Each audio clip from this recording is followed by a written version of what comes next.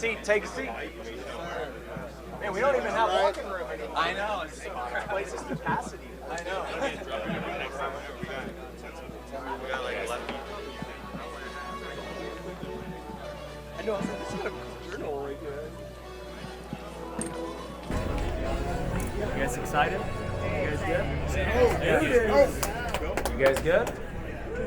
That was the weakest intro song ever. All right. I'm just going to go up. What's up, guys? All right, so first off, I'm happy everyone made it because last night, man, you guys, I'm happy everyone's here. You know, it wasn't like that last time, so you guys controlled yourselves. Tonight, you guys can have a little more fun. But yeah, man, first off, if this is your first event with Future Flipper, raise your hand. Wow. I love it. That is a lot of people. So you guys are in for a treat, man. You know, my goal is that by the end of this event, tomorrow, you guys go home with a great plan with, can someone cut off that weak intro music? I don't know why it's still playing. But anyways, I hope you go home with a good plan. You're motivated, you're inspired. We got so many cool things for this event that I want to share with you. So jumping straight into it. You guys know I don't waste time. We got a few things that we're going to be covering today. First thing, introductions, announcements. Then I'm going to go over my presentation. Each quarter, I create a new presentation that I think is going to be applicable for that quarter for all of our students. So I got something good in store for you guys. After me, we've got Gary Harper coming on. Gary Harper is my business coach, and he's helped me achieve, you know, all the things that you guys see now. So you guys are going to really love what he brings. Then we're going to do lunch the same way. Lunch is going to be right here. And a little something different this event from last event is we now have the ability to do breakout rooms. So if you've never been to an event of mine, which was a whole bunch of you guys, you're going to remain in here. And we're going to talk about how to build a house flipping, wholesaling, you know, rental business and how we've done it and continue to scale. And if you've already been to an event, you're an all-star, you're going to go to the breakout rooms that are in that little hallway. And we're going to have a Q&A with Gary so you guys can talk to him, ask him questions about his presentation. We're going to have a Q&A with Matt. We're also going to have, you know, just networking for everyone over there so you guys can do more deals and everything else. So, yeah, that's the agenda for today. It's going to be a lot of fun. And then tonight, we are back at Commonwealth again. So we originally had a different venue, and then last week they called us and said, we're just canceling the entire month of January for events because of COVID. I was like, really? All right. I guess you don't want our money. So anyways, we'll be back at Commonwealth tonight, and it's at 7 o'clock, okay, since that changed. So 7 o'clock at Commonwealth. So this event will end at 5 today. Go eat dinner, and then meet us for the after party. So real quick with announcements. We've got a bunch of booths in the back. First off, we got the Future Flipper booth. Shout out to the Future Flipper team for setting this entire thing up, by the way.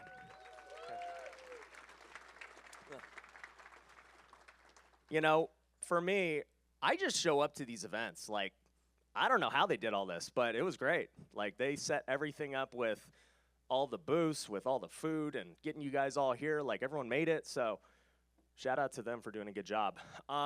I know a bunch of you guys are investors at Pineda Capital, and you've never met our team, so definitely go say hi to them if you've invested or if you're thinking about getting into multifamily deals. Yeah, like he's waving his hand. Then with Lunar, same deal. I know a bunch of you guys are store owners with us at Lunar Ecom. If you want to learn about the e-commerce business and how you can generate passive income, go see them. We got a special deal just for the attendees. Then TrueBooks, same deal. I know a lot of you guys are already clients at TrueBooks, so you want to go meet Matt, you want to go meet the team, go chat with them about taxes. As I said before, Matt's going to be leading a breakout room, doing Q&A about all things taxes so that you guys this year don't pay as much. I mean, how many of you guys are looking at a big tax bill that you're like, man, I wish, I did not expect this. Well, the way that you get away from that is by planning now in January so that you don't have these issues at the end of the year. Okay, don't be surprised you made a lot of money. Like, you should be expecting that, right? So go check out TrueBooks. And then Gary, he's not here yet, but they'll have a booth right next to TrueBooks if you want to go look into Gary's coaching and what he's got to offer, and just with how they structure businesses. And then I forgot Kristen. I forgot because I didn't see the banner. But Kristen, she's an all-star, and she has a VA company. She'll be presenting on how to utilize VAs in your business tomorrow. But they've got a lot of VAs, let me tell you. And so if you've been struggling to figure out how to utilize VAs in your company or train them or hire them, you don't have to, because she'll just do it all for you. And so we currently use her VAs in our business, and the ROI is really good. It saves us a lot of money. So, yeah, she'll be presenting, and if you're interested in VAs, definitely go check out her booth as well. So, 3 things I want you guys to do at this event, okay? This is what I personally do at every event I go to. Number 1, network, all right? Put yourself out there. Do not, I don't care if you're introverted. I'm introverted, and I'm here on stage talking to you guys, okay? Like, get out of your comfort zone. Go talk to people, especially if people are in your market, You guys should be doing deals together. At the end of the day, regardless of what you learn, from me and the other speakers at this event, you should be able to 20x what you paid for this event by just meeting one person in here, okay? So it's on you to network. Make sure you do it. Second thing, post on social media. You would be surprised how many people reach out to you when you start actually posting like what you're doing. People are like, oh man, like I didn't know you were that serious about real estate. Like, how do I get involved, right? But the only way they know is if you're posting. And if you're in an event like this, it doesn't get any easier to post, okay? So post. Lastly, this is a little trick I use. Make a top 3 list, okay? When you leave this event, you're going to have so many things that you want to implement. And to be honest, it's going to be impossible, at least initially. So what you have to do is make a top 3 of what are the most important 3 things you learned at this event that you need to implement right away, okay? And it's okay to, a bunch of you guys, we gave you guys notebooks. You're going to have a ton of notes. But what I want you to do is take that entire notebook after this event and really break it down into the top 3 that you can do. Make sense? All right, good. So, as I was thinking about what I wanted to present on for this event, I started to think, well, it's the beginning of the year, right? Everybody's goal setting. Everybody is, trying to figure out what they want to do differently this year in order to scale. And I've also just been listening to feedback from everybody of, all the things that have stood out to them that they want to improve on. And taking all that feedback is really what made me create this presentation on how I believe anybody can 3x their business and their life. So, give you a quick rundown. Can someone bring me a water, by the way? Roham. In 2020, okay, I did $5 million in gross profit across my businesses. That was our house flipping business. That was True Books, Future Flipper, Forever Home. And it was a really good year, It's more than most people, and I was like, this is great. Also that year, I started posting on social media. I made a YouTube, made a TikTok, didn't really know what was going to happen with it. And we got over 20 million views. And I said, that was really good. Like, I'm pretty stoked at this 2020, especially during a pandemic when everyone was, kind of not knowing what was going on. Well, fast forward in 2021, we did over 15 million across the businesses. Somehow, this was a crazy statistic that they brought to me. I get over 100 million views on social media. That's a lot of eyeballs, man. And I think that number might even be low. We just were like, it's definitely 100 million. I'm like, we'll just roll with that.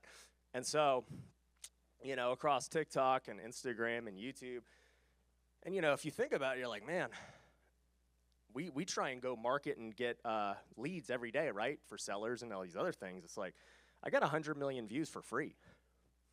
Like, social media just lets anyone post. Like, it's freaking crazy. And this whole room is filled up literally from post. I did not run an ad to fill this room. Think about the power of that and how many millions will be made in this room. Pretty crazy. So Nonetheless, we also bought 340 rental units last year. And the craziest part is I expect that we should 2 to 3x these numbers in 2022, which is a pretty crazy goal to say, basically that, yeah, we're going to do hopefully over $30 to $40 million in profit, do a couple hundred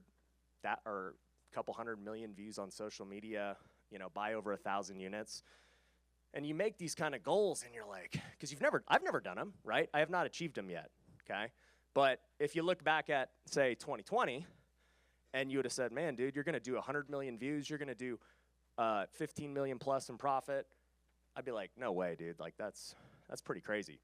But when I look at my growth even from 2019, where we did maybe like 1.5 million, it just keeps 3xing. It's like 1.5 million, then 5 million, then 15 million. And, as we do these projections and what these companies can do, I'm like, it's actually not that far-fetched that those should be the goals. And if we don't hit them, it's kind of a letdown. And I started to think about why are these businesses all simultaneously growing so quickly when everyone else is kind of like either not like stuck at a position or not really knowing what to do? How many of you guys kind of feel stuck, like you've been doing the same thing? I know there's more of you guys. It's all good. But I used to feel that way, like, starting out, just like, man, what do I do next? Like, how can I really scale this thing? And I kind of fell into it unexpectedly. And so, really, the question is, how did I do it, and how do I plan to continue to do it? Like, am I going to, unveil some new grand plan or, do something completely different that's going to be so outside the box? Well, honestly, I'm just going to keep doing what I'm doing. And that was literally why I created The Wealthy Way, because I had so many people asking me, how do you keep growing all this stuff? And then, you're still golfing, you're still hanging out with your family, you're still going to Bible study, you're still doing all these things. You just show up to an event, these guys got it set up. Like, how does somebody do that? How many of you have been wondering that? Okay, so, yeah, I'm going to go over in depth why I think that if you guys follow this, okay, why I think you'll 3x your business this year.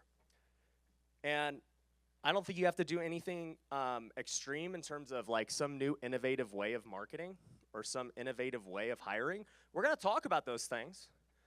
Later on in the event, I'm going to tell you exactly how we market, exactly how we hire, exactly how we close deals and, manage construction and all these things you want to know on the detail side of business, right? The details are really important, but every guru I've ever seen neglects the big picture side of it. They don't talk about how you actually execute the details. Because it's easy to be like, cold call somebody for 2 hours a day. What do you do the other 22 hours? Right? Like, you think the 2 hours a day of cold calling is what leads to success? No, it's how you spend the entire day. It's how you spend your entire week that starts leading to exponential growth, okay? So, real quick, you probably can't see these, but we're going to go over each of these 10 core values in depth, because I believe these are the 10 things that separate the people who are truly successful in all aspects of life versus everyone else who's kind of just, only focused on one thing. So the first thing is when it comes to goal setting. So I created this acronym called WEALTH. By the way, how many of you guys have already been through the Wealthy Way course or got the planner and stuff? All right, so maybe like a quarter of the room. So this will be new to most of you. I created goals into 6 different categories, all right? Worship, education, affluence, lifestyle, team, and health. Now, the reason I did this is because I realized that you need to set goals in all areas of your life. Like, how many of you guys have already set goals this year? And I would venture to say the majority of you set goals just strictly really for business, right? How many deals do we want to do? How much profit do we want to make? How much, everything else. But how many of you guys set goals for your self-development. You know, how many, that's good, good. Also, I should forget, you guys are in this room, so you guys are different than normal people, right? So, you know, for me, I realized that I wanted to set goals in my faith.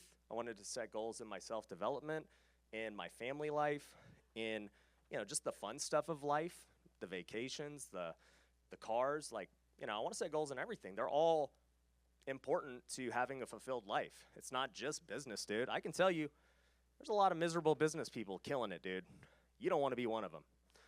I'd rather be somebody who's not making as much money as the other guy, but man, I go home every day, I feel good. I don't got to worry about stress of, you know, being a slave to my career and my job and all these other things. So, and then lastly, health, right? How's your health? You know, are you taking care of yourself? What are you doing for exercises? What are you doing for your, you know, diet? All these things. So we created this, and for those of you who haven't gone through it yet, we'll talk about what to do after this, but just know a big part of what's going to create success for you this year is creating goals in all these different aspects. Second thing, second core value, optimizing your schedule, okay? So for me, most people are very reactive to what they do. And I've had this conversation with a lot of people. They'll say, well, Ryan, I don't have enough time. Who's heard that one before, right? I don't have enough time to do all these things, dude. Like, they sound great. I'm like, why not? Well, I got to do this from this time, this from this time. I'm like, well, why do you have to do that from this time? Like, why? Well, that's just what I do. I'm like, why? Well, I don't know. You're your own boss, right? You own the company. Nobody tells you what to do. You get to decide what days of the week you want to work, what hours you want to work. You know, you get to make all these decisions. And even for those of you, tell me, how many of you have a 9-to-5 right now? You're not real estate full-time. Okay, so even if you have a 9-to-5, at the end of the day, you chose to work that 9-to-5. Nobody's forcing you to work at that job, right? So the point I'm trying to make is we all have the same 24 hours a day, and we all get to choose how we spend it.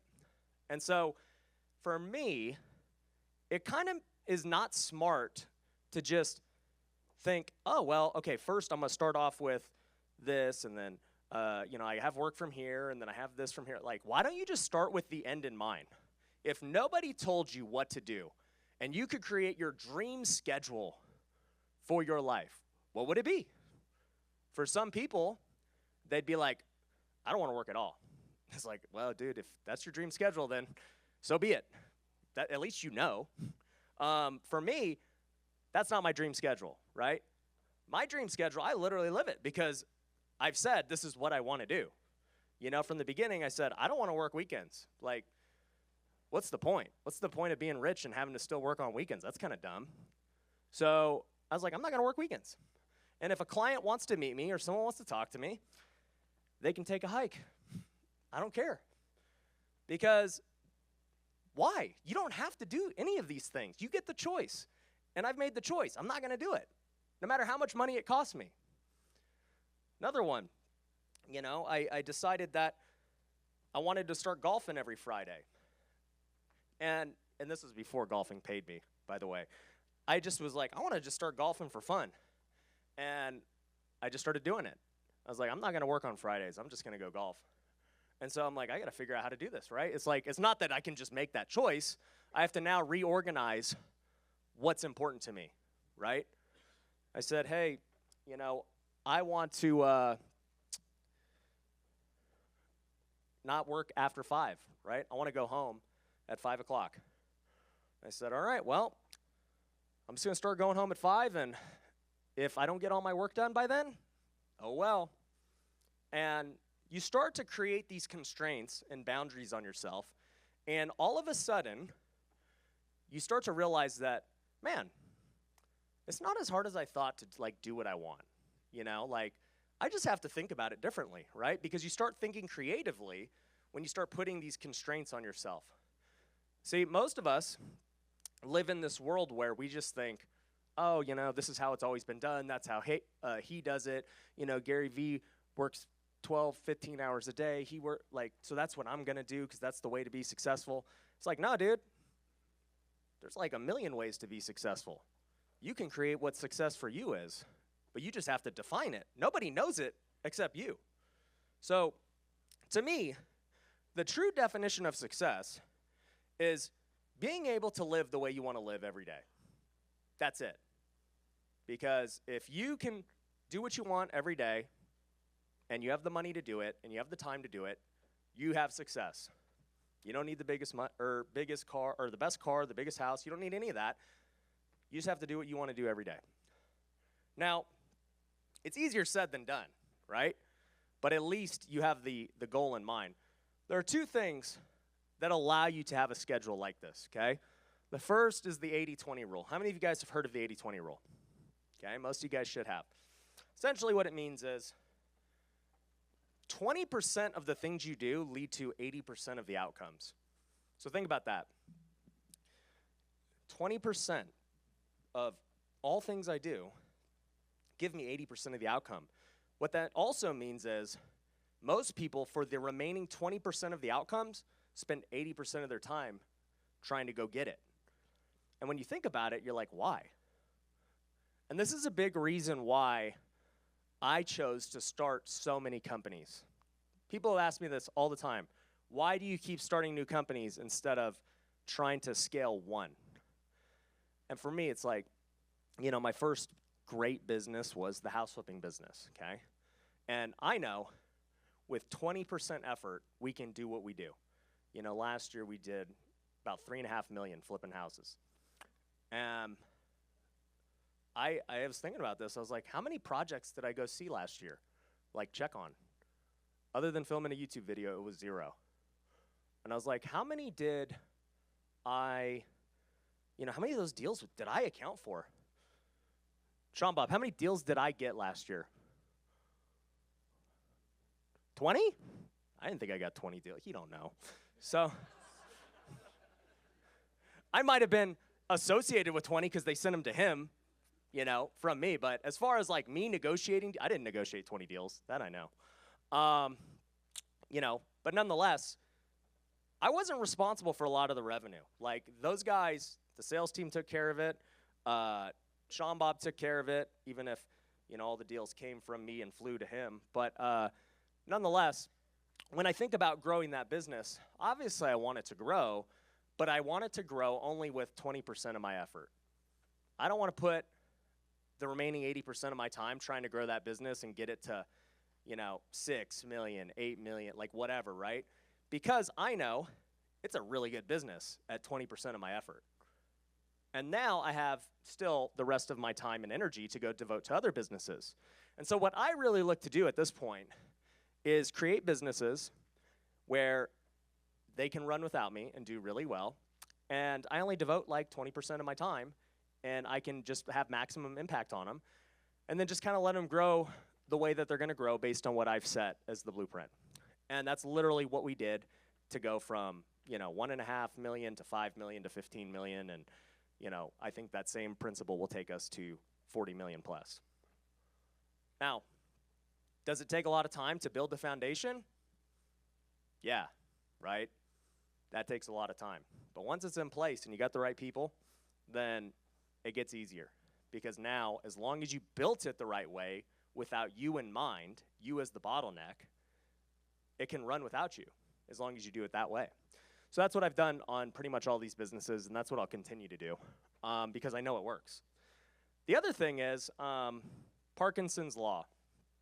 For those of you who don't know, Parkinson's Law basically says that if you give yourself a certain time constraint to do something, you will get it done in that time constraint, okay? So, for example, I meet a lot of entrepreneurs who say, yeah, I work 12 hours a day. I'm like, you probably work like 4 hours a day, really. And they're like, no, I work 12 hours a day. I'm grinding. I'm like, it's impossible. Like, you cannot focus for 12 hours a day, like, with intense, high purpose, true focus. And I go, tell me what you do in these 12 hours a day. I want to hear it. Well, I do X, Y, Z. I'm like, okay, half that stuff you shouldn't even do, number one. Like, you should be hiring someone else to do that stuff. That's all $10 an hour task, right?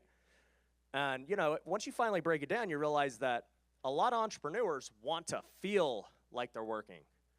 So they do all this crap that is not even high value, okay? And what Parkinson's law will teach you is that if you constrain yourself to a certain amount of time and you have these tasks to hit, you'll find a way to get it done. Case in point, you know, I work 7 hours a day, 4 days a week at this point. And I get a lot done. I film all the videos you see.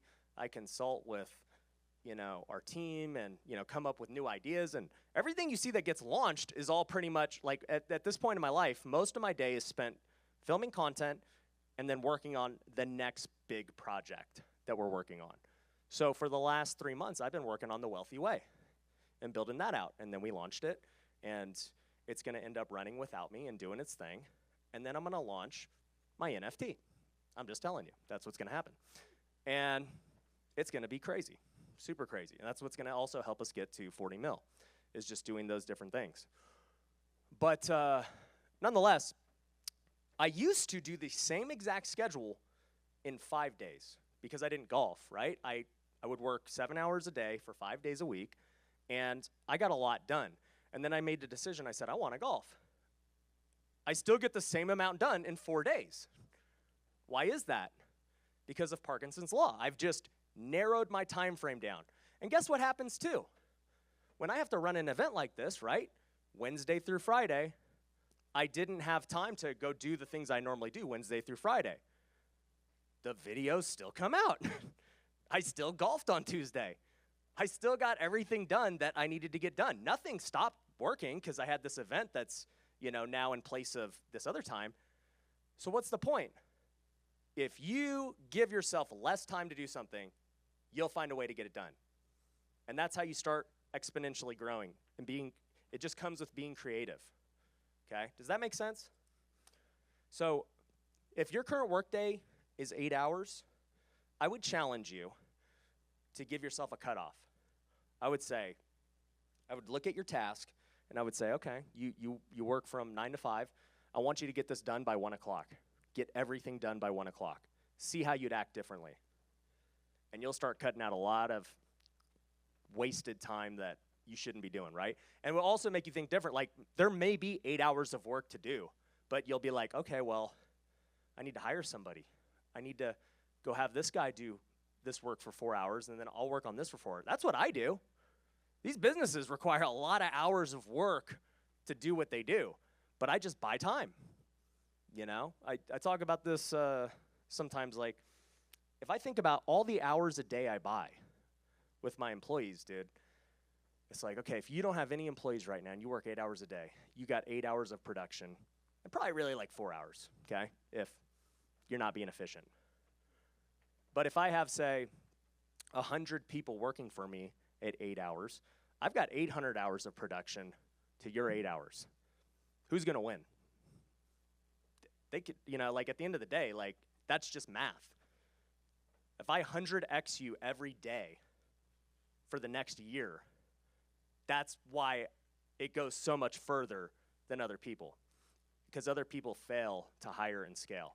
And that's literally, that's why I'm just telling you, like, I was like, I'm going to just make the wealthy way and tell people what I do. And this is it. And it's proven to work, and it's what the biggest companies do. So the third principle is I start every day with a routine. I've talked about morning routine a lot, and, you know, this morning, even before the event, I had my morning routine. I spent an hour reading my Bible, praying, journaling, going through my planner. In fact, I didn't like any of the planners out there, so I spent a ton of money developing the Wealthy Way planner, and I just gave it away for free. So we've got a lot of users. We got thousands of people using it now across the country, and it's really cool. But I would just say with your morning routine, figure out what works for you. You don't have to do what I do. I'm not saying everyone needs to go have an hour morning routine like me. I'm not saying that you need to even go work out in the morning like I do, you know, but figure out what works for you. I'll tell you, for me, I have a 4-hour routine before I ever go to work, right? I wake up at 6, I spend the hour, I go to the gym for an hour, I eat breakfast, I hang out a little bit with my family, then I head to work and I get there at 10. And it was funny because I would see these guys who did Mike Ferry and stuff, and they're cold calling at like 6 in the morning. Who's done that? Who's been the cold callers annoying people that early? There you go. Poor you. Not the life I want to live, I tell you that. So you can get to work at 10 and still be pretty good if you just do it right. And by the way, you've cold called more than me in one day than I have in my life. I've never cold called because I never wanted to. Like there's a way to avoid cold calling. You just hire somebody to do it. And for me, it just goes back to how you want to plan your day and the life you want to live. So I think starting every day with a routine is huge, especially for developing good habits and consistency.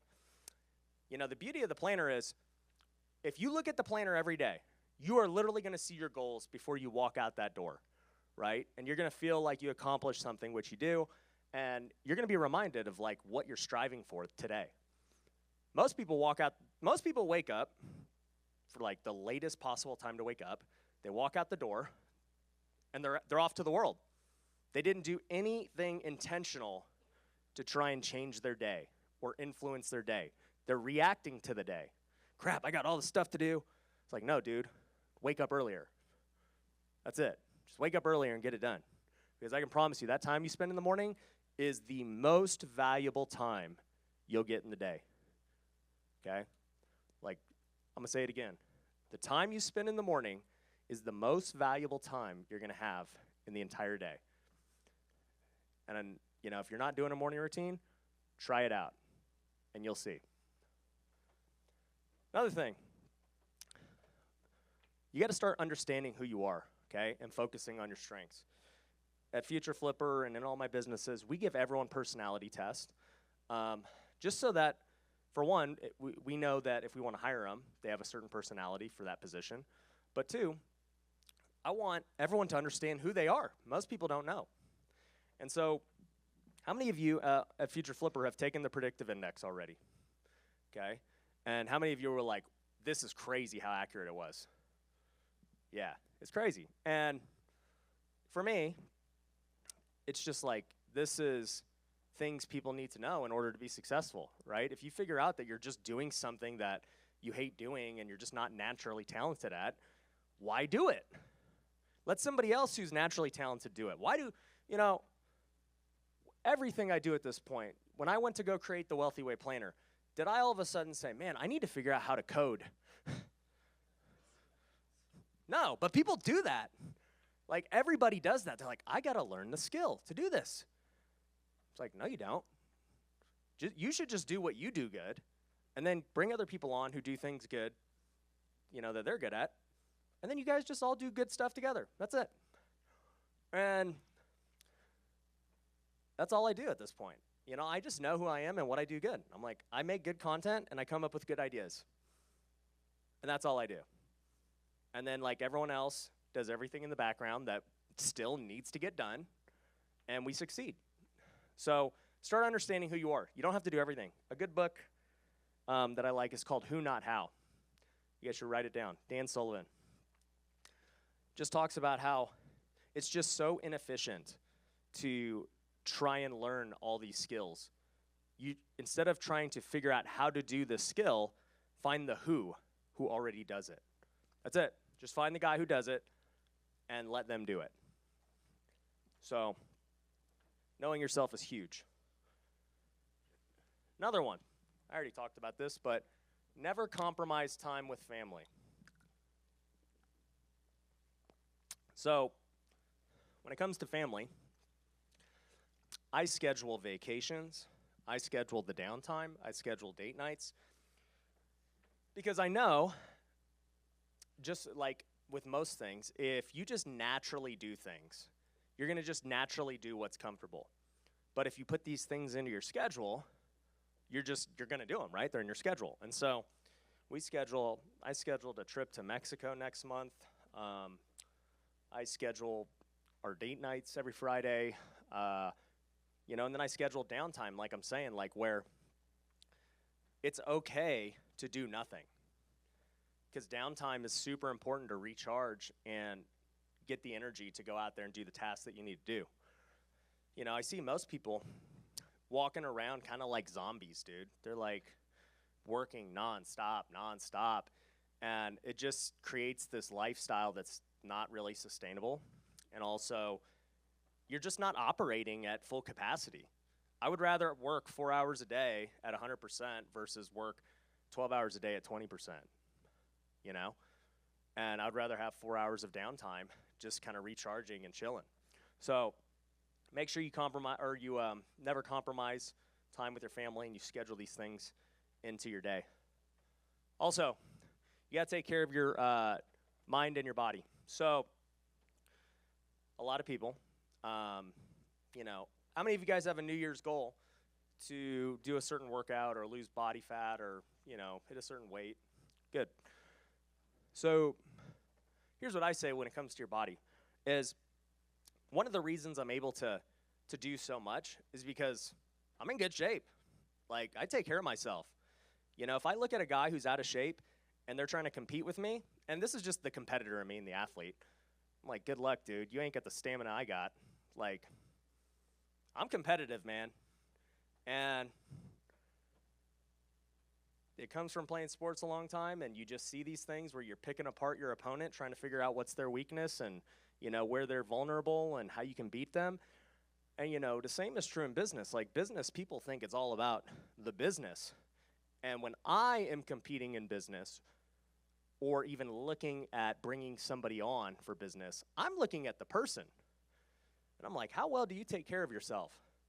If you can't even take care of yourself, how are you going to take care of my business? Right? It says a lot, man. And also, too, it says a lot about whether somebody is going to trust you to do business with you, right? If you look sloppy, whether it's, you know, how you dress or how, you know, your physique is, whatever, right? Like, I'm not saying anywhere is not a good person because they're not in shape or whatever reason, but what I am saying is you have a much better chance of doing everything better being in shape and in good health. You're at a disadvantage if you're not taking care of yourself, and a bigger disadvantage than you probably even realize. The second thing is your mind, okay? So for me, whatever you're putting in your mind is going to dictate kind of like what you put out into the world, right? So if you're just constantly listening to the news, right? How many people listen to the news like all day? They're the worst. I do not want to hang out with that person, dude. And if they start telling me about it, I'm like, yeah, I'll see you later. We can give you a refund. I don't need you here. So you got to be careful of what you're bringing into your mind. And so for me, I'm always reading books. I'm always reading my Bible. I'm always listening to podcasts and things that I know are going to help me get better. That's it.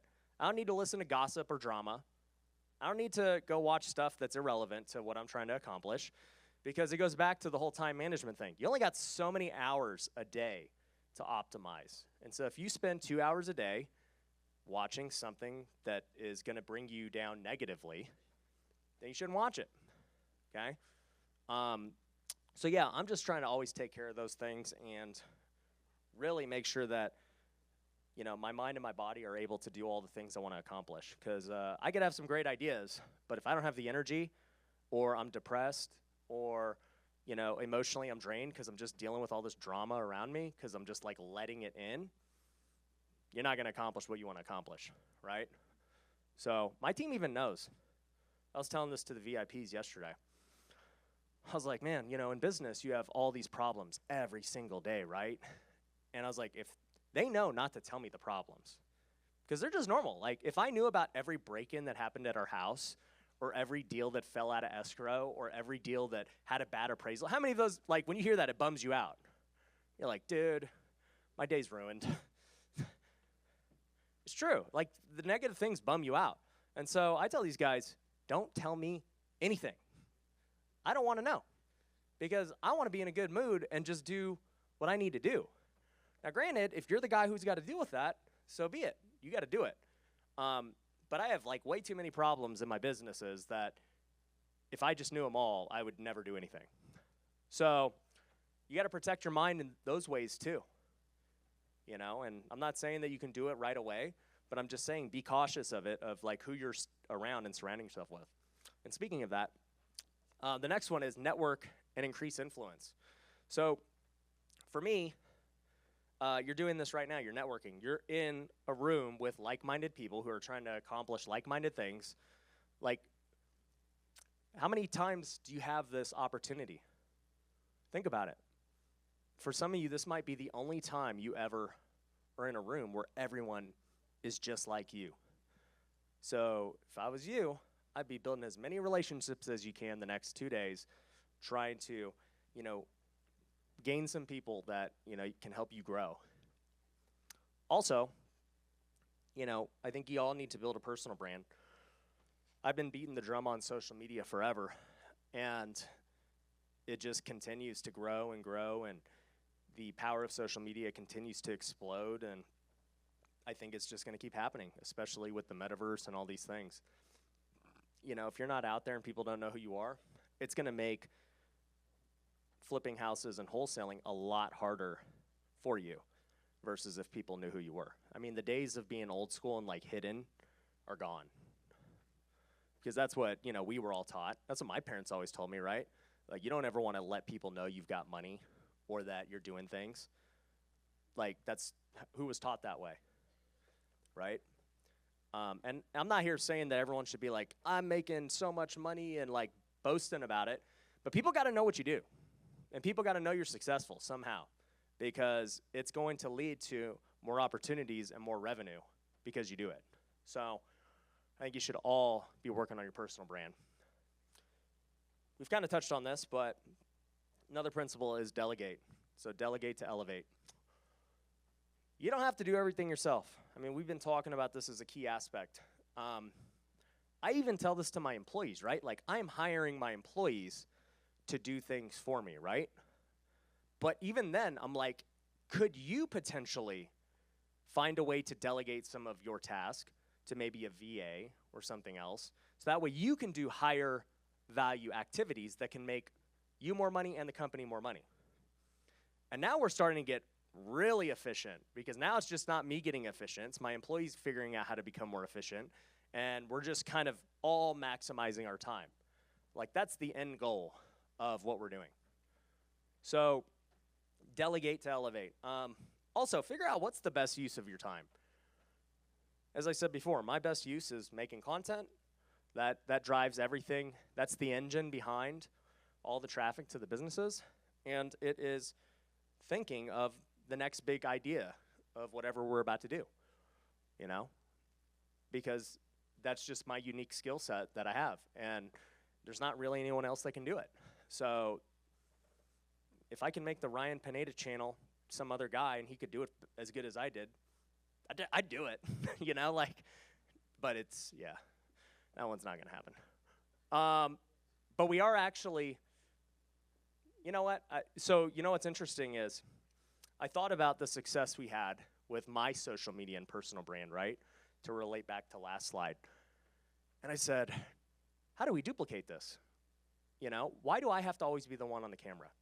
Like, I'm the bottleneck. And I started to think about it, and I'm like, you know what? I'm going to make a Future Flipper account. And I'm going to make literally the same systems I use in my own personal brand, and I'm going to do it for Future Flipper. So I'm going to create an IG, I'm going to create a TikTok, I'm going to create a YouTube. And now, because it's Future Flipper, I'm going to just take the best Future Flippers that I think are good on camera and who have talent in that aspect. And I'm going to delegate the videos to them. And then I'm going to delegate their content to my production team so they don't have to edit, because they're not good at edits. And then I'm going to have my production team come up with the titles and the clickbait thumbnails and everything else. And it's going to succeed because it's already been proven to succeed. And I was like, yep, that's our next big idea. It's already in the works. I've already got people picked out. We've already talked about it. And guess what? We'll talk about this in hiring, but the key with hiring and winning is creating, or the key with hiring and doing all these things is creating win-wins. And so for them, I thought about, why would people want to make videos for me for free, right? Like, what can I do to make this worthwhile to them? And we got a whole bunch of things, including that I'm training them how to make content. I don't teach anyone one-on-one how to do it. So the ability to have me teaching them and training them for free to them is probably more valuable to them than what they're doing for me. Also on top of that, giving them affiliate revenue for their videos. On top of that, if the future Flipper channels grow to be this media company that I think it can become, where you're competing with like actual companies, like, I don't want to say actual companies, but like companies like Bigger Pockets and all these things, right? I'm coming for Bigger Pockets, dude. Okay? They don't know it yet, and I love them, but I'm coming for them because they're weak right now. Brandon just left. So as a competitor, I see weakness, and I'm coming. But I love them. Don't cut that part out. So nonetheless, it just goes to show, right? In my mind, to this point, I had the belief that there was only one way to do this. There's only one way to create content, has to be me. And I said, no, there's not. There's always a way. You just have to think and get creative. And now we're going to do it. And I'm going to blow up the Future Flipper channels. And then in turn, the people that are creating content for Future Flipper are going to also blow up their personal brands. And it's going to be a huge win-win for everyone. And that's it. So I'm taking what they do good, which is they're good on camera already. I'm taking what we do good, which is film, produce, edit, get it all out there. And it'll get amplified by me promoting it because I've already done it. So that's the plan with that. And it just goes to show you could delegate anything. No one person is so important that their skill set is irreplaceable, okay? None of you are that good. There's no Michael Jordans in here, okay? So lastly, okay, another one is give back and do good, all right?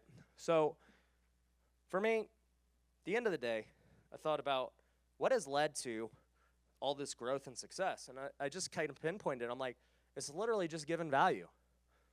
If you give people so much value that, their lives are impacted and you've never even met them, I've had so many of you that I've met yesterday and today, we've never met, and you're like, dude, you've like changed my life with some of the stuff you've done.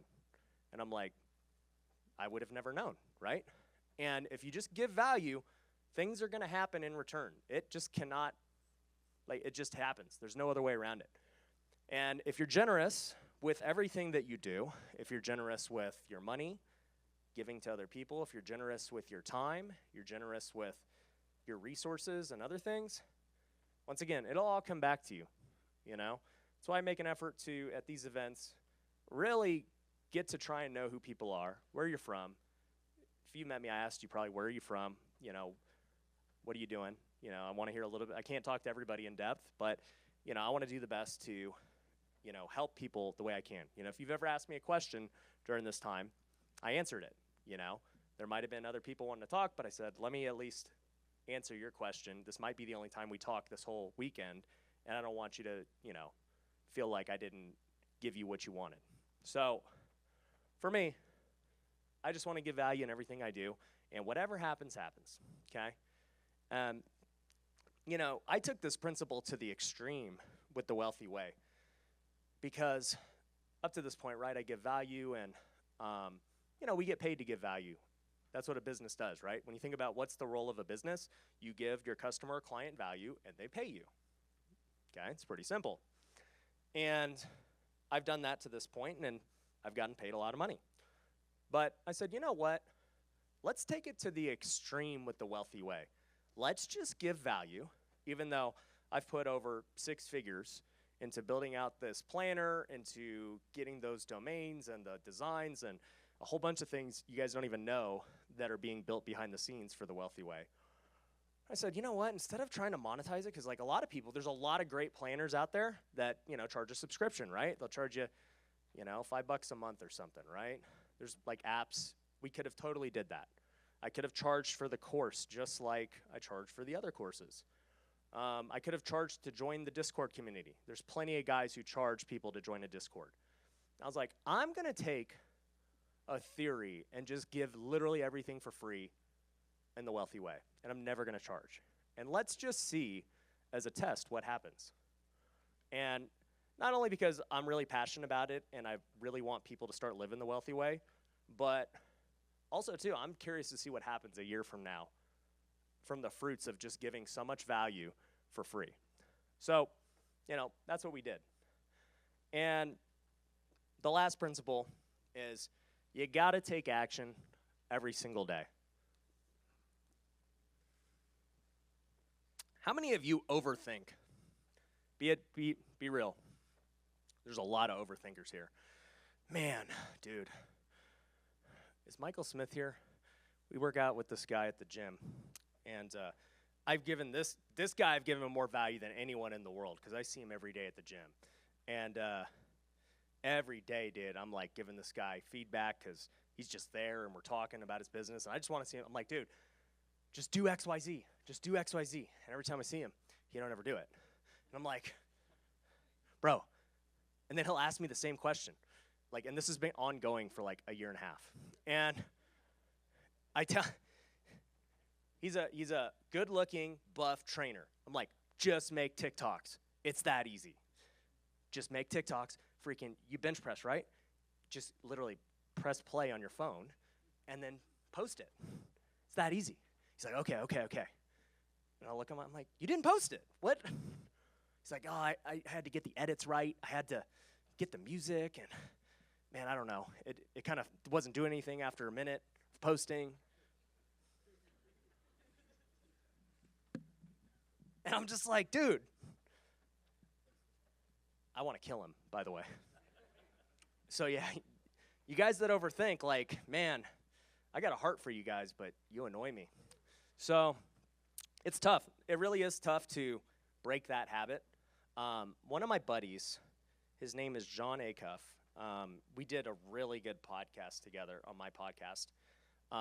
He's a New York Times bestselling author. I think he's got 5 New York Times books. And he wrote a great book on overthinking called Soundtracks. So for those of you guys who are overthinkers, read Soundtracks. But even as he told me that, I was like, should an overthinker be reading a book about overthinking? They're going to read it 5 times. And it's probably why he sells so many books. So anyway, read it. It's a good book. I read it just to understand it. But I'm not an overthinker, dude. The moment I have a good idea, we're off to the races. I'm like, tell me the 20% I need to know to make this work. All right, that's what I need. Boom. I'll figure out the rest later as I go along. And I know that everyone's not wired that way. But here's what I'll say is when it comes to taking action every single day, in order to grow, you're literally doing the unknown. That's the definition of growth. You just have not done it yet. Or else you wouldn't be growing. You'd just be doing what you've always done. That's called being stagnant. So how many of you here want to be stagnant? Then you'll keep doing it. So, but yeah, if you're, obviously trying to grow, then you have no choice but to go into the unknown every day and do things that you've never done before, hire people that you've never had on staff, take a new risk that you've never taken before, and not know if it's going to work or not. And it's people want certainty in life. There is nothing certain about life, and there never will be. The only certainty is what? You're going to die. And I hate to be grim, but that's the only certainty in life. So, for me, it's dude, take a risk. Everyone in this room is pretty young for the most part, At the end of the day, when I look back at my life, I want to just know that I don't have any regret. I just went for it. And if I failed going for it, oh well. I'm happy knowing that. And then, guess what? I failed at a lot of things. But all the failures end up just helping me figure out the path to success. You can't get to the path to success without failure. They go hand in hand. Nobody is just boom, first thing, man, I'm a beast. And then it's only up from here. You got to try a bunch of stuff to get there. So the only way to do that is to take action. Embrace the unknown. Okay, embrace it. I love the unknown. I love that we're about to launch an NFT, and I have no idea how it goes. I don't know what's going to happen with this. Like, it could totally flop, and everyone thinks it sucks. It could, like, sell $100 million. Like, I don't know. And it's cool knowing that. It's crazy. And that's what I like to do. I like to do new things. So embrace the unknown. That's the big key for all of you overthinkers. So, lastly, man, these are 10 core values that I've just realized in my own life and that I used as the framework for the wealthy way. But for those of you who are like, those are great, I've got a bunch of notes, but man, this is a lot. Here's all you got to do, guys. I said it's free, wealthyway.com. Download the planner, okay? Even though we're into the year, it's okay. Like, don't think you're late. Just start today. Get the Wealth Builder Academy. Once again, it's free. It's like a 4-hour course covering a lot of the things we just talked about, but even more. And then join the Discord community. I know a bunch of you at this event are in the Discord community. It's going really good, and people are supporting each other, and it's a great way for everyone at this event to connect too, beyond the event, and keep track with each other. So yeah, go to wealthyway.com. But when I created that, I was like, okay, this is the foundation, right? You create foundations in business. And we do this for everything, right? When somebody comes to Future Flipper, the foundation is we say, hey, go watch the house flipping and wholesaling course. This is going to give you the tools. We shouldn't have to explain this over and over again. Like, flipping houses hasn't changed forever. It's the same thing, So go through the foundational process, and then we go into the detail process of, okay, what's going on in the market? What are some new strategies that we can implement? But you got to have the foundation first. So that's where this comes in. But I started to think about it, and I was like, what could we do to start helping people build these habits into their life on a daily basis? And being the start of the new year, I had a bunch of people and friends doing 75 hard. How many of you guys are trying to do that? You guys are lunatics. They're telling me about it. They're like, yeah, you got to work out twice a day. One's outside. For those of you who are like, in the East Coast or Chicago or something. 75 hard's not popular out there. Do that, and then he's like, no cheat meals, no none of this. I'm like, okay, this is a good challenge if you're just trying to like see what you're made of, right? And like really get mentally stronger. I think it's great. But you're definitely like not building sustainable habits by doing this. Nobody's gonna go work out twice a day the rest of their life, never have a cheat meal or a drink of alcohol. You guys would all be excluded from 75 hard last night. So actually, how many of you said you were really doing it? You guys are starting over. It's day one now. Okay? So I looked at it and I was like, yeah, I don't really believe in that. So I don't know. I don't want to do that, and so I'm going to create something different. So here's what I did. I'm creating the Wealthy Way 60-day challenge, and here's what we're going to do to incentivize everyone to get through this, okay? Well, let me give you the baseline of what it is, okay? All 6 things are based on the acronym of wealth that we talked about earlier: worship, education, affluence, lifestyle, team, and health. So the goal of this is that most habits take 60 days to develop, right? If you do them 60 days straight, you'll develop the habit. There are some people who say 21 days, and I think they're lying. So 60 days is what I read on Google, and that's what I'm rolling with. And it just feels right. So, and also the fact that wealth has 6 letters, and so there's some symbolism there. So we're doing it for 60 days, and I want to get you guys in sustainable habits that you literally, when this challenge is over, it's not a challenge anymore. It's just a lifestyle. Like, that's the goal. You're just like, I do this every day. Because this is like what I do every day, and I think it works great. So to start, pray or meditate for 10 minutes, okay? It's nothing crazy. That hits the worship aspect of wealth. Read for 20 minutes, okay? This hits the education aspect. Work for 30 minutes on a new stream of income, okay? So for me, I'm like always doing this because I'm working on just different products and different things, but I think it will help you guys to start being more creative, working on a new stream of income. I truly believe that all my businesses are amplified because I learned something new in one of my other businesses because something happens, and I'm like, dude, that would be such a good idea for these businesses too. And then they're all amplified because I'm working on these different perspectives. And if any of you ever talk to me about your business situation, I know that a couple of you did, and I related it to one of my businesses. I'm like, let me kind of like paint the picture of why I think you should do this. And I use a different business to tell the story, and it makes more sense. And so I think by working on a new stream of income, I think it's going to make your existing stream of income better, but it's also going to be good to have a second stream. Talk with someone for 15 minutes to see how they're doing. So this is team. So whether this is getting a cup of coffee with somebody or whether it is just calling up somebody, man, how many of you guys actually, go spend 15 minutes a day seeing how someone else is doing? When you actually think about it. Only a couple people. It's important, man. That's like part of giving back in just relationships. Like, I need to do a better job at it. I need to call up my friends. Like, I need to call up my parents more. How many of you need to do that? Your siblings, whoever, like, 15 minutes is not a lot. Just call someone up for 15 minutes and see how they're doing, Then exercise for 45 minutes a day and follow a diet. So, if you went through the Wealthy Way, the Wealth Builder Academy, then my thoughts on diets are that they're all just marketing. Like everything in life is marketing. The keto diet is marketing. The whatever diet, the Atkins diet, the keto diet and the Atkins diet are like the same thing. They're just the new way of marketing the old thing. And there's like a million diets. There's vegetarians, there's carnivore diet. Like, how are they all right?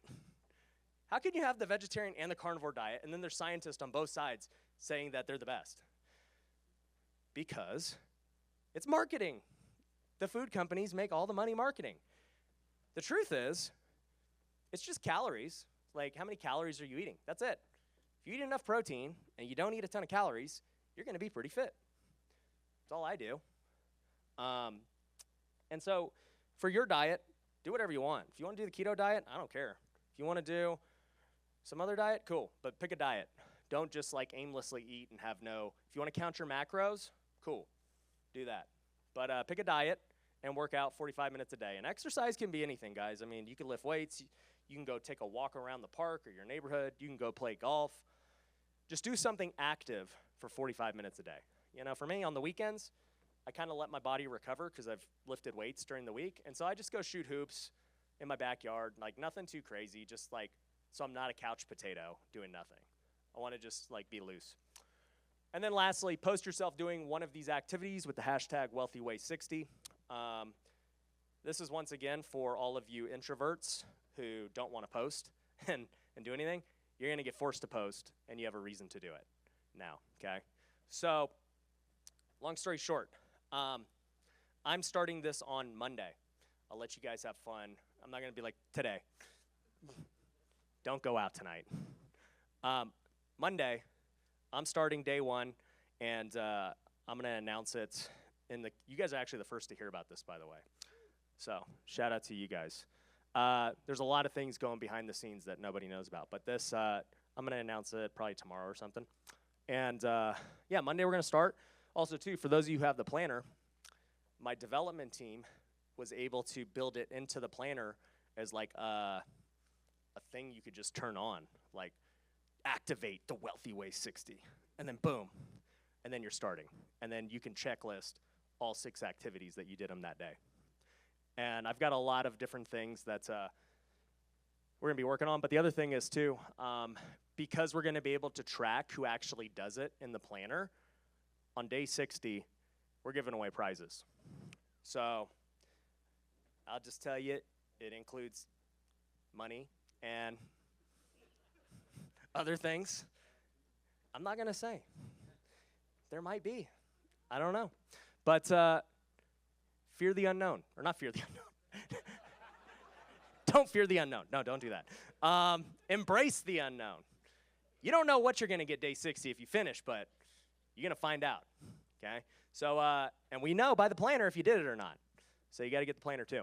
And You'll also get a good endorphin hit when you're like checking it every day. You're like, dude, I freaking crushed it. Then boom, boom, boom. And I know Andy Frisella charges like $5 for his. Mine's free. So, nonetheless, that's what we're going to be doing. I would love to see all of you guys jump on the challenge. You know, like at the end of the day, if you add up the time, it comes out to 2 hours a day, okay? Literally 2 hours a day. If you can just do these for 2 hours a day, none of these are like crazy. You know, this is not 75 hard where I want you to die.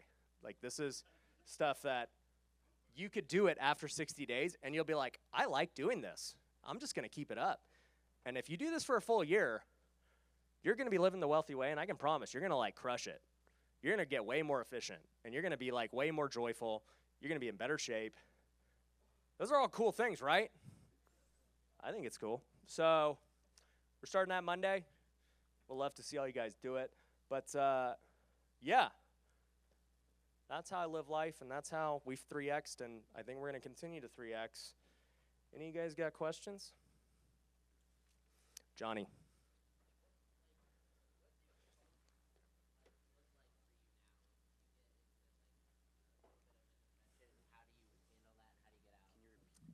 Well, I think doing this stuff definitely prevents a lot of that, right? Because you're staying consistent. Like when you think about the things that cause depression, and I'm definitely not a scientist, so any of you guys are any of these people, then feel free to correct me. I base everything off just like what I believe.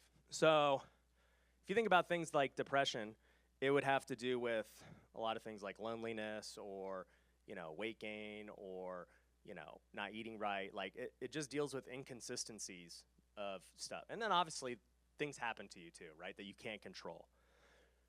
But I think a lot of that's prevented for me because of just doing this stuff every day, right? So for instance, when it comes to my wife's and I relationship, like your spouse and your significant other are probably the number one thing that like people would get stressed about and potentially depressed about if you're having marriage problems and stuff. But it's like if you're being proactive with your marriage, where you're going on vacations, you're going on date nights, you're spending time with each other, you're gonna be way less likely to have to get to that point where you're like, how did this happen? You know? And a lot of these things too happen very slowly. You know, you don't realize that it's happening, that you're just drifting because you get into one bad habit, that you just stay into this habit, and then all of a sudden, you're like, what happened? So to that end, I think as far as slumps go, I probably have less than most people just because of like being more disciplined and living this way. But I would say too, like when I do feel, you know, either depressed or mad or lonely, like whatever, negative emotions, I'm pretty quick to get over it. I don't know if that's biologically just not being too emotional about things and being more objective and everything else, but or it could just be baseball, like just dealing with constant. Back when I was playing baseball, I would deal with constant anxiety and everything else from just like having, you know, 5,000 people a night watch you every day, and then you strike out and do terrible, and then everyone on the internet sees how terrible you are, and then you go out the next day, and then you do it again, and you do it again, and you ride this roller coaster of a 100-game season. And going through that, and then coming to business where nobody really knows how good I'm doing, well, except I just told you guys. But other than that, you know, nobody really knows. And, you know, even when you have a bad day, nobody has to know. You know, all these things, like, I think baseball, like, definitely hardened me to, like, be like, dude, this isn't that bad, whatever it is I'm going through. And even, too, like, I was telling somebody the story about my son, right? He asked me about, you know, my son's first year of life. I made an Instagram post about it. You know, he had 2 months, he was premature, and he was in the NICU for 2 months. And my wife and I were brand new parents. Like, first off, we didn't think we were having a baby like that soon. She goes into labor. I'm like, is my son gonna die? Like, is he gonna make it? Like, this is so soon. And I couldn't even comprehend what was happening. And then all of a sudden, you know, he's born like 5 hours later, and I'm a dad. And we didn't have his room set up, we didn't have anything. And immediately they take him and put him on a ventilator, and like do all this stuff. And he can't breathe, he can't eat, he can't do anything on his own. And my wife and I were like, what are we gonna do? And we didn't know how long it was gonna take for him to get out of the hospital. We didn't know what was gonna happen. And eventually, two months later, he got out of the hospital. And even then, you know, that first night was like the scariest night ever, because I'm like, what if he stops breathing while we're sleeping? You know, that was his whole issue for 2 months. He can't breathe. And so, you know, eventually, obviously, we get through that. And then on a week before Christmas, he bumps his head. And he has this huge bump on his head. And I'm like, let's take him to the hospital. So we take him to the hospital. And they look at him, they say, he's fine, like, just, he'll be good. I'm like, all right. Then 2 days later, I'm looking at him, and he just is, like, wobbly and, like, daisy. And I'm like, I think we need to take him to the hospital again. So we take him to a different hospital, and they're like, we need to x-ray him. And they x-ray him, and they find that his brain was bleeding.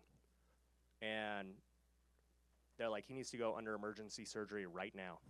And so that night, they flew some doctor in who's a brain surgeon, and he had brain surgery. So once again, I looked at it, and I was like, is my son gonna die? Like, is he gonna, what are the odds when you do brain surgery? Like, what is the survival rate? And they're like, they wouldn't tell me anything. And, you know, whatever, they do it, and, you know, the surgery goes good. And then, you know, we're literally at the hospital on Christmas Day. He's not even a year old yet. And they released him on Christmas Day, and, you know, that was like the best day ever. And the post I made, you know, on like it was maybe a day after Christmas or something, a couple weeks ago, I was just like, man, every Christmas I think about that moment, and I'm like, look at this. Like, that was like the scariest moment of my life. And, you know, it just, when you think back to those moments, you just realize, like, why am I tripping that this stupid business deal didn't happen? Or like this video flopped, or like, you know, I didn't get the deal, like the client, whatever. Like, who cares? It doesn't matter. You know, at the end of the day, what matters, and I've realized this, is people. People are literally all that matters. And the moment you start realizing that the amount of people you impact is gonna be really how your life is judged. You know, it's not gonna be judged by how much money you made. If you made all this money and you didn't help anybody, you know, when you die, ain't nobody gonna be talking about you. They don't care. So the legacy you leave is the people you impact. And so, for me, whenever I get into these slumps, I'm like, dude, this could be like way worse. And I'm just very easy to be like, this is nothing. It's really not a big deal. And so I just get over it pretty quick. So. When you're trying to meditate or pray, how do you clear your mind when you have so many things going on in your life? Yeah, good question, man. That's something that I struggle with for sure, because, man, yeah, my mind's always like moving. I don't have a good answer other than, once again, it kind of just takes like discipline to really start to clear your mind. And that's what I'm saying. If you start practicing meditating for 10 minutes a day, where you're just clearing your mind, you'll probably suck at it at first, but eventually as time goes on, you'll start to get better at it. Yeah. All right, elevating. Would you ever consider bringing your courses to a college campus? Like putting the course on college?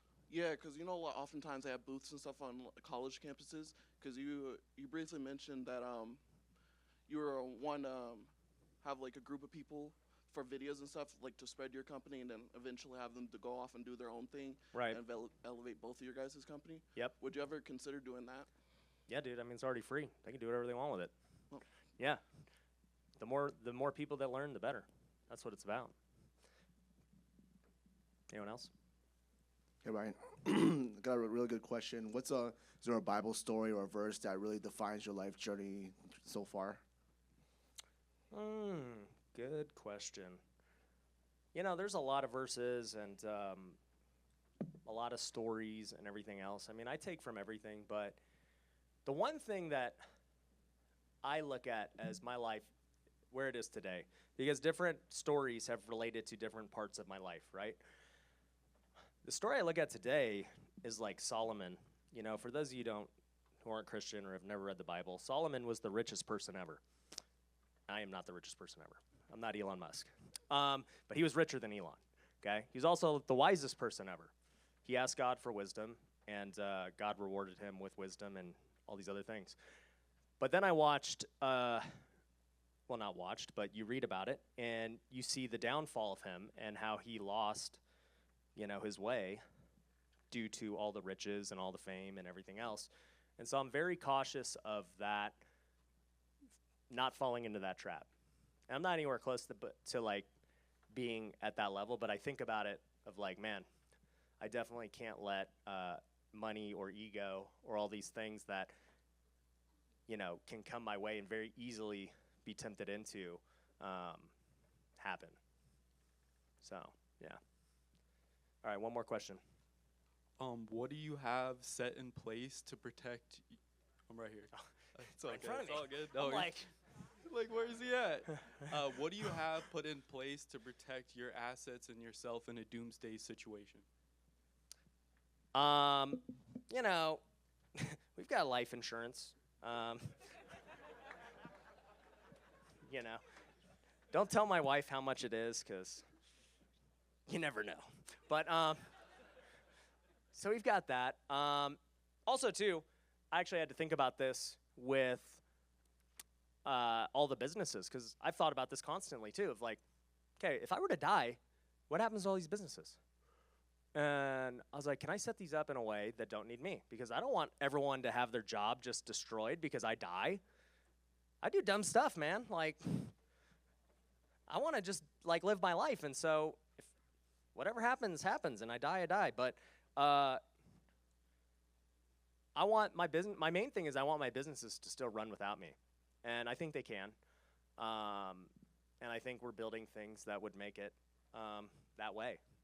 And I think obviously I'm the fire that ignites them. But, you know, when you look, say, 3 years down the road and they've got all these clients and customers and all these things, they won't need me anymore, right? I'm just the face at that point. They'll run efficiently without me, and they'll live by the core values that I set forth for our customers and for how we hire and all these things. And my sister, Noelle, who no one's really ever seen since COVID. She's a hermit, but she's the best.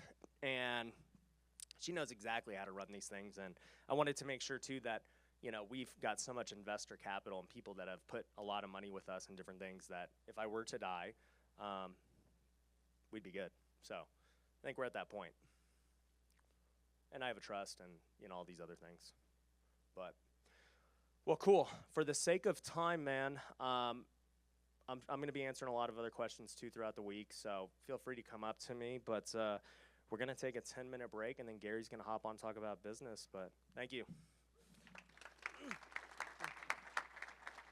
Give you guys a brief story of how I met Gary and why I wanted him to speak here today. So I talked about how in 2019, you know, we did like around $1.5 million, and I went through a lot of things, just like with what I said with my son. That was back in 2019 when he was born, and just going on through all those things.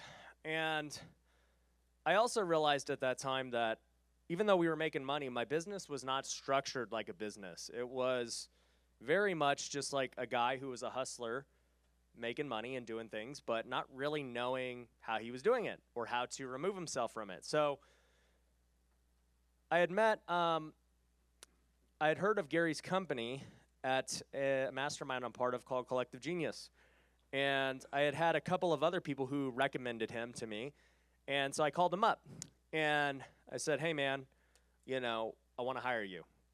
What's it cost?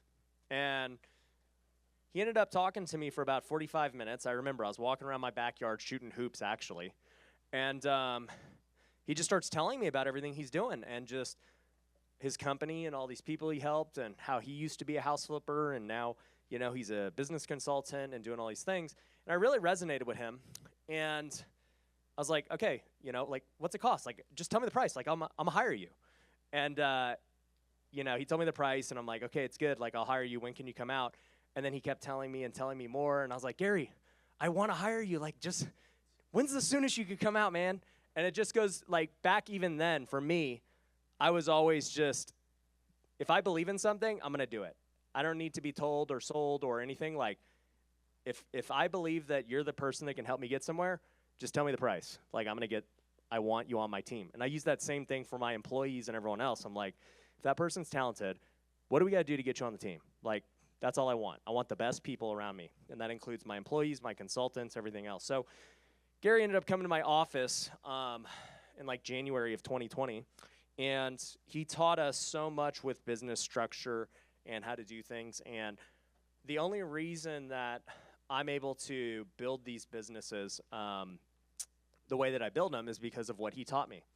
And really, he taught me how to do it just for a house flipping business, and I was able to execute it across every business and figure out how to make it work.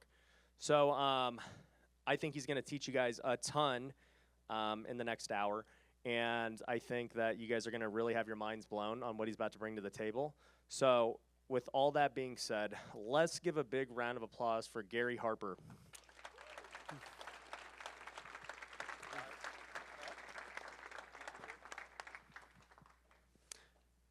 Yeah, so Gary, while he's coming up here, he also, we've done a lot of different things together, man, but he's just, I'm curious. I'm getting my notebook ready because Ivan, I want to see what he's teaching new, too. You got some new stuff? I do. How you doing, man? Good. Good to see you. Yeah, dude. Thanks for the introduction. Thank you guys for allowing me to be a part of this. Very excited about being here. It's one of the things I love to do is help people. I think that's why me and Ryan resonate so well together. My whole purpose in life is to do a good work to support God's work. That's my purpose. And so I want to do a good work, right? I mean, the Bible talks about success one time. How many of you guys know how many times or where in the Bible it says success? One time. Joshua chapter 1:8. That's where it's mentioned. And somebody asked a question earlier about Ryan and, like, where did you say?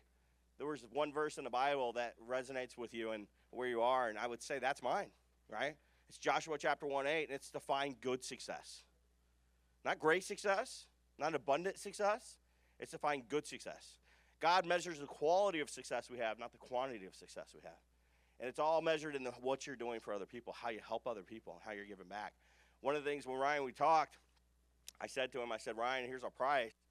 But one of the things I don't require you to pay me in full until we're done. I don't want to be mentioned as a guru, right? I want to help people. If I want to make money, I'll just go do more deals. I think we've done, last count was 1,241 deals in our time frame in our lives. And I don't want to just make more money. I want to help people. So if I haven't brought value, if it isn't good for you, then I don't want to be paid, right? So that's my motto in our company is that we get paid at the end. We do hold a deposit to hold the dates, but after that, you pay us if we deliver value, and if we don't, then you don't pay us. At this point, we've worked with over 750 entrepreneurs in the last 5 years in real estate, and just generalized in business world in general. But I've been very blessed and very honored to be able to do this and be able to do it with some people that I love to do it with. And I want to talk to you guys about these people for just a second. This is my family.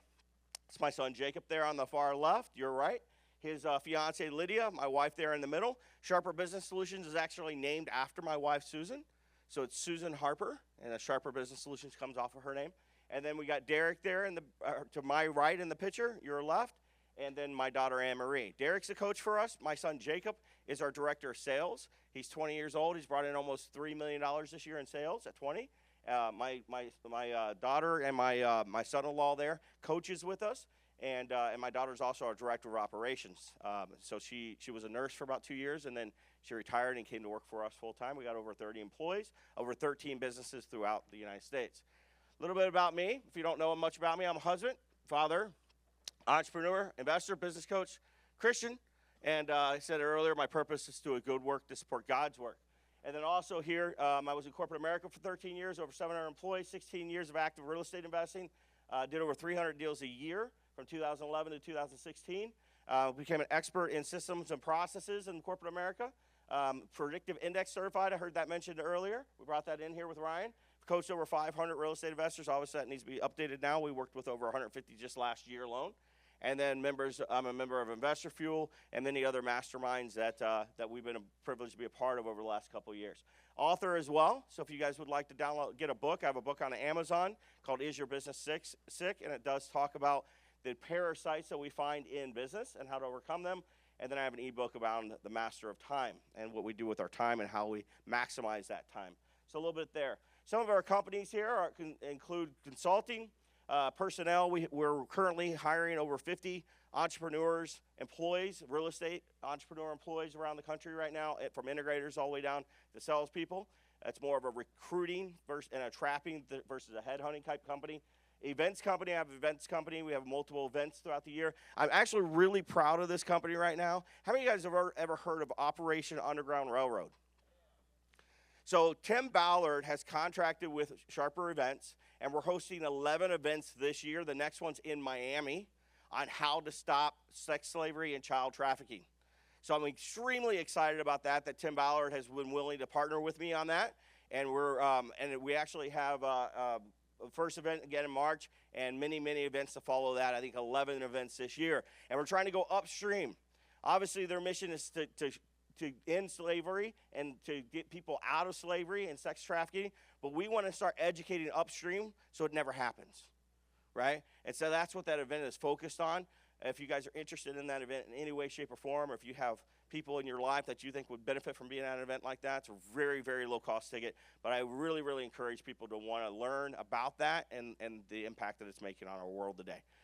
We also have Sharper Publishing. We have Sharper Education. Sharper Ventures was one of my favorite companies.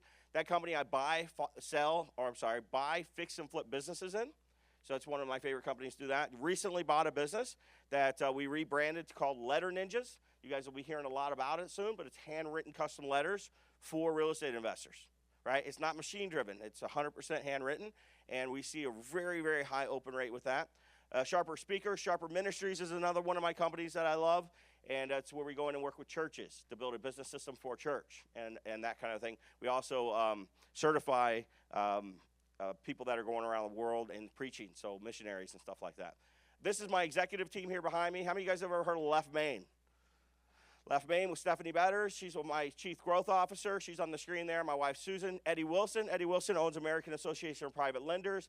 He owns Think Realty. He owns many other businesses. He owned 83 last year or 2 years ago, sold 78 of them after working with us and coaching. My push is to always get people to come on board with me after they've gone through all 5 phases and retire. And so Eddie's joined us, and he's a partner with me in a company called Empire. Empire is a operating business company that I'm going to talk to you guys a little bit about today. There's Austin McCurdy there and Brandon McCurdy as well. That rounds out our leadership team, our executive team there. And then some of our coaches, Brian Snyder, my wife Susan, Brandon, Austin, Derek and Anne-Marie, and then Eddie. So these are some of the coaches that have come to help entrepreneurs last year. I think we helped over 150 total businesses in real estate, and these coaches helped me do just that. So a little bit about me.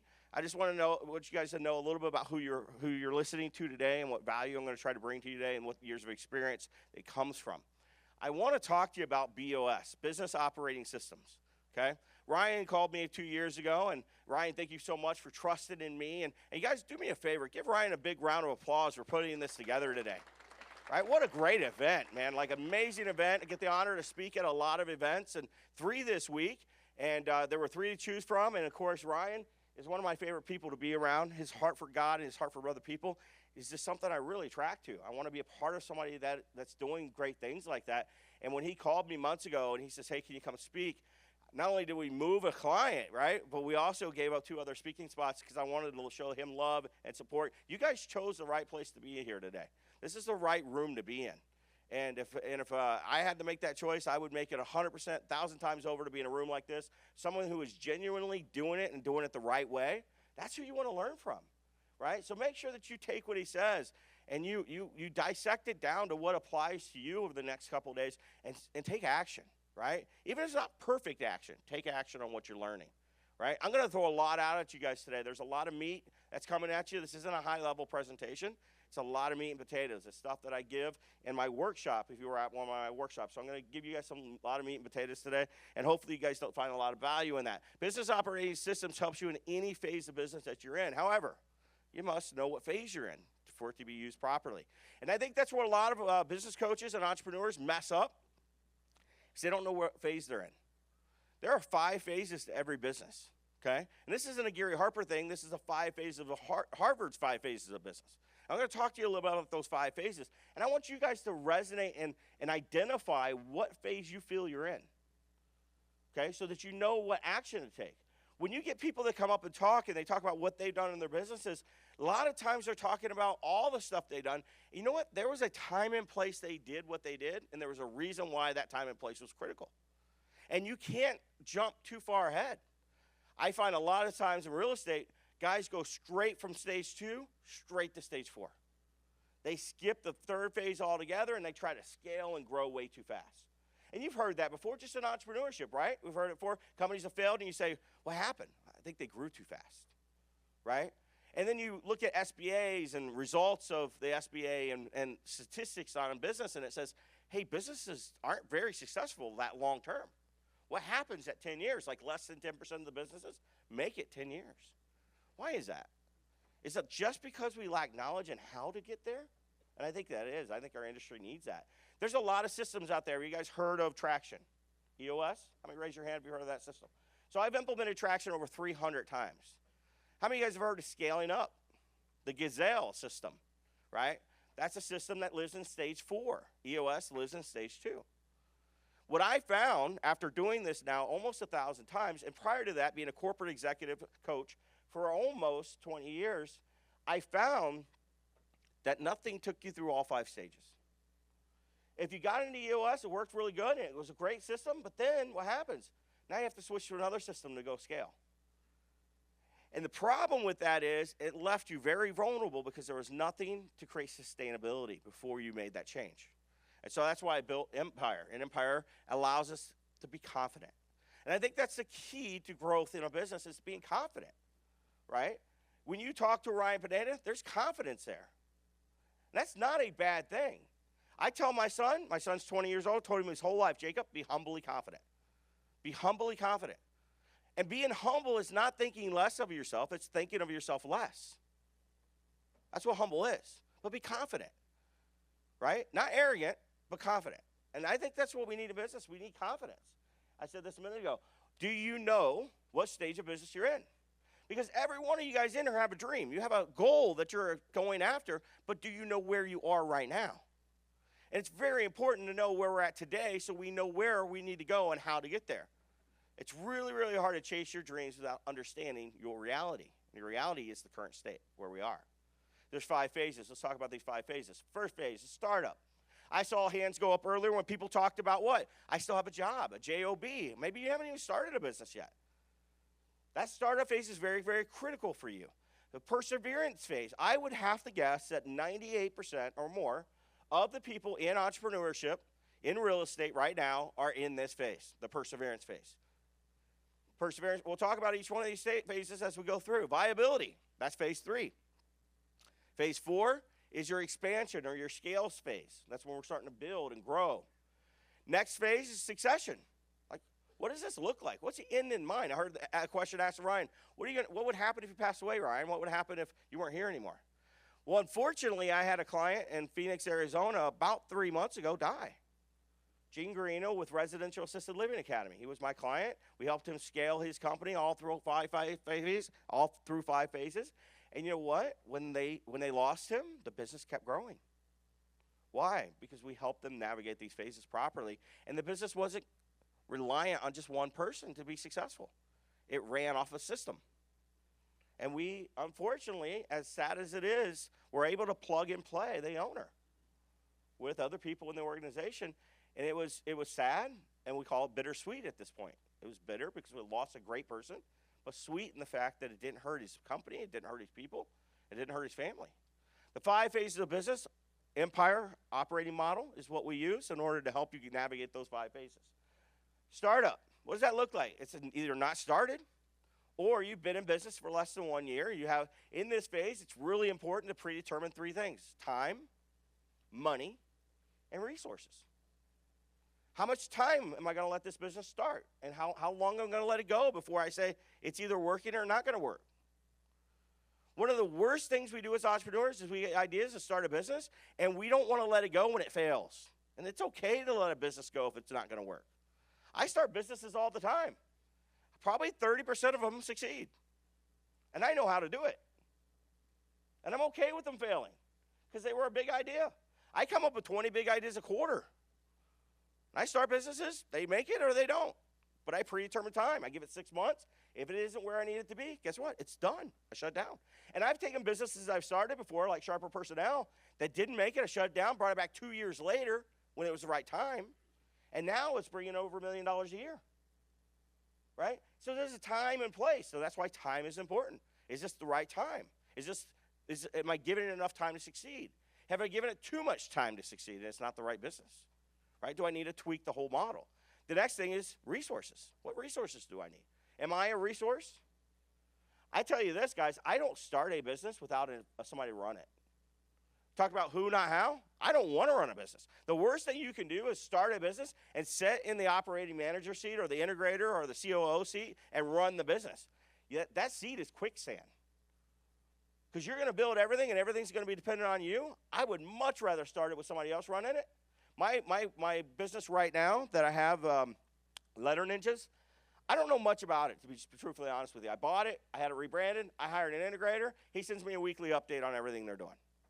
He also knows there's time around this. We got to make money in 6 months or I'm not going to keep this business, right? Time, how much money are we going to make? How much money do I need to invest in this company? And what resources do I need? Time, money, and resources. That's it. In this phase right here, in every phase of startup, we start with a passion. You had a passion for wanting to do something, so that's why we started it.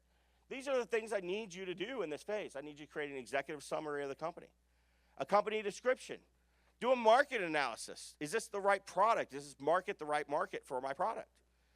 I need you to do an organization and management description, like what does it look like, who's going to sit in what seats, understand your products, your services. I need you to understand your financial projections and any funding that you might need. Most businesses start up with debt. Real estate's one of the very few models you can start a business and not have operating debt. The average number of the averages of our businesses that we start are at least about $12,000 in startup debt just to get them started. That's about the average right now. I try to keep it as low as possible because I want to get to break even within that 6 months to see if it's a viable product. Okay? In this phase right here, I want to identify the seats that are in that company. I take an accountability chart and I map out all the seats. You can see here. Does this thing have a little thing? Yeah. So dispositions, acquisitions, property management, project management, finance, and marketing. Now I want to identify what are the seats in this company, and I want to identify who's going to sit in those seats. And when you start up a company, guess what? You're in a lot of those seats. I like to say it, you got a lot of cheeks and a lot of seats. Right? And your cheeks are trying to fill all those seats up, and it's hard. The average real estate company at startup has 46 seats in it. And that's just wholesale. Now, they're all not 10, 15 hours a week seats. Some of them are 3 hours a week. Some are a half hour a week. But they're still a seat. And you still need to identify it because as it expands, so does the seat. And the requirement amount of time that's needed for that seat. So you have to have some general understanding of what's going to be needed in that company when you start it up. Okay? That's important to know. Not too long after 6 months, it's made us some money. We've either broke even or made us money, and we move into stage 2. We get into stage 2 pretty quickly. And this is where I find a lot of entrepreneurs live. This is what, if I had to retitle this, I'd call this the grinding stage. How many of you guys heard of that? We're just grinding away, right? That's that stage where we're grinding. Everything depends on us. If you look at Robert Kiyosaki's model, this is self-employment. This is where you own a job. Congratulations. Right? That's not a fun stage to be in, by the way. I can tell you this as well. After doing this for 20 years, the longer you stay in this stage, the more inclined it's going to be for you not to want to go to stage 4. The longer you grind, the less you're going to want to get into expansion. Because when you get into a sustainable business model, you're like, And then I'm like, hey, you ready to grow? Dude, I don't want to grow. I'm good. I'm making money now. I'm good. I'm going to stay right here at this stage right here. Most entrepreneurs don't want to expand once they've lived here too long. Matter of fact, when we assess your business, one of the things I'm looking at is like, how long have you lived here? Because I don't know if you're going to have the gumption to take it to stage 4 or to scale. And I might just take you to stage 3 and leave you there, and that's okay. The reason the SBA even exists is for stage 3. Most successful businesses get there and say, I'm going to stay right here. Right? Not everybody's meant to scale, and not every business is meant to scale. But you have to do stage 2 right. Stage 2 is you're profitable for more than 2 quarters, and we know it's a business that should keep going. We have less than 60 days of operating costs. We have no formal operating system, and we need a vision. We need people. We need processes. We need communication structure. We need data management. That's what we need. We need to treat it like a business. This is where Ryan was at to some degree. He had a lot in play. I mean, he doesn't give himself enough credit. He had a lot in play already when we came in. Really, Ryan was about tweaking some things versus like building something, right? And so he got traction real fast because he already had the smarts to know that there were some things that he was already doing well, right? So it was just tweaking here and there. It's like going to a chiropractor with him versus a doctor, right? And he was able to take off pretty quickly. How do we get through stage 2? Process. There's a process to getting through stage 2. In this phase here, we want to understand the 5 pillars of business. We want to understand behavioral assessments like predictive index, so we can start to identify what seats we need. We need to identify the business structure. The accountability chart becomes really alive here because now we have to start delegating and elevating like Ryan talked about earlier. How do we delegate things we're not good at or we don't like to do and only focus on the things that we're good at and we do like to do? Listen, in life, if you suck at something, if you suck at being a dad, if you suck at being a mom, you suck at being a husband, you suck at being somebody in a good relationship with somebody, work on it. Get better at it. But in business, don't. Don't delegate it. Get rid of it. People will spend 40 years of their life trying to get good at something they're not good at. I say, phooey on that, man. Spend 40 years of your life working on things you're good at and become great at it. Do you know when you're good at something, you'll tell people you're good at it? Do you know when you're great at something, they'll tell you? Work on those things you're good at and become great at them. Nobody's standing in line to meet somebody that's good at something. They're going to stand in line to meet somebody that's great at something, right? So that's where your energy should be filled. You know, in 2011, I almost passed away. I got Lyme's disease. I dropped down to a 5-year-old mental state for 9 months. That's why I wrote the book, Is Your Business Sick? I talk about my story a little bit in there. As a corporate executive, I had to walk away. Went into real estate full-time after that year. Best thing that ever happened to me was to get sick. God forced me out of something I would have never left. I was the executive vice president, making a lot of money. I had over 750 employees, and I would have stayed right there till the day I died. Even though I was in real estate. I've been in real estate since 2001. I would have never made the jump because of the convenience, complacency of a rat race that fed my daily life. But I was forced to make a change. And you know what? It identified something for me. I had been living every day of my life doing something that stole my energy from me. I'd come home tired. My daughter would say, hey, Dad, do you want to go play? My son would say, shoot the basketball. I'd say, not tonight. I don't feel good. I was 24 years old and I didn't feel good. I was tired. You should be tired at 24 years old. You should be hitting baseballs, right, Ryan? Right? And I was tired. I was overweight. And why? It was stress. Right? And that was crazy what that world did to me. And here's the thing I learned. The things you do either give you energy or take your energy from you. I woke up a little tired this morning. I was in San Diego yesterday. I'll be in Seattle, Washington tonight. And then I'll be in Utah on Monday, or Portland on Monday. And Tuesday I'll be in Utah. And then I go to Raleigh-Durham, North Carolina next Thursday and Friday. And I was a little tired when I walked in this morning. And my son said to me, well, good thing you're speaking today. You know why? Because it's like a B12 shot in my rear end is why. It wakes me up, pumps me up, it gets me excited about what I'm doing. Why? Because it's something I've worked at trying to be great at, right? I try to be great at it. I don't know if I'm there yet, but I know that's something I want to spend my life doing. I want to help people. I want to speak. I want to get on stages. I want to be able to guide people to their desired end. That's what I want. This stage right here, getting those delegating and elevating, getting the accountability built so you know what to get rid of that drains your energy every day.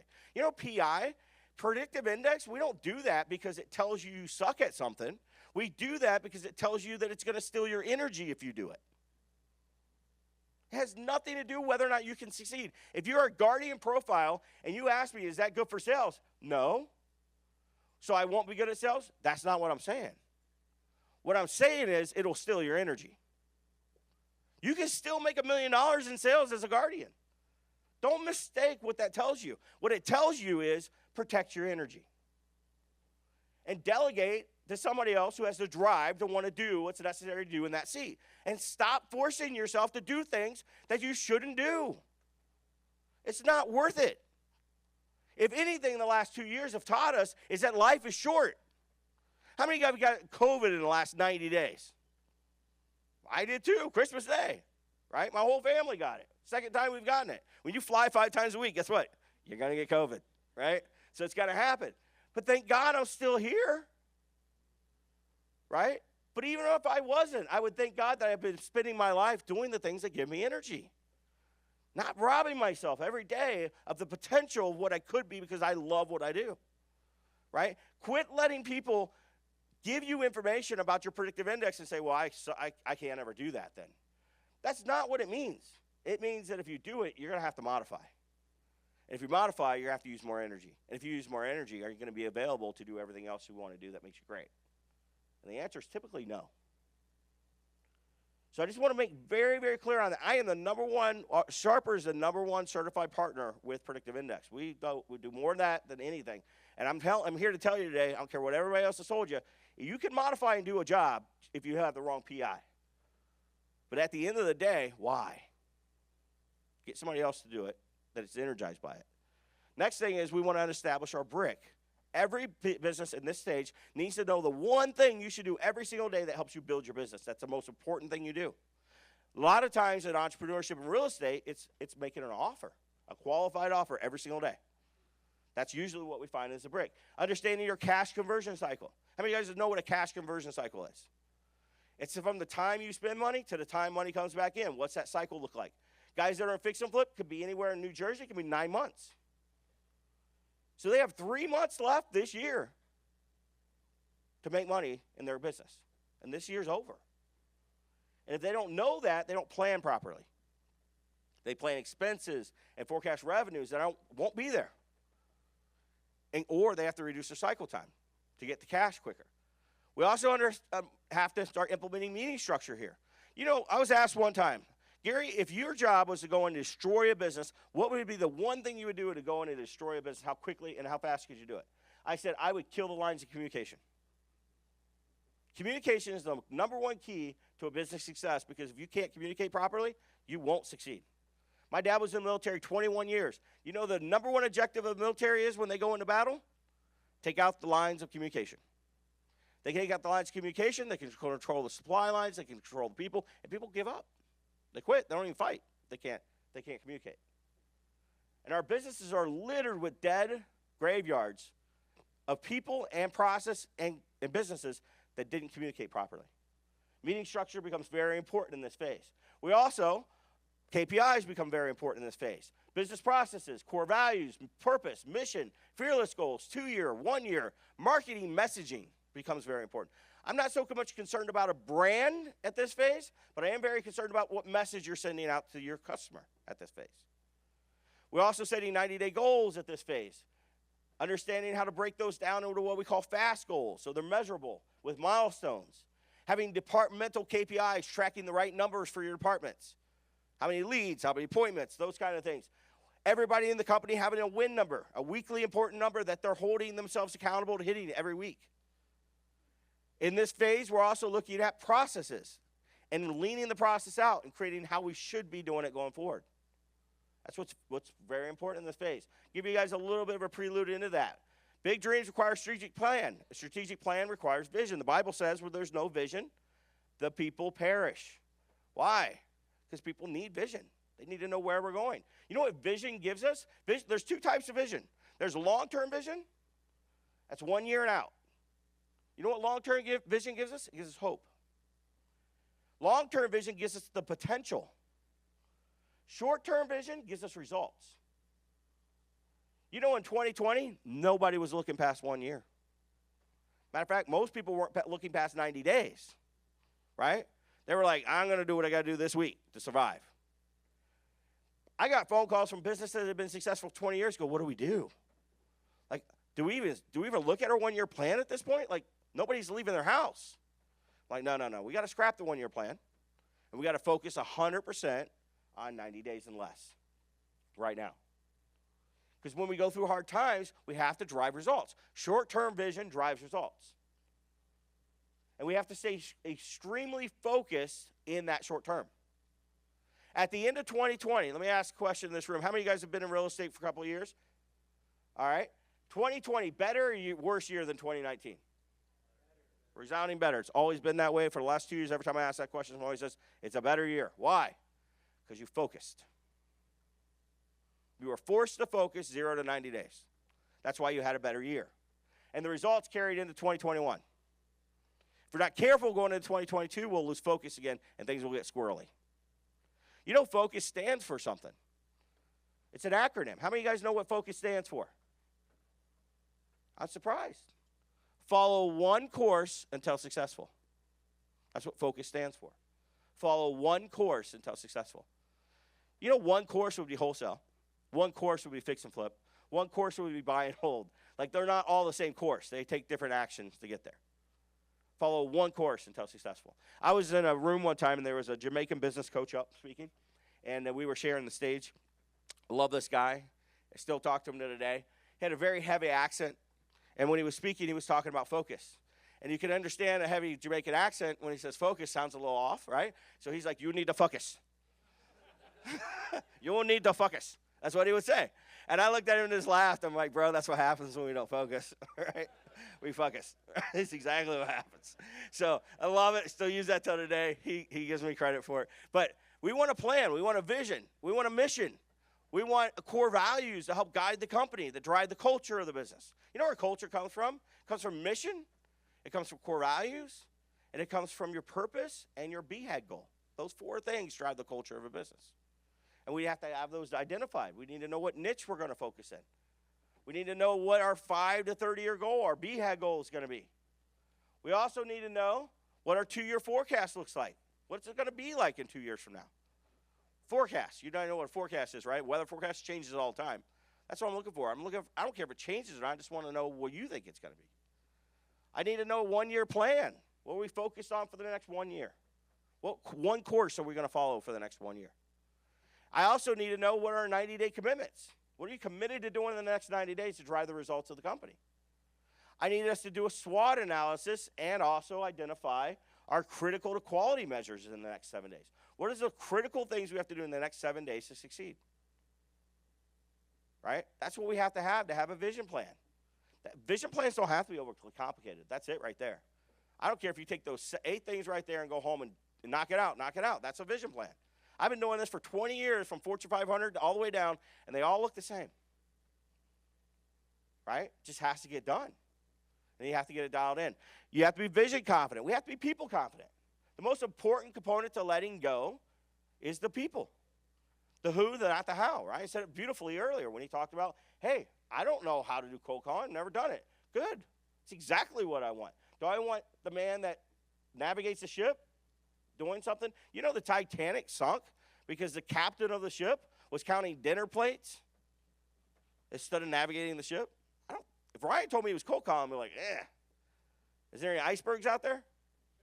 Like, this whole thing might go down if you're cold calling. So we got to be willing to delegate and elevate. This structure comes back at this point. Now you're looking at each one of these seats and going, which ones do I need to get rid of? You can see here, you take the predictive index and start identifying what the PI, the right PI is for that seat as well. Start identifying people that can fulfill those seats. It's really simple. Business is not hard. You just got to know what to do. Right people, right seats. How do we know that we have the right people? How do we know how to delegate to these people? Well, we start by listing out the seats that we want on our team, just like we just did with the accountability chart. Then we hire based on our vision and our core values. I have a tonality of 4 core values. Number 1 is belief. Belief's very important to me.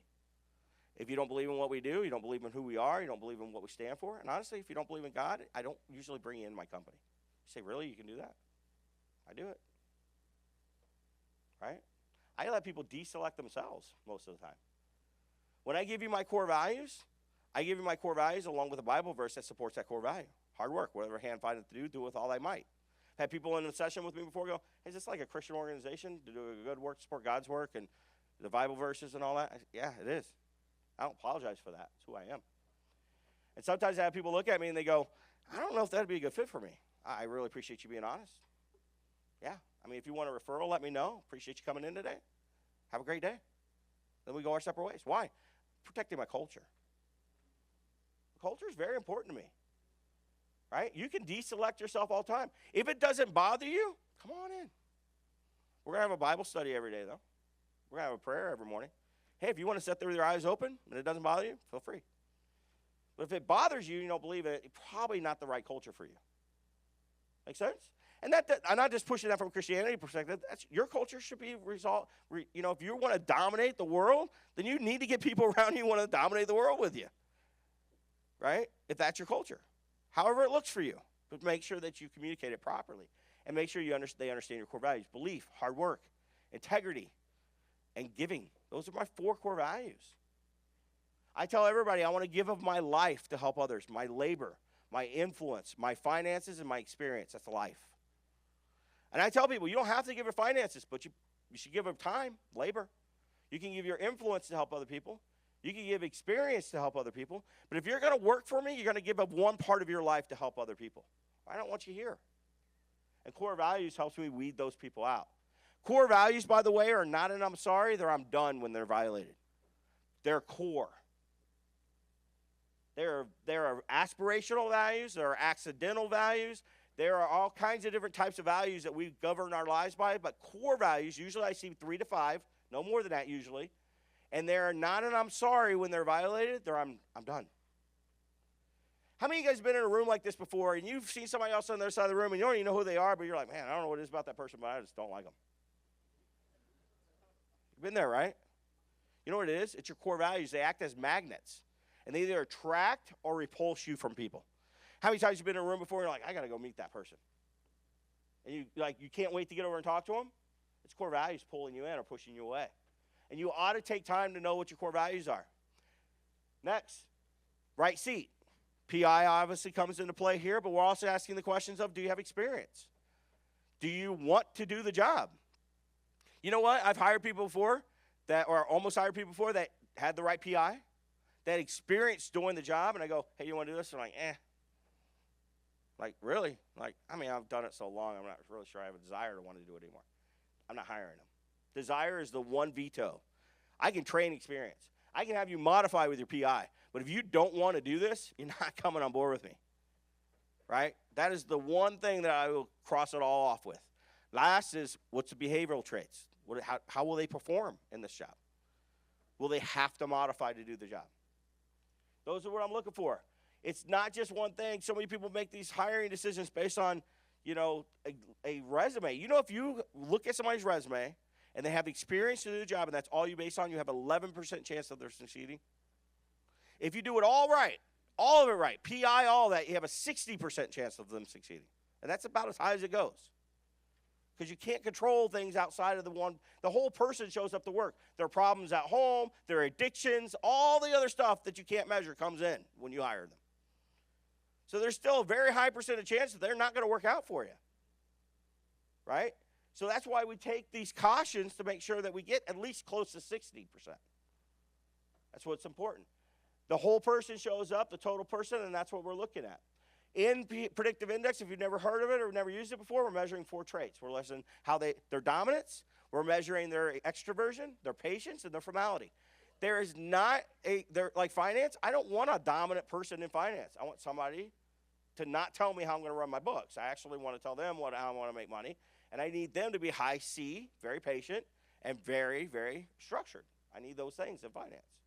But in sales, I want a dominant person. I want somebody that's going to be problem solving and overcoming objections and things like that. So now there's different traits that I'm looking for based on what seat I'm looking to hire for. Because here's the thing, guys. The key to letting go is people. If you have the right people in the right seat, you're going to let go. And that's where the power starts to happen. Because now you can multiply. We call it the DNA of business. You start building extensions off of you, and your extensions start building extensions. And now you have a team of people that are out doing things that they love or great at. while you're focused on the things you love or are great at, and everybody's pushing each other up instead of pulling everybody else down. Don't get trapped in that crab effect. You guys ever seen the crab effect? You know, a bucket of crabs, if one starts to get out, they all grab him and pull him back in. They don't let him out. If you get a bunch of people in your company that aren't the right people, the bad culture, they're not sitting in the right seat, and they're burned out every day because they're not having to do the right things, they're going to pull you back down. It's a crappy culture to be in. I don't know how many times have entrepreneurs come to me and go, I hate my business. I'm like, why? Like, I hate going into the office. I don't like my people. I don't enjoy what I'm doing. Why? They have a crappy culture. So we have to stop guessing at this. We got to get better at people. Next, process confident. We've got to be very process confident. It's very, very important to be process confident. So what is your process? Do you document your processes? How do you document your processes? Every company should be documenting their core processes. There's about 3 to 7 core processes. In real estate, it's like marketing for leads, vetting the lead, the acquisition process, the disposition process, the fix and flip process, the buy and hold process, the marketing for sale, closings, A to B and B to C. If you documented those core processes in your company, you're going to document 80% of what you do every single day. Okay? And the process, when we document the process, we're documenting the rule, how we want it done every single day. We don't document exceptions. We just document the rule, how it should be done. Because here's why. Process is there to manage the rule. You as a leader are there to manage exceptions. You're there to manage the 20%. But here's the problem. This is one of the reasons why we don't empower people and let go. When we don't document the process, everything's an exception. Because there's no documented rule. And guess what you're there for? The exception. And when you don't have a process, then you're there to answer all the questions. So let me say that again. When you document the process, which is 75% or 80% of what you do every single day, then it leaves you there for the 20, 25%, which is the exception. And when you don't have a process, everything's an exception. So you're being pulled into everything at that point, which is why people call it grinding. How do we get out of stage 2, guys? I said earlier, through the process. Hiring the right people in the right seat and documenting your process to get out of the phase. Process, however, is not how you do what you do. It's just what you do. We'll talk a little bit about that in a minute. So a company without a process is like an explorer without a compass. You can't navigate the maze and the map properly without your process, and neither can your employees. We put our employees every single day in a maze, and we tell them to figure out, you know what they do? They get frustrated because they don't know how to navigate it without the process. You will not get your company to the next level by keeping your process in your head and grinding it as you go. It's not going to happen. Okay? Next, fix and flip. This is a process map for fix and flip. This is probably the most complicated process in real estate. All in all, there's about 5 of these maps. They all combine together, and there's about 282 steps in fix and flip. That's why it's important to get the process out of your head and on paper. This is why people lose money in real estate in fix and flip, because they wing it. And you don't want to wing this part of the business. You can probably wing wholesale and get away with it in an inflated market. There won't be that much of a luxury to you in the future. This is the kind of thing you got to get out of your head and on paper. Less here is knowing your numbers. Very, very important that we know our numbers.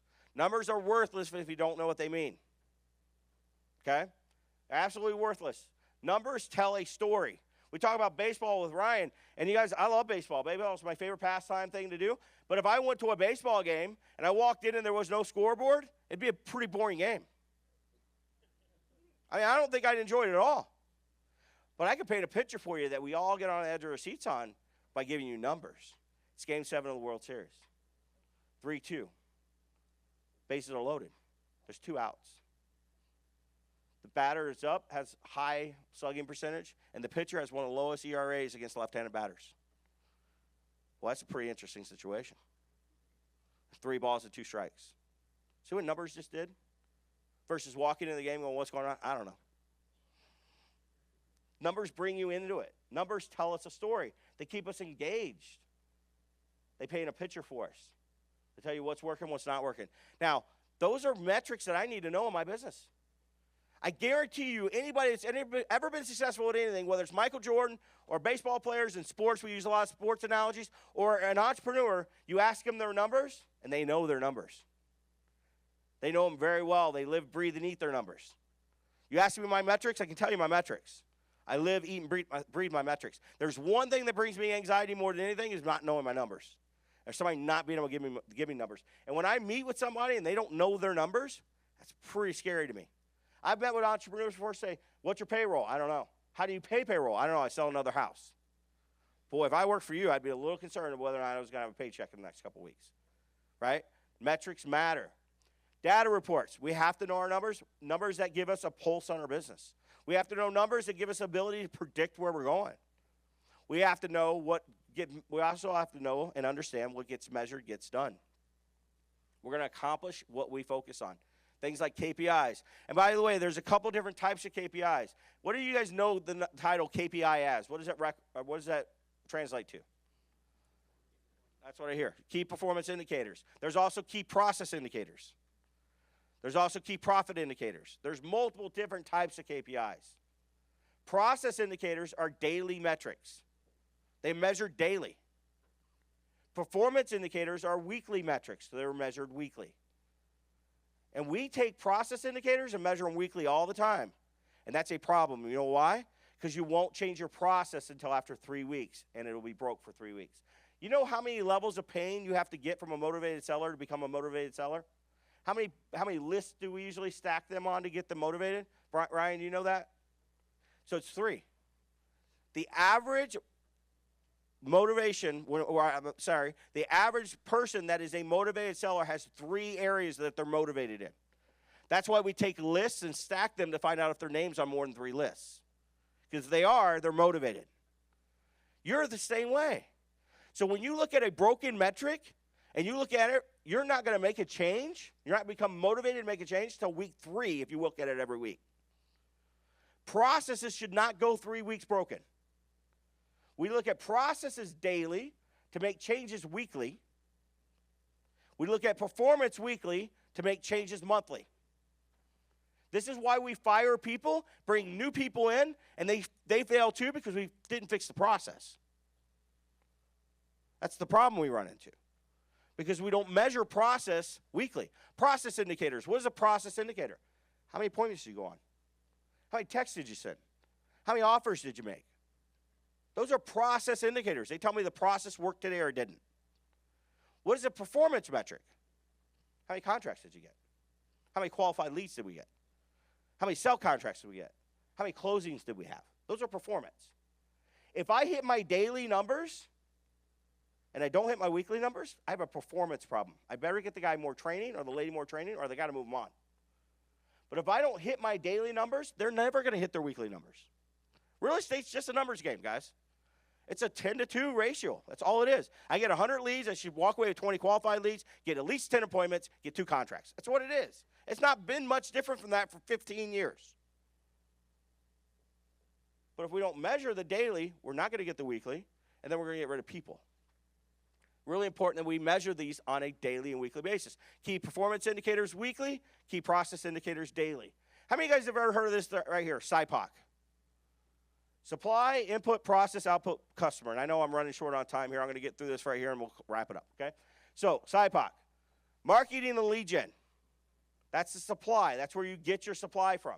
By the way, we use SIPOC for a couple things. We use it to measure what niche you're in. If you ever want to know what niche you're in, does it fit in the funnel of the SIPOC? Do you get the supply from the same place? Do you bring it in the same way? Do you process it the same way? Do you send it out the same way? And is it the same customer that's consuming the product? If any one of those change, you're changing niches. It's just that simple. You do not bring a house in single family into a SIPOC the same way you do bring in a multifamily. They're 2 different niches.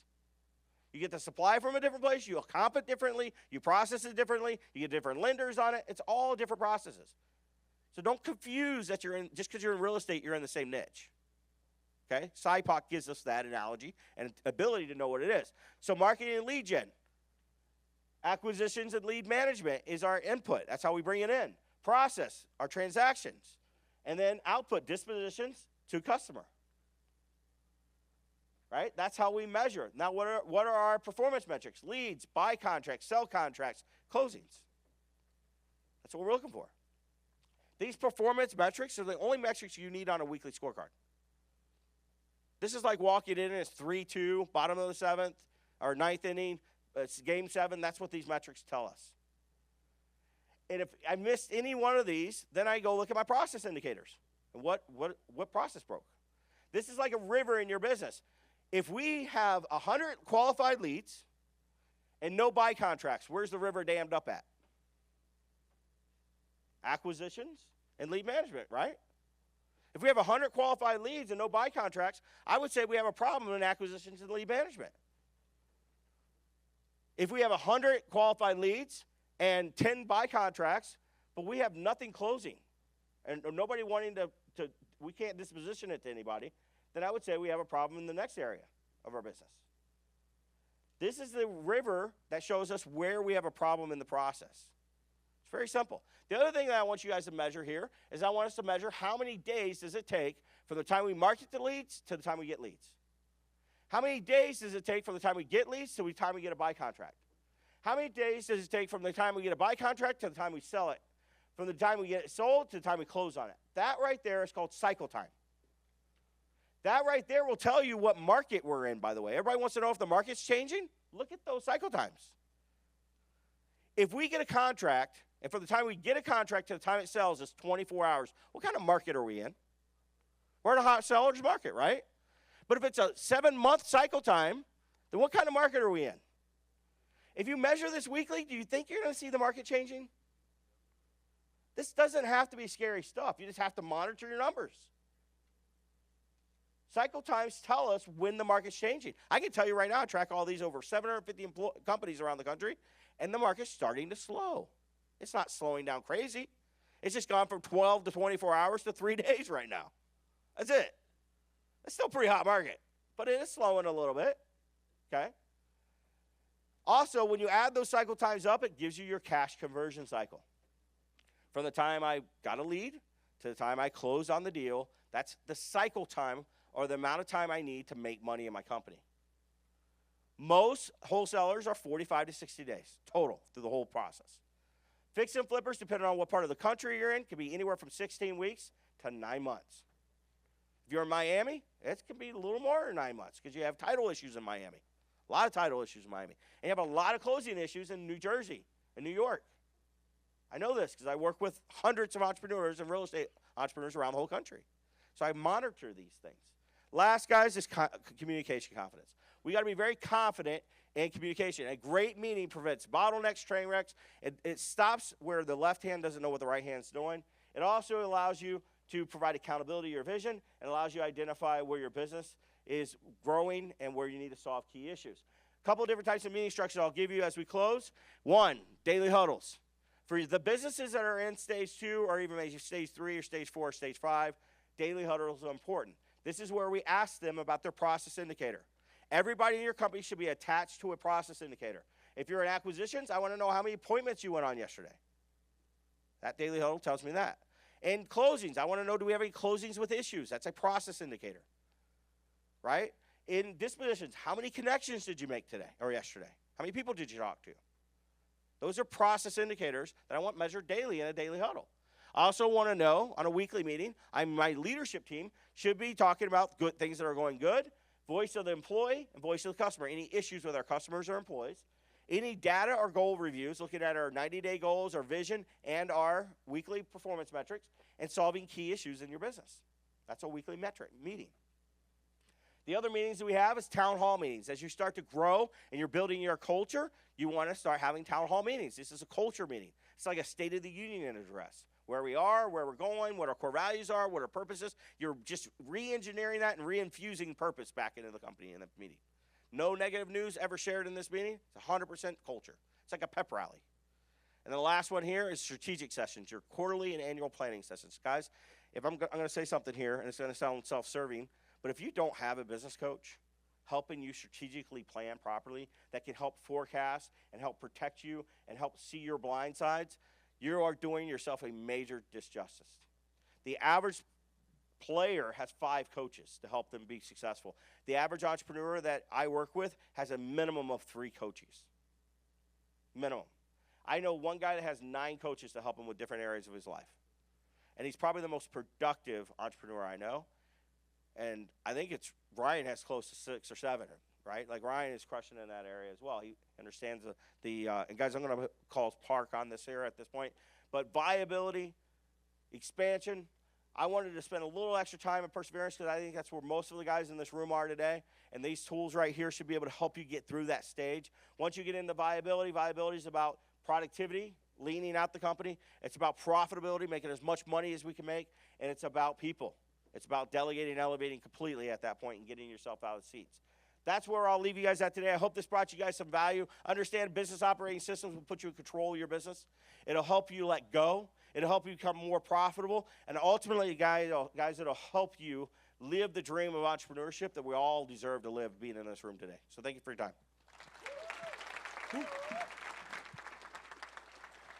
Man, is that good or what? Give Gary another round of applause. That was good. It's funny, I talked to Gary maybe 6 months ago, and he was explaining to me the next steps of what he's talking about. And I'm glad he spent the majority of the time on perseverance because I think 95% of this room is at that point, right? But it's pretty cool once you can get past all those things to now start thinking about the next stages. So I know you guys probably have a ton of questions for Gary. So here's the deal. We're going to have lunch right now. We're going to have it until 1:30, which is about 50 minutes, okay? And during lunch, hang out, have fun, have lunch. Gary's team is going to be in the back if you want to talk to them about potentially hiring him for your business. And, yeah, just networking, all that during lunch. What's going to happen after lunch, we're on a strict timeline, is if you've never been to one of the events, I'm going to show you guys how we run our business. Whether you're a new all-star or you're an attendee or a rookie, definitely be in this main room. If you've already been in All-Star and you've been to the events, then you're going to be with Gary in one of our breakout rooms behind, and he's going to do an hour Q&A to help you guys out with all of the details of, everything that he just went over. And by the way, guys, if it sounds intimidating what he went over, it kind of is because he just went over like 2-3 days worth of information in like 50 minutes. Like, when he came to my office to consult me, we went through all of those things in 3 days to really figure out what it looks like for us. So don't feel like overwhelmed because that shouldn't be something you can just implement, instantly, okay? So let's have lunch, and then we'll report back here at 1:30 for breakouts. All right. Let's jump into the second half of the day, everybody. That's the clicker. That's what I was looking for. We got it, guys. Real quick, so can someone cut off that music? Man, how'd you guys like the first half of the day? There's a lot of stuff, man. Like I said, with Gary's, don't feel intimidated. I know who felt a little overwhelmed? They're like, wow, I don't even know how I have a functioning business. Like, that's how I first felt when I heard. I'm like, I ain't going to make it, dude. But over time, you can execute all those things. And even for us today, we are still not perfect at it. I want you guys to know that. Like, we're pretty good. We've executed a lot, but there's a lot of things we still have to work on for what he teaches and what he does. So really great resource to have him. Now, for the second half, all of you guys have not seen, my presentation or kind of how I've built my business from the ground up. And a lot of you guys during VIP Day yesterday were asking, how do you do marketing? How do you manage these contractors? How do you do the project management? Well, that's what we're going to talk about. We're going to go over every phase of how we get deals, how we have scaled, and how we built it. But, real quick, I assume most of you guys know, for the most part, a little bit about me, so I'll keep this really brief. I just want to give you the background to kind of relate to your guys' wherever you're at in your situation. But before I do that, how many of you guys have never done a deal? Just so I know. Okay, so a few newbies. How many of you guys have done like 1 to 10 deals? Okay, and then everyone else, how many 10 or more? Okay, so we got a mixed room. It's pretty mixed. Newbies, people doing some things, people who are a little more experienced. This is going to help all of you guys out, and you're going to learn a lot. So real quick about me. Obviously, my name's Ryan, 32 years old. growing up, all I ever wanted to do was play baseball. I did not care about business. I didn't care about a job. I never had any backup plan. I was like, I'm going to play in the big leagues, and that's it. And that mindset got me pretty far. I got to get a Division I scholarship. I was an All-American. I got drafted by the Oakland A's. And I ended up playing for 3 years with them before I got released. And let me tell you, when you're 24 years old and you get released from your dream, and you're like, what do I do? I have no backup plan. And on top of that, when you do that, you kind of, it's a little difficult because other people, like if you have a dream to be a great real estate investor, you have the rest of your life to do it. Like baseball is one of those things where there's like a limited time horizon and it's gone. There's no way to ever go back. And so as a 24-year-old, Johnny asked me, what point was I depressed? That was like probably my lowest point because I had worked my entire life and it was done. And so I ended up playing for a few more years after that in independent baseball, but it was also during this time at 24 years old that I got married. My wife and I got married. She had just turned 21. I was 24, and I was a broke baseball guy trying to figure out what to do with my life. So, it was good. And she was in college, and we had no income. So I had to figure out what to do. And eventually that led me to couch flipping, which many of you guys have told me you've done. Who's actually flipped a couch in here? Heck yeah, dude. You guys are my people. So, I started doing these weird things to make money that nobody ever taught me. I just was like, I think this can make money, and I don't really have a choice, or we're going broke. So we do these things. Eventually, on our 1-year anniversary, I see this TV commercial about flipping houses, and I'm like, man, I think I could do that.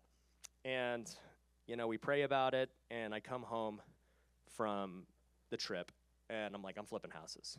And I max out both of our credit cards to the tune of $50,000. And I'm like, babe, I'm going to find a deal, and we're going to flip this house. And she was like, okay. Like, I trust you. And it was pretty, like, we're both wired that way where we're not, like, super money motivated, We're not, like, super risk averse either. But I'm like, hey, I'm going to max out the credit cards. The worst that could happen is, we got jacked up credit. I mean, she came from a poor family. Her parents today live in the same condo they bought 30 years ago, like kind of not in a great area of town. And we've actually tried to move them, but they don't even want to move. So they've lived there for 30 years. And, just going into it, I'm like, well, the worst case is we have bad credit. The best case is we got a lot of money. Like, we're going to have more money than we've ever had. And the best case happened. The flip worked out great. And I kept doing it over and over again. I didn't have any private lenders. Nobody would lend to me. I didn't have money. I also wasn't smart enough to attend a group like this where there were people who had money and people who had resources. I was like wanting to be by myself as a lone wolf and just do it. And I got lucky in that I just persevered through it, like Gary talked about in that perseverance stage. I flipped 5 houses that year, bought 5, sold 2, made $50,000. The next year, still by myself trying to figure things out, I bought 20, and I don't remember how many I sold, but I made about $200,000. And that was the first time in my career I'd made over $100,000 in my life. And if you think about this, that was only 5 years ago. 5 years ago was the first time I ever made 6 figures. Okay? And the next year, hired my first person, Nick, who's now my partner at Forever Home Realty. He does just the jack of all trades. We flipped 50. Well, we bought 50. I don't even know how many sold, but we did about $750K. Then after that, I actually was playing baseball this whole time too. I forgot to mention that story in independent baseball. And I retired finally. At that point, I just gave up the dream, and business was starting to pick up anyway. So, I go full-time in business in 2018, and I'm like, all right, it's time to really scale this thing. And we did over 150 purchases, and we did $2 million in profit. And I was like, man, I'm pretty good at this. Like, I don't even know what I'm doing. Like, I'm just hustling and figuring things out. And then 2019 happened, which made me realize I needed Gary. 2019, I think I walk on water, to be quite honest. And I go into it like, I'm going to buy all the deals, I'm going to do everything, and I'm about to do, like, I don't know, $5 million or something. And if you were around in real estate doing stuff, you know that they tried to raise interest rates in 2018 at the end. And it caused like a mini crash in 2018. And around March of 2019, they reversed course because they saw such bad negative effects for the economy. Going through that was also one of the reasons why I don't think that they're going to raise rates this year. But that's a whole nother topic. But long story short, I bought a bunch of bad deals in 2018 that I carried over into 2019 because I was just betting on appreciation. I had terrible systems. Projects were taking forever to get done, but I was getting bailed out because, by the time they sold, they made money still. But I didn't realize that every project we were going over budget by $15K. We were going over our timeline weeks or months. But it was hidden because I was in a good market. And, 2019 happens, carrying over all these bad deals. We lost $500,000 on bad deals alone in 2019. And so, overall, we still made money. Like I said, I think we made about $1 million flipping and then another $500,000 from, other stuff I was doing. So, I still had a good year, but it was through that time I realized I need a coach, man. Like, I need somebody to teach me some structure because my current skill set has taken me this far, which was really good winging it, but I need somebody who knows how to build a real company because I've never had a real job, I just played baseball, and flipped couches. So I ended up hiring Gary. Completely changes how I see business and corporate structure and KPIs and numbers. Before that, I never had a KPI in my life. I didn't have a bookkeeper. I didn't have anything. I'm like, buy deals, make money. As long as there's, money in the bank account, we're good.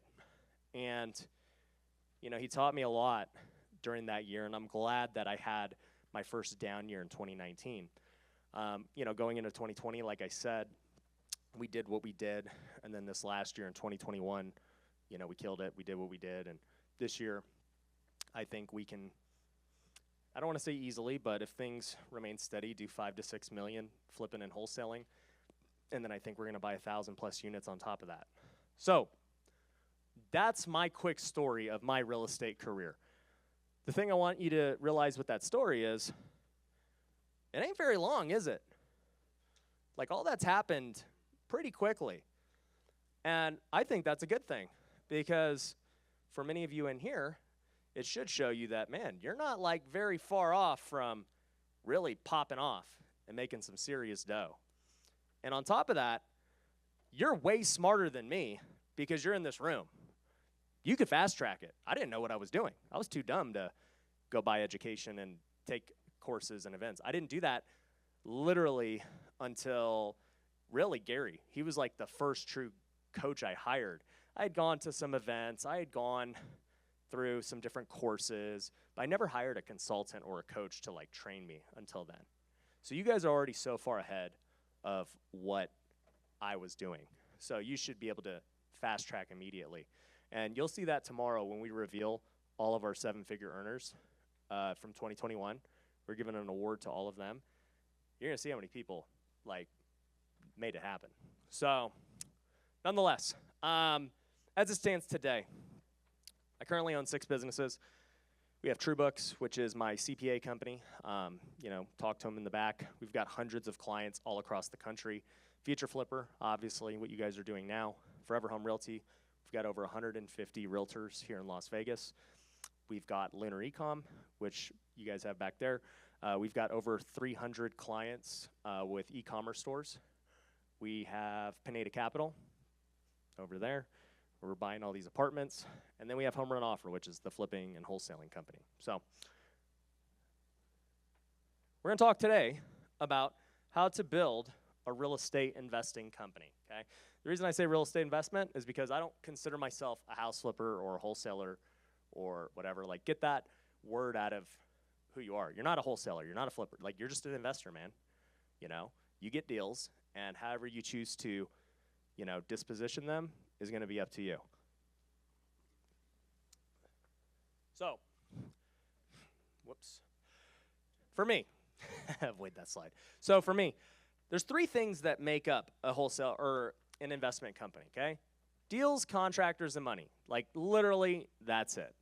My whole deal with how I train people and teach is I just try to keep it as simple as possible because I saw how many people were overthinkers and raised their hands. The way to combat overthinking is keeping it simple and giving people actionable things to do. So for me, I started to dive deep when I was building these businesses, and I'm like, what are like the core inputs of having a business that scales? And I was like, well, you got to get a lot of deals. What happens when you get a lot of deals? Well, you got to raise a lot of money to buy those deals. Okay, what happens after that? Well, you need a lot of contractors to get those deals fixed up, right? And so for me, we're just constantly trying to scale all 3 of those things, and that's it. As long as we can do that, we can buy more houses. So first thing we got to talk about is deals, all right? So for me, our main 3 ways of getting deals are MLS, wholesale, and direct to seller. So, when I first started off, I was strictly MLS. I did not know how to do direct marketing. I was just like, hey, I'm going to do this. And I used to be a realtor, so I knew that you could set up auto searches, and that's what we did. Then I learned what wholesalers were, and I said, dang, these guys find deals for you. This is great. I'm just going to buy from these guys. And so I did that for about my first 80 deals. I never did any direct to seller. And it's interesting today because most people kind of start the opposite. They start like, okay, what kind of marketing do I need to do? And I was like, I'm just going to do this for free. And so we did 80 deals without any marketing budget. So the net profit was pretty high. And, that was good. Then later on, we got to direct to seller marketing, which now is our bread and butter. We get the majority of our revenue from direct to seller marketing. So, when it came to the MLS, there were 4 things that I did to find deals, okay? Auto searches, including the zip code search, the keyword search, and the days on market search. So I'm not going to go over all these things in depth. You guys all have access to the flipping and wholesaling course, so it goes over how to set up those auto searches. But long story short, you can set up on any MLS an auto search for any of these things. And pretty much anytime a property pops up that fits that search, you get an email. Now, when it comes to MLS, speed is the name of the game, okay? For me, this is what you have to do in order to succeed on the MLS. These are the biggest things. For one, keep track of all the offers. Just because you make an offer and it doesn't get accepted, it does not mean that that deal is dead. There are so many deals that we see people get because of follow-up. They don't give up on the deal just because they weren't the first one to get it. What happens is a lot of these guys like to make a really high offer knowing that they're going to beat them up during the inspection period, okay? They're going to go get a home inspection. They're going to say, oh, man, this is broke, we need a $10,000 reduction. Well, for us, we want to make sure that anything we've made an offer on, until the day it sells, as long as, if we were close on the offer, we're going to be in that agent's ear. Because properties fall out of escrow all the time, and we want to be notified before it falls out of escrow. If you're in constant communication with an agent and they know that you're ready to buy, then they're more than likely to reach out to you before they put it back on the market. They're going to be like, hey, were you still interested? Yes, let's do it. And then it never comes back on the market, right? You get the deal. Also, too, don't be afraid to make up backup offers. So for us, even if we don't get the deal, right, we can still say, hey, we want to make the offer of whatever. They're like, yeah, well, they're a little ahead of you. And basically what we do is what I call burning the, I don't even know. I call it burning the ship. Essentially, I'll be like, hey, here's the deal. It seems like they're overpaying your current offer. I don't know how they're going to take that price, but my guess is they're most likely going to try and renegotiate after the home inspection. So if that happens, do not let them renegotiate. Come back to us because this offer I'm giving you is going to be good. We won't renegotiate. We're going to just give you this offer. And that's gotten us quite a few deals over the years because it always happens. These guys who pay such crazy things always renegotiate. And so if you can burn them, and it's not even it's non-ethical or anything. It's the truth. You're like, hey, if they do it, know I'm here. And, for us, it gets deals. And, you know, at the end of the day, until that property sells, you've got a chance at it, okay? So you got to make sure that you're keeping track of all these offers you make. The other part I mentioned was the speed. So when you have those auto searches set up, you want to be the first one to really reach out to that agent, right? Because a lot of times, agents will get very happy and like, you know, it's the first offer. And if you come out the gate making a pretty strong offer, there's a good chance they're going to take it if they're more inexperienced. Now, if you get an experienced agent right now, they know the market's hot, they'll say, well, you know, we're going to wait throughout the weekend to evaluate offers. That's like the worst case for me. Once they say they're going to wait over the weekend, I know I'm not going to get it. There's going to be someone else that pays way more than me. So when those are the case, I don't even bother with it. But if I can get them to accept my offer today because I'm quick, then I know that I have a chance to get a good deal. Okay? So those are probably the biggest things you need to be aware of with agents. Also, too, we talked about one of these searches called the days on market search. You know, yeah, we get a majority of the deals from properties that just come on the market, but one thing that is also an opportunity that most people don't do is properties have been on the market a long time. They still might be asking market value, but I've had plenty of agents reach out who are like, dude, we've had this property for like 90 days on the market, which in this market is an eternity. And they'll be like, just make an offer on it. And I'll look and I'll be like, dude, I mean, you guys want market value. You know I can't pay that. And they're like, no, like he's willing to take a lot less. Just make an offer. And so we make an offer and they take it. And so just because somebody's listed at that price doesn't mean that that's the price. So make offers. Like at the end of the day, the MLS is an offers game. You are just going to get rejected 99.9% of the time, and that's okay because you only need one to get accepted to make a lot of money. Okay? So you got to just make a ton of offers. The other thing is, well, there's that with offers. But the other thing I want to mention is with the MLS, we've seen this with some of our guys. Their name's the Boakley brothers. They're now coaches in the program, and you know they came up about a year and a half ago as students, and they've had a ton of success with luxury on the MLS. You know, right now we're going with, you know, these typical flips that we all do. Most of us are doing entry-level flips or middle-class flips. But there's a lot of money to be made in the luxury section because there's just not a lot of competition. And most of those luxury buyers are not necessarily like wanting those houses. Like they don't want to pay $1 million for some old house, and they don't even want to put in the work. Like they don't have time. And so it's an opportunity for you to go take that down. So look in the luxury space too. Other tips. Relationships with agents are huge. You know, one of my agents right here, I was talking to him at lunch. His name's Avram.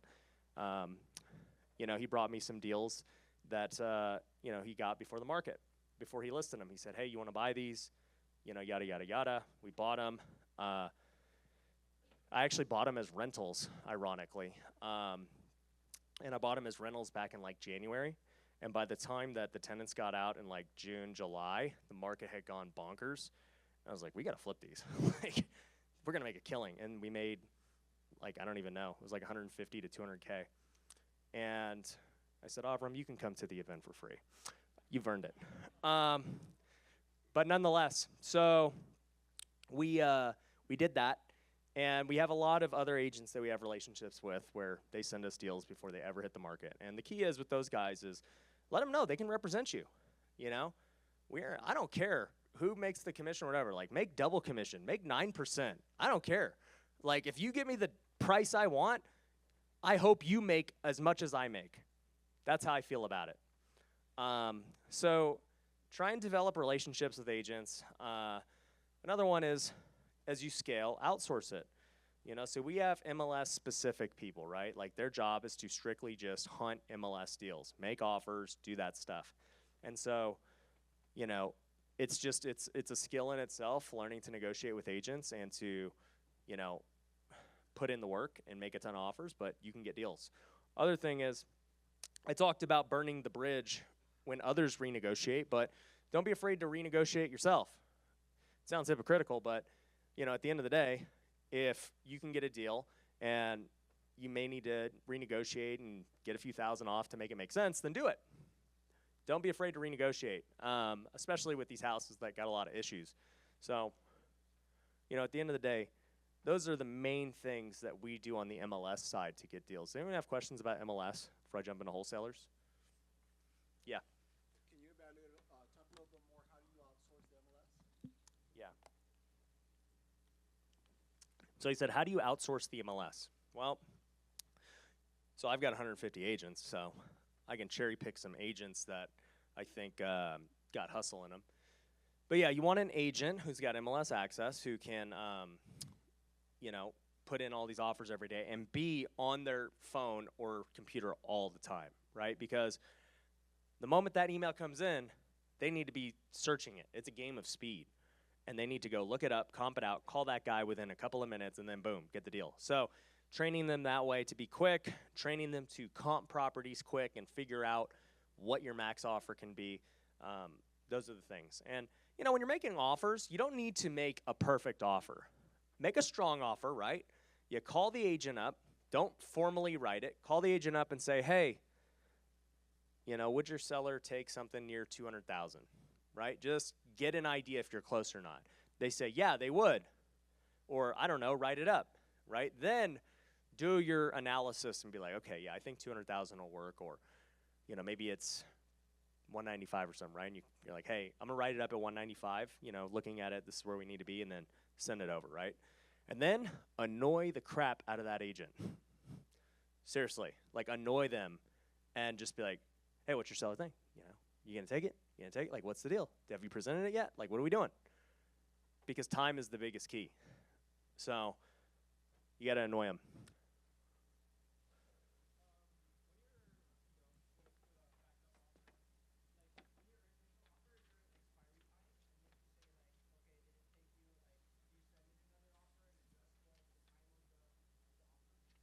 Yeah, so he asked if we have any expiration on our offer. Totally. I will always use, now, this isn't a whole sales presentation. Sales is you can go on sales forever. But, one of the ways to get sales is scarcity, okay? So scarcity is just simply, hey, I'll give you $200,000 for this if your seller's willing to take it right now. And they're like, seller right now? I'm like, well, call your seller and let them know this is the offer. If they don't take it right now, offer's off the table. And then you're putting scarcity, and you're putting some type of time barrier on it. So how you negotiate with agents is a totally different thing. Another thing we teach them is if we think that there's a way to get the deal by letting the agent represent us, then let the agent represent us. Okay, so even though they're my agent and they're the ones trying to get the deal, at the end of the day, and this takes just feel as you gain experience. You're not going to know how to do this right away, but if I feel like this agent, I don't want to say unethically or whatever, I don't care what the agent is, just I just care about getting the deal. I'm like, hey, what if you represented us? Could we get this at 195? And they'll be like, oh, well, in that case, I'll make the pitch. I'm like, well, make the pitch. Offer expires in 5 minutes. So it's all sales, okay? Anyone else?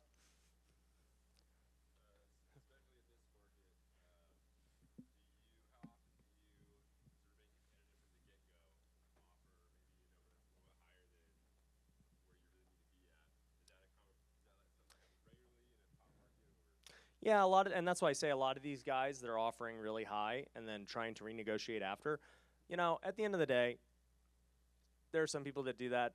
It doesn't matter to me. I teach my guys to offer where we need to be. Just like, hey, if 200 is where we want to be at, I don't want to offer 220 to get the deal. I'm going to offer 200 and say, hey, man, 200, let's do the deal. And then it's just like Gary talked about with exceptions. There are exceptions, right? If we're at 200 and they say, 205, the deal is yours, I'll be like, lock it up for 205. Because there is a chance that maybe we will pay 205 when we go inside of it and we inspect it. Maybe there's not, and we do have to say, you know what, 205 doesn't work, but 200 does. So if you're close, then I don't have a problem with it. But if you're making just wild offers, you're wasting everyone's time. So yeah. And there's ways to make your offer stronger too, you know, in terms of waiving your inspections, closing quicker, you know, all those things as well. But once again, those are more like sales tactics of ways to just get them to do the deal.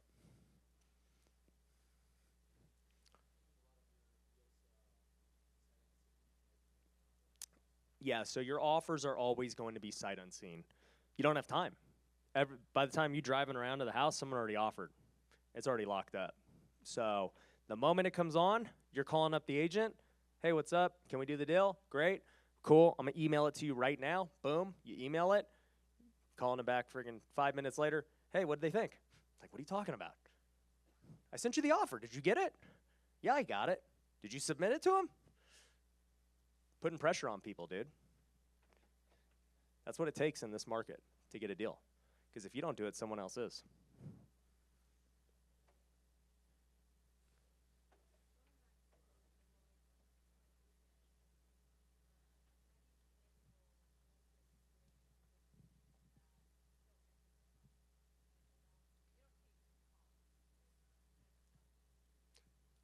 Send them 20 texts. I'm serious. Like, who cares? If you don't want to answer your phone, cool. I'm going to annoy you in a different way. That's your problem. And so you send them a text. Did you get my offer? You know? Just sent you an offer. Like, and I'm being facetious, but like, you know, you're going to be polite. Hey, I just sent you an offer. Can you confirm you got it? Right? They confirm, right? And then if you want to send it an hour later, hey, have you presented it to your seller yet? You know, whatever. Just being on them to make them take action. Anyone else?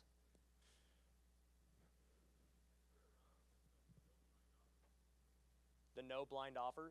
He said, what do you do when there's no blind offers? Typically, we don't waste our time.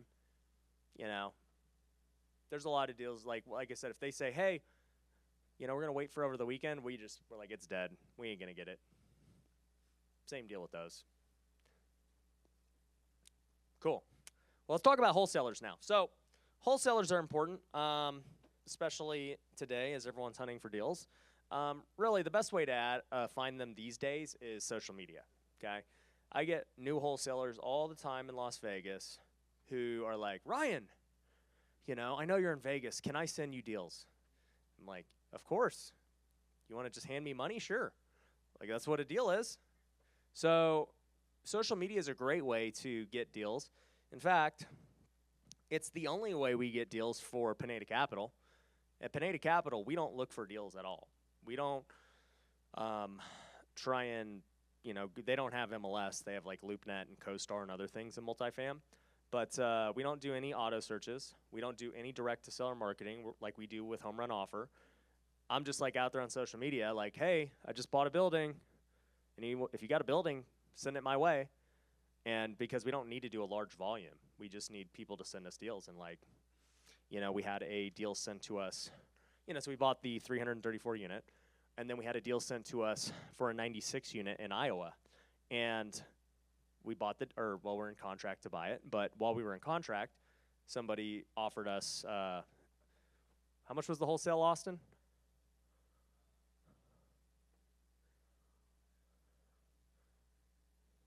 Do the math, dude. What's the math? 500,000. We could have wholesaled it for 500,000. We're not. We're gonna buy it, but that was a deal someone sent us. They just were like, "Hey, we got this deal in Iowa. We know you're buying. You know, we'll find the deal and we'll operate it. You guys bring the money." And we're like, "Great." So you know that deal, Pineda Capital investors will get 50% of it. The guy who brought us the deal is going to get 25% of it, and we get 25% for just raising the money. They're going to manage it. They're going to operate it. They found the deal. It's going to be a win-win for everybody. Everyone's going to make some money. So there's a lot of money to be made on just posting on social media and letting people know what you do, and that's how you're going to attract these wholesalers and realtors as well, you know. And here's the thing with social media and getting deals. I could do a way better job of it. For those of you who follow me, don't emulate what I do with finding deals, because the way I market is not necessarily for finding deals. You know, like my content is teaching people how to flip houses and other things, right? That attracts people to come to my education. It's a different thing I'm attracting. If I was trying to attract deals, I wouldn't be teaching people how to raise money and do all this stuff. I would just be showcasing that, hey, I'm buying deals. Like, you know, here's the deal I bought. Here's a deal I bought from a wholesaler, and I just paid him $100,000. Like, if you are a wholesaler, I don't care how much you make, I'll buy it, as long as the numbers make sense for me. Like, let's connect. And I would be putting out a ton of content around giving value to wholesalers and realtors and teaching them how to find more deals so that they can give them to me. Does that make sense? So don't think that, like, the way I do content is how you should do content, because we're going after different things. You know, when I do a video about tax, that doesn't help me get more deals. It helps me get more tax clients, okay? So you have to understand with your content, who is the person you're trying to attract with it. And we'll talk about this with raising money, but if I want to raise money, guess what I'm going to do? I'm going to make content about how much money this guy made by investing with me and partnering with me on this deal. And guess what's going to happen? Someone's going to see it and they'll be like, well, I've got that money. How do I get on one of these deals, right? So social media to me is the best way to get a lot of these deals. Another one's REI meetups. Guess what? This is essentially a meetup, right? Like, there's a lot of deals in this room, man. I mean, the all-stars are in the back. I know they're doing a lot of deals. And everyone in here, I just saw, it's a mixed room. You got a lot of people doing deals. So if you networked with everyone in your market, I saw there's like, who here's from Hawaii? Dude. Yeah, dude. I was shocked because, like I said, when I meet you guys, I asked where you're from. And I had like all these Hawaii people. I'm like, Hawaii. I'm like, did you guys all take a plane here together? Like, what'd you do? And we have a bunch of all-stars from Hawaii too. I'm like, we have more Hawaiians than people in Las Vegas. How many people are from Vegas? It's pretty similar, dude. So it goes to show that all you Hawaiians should be doing deals together. All you Vegas people should be doing deals together. Well, you should do them with me. But nonetheless, you should do them together too. I don't really care. My agents, or everyone in our all-star program, I'm like, guys, do deals with whoever. I'm not that guy. Like, I've got more than enough going on. I don't need to buy everyone's deals. But at the same time, I do JV deals with a lot of the students. I've partnered with them where, you know, they've brought deals to the table. We funded it. They fixed it up. We split the profit. I've done deals where they wholesaled me the deal. I've done deals where we're doing a whole bunch of other JVs together, you know. I was telling you guys about partnerships at VIP Day. I should have mentioned this at the beginning. I totally forgot. But networking is so important at these events. Case in point, a lot of you guys know I'm building this really big mansion on a mountain, right? And my architect quit about a year into it. We had to start from scratch. Friggin' sucked. But it was a blessing in disguise. Like I said, everything happens for a reason. One of the people in here, his name's Amr, he is a developer and an architect. And he's one of the best I've ever seen, period. And he came through here about 6 months ago. And originally he was like, hey, I'll design your house, like, if you want me to. And I was like, whatever, man, I don't even know you, you know. He's like, well, you know, I do developments in Beverly Hills. I kind of know what I'm doing. I'm like, well, I get whatever. So anyways, foolish. So anyways, my guy quits, and Amr and I become better and better friends. And then I'm like, dude, all right, now it's time to build. And he's designed the craziest freaking house you've ever imagined. And I haven't shown it yet because we're waiting to tweak some things, but dude, it's insane. And so I met him right here. And him and I are also working together on doing spec builds in Las Vegas, using his designs to do development. We're also working together on metaverse stuff, which I will not be talking about. But nonetheless, a guy in this room. Also, you know, my tech team that has developed a Wealthy Way planner and, you know, all these other things, his name's Daniel, one of them. And once again, an all-star in this room who worked a tech job as a developer, you know, wanted to flip houses, and eventually I just was like, dude, why don't you just do tech for me? And we can create some really cool stuff because you know exactly what I'm doing. And he's like, all right, cool. And now we're building out cool stuff, super cool stuff. So my point is, I mean, we're talking about wholesalers, but the networking at these events is insane. Because like I said, you only have one opportunity where everyone is trying to do the same thing you're doing. And guess what, too? You guys all paid a lot of money to be at this event, okay? This is not some joke event that costs $50, okay? I've been to those events, and I don't even want to say they're a joke. I've spoke at many of them as a guest. But, you know, the deal is when you go to a $50 event, you get $50 people. Like, I'm serious. Like, it's true. So when you go to an event like this where the tickets cost thousands of dollars, you know that the person sitting next to you is committed to doing something, regardless of if they're at 0 or they're at 10 or they're at 100. They're all committed to doing something. So don't take it for granted the time you have here today and tomorrow and the people that are around you. They're pretty high level, man. And I already know because I know a few of their stories of like what they're doing. I actually had one of our students, his name's JD. He's got a partner named Donnell. They're out of Dallas-Fort Worth. They couldn't make it for this event, but they sent me a HUD. They had just sold a 16-house package to a hedge fund and made $1.6 million. Pretty good flip. They didn't even have to do anything. They just sold the package. So there's some ballers in this room that you don't know about, okay?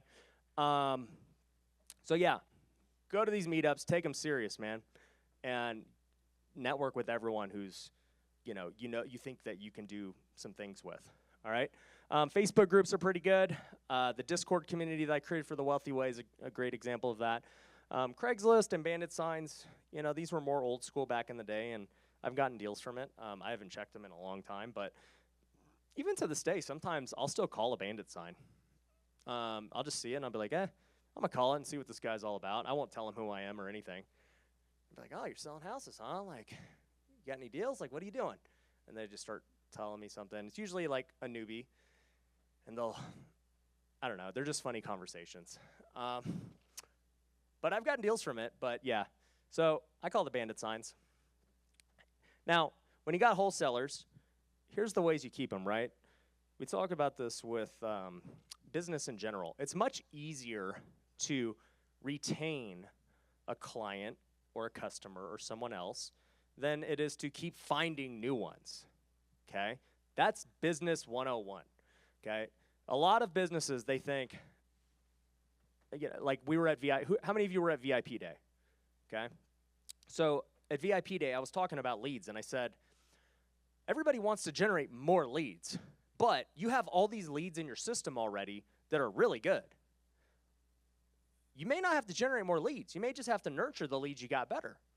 And realtors know this, okay? If a realtor has sold, say, 50 homes to 50 different people, it's easier to go to those 50 people and take care of them and make sure that they are giving you more and more deals, right, and referrals and other things than it is for you to go find 50 new, clients. Way easier. And that's kind of the approach I've taken with all my businesses because I'm like, man, if somebody goes to this event and they freaking loved it and they had a great time, they're probably going to buy something else too. It's way easier. So focus on keeping the good people you have. And so this applies to wholesalers too, okay? So in order to keep these guys sending you deals over and over and to find favor with them, you always want to close fast. You also want to decide even faster. Learn to buy sight unseen. Help them grow. Even willing to pay for marketing or be willing to partner. You were asking me this earlier. He goes, hey, I'm a new wholesaler. I'm thinking about going to these flippers and, offering them the deal, but then we split it 50-50, and that way I can learn. And I was like, yeah. I mean, we do that all the time. Wholesalers bring us deal, right? They'll have a wholesale price or whatever and all these things. And one of my pitches is I'm like, hey, if you want to partner with us on the deal, we're willing to partner. We'll put up all the money. If it's in Las Vegas, we'll fix it up, and then we'll split the profit at the end, if the deal makes sense. So we get deals that other people won't because we're willing to do those types of things. You know, if you get another wholesaler who's maybe starting out but you see potential, pay for their marketing. Be like, hey, here's the deal. I'll pay for your marketing, but we get all the deals, right? And we'll come up with an arrangement of how that works, how much I'm going to contribute towards your budget, and how much, you know, we'll pay in wholesale fees. So getting creative with having these guys on your team is, you know, something that a lot of people don't do, because most people, they have no relationships with their wholesalers. They're like, they get a deal to their email, they make an offer, and that's it, right? For me, not necessarily anymore, because I'm not the one dealing with the wholesalers, but, you know, when I was doing it, I would go take the wholesalers to lunch, I'd go take them to coffee, go hang out, invite them to parties, like literally, like just as friends. And guess what? They could have sold their deals to somebody else. Somebody might have even been willing to pay more, but guess who they're going to go with? Their friend. Because they know I'm going to do all these things, but also, too, we're just friends. People want to do business with people they like. So you got to develop those relationships. And, you know, it takes time and it takes energy, but it's worth it because one deal in real estate makes us a lot of money. So with wholesaling, who's got questions with these wholesalers?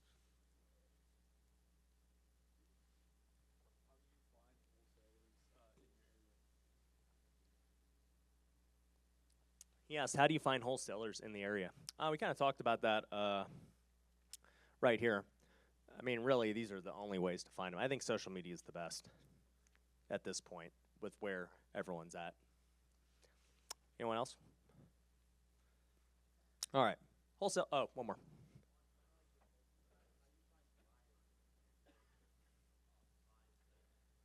Yeah, we're going to go over dispositions later as if we are the wholesaler too. Yeah.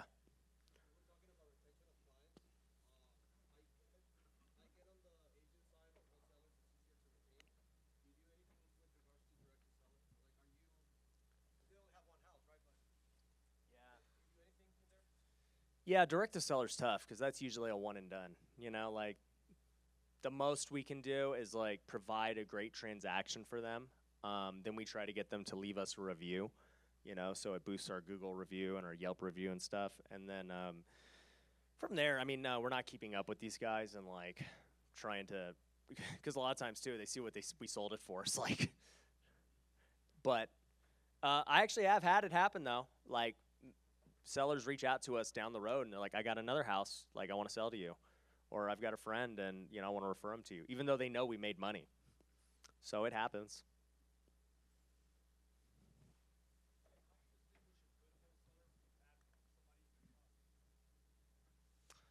You know, I've heard this before. How many of you guys think that wholesalers are just sending you a bunch of junk deals all the time? I do.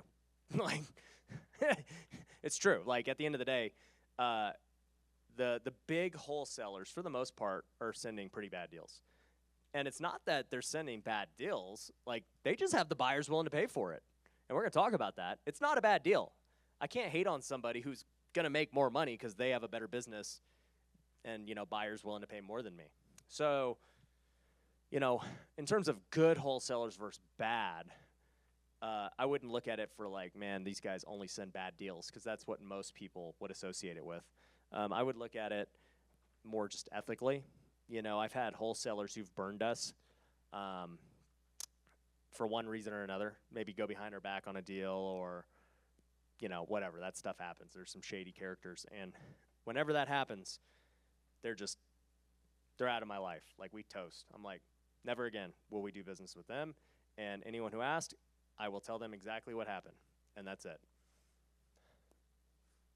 And I'm not out there like smearing anybody. Like, I'm not out there posting about it on social media like an immature little kid. But if somebody's like, dude, why don't you talk to that guy or do deals? I'm like, well, here's what he did. This is why I don't do it.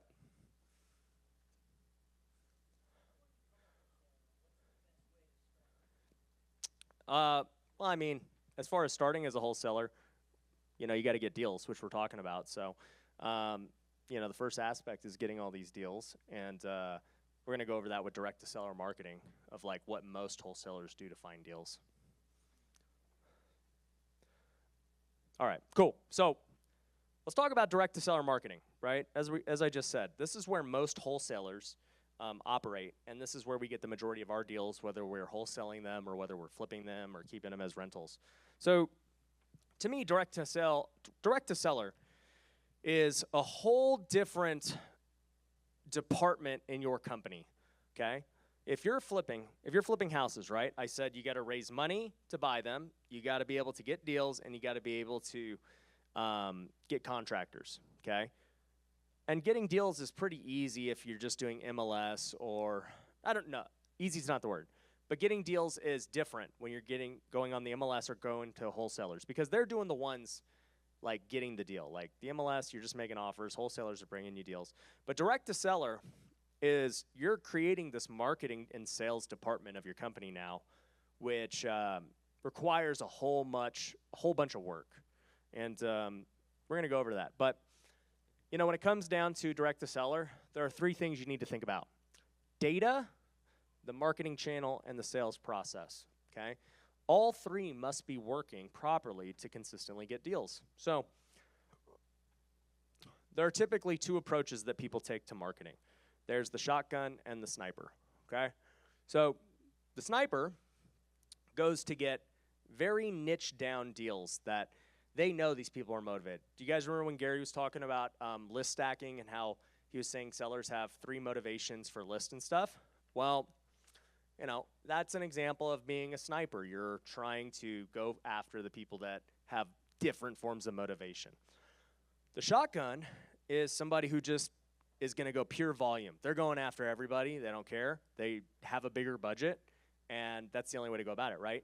If I was a sniper in Vegas, right, I could only spend so much money. There are only so many people that are like truly super motivated in terms of like what you see.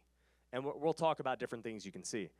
But for me to do volume that we do, we have to just pretty much hit everybody, okay?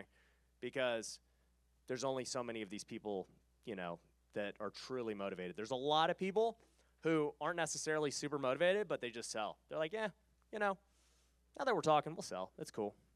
That happens a lot. You'd be surprised. There are a lot of people who you're like, dude, you own the house all cash. You're like, why do you even want to sell this? I'm like, I don't want to rent it out. I don't want to deal with a realtor. I'm like, okay, whatever. And we buy it. So here's different data that people target. Foreclosure, seniors, divorce, tax liens, tax default, reverse mortgage, equity, absentee, probate, utility companies, hot zip codes.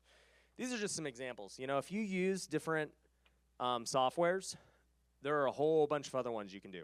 But, you know, long story short, when you're looking at what data you want to go after, these are all pretty much the main ones.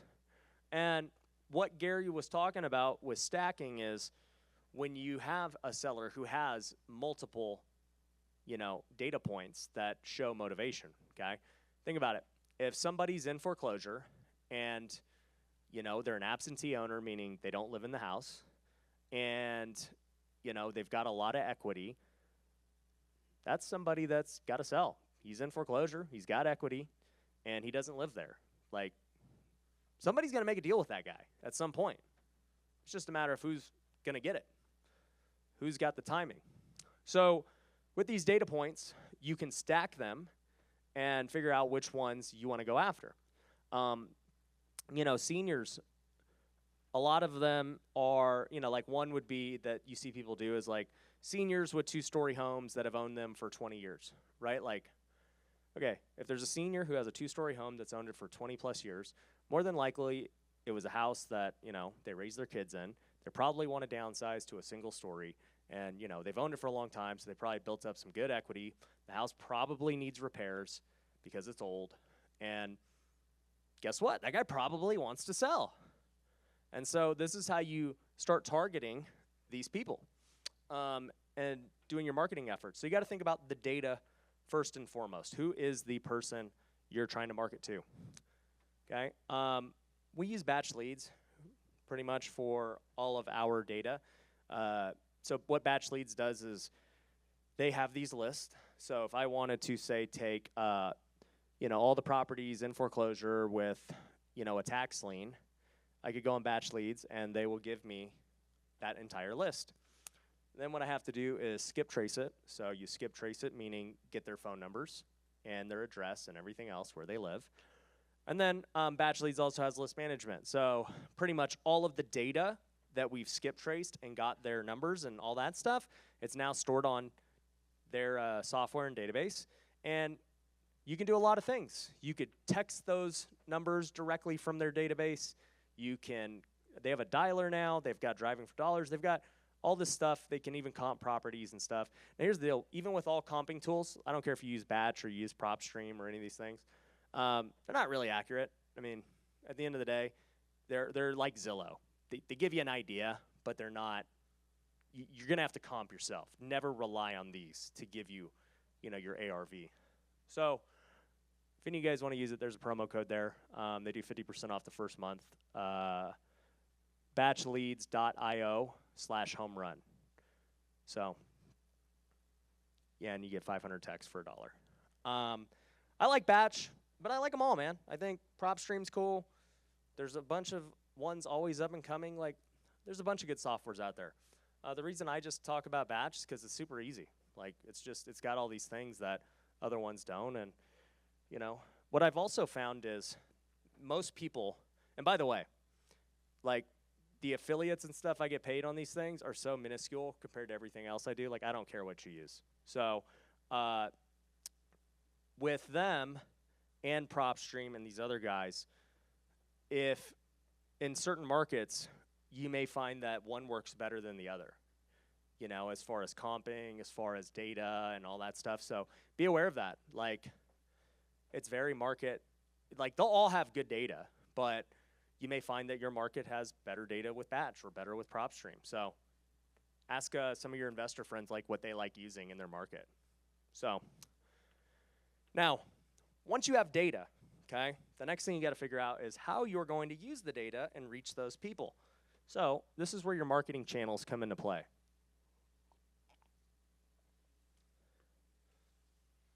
So for us, these are pretty much the 10 main channels you can use: cold call, direct mail, billboards, ringless voicemail, door knock, text blast, TV, driving for dollars, PPC, SEO.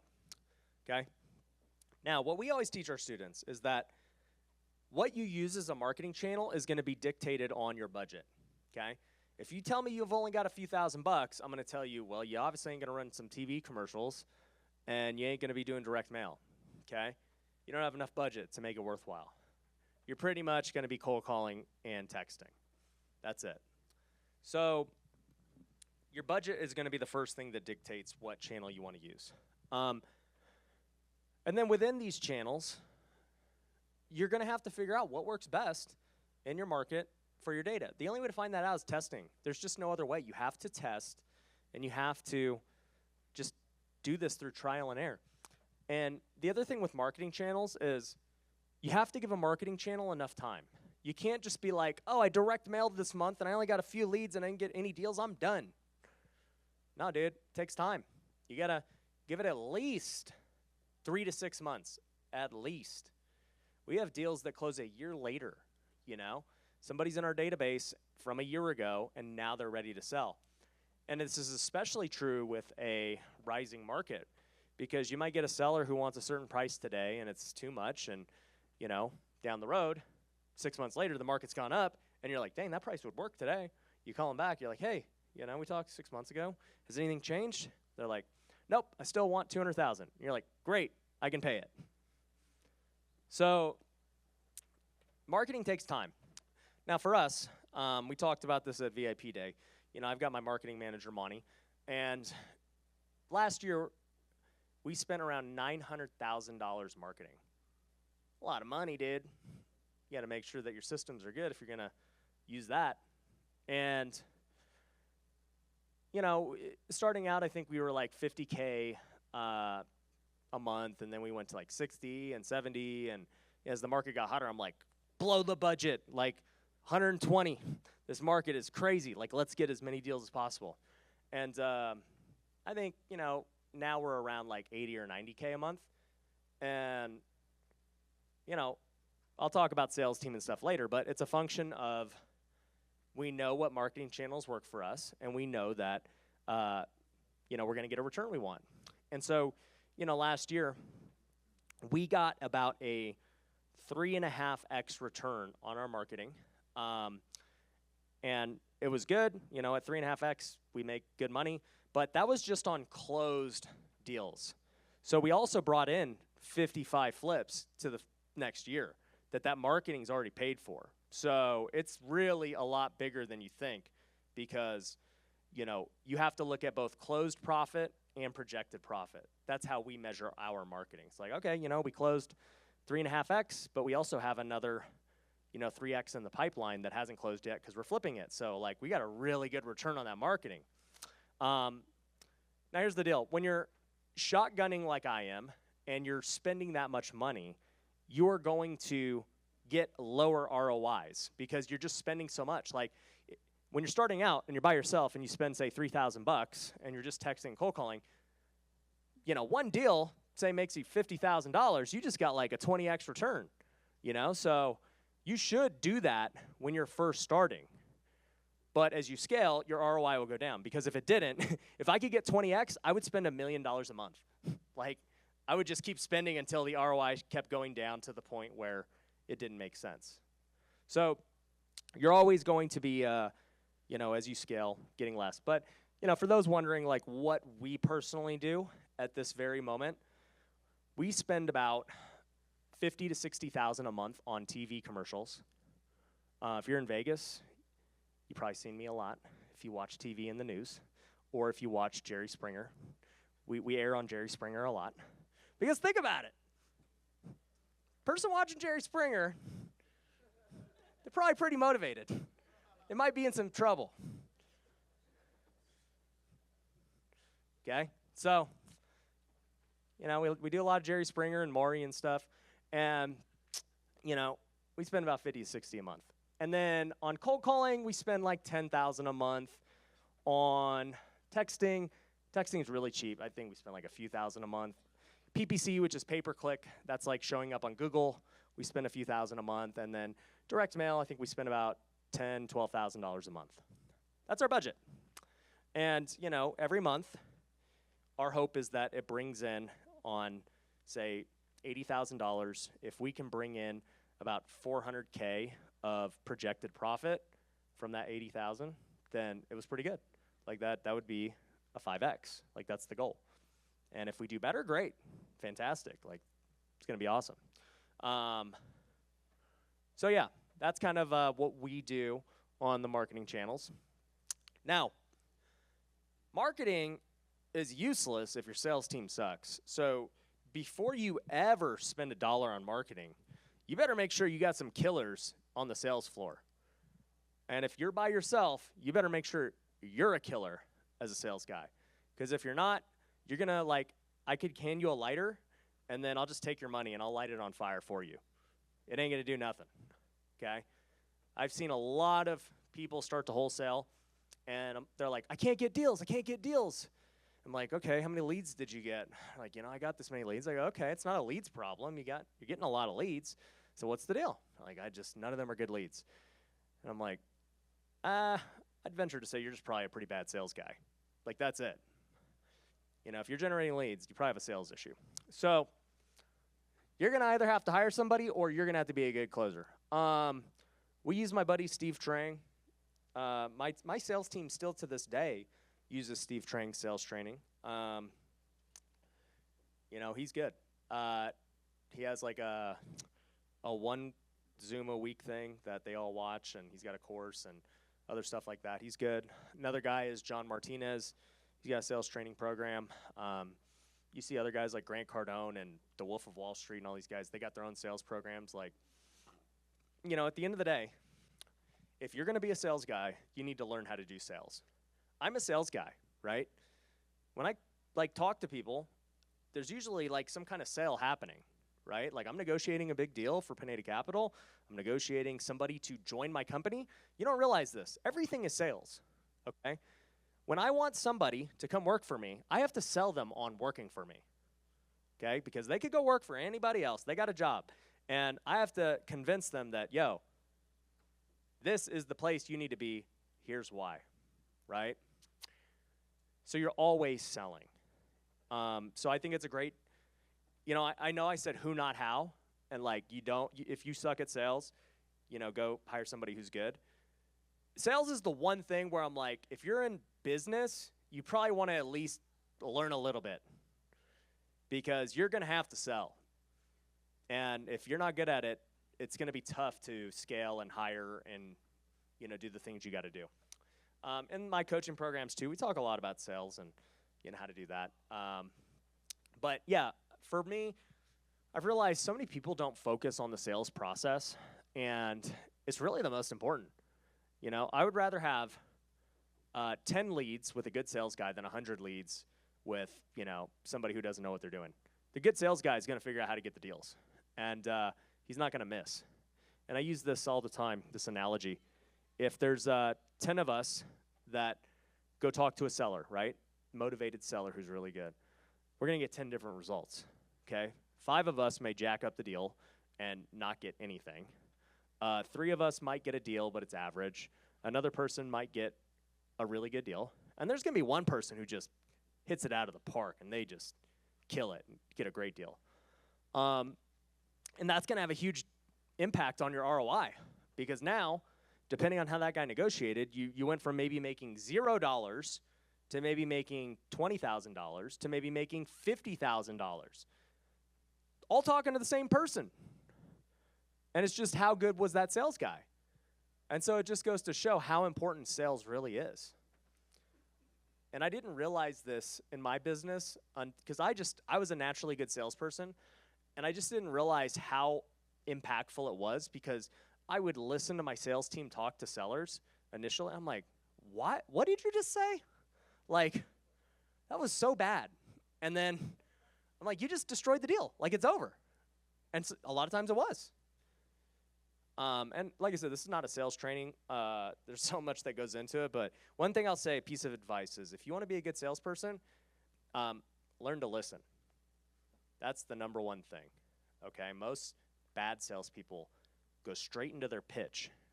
They're like, hey, I'm Ryan with Home Run Offer. This is why we're the best. We have quick cash offer. We can close fast. We can do everything else. Boom, boom, boom. Here's our offer. Bad salesperson. Good salesperson listens. Hey, my name's Ryan. So tell me a little bit about the home. What's going on? They tell you about the home. All right. It's a pretty nice home. Like, why do you want to sell it? Like, what's the deal? Give you some deals, right? All these things.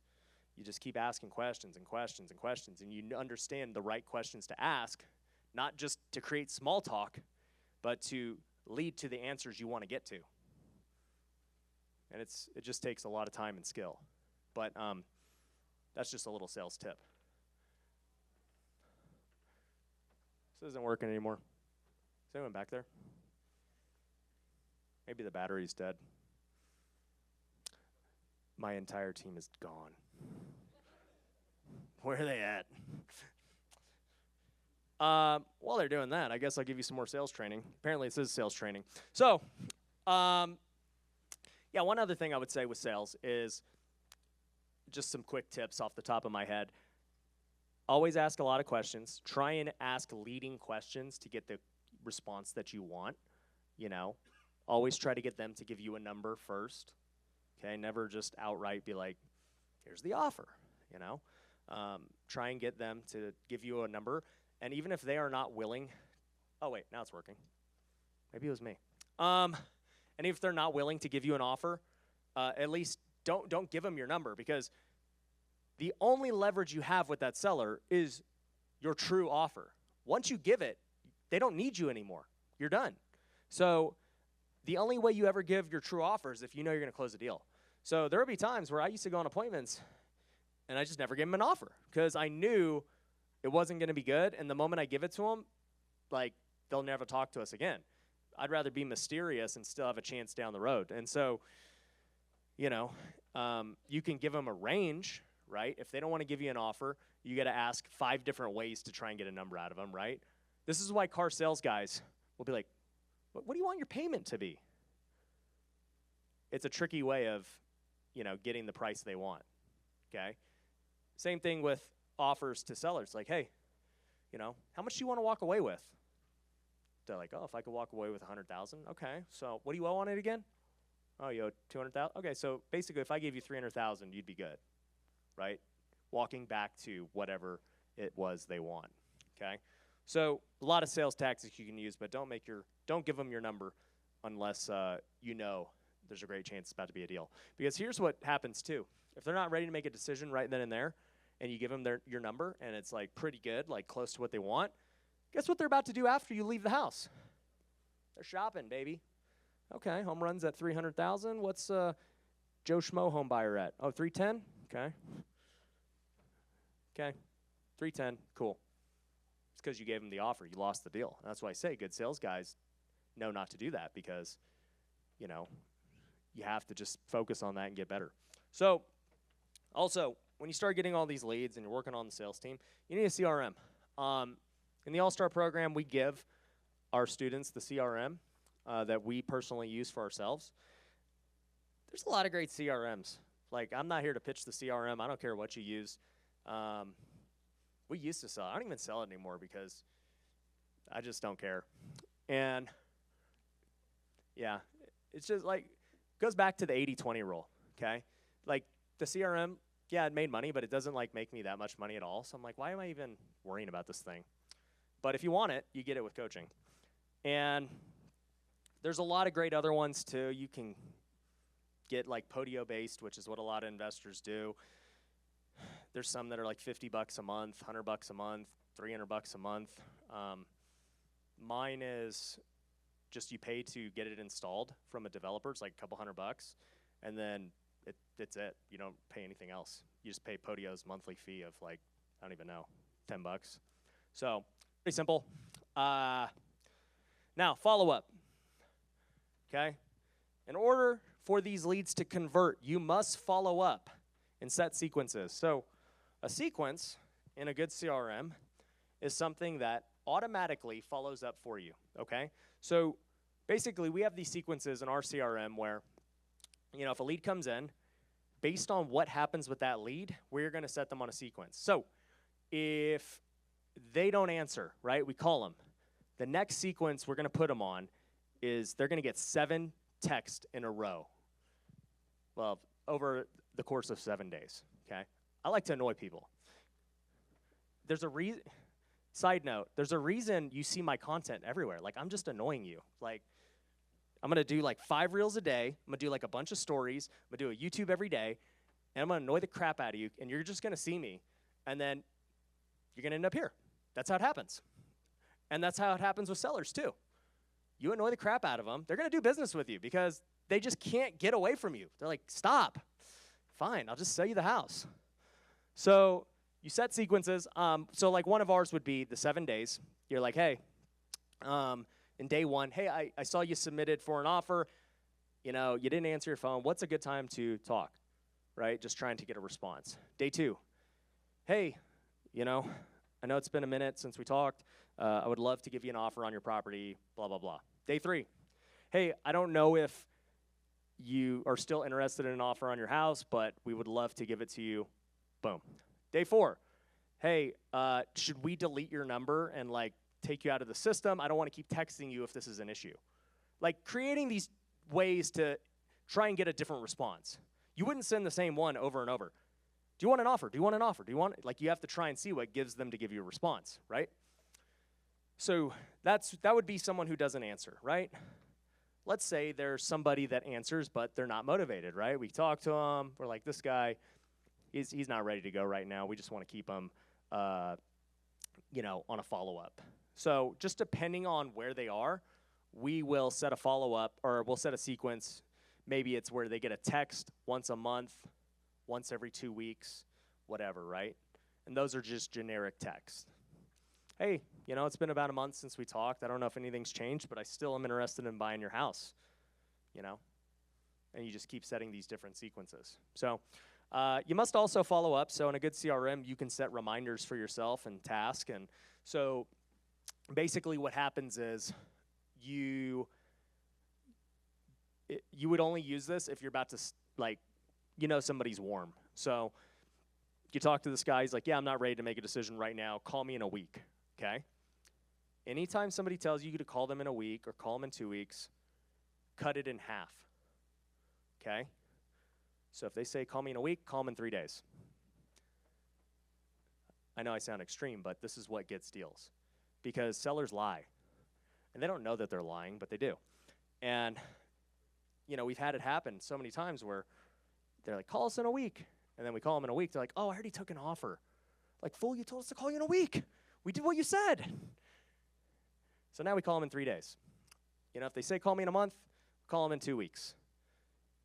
And whatever, just like, oh, man, I said call me in a month. Oh, thought it'd been a month already. My bad. Call you in a month. Or, how's long? I'll call you 2 weeks. I'll call you in a week. Whatever.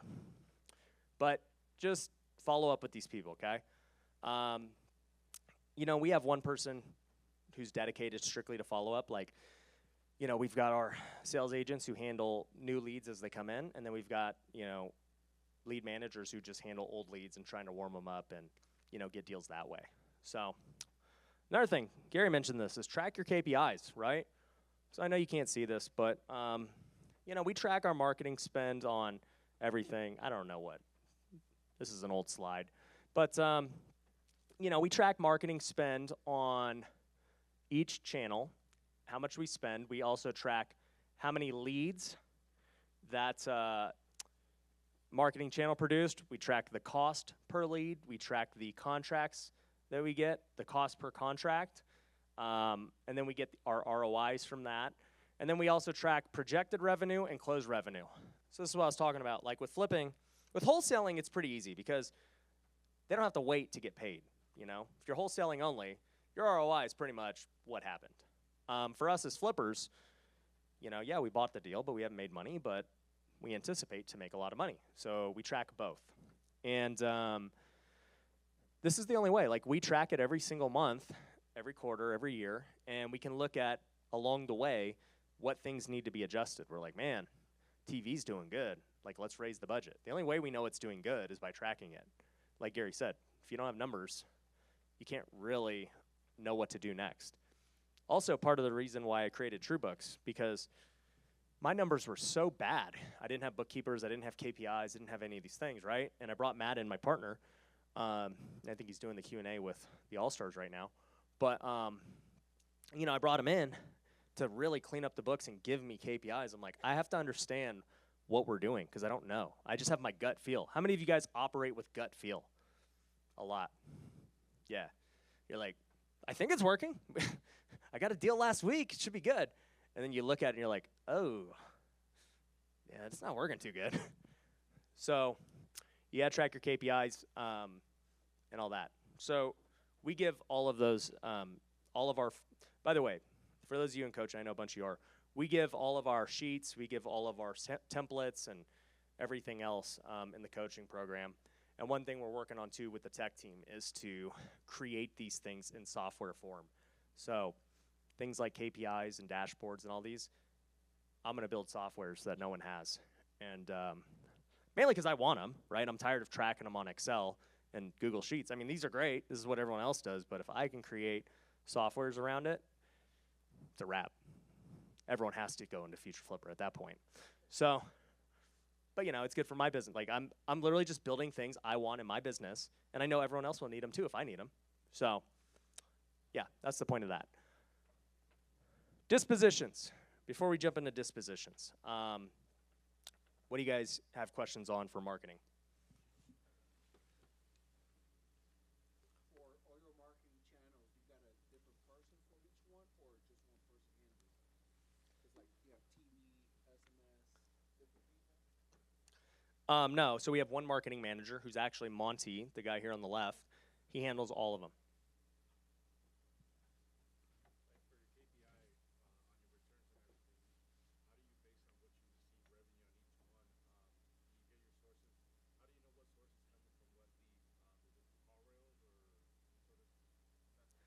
Yeah, so he asked, how do you know what gave basically like the lead, right? Was it TV, was it direct mail, whatever, right? So yeah, you'd set up a call rail, and it has a phone number for all of them, right? So it just says, hey, call this phone number, so we know that call rail or that lead was produced from that.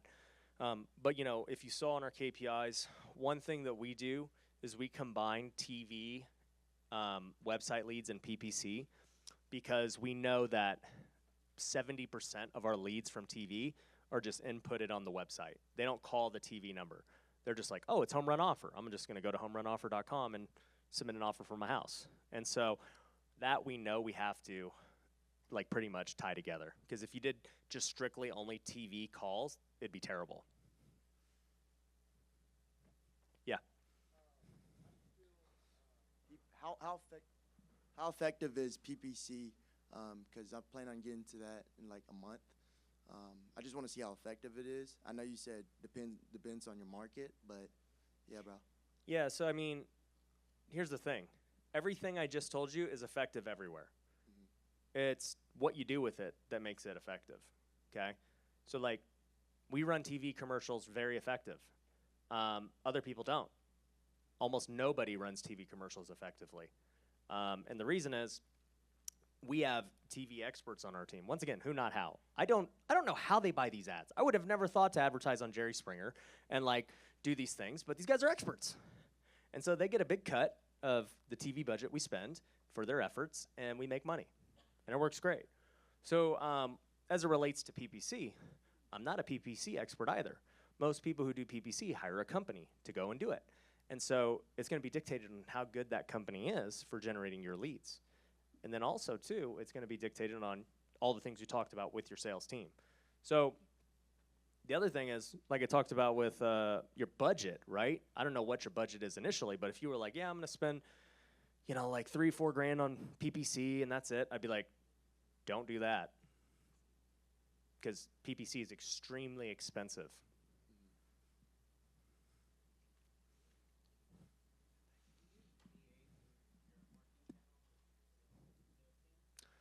We don't use VAs for like actually closing deals. What we use VAs for is cold calling and follow-up. So we have about 15.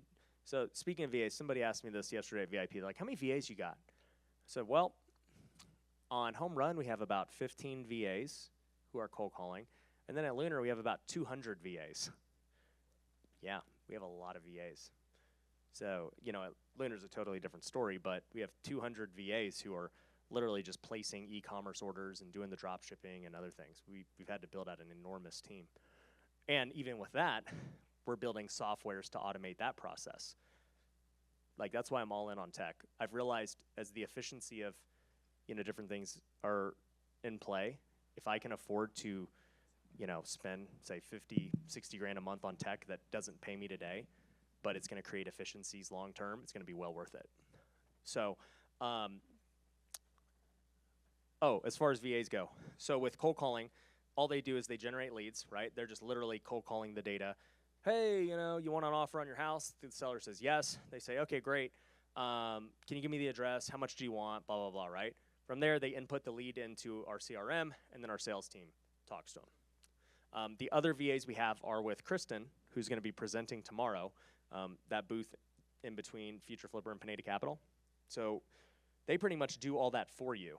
They train the VAs, they hire them, all that stuff, right? And so you pretty much buy a VA from them, and you let them know what you want the VA to call, right? So we have her VA not cold call like raw data. Raw data meaning the seller has no interest, like you have no idea.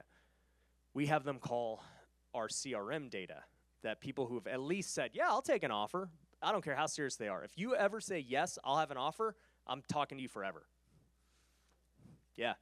Until you sell that house, I'm hitting you, because you told me once that you want an offer. So that's what we do. And so what happens is, I don't even know how many leads we have in the system. Maybe like 10,000, 15,000, 14,000.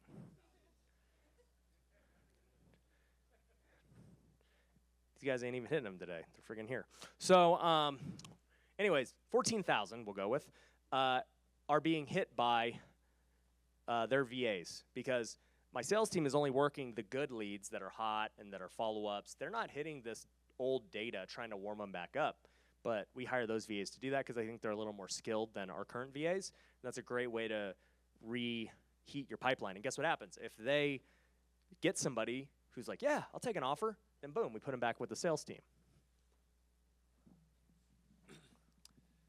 Well, 2 questions. I wanted to ask you, with regards to TV commercials, was anybody dominating the Las Vegas market before you started doing it? And how long did it take you to kind of see the result? Good question. So he asked if anyone was dominating the Vegas market. Initially, there were people running TV commercials, but man, they sucked. Just watching them. And this is why I say, like, your TV provider is going to dictate how well you do based on the ad slots they buy, how expensive they are, the audience that's tracking, and then also the TV commercial itself. Okay? I was talking, I told this to the VIPs. When I first hired these guys to run my ads, they had been already doing it successfully for like 10 years in Phoenix. And they're like, yep, we're going to open it up to other markets. You know, whoever claims their market first gets it. So I claimed Vegas immediately. I was like, these guys, we're going to kill it on TV. And they're like, okay, well, you have the choice. You can film the ad personally, or we can have our guy film the ad. His name is Doug Hopkins. Huge flipper wholesaler in Arizona. I think he did like 500 wholesales last year. They did like over 10 million just on TV. Crazy. I'm like, yeah, I think these guys are good to run my ads. So I ended up asking them, like, do you want Doug to film it or do you want to film it? I go, well, like, let's just do both and then we'll split test. We'll see whose performs better. When all else is equal, like, let's just do what gets us the best ROI. And I remember I had a couple of my friends who were doing it, and they had Doug doing it. And I go, why do you have Doug doing it? Doug's over here buying houses literally in like 50 states, apparently, because he's on the same ad on every state. And they're like, dude, because people who watch TV are older. You know, they're like, you want an old white guy doing this in Vegas. And I was like, if you're right, you're right. And so I was like, we'll try it, though. So I did it. And this was before I ever did social media or, like, was where I'm at today. And so I did the commercial. And he goes, dude, you've got the lowest cost per lead, like, on the West Coast.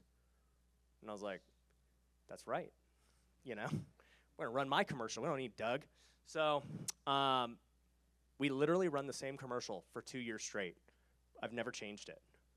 It's on repeat all day. It hasn't changed. And so to answer your question, many people have tried and failed TV, but I've never seen anyone consistent like we are. Yeah, Doug is our biggest. It would be our biggest competition in Phoenix. So it's. And does he crush you? Well, no, we want to try it, but we know that Doug is dominating. So it's like. I wouldn't do it. Yeah.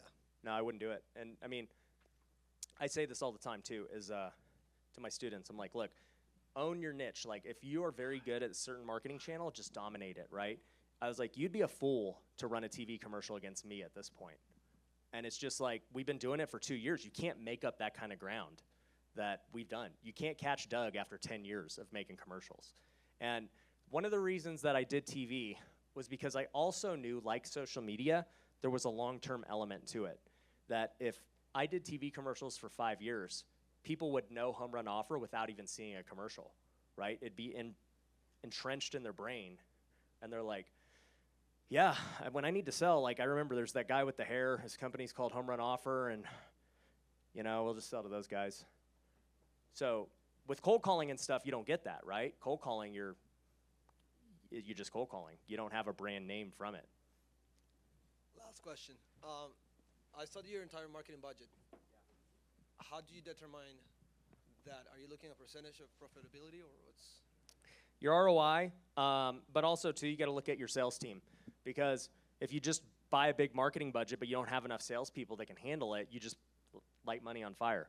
Because if you're just feeding them too many leads, they start to neglect and not do the leads the way that they need to. So you need to understand how much your sales team can handle. And then from there, if you do want to scale because you're getting good return, you need to hire more salespeople. All right, cool. Let's jump into dispositions really quick and wrap this up as far as deals go. So first thing is finding buyers. So with Facebook groups, that's a great way to find buyers. And here's a great way, essentially a RIA. Batch Leads has a way to find buyers. If you go on their software, they've got like different functions. Private lenders are great buyers. A lot of them are also just buying in real estate. And realtors also have a lot of buyers. But to me, like Batch Leads and stuff, what most people do at this point is they just reverse prospect. So like they'll just search LLCs that have purchased, 2 or more homes in the last year. Those are buyers, right? And then they do the same thing that we do for trying to cold call sellers. You just cold call all these buyers, right? Like, hey, you buying houses? I get text all the time. People just like, hey, I'm a wholesaler. I found that, or do you own this LLC? And, they're going to send me a deal, sure. But, yeah, those are the main ways to do it. I actually just had a call with a company called Investor Lift that is pretty cool. I don't even remember my affiliate for it now. It's probably like Ryan or something. But Investor Lift is like this company that's now providing you all the buyers, and we had this big interview with them, and it was pretty cool. Helping you find hedge fund buyers, helping you find, flippers and everything else. Like at the end of the day, there are 3 types of buyers. There's the hedge funds, there's the flippers. Well, the hedge funds and iBuyers, kind of same thing. There's the flippers, and then there's the buy and hold people. And so the flippers will do volume, and they'll buy the pieces of crap and do that thing. But they need a deal. They got to make a spread. The buy and hold people, they don't need to make a spread. Like they're holding this for the long haul. They're going to make their money at the end. So the more buy and hold people you got, the more you'll get if you wholesale. And then the hedge funds and iBuyers a lot of times will pay more than everybody because they got all this money they got to burn and spend. And so finding the hedge funds is key. And that Investor Lift does provide hedge funds. And, I think networking with just your local other investors, like we've got a lot of hedge funds. Like, in the Future Flipper coaching program, if you talk to your buyers, the people that are in your network, that are in your state, a lot of them already know who the hedge funds are. And so we just exchange information. Hey, here's the hedge fund's contact. Like, hit them up with your properties. So I think networking with those guys is important. One thing we did last year really successfully as a group for the All-Stars was sell to Open Door and OfferPad and Zillow. We all sold a lot of properties to them. It was like a running joke in the coaching program that like our next event was just going to say sponsored by Open Door. Because like we sold them so many properties and made a killing because they were paying so much. Like they were paying us more than had we flipped it. It was crazy. My boy Clint the closer knows. How much did you make last year selling to those guys? $680. He didn't do any. By the way, that was his first year flipping last year. Pretty good. Selling to friggin' iBuyers. Clint's just winging it still. He's figuring it out. So, at the end of the day, there's a lot of money to be made selling to the right people. You don't even have to buy these things and fix them up. Well, when you sell to the hedge funds, you do got to buy them. You can't just assign it to most of them. They do require you to buy.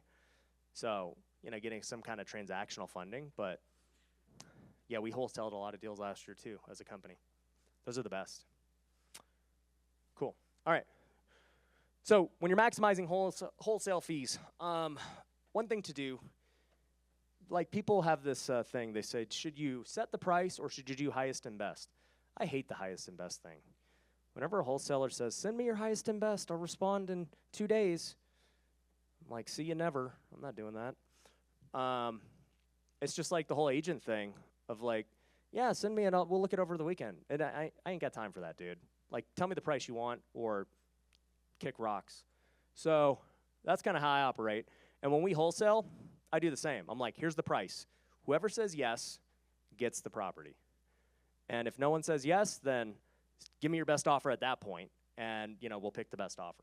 But if you tell me you want this price, or if I tell you I want this price and you offer to pay me it, then you get it. And I've had that happen with wholesalers where they ask a price, and then I say, yeah, I'll give you that price. And then like, oh, well, I'll see what happens. I'm like, what do you mean? I just gave you what you want. And I'm like, yep, you're dead to me. We're not doing business. Kind of like what Gary was saying with company culture, dude. You got to just protect everything you do. Like, if I don't vibe with this guy, we don't share like the same way that we do business or philosophies or morals, I don't need him. I'll make money totally fine without him. I don't need to deal with drama. So that's kind of how we do that. Don't rush to take offers. So at the end of the day, if you do set your price and nobody wants it, right? You set a price that was too high. Well, then wait, right? Because what will happen is, maybe you get a deal and you're asking $200,000, right? Somebody's like, hey, I'll give you $190 for it, and you might be tempted to take it because you're like, okay, that's pretty good. Just wait. If you think you can get $200, just wait. If that's what you want, like that buyer who's at $190 today, he'll be there tomorrow. He may tell you that the offer's no good in 5 minutes, but it will be. So just be patient. Get lots of pictures. So do the work like for them. Don't send a blind deal with no pics. Like, give them enough information to make an offer. Then also too, just give them price, address, pics, maybe the comps. At the end of the day, most experienced buyers don't need the comps. They're going to make their own decisions. So, also, buyer best practices. Take care of your best buyers. Always be looking for more, though. Everyone's buy box is different. Buy and hold buyers are best. Hedge funds and buy and holds will always pay the most. But, always be looking for more. Just like we're always looking for more deals, we're looking for more money. We're always looking for more buyers, too. Who's got questions on buyers?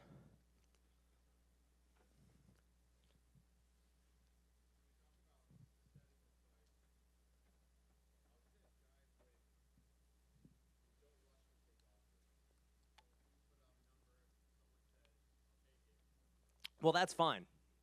If somebody gives you your price, take it. But I'm saying if somebody offers you $190 and you're asking $200, you might be tempted to take it, or even $195. But your $200 is totally doable. Just wait. Make the extra $5K.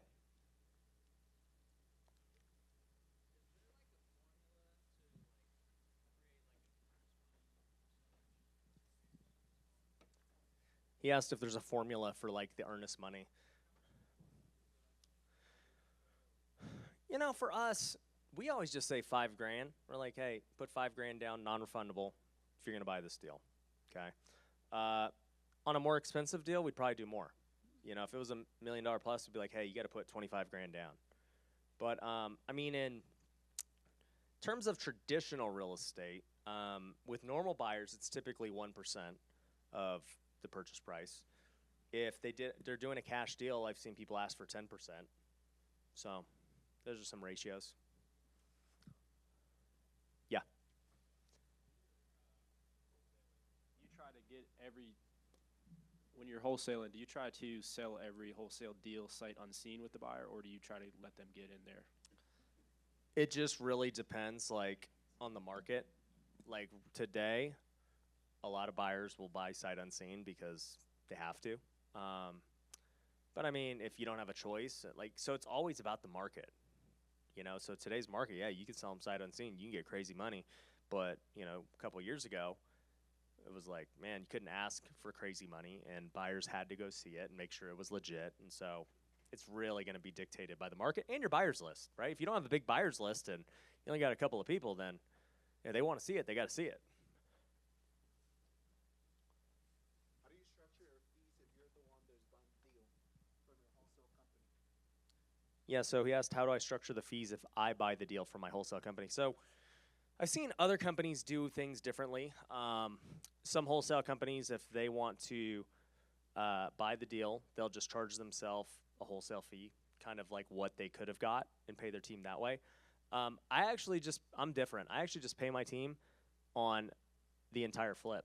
So whenever we flip, they get paid on the flip. Now, there's pros and cons. The pros, they make a lot more money. The con is they gotta wait, just like I do. And the beauty for us is like you get this camaraderie and cash flow relief. So the camaraderie is that we're all rooting for this flip to crush it. We all win together. The cash flow relief is that I don't have to pay anybody until we actually get paid. So I like the system better overall. Yeah. Same splits. Yep. Doesn't matter whether we wholesale or flip. They just get paid on whatever we make. We're in it together. And the only time that changes is if I personally keep it as a rental. So if I keep it as a rental, I pay them what the projected profit would have been had we flipped it. So those honestly are the best for them. Like this, just like, well, I guess it goes both ways. On one hand, they get paid as if we flipped it, but on the other hand, they lose the chance for appreciation in this market, you know, but they get paid like a lot more than they would have got paid as a wholesale. So it's pretty fair. And this market won't be like this forever, you know. Anyone else? All right, cool. So here's what we're going to do. We've got, 3:15.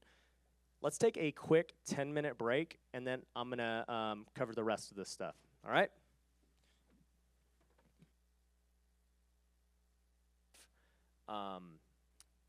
But yeah, you know, here in Vegas and Arizona and Cali, they are just everywhere, dude. Yeah.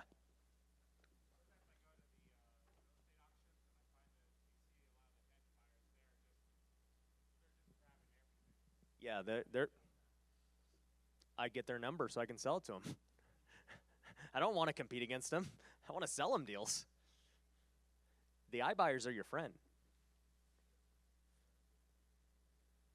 Okay, cool. Well, let's jump into it. Let's do the final leg of this. So contractors, let's talk about these guys, man.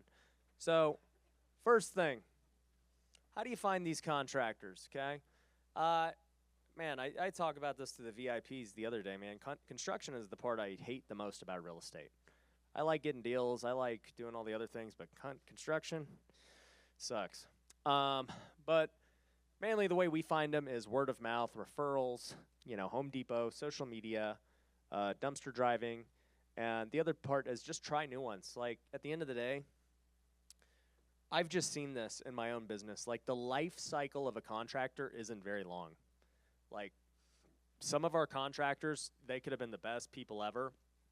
For whatever reason, it just never works out long term. Like, they just, you know, they screw you on one thing because something happened, and it's done. Like, it sucks. And I've had that happen. Or you do something that's kind of your fault in that, you know, every contractor will tell you they can take any job. Nobody turns down work. And so what happens is you get a good contractor, they do a good job, and then you're like, man, can you handle another one? They're like, oh, yeah, absolutely. And then they're doing it, and you're like, can you handle another one? Absolutely. And then all of a sudden, all three are delayed, right? Because they never say no to work. And then you create this problem, like for this good contractor that you had, because you gave them too much work, and they're just never going to turn down money. So, you know, at the end of the day, when it comes to contractors, I would just always be looking for them. And very much the same way we find deals and everything else. Like, social media is a great way. Like, literally make a post saying, hey, I need some contractors. Who's looking for work? Or who knows somebody? Home Depot, I was talking about this the other day too. You know, if you just go to the pro desk and you just sit there for a couple hours and see all the guys coming through in and out, these guys are all contractors. Get their cards, get their numbers, and see if they are willing to you know, work for you. Other one, dumpster driving. So if you're in areas that are being heavily renovated, you see it. You see the dumpsters. You see them under construction. Just go walk up and introduce yourself to the people working and say, who's your boss? Like, are they looking for more work? You know, I was filming at a luxury flip a couple months ago, and, you know, they're renovating the one across the street. It looked great. I walked across the street, and I'm like, can I see the house? And they're like, I guess. I was like, I bought the one across the street. Like, you know, I want to see what you guys did. And, you know, we get to talking. Not only gives me research on what they plan to do, whether they're trying to flip it or keep it or whatever, but it also gives me a new referral and a new contractor. So you got to be willing to do all these things. There's no magic recipe for finding them. You know, there's websites like Angie's List and like all these things. Thumbtack, I think, is another one. But I found them best from these methods. So now paying contractors is where things are really like make or break, okay?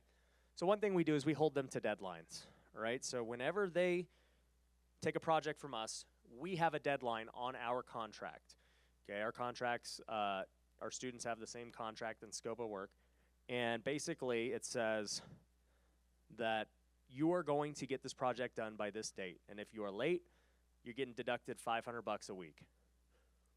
And they sign it. They know going into it. And so that way we at least can come up with an agreeable time frame. Because here's what happens with contractors too. Who's ever had this? You know, you get it and then I'm like, how long is this gonna take? They're like, 4 weeks. And then it's like 8 weeks. Who's had that happen? Or way longer. And like going into it, you know they couldn't have did it in 4 weeks. But you're all hyped. You're like, dude, if you get this done in 4 weeks, that's crazy. And you know, but the moment you throw this disclaimer in, you get the truth. You're like, okay, 4 weeks, huh? Okay, so $500. Well, give me 8 weeks. You know, so hold them to deadlines. Also, too, a lot of these guys they want weekly checks, and that's fine as long as you're making progress every week. So just because you guys agree, like, yeah, you know, we're gonna pay you every week, and they come calling for a check every week, if they didn't do what they're supposed to do not pay them. Because I've done that road where they're like, oh, well, I need the money. It's like, no, dude. You didn't do, like, I'm not paying you for work that didn't get done. Figure it out. So make sure you are staying ahead of them. That's the same principle, right? Staying ahead basically means if they were to quit today, you know, how much more would it cost you to hire a new contractor to finish it, right? If it's going to cost you way more than you owe them, then you're way behind, and now you're about to get burned. If, you know, it's going to cost you the same or, you know, whatever, great.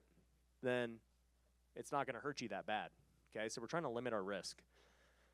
Another thing is you want to get them on scheduled payments. So a big mistake I made early on in my career was, you know, every time a contractor would want to get paid, they'd call me and be like, Ryan, I'm ready for another payment. And I'd be like, okay. And I'd go to the job site. I go check it out. And I'm like, here's your check. And then that was fine when I was solo, not knowing what I was doing. And then I started to get a lot of properties. And I'd be getting calls from these guys every day on random days of the week, you know, and I got crap going on. And like, I need to get paid. You know, can you come? And I'm like, dude, like, what am I, just like runner boy with payments all day? I was getting tired of it. And then I finally learned that the way real companies do it, not hustlers, is they just cut checks every Friday. And they make people invoice them on Monday. And that's the system we do now. So anytime somebody works for us, we set this standard with them. Like, hey, here's the contract we use. Here's the deadlines. You're going to sign a waiver. You're going to sign all these things. We have a process. And, you know, when you want to check, what you're going to do is invoice us Monday for how much you want. And on Friday, you're going to come to the office. Our hours are 9 to 5, and you're going to pick it up. So that way, we're not running to all these job sites all the time. They're coming to us to get the check. They're signing off that they got the check. It's very efficient. And, you know, basically what happens is by giving us notice on Monday, we know how much we're going to have to pay out on Friday. So if we have cash flow issues or whatever the case is, we at least know, like, hey, okay, Friday, you know, we got $100,000 worth of construction payments. Do we have that in the bank? Like, what's the deal, right? We should if we're managing our money properly, but at least we know.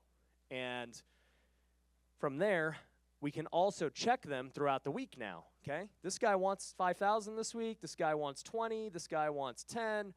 Okay. Well, let's see if they did that work from last week. So we go and check it like Wednesday or Thursday. And if they don't have enough work done, we tell them. We're like, hey, you ain't getting that check Friday based on what I saw today. So if you want that check, you know, you better make some heavy progress here the next 2 days. And these are things we do to keep them accountable. It's very organized, very simple.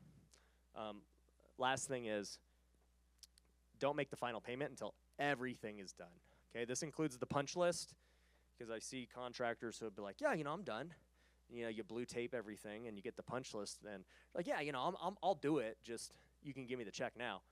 I'm like, no, you can do it, and then I'll give you the check on Friday. Right? Don't, like, the moment you start making exceptions is the moment that they're like thinking they can do it all the time.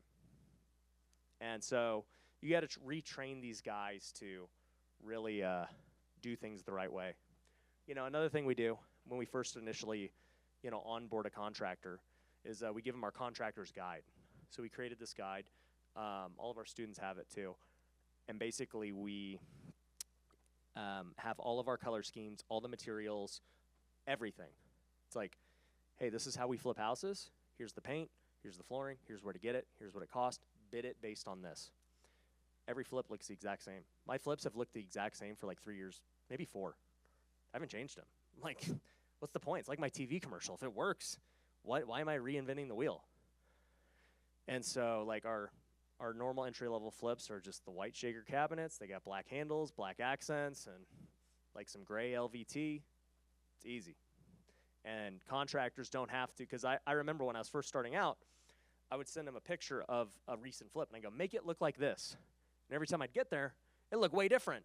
I'm like, what is this cabinet? Like, these handles are way smaller and shorter, and what is this flooring? This is ugly. And it's like they're, at that point, just going to buy the cheapest thing they can to, like, look as close as possible. And I was like, no. Like, you will know a home run offer house when you see it, you know? Well, at that point, we call them a forever home. Forever Home is my brokerage, and they're the ones always selling it. It's like, you know what a forever home is. It looks the exact same. It's looked that way for 4 years. So we do that with the contractor's guide and how we onboard them. But the biggest thing is with paying these guys, you're just retraining them because they think that the way they operate is how it's going to be. It's like, no. You operate, if you want to work for us, this is how it's going to be. And if you don't like it, fantastic. Be on your way. But, you know, people for us know that they can get a heavy volume of work, and these are not unreasonable things to ask for. You know, it's just like, do the stuff. It's pretty simple, and you'll work forever. You'll never have to go find work again.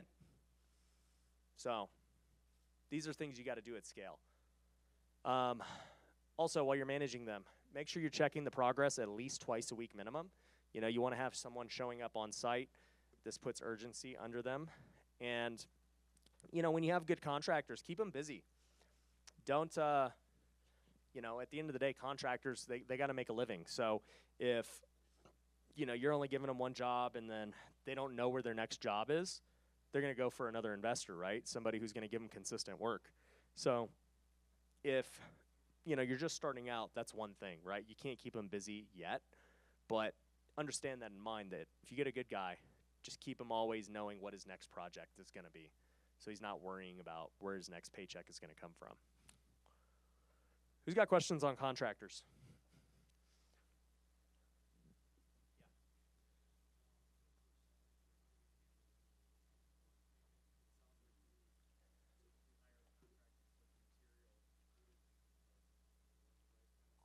Mm-hmm.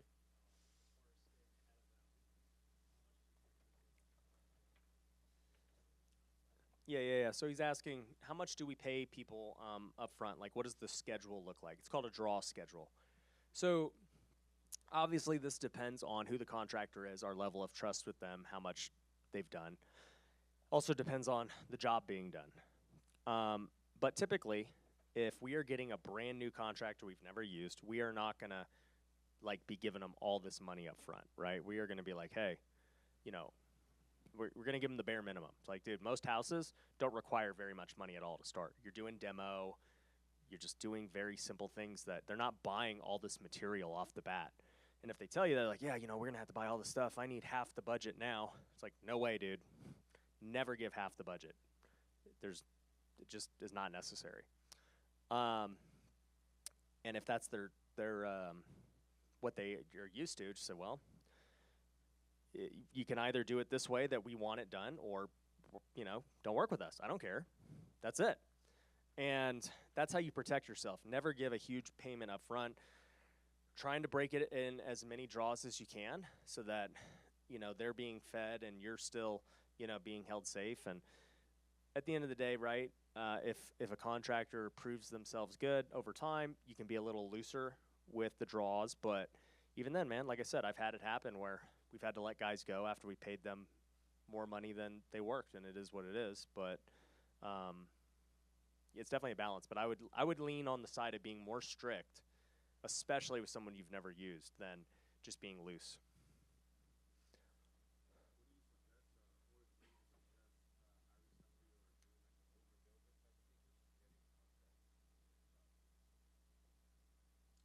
So he said, repeat that. Just doing like an do you ever suggest doing something like an older builder permit versus actually hiring a contractor based on the type of work that's needed on that home?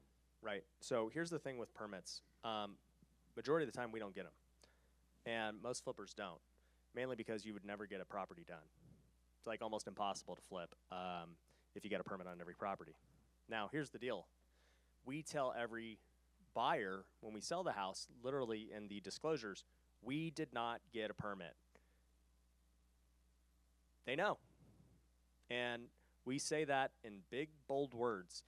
And actually, we add a little phrase to it to make it not as bad, because we put, if a permit was necessary, we did not get it.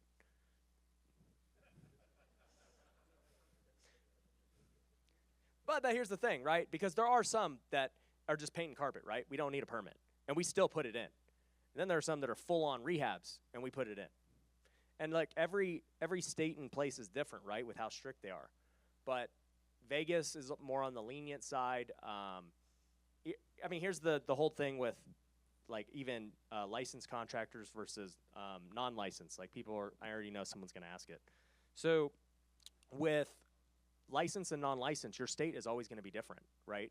Like in Texas or something, I think you can go get your GC license by tomorrow. In Tennessee too. I can go get my hammer and I'm a GC. Get my tool belt. In Vegas, it's very difficult to get a GC license. And then everywhere else they all have different things, right? Getting permits in some places is easy. In Cali and New York, it sucks. You know, more liberal places have a harder permit process. And so at the end of the day, here in Vegas, we don't get them, period. The only way we get them is if we get flagged, okay? And, I mean, here's the deal. When it comes to flipping houses and any other business, you know, there's always decisions to make on how you want to do this. There's always gray areas in all these things. And you have to just decide how risky do you want to be. Okay, with the permit situation, if we get flagged, we get flagged. We go and get it fixed. And we know that now it's going to take a lot more time. It's going to cost a lot more money. And, you know, there's a chance we lose money. You know, in this deal now that it got flagged. It is what it is. But it's not like we stop operating that way because of one bad deal, you know. Same thing with cold calling.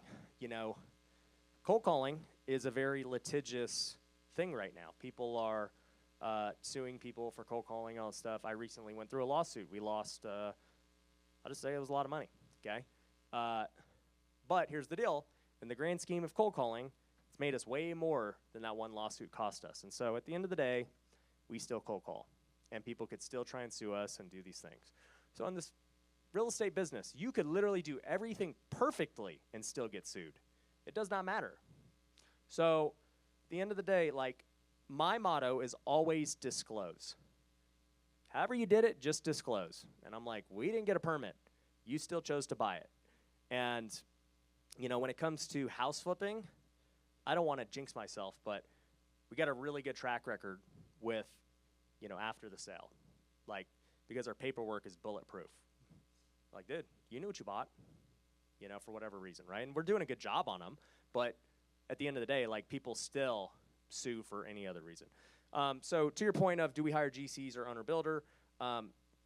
We hire GCs. We hire non-licensed GCs. We hire anyone and everyone who we know does good work.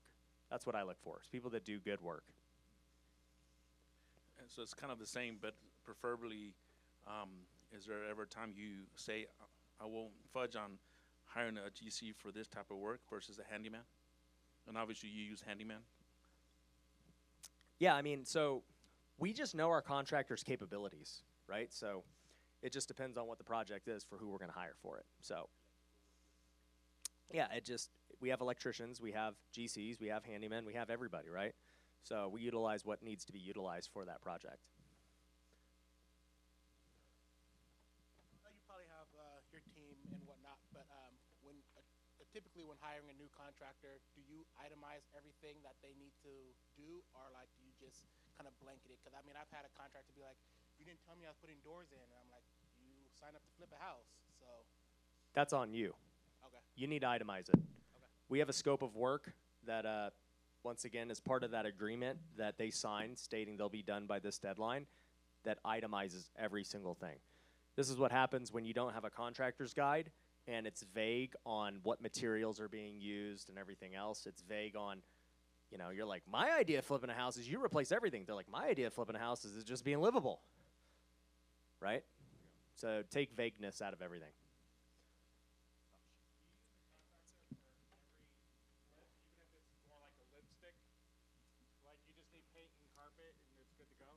I mean, what I'm calling a contractor could be any of the things we just said. It could be a handyman, like a literal licensed GC. It could be an electrician, just whoever I need to hire to get that house flipped. And they have the skill set to do it. So what kind of education like basic education do you recommend for someone that doesn't know anything about like contract work? Because you said track the progress, but like, I mean, for me, I have no knowledge of it. Like, everything could look good to me. Yeah. For example. So, looks good. We're in. Yeah. Trust me, I still don't know how to fix anything. So you could figure it out without knowing anything. I didn't know anything. And in the course, you guys all have access to the course. It talks about how to use price per square foot, how to use these things to calculate your renovation cost. But I would just say, as far as progress goes, I would get somebody who knows construction in your circle to help you out, right? Everyone knows someone who knows construction, right? And so just, whether they're flipping the house with you or not, just like, hey, can you help me out, like make sure I'm not getting screwed? And, you know, have them kind of walk with you. Okay, I kind of have like the complete opposite question of him on the same table. What if, so like I'm a realtor and he owns his own general contracting company, so like we know a lot about construction. Would it behoove us to outsource the GC work, just liability-wise? Good question. And by the way, I'm sure you're a good contractor. I'm talking crap about everyone else. So, are you in Vegas? I need more. Hawaii. I might buy a beach house, so maybe. I told all my Hawaiians, I'm looking for a beach house anywhere in Hawaii, so wholesale it. Okay, but I'm going to make a lowball offer, and it expires in 5 minutes. So, I don't even remember what you asked now. Oh, no, I know. Okay, so would it behoove you to, you know, delegate out the GC work to someone else so you don't have all the liability? You know, here's the thing with liability. I've thought about this on multiple fronts. You know, I flip the house. I own it as the house flipper. I used to be a licensed realtor as well, which creates more liability. I own the brokerage that sells the house for the liability. And then people are like, why don't you get a GC company? Why don't you get a title company? I'm like, golly, am I going to like just put myself like to die? Like, I'm going to get burned somehow from all this. So I don't think it's that much liability being the realtor and being the GC, honestly. You're going to get sued, just like, it's just going to happen, especially if you just have, and you're a realtor, so you have good paperwork, you know? So the paperwork is really what prevents you from getting sued. And then just doing a good job. And if he's doing a good job, then for the most part, yeah, you're going to get, you know, Karens who cause drama, but it is what it is. You're just going to deal with them. Yeah. What's up, bro?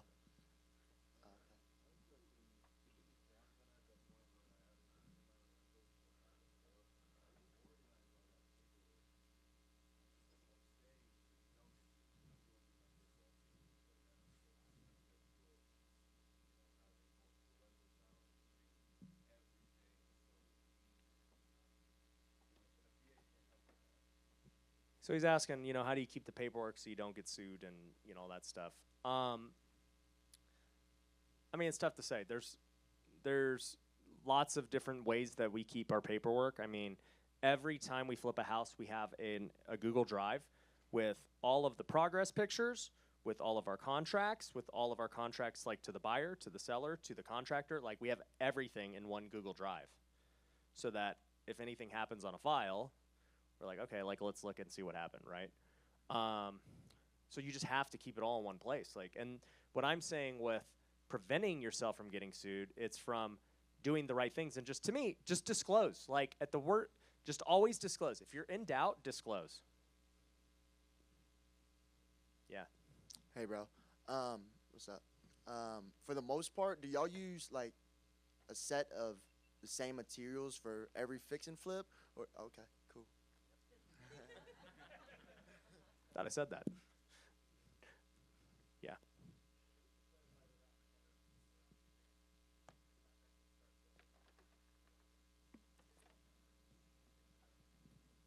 I did not say that, okay? Let's make that clear. I am telling you what I do. If you follow everything by the book and do it the way that the state wants you to do it, yes, you need to get a permit, you need to get a licensed GC, and whatever your state says you need to do. But what I'm telling you is 99% of flippers do not do that. Because you cannot be a flipper if you do. You just, it will be impossible. You could be like a new developer and new construction and do really big projects, but to do the fix and flip that you're trying to go flip in a month, I mean, you can't even get a permit in a month. Like, how are you going to flip it in a month? I'm curious, how do you keep people in their own lanes? Like, I know you have so many people that you're working on so many different projects. How do you keep them from stepping on each other's toes? Because you don't want two people trying to solve the same problem if it's, you know what I mean? So how do you handle people knowing their left and right limits and then being like, okay, this is not my lane, you need to talk to so-and-so? Yeah, so, I mean, it was kind of like the organizational chart that Gary made. I'm actually going to go over team building after this. And we're going to talk about roles and how people do that. Out of curiosity, have you ever had any buyers walk out because of the disclosures that you guys do at the end? Yep.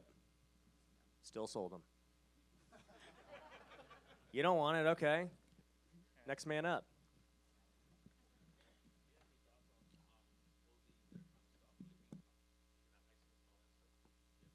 I thought you said they're trying to stop Filipinos. I was like, what?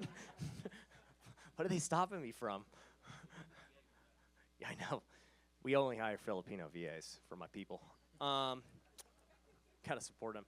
You asked, they're trying to stop flippers from what?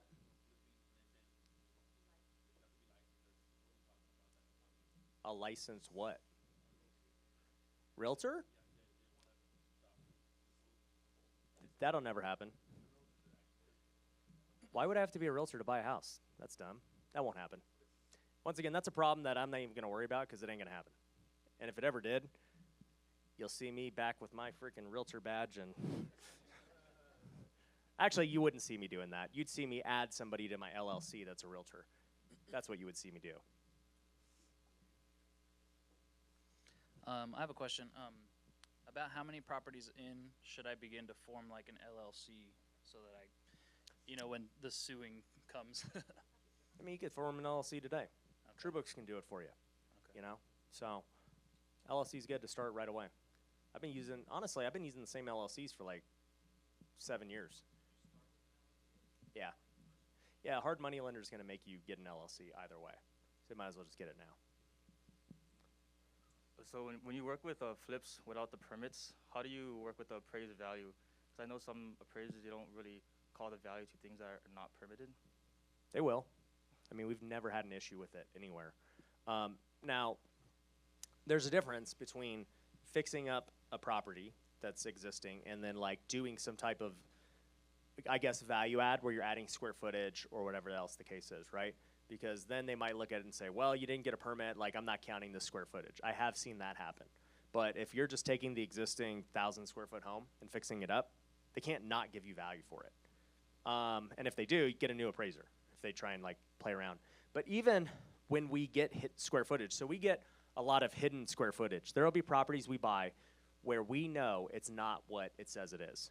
Like, so maybe the assessor says it's 1,000 square feet, and we're looking at it and we're like, no, dude, they did something at some point. It's way bigger, you know, or maybe it's 1,300 square feet. It's not anything huge. Maybe they converted the covered patio into living space. That's a common one I see. Maybe they converted a garage into living space, but they never got it permitted. Well, all we simply do is, you know, we take what was there, we fix it up, and then we call the assessor, and we say, hey, this property's bigger than you guys have it for. and they will reassess it and give us that new value. And you got to think about it from the incentive standpoint of how people act. The assessor wants you to pay more taxes. Like, oh, this house is bigger. We just measured it. Great. And I'm like, great. It's worth more too when I go to sell it. And, you know, we get hidden square footage that way. How many projects have you noticed a contractor can kind of handle? How many deals can you handle? As many Like, how many deals do you have right now? right now? Yeah. 5. Okay, I have 55. Okay. We're both in the same field. So the question, every contractor is different, is my point. Okay. We do the same thing, but we have different businesses. One contractor could maybe handle 30 flips because he's just a beast and he has a huge staff. Another guy can only do 1. You know? So there's no right or wrong answer. It's just, I would give him 1 at a time, and I would just monitor the progress of all of them. Is he keeping up with the old projects as well?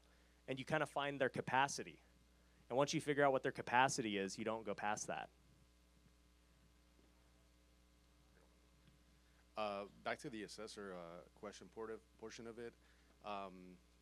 You would contact the assessors after the rehab has been done, correct? So they can assess what's there. Yeah, so you contact them after you do it. Would they at any point go back to see if there's any per se floor plans or anything like that that were permitted before or anything? I mean, every state and city is going to be different, so I don't know what yours is going to do, but I mean, here in Vegas, they don't care. They're like, this is the new floor plan. Like, this is what it is. All right, cool. One more. Last question.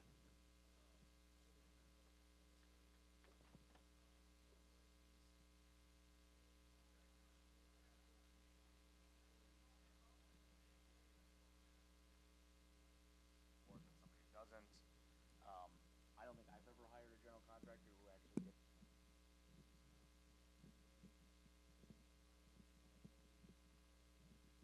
I've heard on one of my rehabs. Yeah, so he's asking, do you make sure that all your contractors have workman's comp? No, I mean, some contractors do, some don't, right? And at the end of the day, it's part of just this game we play with risk. You know, when you buy a house, you're evaluating the risk versus the reward. When you hire a contractor, risk versus reward. Everything is risk versus reward. And so there's no black and white when it comes to real estate. And, you know, if you like this contractor and he doesn't have workman's comp, well, you got to have a risk of like, okay, well, if something happens, what can I do to limit this risk? Can I, you know, get a bigger insurance policy at the property so that, you know, maybe it covers that contractor's workers? There's multiple policies. There's other, like, maybe your current one doesn't, but there's a lot of different policies you can get. Yeah.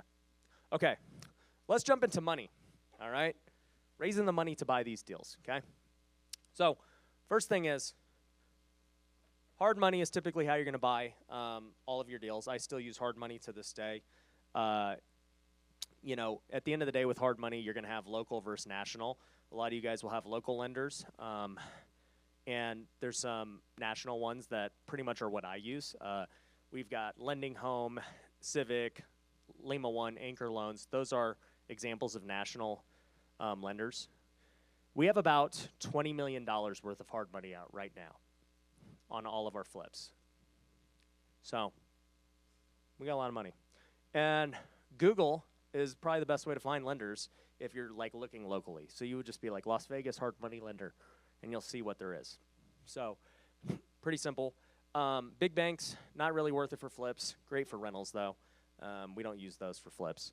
Now, here's the deal with private money. This is what most of you guys are asking, how to raise money, okay? We can all get hard money. That is easy, okay? But how do you raise private money? Well, there's a few things. Well, first is look at your network, okay? Most of you guys have rich people in your network that you just don't even realize are rich. Like, they have money. Or you have people in your network that they may not even think they're rich, but to you, like, you're like, man, you got money. Like, I remember I was sitting at a table with a girl, and she was like, yeah, you know, I don't really have that much money, but I'm trying to invest and figure out what to do. I go, well, how much do you have? She's like, I have like 300 grand saved up. I was like, that's a lot of money. I didn't have 300 grand when I started. Like, dude, you could do whatever you want. And she just didn't think she had a lot of money for whatever reason. And you have to look at your network and see, like, who around you has some money. And you have an idea of, like, who's got a good job, who's making things happen, right? But you have to actively look and ask. Like, money ain't going to find you. Nobody's ever going to walk up to you and be like, dude, invest my money. Okay? You have to ask for it. Even me today, they wouldn't walk up to me and be like, Ryan, can you invest my money? Unless I was actually out there asking for it like I am. I'm like, hey, I got Pineda Capital. We're buying deals. We need money. We're doing flips. We need money. We're trying to buy more deals. Like, that's me asking through social media for money. And that's the only reason people come to us, because we're actively asking. And so if you're in this mindset of, I don't want to ask people for money, that's kind of weird, you got to get out of that. That's the only way to get money. You got to ask for it, okay? Also, if you do have somebody who's, like, willing to give you money, I suggest meeting them in person. I've just had better luck cutting deals in person, like early on in my career, I should say. Now, I don't have time for that, and people know. My reputation is where it is now, so I don't have to do it. But when I was starting out, I would go to lunch. I would meet these people, shake their hands, do the thing, and be good, Also, too, in the coaching program, I lend money to students. There's a lot of ballers in the program who have been JVing deals and lending money and raising money. Like, if you have a good deal and you're in the program, there's no reason that deal ain't getting funded. That I can tell you, okay? Another thing, get around rich people. Country clubs, golf, fundraisers. There's a reason that I've been golfing a lot. So, like, do deals and raise money, There's a lot of money at those places, and it's interesting because I've got a big mix of investors at this point. When I first started out, I was like thinking, I got to go for older people. They're typically the ones with wealth. Young people don't have money. And then I started to meet these social media influencers and stuff who are making all this money as young people, and then these e-com people. And I'm like, how much money you got? Like, they're like, I don't know what to do with all this money. Because they made their money in something that wasn't real estate, and so they don't really know how to invest. They made their money in an industry. And so my advice is, don't look for real estate people to lend you money. They will. Like, we'll do deals. But the best lenders are people who are not in real estate but make good money. So like at Pineda Capital, we have a lot of doctors. They're too busy being doctors. They don't have time to go figure out investments, but they make a ton of money. I get influencers. I get all these people that, like the YouTubers and stuff. They're like, dude, what should we do? Like, we made all this money on YouTube. I'm like, well, you're too busy making videos all day. Just give me the money. We'll go do it. And they're like, okay. And that's the deal.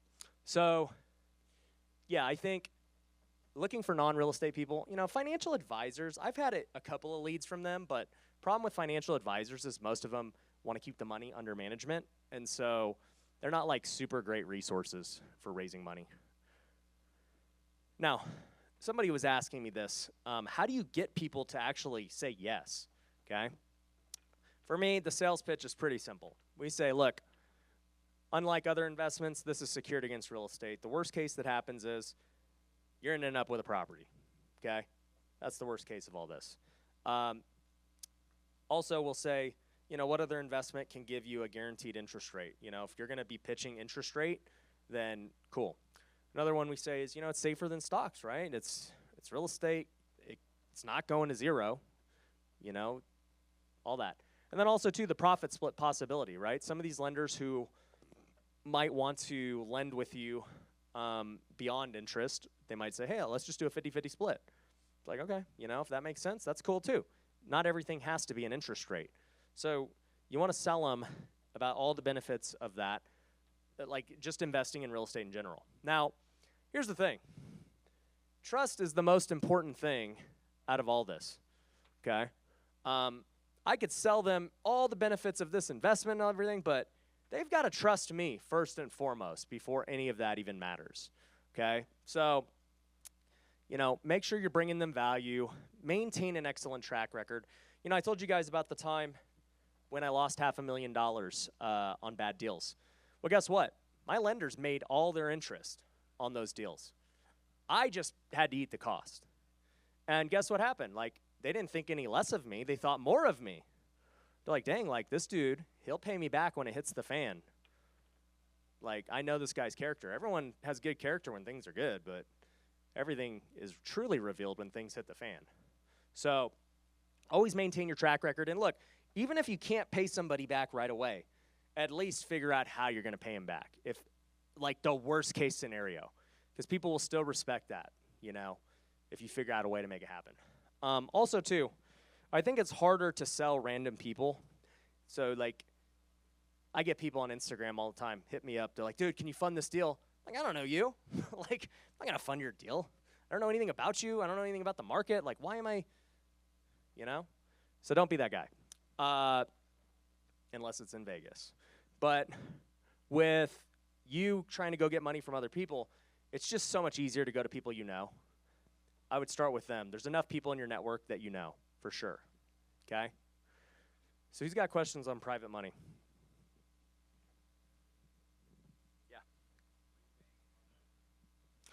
Yeah. For hard money right now, we have some of the best rates in the country. So I think with lending home, we were like 7.75, no points. And it was just like $500 transaction fee. And then with Anchor Loans, we actually got creative with them and did deferred interest. They were willing to do that for 4 months. So basically our deal with them is like 7.5%, half a point, and maybe like a $500 fee or something. But then they give us deferred interest for 4 months. Like 90%. 90% of purchase price, 100% of rehab. And this is also something to talk about too that I didn't cover here, but basically what we do is called hybrid funding. That's what I call it anyway. So we'll get a hard money lender who's willing to give us like, 90% of the loan, right? And let's just say the deal's $300K, so they give us 90%, right? They give us $270,000. Well, we still need 30 grand for the down payment. We also need money for the interest payments. We need money for, some construction and everything else. So we might say, you know what, we need 50 grand for this deal. And so we'll get the hard money lender for the 90, and then I'll go to one of my private guys and say, hey, I need 50 grand for this deal. And then now we're into it, no money into the deal. We do that in all our deals. Out of that 20 million that we have out, it ain't my money, It's all hard money and private money. And bro, Ryan, right here, bro. Yeah. So for private money, how would you structure that percentage, like, for their ROI? It's going to be dependent on them and what they want. I mean, so like for us, we don't have to do anything crazy because we have so much money. Like, we're just pure interest. We don't really do profit splits anymore. It's like, hey, we'll pay you. Like, the hard money is getting their certain rate, and most of our lenders, we pay 10 to 12% private. Like, you're going to get 10 or 12% annualized. So 12%, for those of you who don't know, comes out to 1% a month. So if somebody lends me $100,000, they make $1,000 a month, okay? The other thing we always do with private money is it's always deferred interest. Nobody gets monthly payments. So you get paid when we sell the flip, okay? It all adds up. Once again, it just goes because we can demand our terms. We got the track record, we got the deals, and we have enough money. When you're starting out, you can't do that, right? You don't have enough lenders. So you have to really, you ask for your terms of what ideally you want, and then, they're going to tell you what they want, okay? So, at the end of the day, as you start out, you're going to get a wide range of lenders. Some are going to be like, let's do a profit split. Let's do 50-50. You're going to get one guy who's like, yeah, I'm good at 12%. You're going to get another guy who's like, I only got $50,000. And you're like, great, I can still use you to go fund, I can use you to fund the gap. And then you're going to have somebody who's like, I got $200,000, but, I don't want to be a gap funder. I want to fund the whole thing so I'm protected. And you're like, okay, great. Here's what that looks like. So every lender is going to be different on how you structure it. But you're either going to structure it with interest or profit split or a combination of both. And a typical interest rate today would be anywhere from 8 to 12%. That's pretty typical, okay? So my advice is when you're starting out, do whatever you got to do to get deals. Even if you give up 50% or even more, just do it to get the deals. Don't be greedy. And then as you develop a track record, now you can start demanding more because, you've done more. You've got some, dude, if I'm going to invest with you and I've never seen you flip, I probably wouldn't do it right now, but if I was, I'm going to be making you give me a big split because you got to earn your stripes.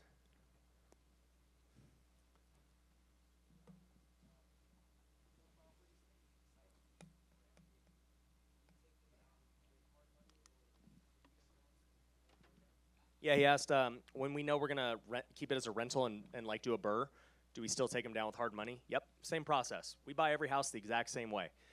How we exit it totally doesn't matter. Like whether we sell it or whether I refi, we're taking them down the same way.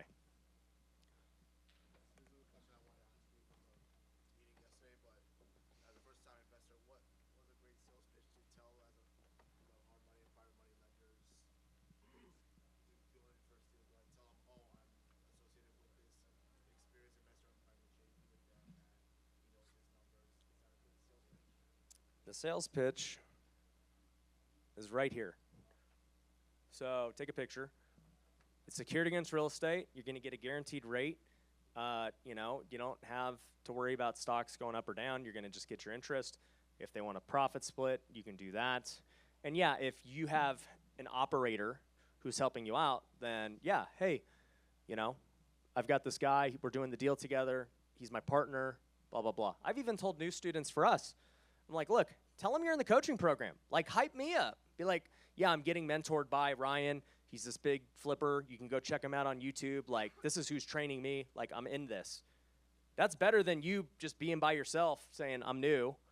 Like, because you are doing that. You're here at this event. You paid a lot of money to be here. Like, utilize it. Say we're best friends. Like, I don't know.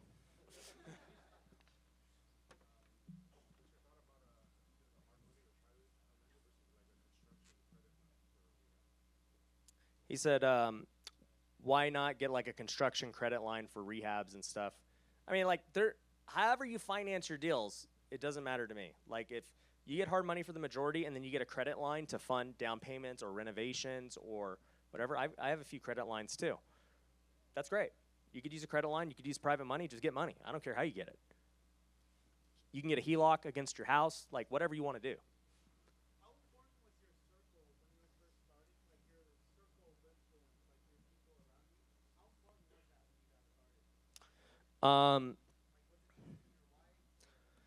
Yeah, it was just me and my wife.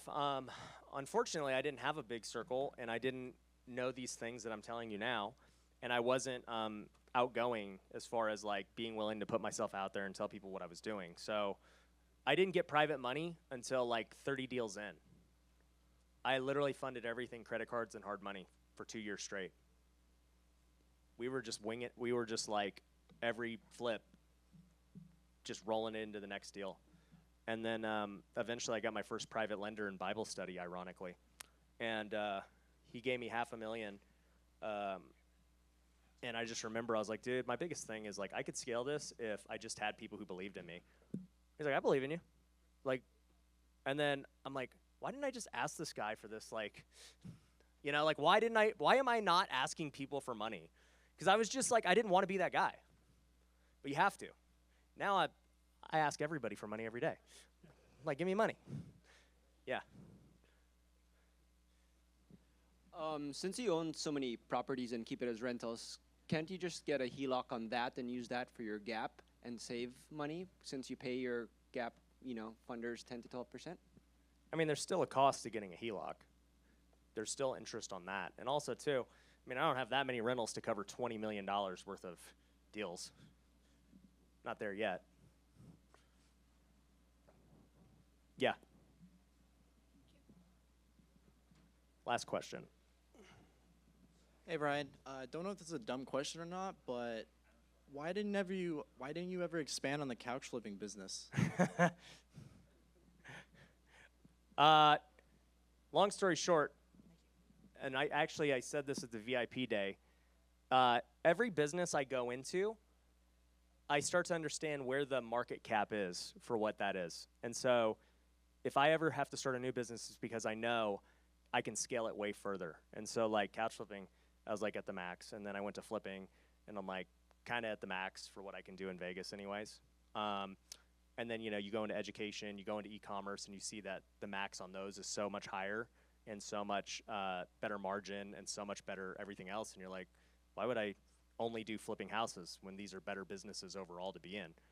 And then you look at the caps with Pineda Capital, and you're like, oh man, I could buy apartments anywhere. You know, you look at the caps of NFTs, and you're like, man, this is huge. So for me, the bigger picture question of that is every business has a cap to what it can do in its current conditions, whether it's the market, whether it's the industry as a whole. So to that end, I just realized I was doing pretty much all I could with couch flipping, and there was no point to continue trying to grow that. It's better to try to grow a new business. Cool. All right, well, okay, it's 4:20. I want to make sure we stay on schedule, so we're going to take a 10-minute break, and then we're going to finish up, okay? Oh, where's the clicker? All right, guys, I want to make sure we're on time, so we're going to make sure we get through this all, hopefully, by 5 o'clock. Okay. You guys getting good value so far today? All right, good. Good. I could talk all day, man. So let's talk about how to build the team. That's what a lot of people were asking me too. How do you build the team and all these people?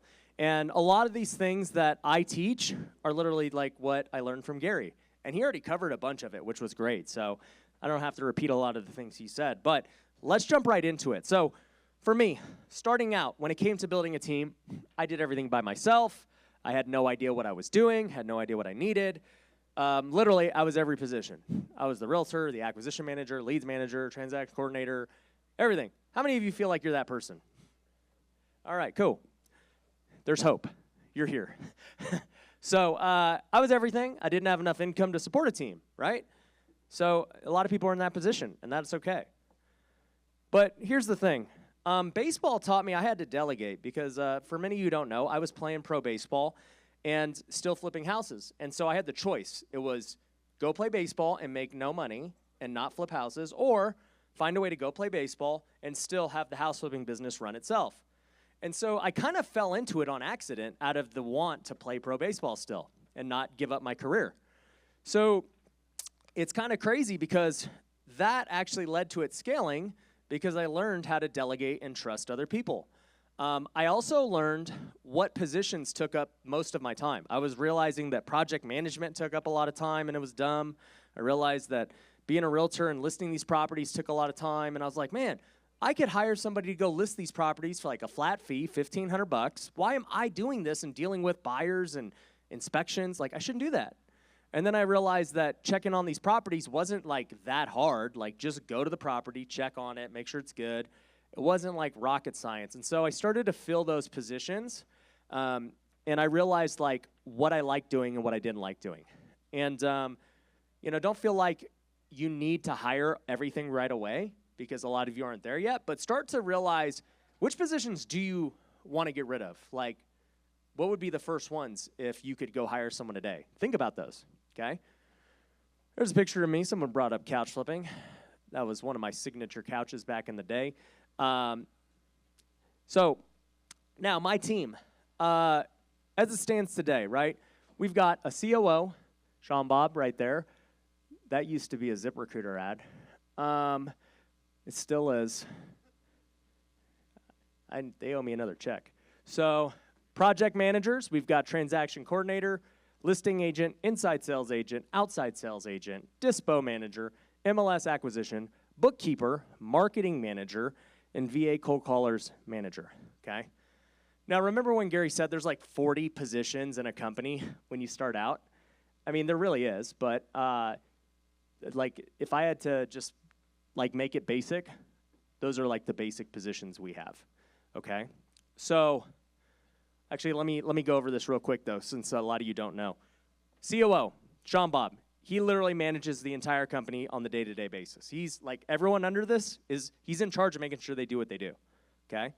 Project managers, right? They're obviously in charge of getting these renovations. Transaction coordinator handles, all of the paperwork with the transaction. Listing agent sells it. Inside sales agent, outside sales agent. So these are our salespeople. Inside sales handles all of the leads that income, okay? They're at the office all day. They'd never go on appointments. They just handle all the new incoming leads, and they figure out what to do. All they do is just either try and close it over the phone, set an appointment, or set a follow-up. That's their only job, right? An outside sales agent is somebody who's outside the office, and their only job is to just go on appointments. So our outside sales agent should theoretically always be on appointments, trying to close deals, okay? Dispositions, that would be if you're trying to wholesale the property. MLS, trying to get deals on the MLS. Your bookkeeper is the one, obviously keeping the books. Marketing manager, this is the person who's, keeping track of the KPIs and everything else with your marketing. And then if you have VAs, whoever's managing those VAs, okay? That's what our team looks like to do what we do, okay? Those are all the positions. Now, when you're finding employees, okay, very similar to these other things, right? I think social media is the number one thing. If you can attract the right people through social media, it makes it easy. Think about this, right? If you use ZipRecruiter, LinkedIn, or Indeed, or any of these, platforms, right? The roles are reversed. Typically, you are putting a job ad out and trying to get somebody to, work for you who doesn't know you, they know nothing, and you're convincing them that, hey, this is a good job, whatever. And you also don't really know much about them. But on social media, if you put a job ad out, they already follow you, they know you. So everyone that applies for our jobs, they already know what we're all about. And they're selling themselves to me. There's a big difference. And that's why we get A talent, because it's switched. I have, and I don't want to sound like, it's all high and mighty, but it's the difference of I'm not trying to go get people. Everyone's there's a big labor market. There's not anybody working right now. It's well, no, there's people working. They just don't want to work for you. They would rather work for someone else. That's the key. And so be that someone else. Also, referrals are really good. We've hired so many people from referrals from our current employees. Remember how I talked about it's easier to just work within the current database you have? The same thing applies to employees, okay? If you have employees who you really like and you have a job position and they recommend somebody, there's a good chance that person's good, because guess what? They don't want to lose their job. If they recommend somebody that's, a bum, now their head's on the line too with their job. So we get a lot of great employees from referrals from our current employees. And that's helped us out a lot, okay? Core values, okay? Gary talked about this. In order to have the right culture, you've got to have core values. Our core values are serve others, train daily, play fair, no ego. So anybody that we hire must have all four of those core values. If you do not have them, you cannot work for me. Even if you lack one, you can't work for me. I want people that are willing to serve others, people that, it's not all about them. It's not their show. I don't want people who don't train daily. I want somebody who's wanting to get better every single day, not only, physically, but at their job, with their health, in their mind. I want people who want to grow, okay? Play fair, right? Real estate, you hear about all these shady things and whatever. I want people who are willing to play fair, even if people don't play fair against us, okay? Need integrity. Lastly, no ego. I don't need people to, talk about how great they are. At the end of the day, let your actions speak for yourself. And theoretically, everyone should be really great at what they do. We should all be beasts. And, we don't need anyone to have an ego about how great they are. And you see this in some organizations, right? You get a killer salesperson, somebody who's bringing in, and they look down on everyone else. It's nah, dude, we don't need those guys. Even if they're great at making money, if somebody's got that big of an ego, I'm going to kick them out. I don't need them, okay? So, hiring.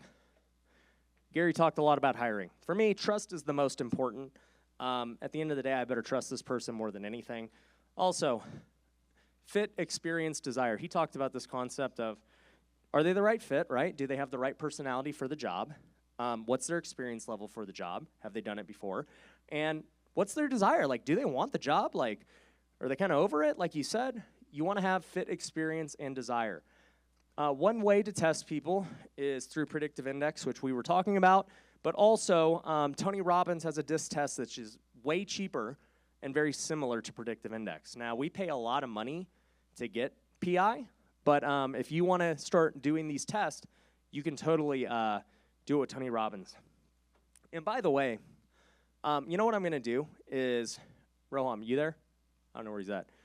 But I'm just going to give everyone a predictive index for free, like as far as their own personality test. So when we email out these slides and stuff, we're going to send a link where you can take the predictive index, and it's going to tell you exactly who you are. Okay? Does that sound good? All right, good. So we're going to do that. Also, play fairly or pay fairly. Play fair is a core value. Pay fairly is something that like should be the minimum. I actually overpay. Netflix has this culture of where they're willing to overpay for top talent because they know by overpaying, they'll never leave, number one. They're going to perform better, and they're going to get high high like performers. And like they're never going to be looking for another job. Like, dude, they're paying like above the top of the market. Where else are you going to go? And I take that same principle. It's like, dude, I want all my people to make a lot of money. There'd be no reason to ever leave. You'd be a fool. The only way you leave is if you can't cut it. That's the only way you leave. Also, when you're hiring, there's always a big debate of salary versus commission or hourly, whatever, right? That is going to be dictated based on the job itself, okay? If you have somebody who is a transaction coordinator, say, there's not a lot of upside in being a transaction coordinator, right? So a lot of that is going to be salary, and then you can have a small commission on every file that they do. Salespeople, on the other hand, should be almost all commission in our business anyway, because that's what you want in a sales guy. You wouldn't want a sales guy who's all salary, who has no incentive to go get more deals. That wouldn't make sense, right? So sales guys should be all commission. If anything, a small salary, but the majority of their pay should be commission-based. And, the list goes on and on, just with every position of your company. The goal is to promote the right behaviors with their compensation package, okay? So whatever plan you have for them, you got to make sure, like, okay, if I want this person to get as many deals as possible and the best deals, okay, what's going to incentivize them to do that? It's going to be commission, right? If I want, like, if there's no way that this person can really impact deals, okay, then I know I'm going to give them a salary or something, but what can I do to incentivize them to do that even better? Can it be a quarterly bonus? Can it be based on the company as a whole? So that way they're, being the biggest cheerleader for the rest of the company because they're incentivized for the company's entire production, right? There's a lot of ways to create comp plans that can make them a lot of money, but in turn, the way you created it guarantees that you'll make a lot of money too as the business owner because that's the way the plan is set up, okay? So Gary showed organizational charts. This is the same deal, right? We have each, category. To the left, I can't even read it. You've got marketing, you've got acquisitions, dispositions, project management, transaction coordination, and rentals, okay? Everyone, somebody asked earlier, how do you know people aren't stepping on each other's toes? This is how we know. Because literally everything that person is supposed to do is right there. Like, you're responsible for this. You can't ever say that, oh, I didn't know I was supposed to do that. It's right here, okay?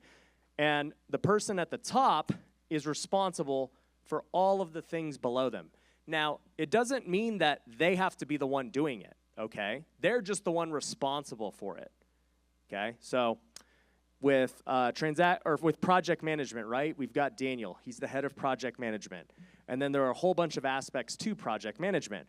Who's doing the scope of works and the initial bids? Who's handling the repair request and inspections? Who's handling, we have the field supervisor, the person who's checking all the properties that are already renovated. Who's handling, these other pieces of project management? Daniel can't do them all. There's too many projects. So we have other employees who do that. But Daniel is responsible for that whole division at the end of the day. If projects aren't getting done on time and on budget, the buck starts with him. And he's got to make decisions on how to make that happen underneath him, okay? And even when you think about comp plans and stuff, right? So Daniel, I want to incentivize him to, as a project manager, what are the two biggest things that make sense? Like, as far as for the company, what's best for the company? Getting projects done on time and on budget. That's it. So what do? Well, he's got a comp plan, basically, that's a salary, and he gets a commission per project, basically to compensate him for however many, like he can't control how many deals we buy, right? It's out of his control. That's the sales team's job. But I want him incentivized every time we get a new project. He gets paid more beyond salary, so he gets a commission per property. And then he gets a bonus per property if it's done on time and on budget. And you know how we know if it's on time or on budget? It's right there in that same scope of work that we hold the contractor accountable to. This is the budget. This is the timeline. Okay, you get a bonus if it's done. And if not, we know, right? So comp plans, org charts, these are how you make sure that everybody is doing what they're supposed to do. Now, I know you guys have a ton of questions, so that's why I wanted to leave room for this section. So fire away. I know you guys are going to ask, how much do you pay everyone? Okay, all right, so I'll just answer that. Like I said, it depends on the position. And here's the deal with pay, is you have to make sure that what I pay somebody is going to be different than what you pay somebody. The reason being, I'm at a different level with our revenues and different things. Like 10% commission for me is way different than for you, right? So you can't just say, oh, well, Ryan pays 10%, so I pay 10%. Like, no, okay? Here's how I like to figure out pay. I look at the position and what I think that position is worth. Like in my market, right, because Vegas is different than Cali or New York, all right? What is that position worth? And how can I make their pay benefit the company and them and give them the lifestyle that they want, okay? So let's just say, for example, I think a sales guy should make $100,000, okay? A good sales guy should make 6 figures if, you know, your company is doing what it should, all right? So I say, okay, I want my sales guy to make $100,000, okay? And what am I projected to do this year in revenue? And you look at it, you're like, okay, I think we can do, I don't know, 700,000 in revenue this year. Okay, well, just do the math, okay? If that sales guy is going to account for, say, I don't know, 500,000 of the revenue, let's just use easy numbers, right?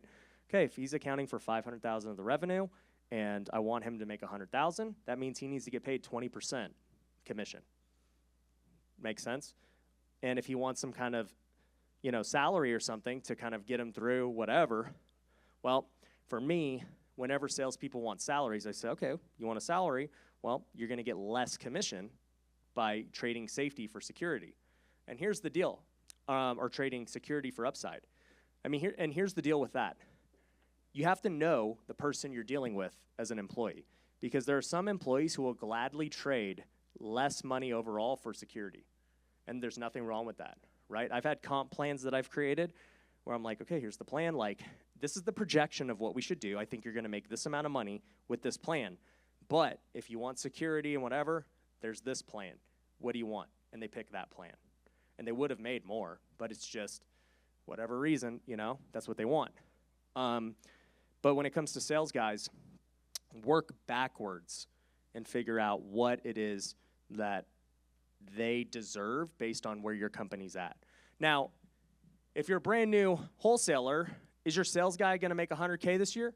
No. Like, you're a brand new company, and whoever works for you understands that too.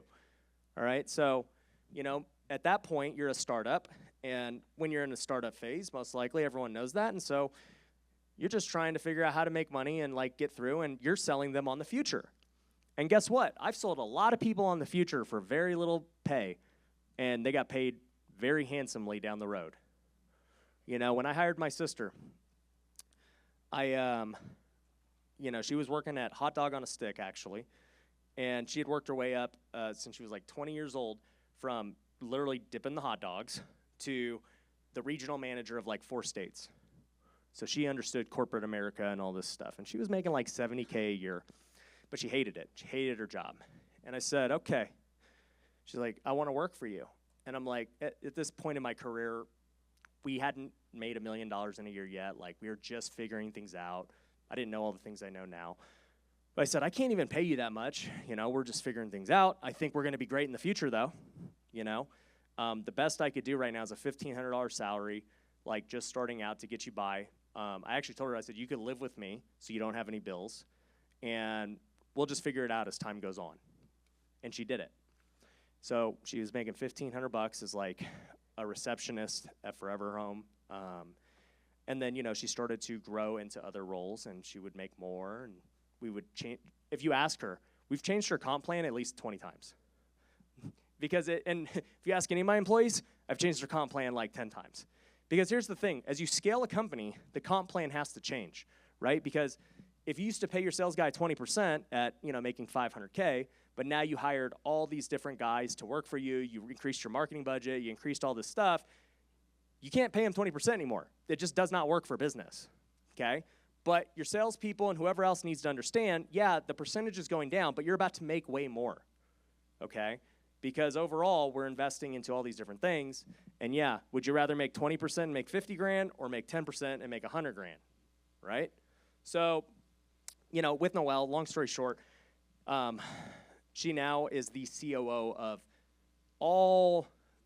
she's the COO essentially of like Pineda Enterprises, call it. She oversees the COOs of the other companies. So she's keeping track of the day-to-day of Pineda Capital, of Lunar, of TrueBooks, of Future Flipper. She talks to all the COOs of those companies and makes sure that they're staying on task with everything that I want to do. And that's how we keep track.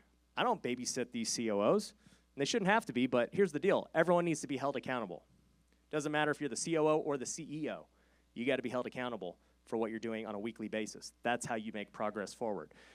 But long story short, Noelle's, as far as someone who's like not my partner in one of these businesses, she made over $500,000 last year. She made a lot of money.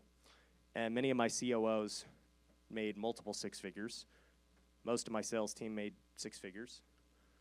So they're making money, okay? And did they make that money initially? No. As they grew and as the company grew, they made more money. Their percentages went down, but they made more money because of the growth and everything we did. So at this point, it doesn't matter what my percentages are because most of you don't have the business I have. You need to just take what I just said and work backwards for where you're at. What should somebody, who works for you be making it as it stands today? You're just starting out, and they want to just get in a startup and quit their job like my sister did. Okay, let's grind it together. And let's build this thing. And yeah, you're not making money today, but in time we will. Does that make sense? What other questions you guys got?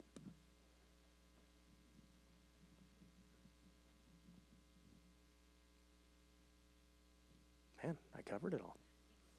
That's good. That means we're on time. Perfect. All right, so here's the deal, guys. Next steps. The next 12 months are going to be make or break.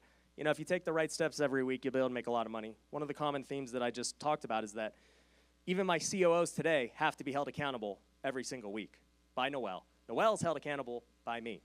The COOs are holding the project managers accountable, the sales team. You need accountability. You need people to do it, okay? Especially if you're the business owner. In my coaching programs, we go in depth on this stuff every single week. We make adjustments to the market. We introduce new things. Every quarter, we have this type of event. And for those who are in the program, these events just keep getting better and better. That's all I care about, is just improving every single day. So if you're one of these people who have never done a deal, you can join the rookie program. That's about learning the fundamentals, taking action, and making money. I go through my sales pitches really quick.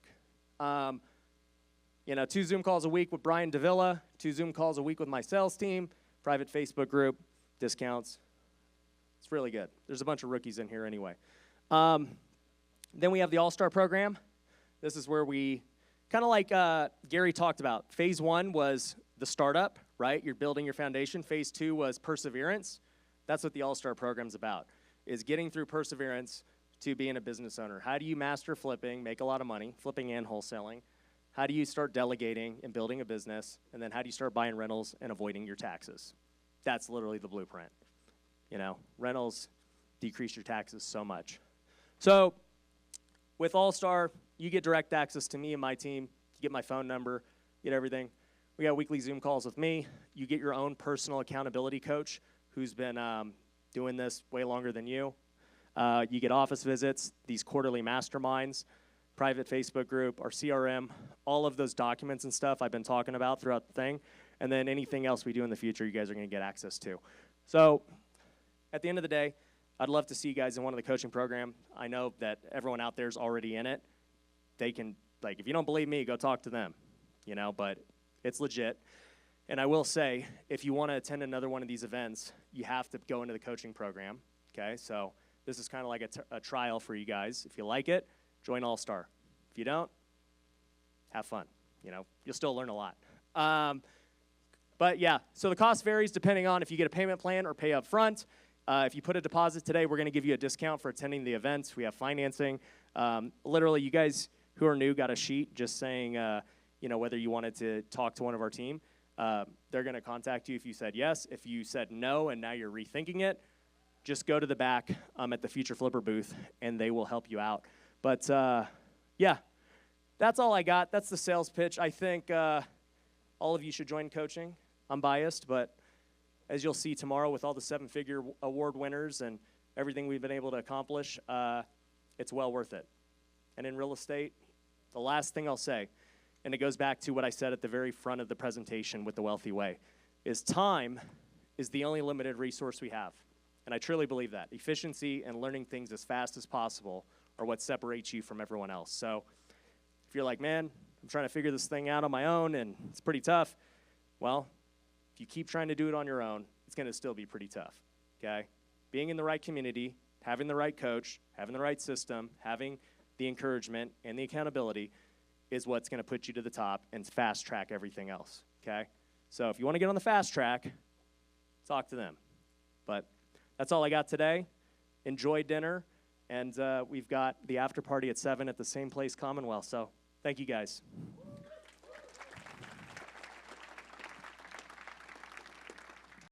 How'd you guys like day one?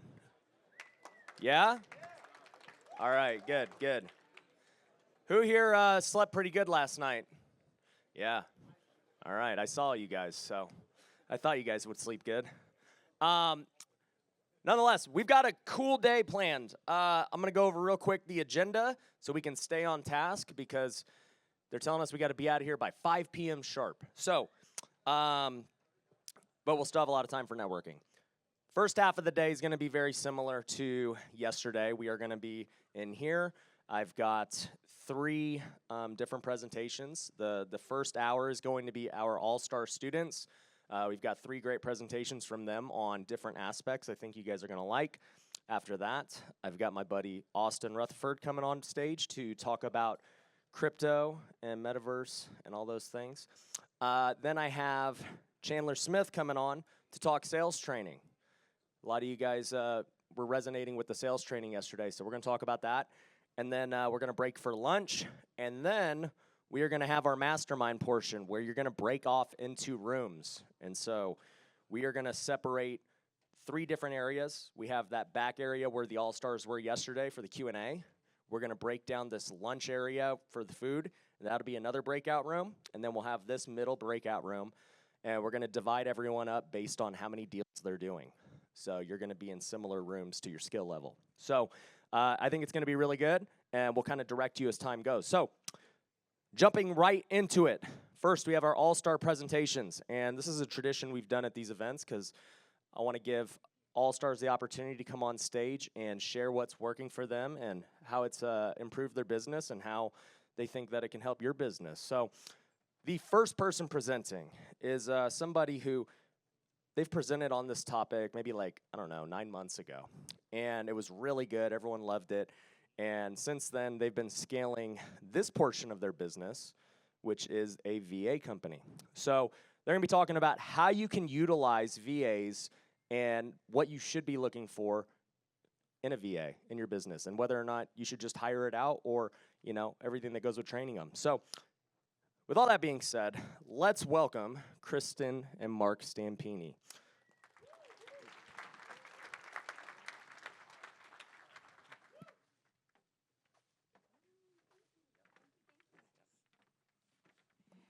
Hello, hello. How's everybody doing? Yeah. Okay, I'm excited today, as always. I'm just gonna talk a little bit about the virtual assistants, and I'm really gonna talk about how you can utilize them as callers. And a lot of you already have virtual assistant callers. What's the difference of you guys doing it or hiring a company? Anyways, we're gonna talk a little bit about that. And then we're gonna get into who knows about Google My Business. Okay, everybody needs a Google My Business page, and we're gonna talk a little bit about that. Mark's gonna talk about it. He's an expert. We bring in people hundreds of thousands of dollars just from Google My Business every single year. Okay, we make hundreds of thousands of dollars just from Google My Business, which is free. So everybody needs to utilize it, and we're gonna get into that a little bit.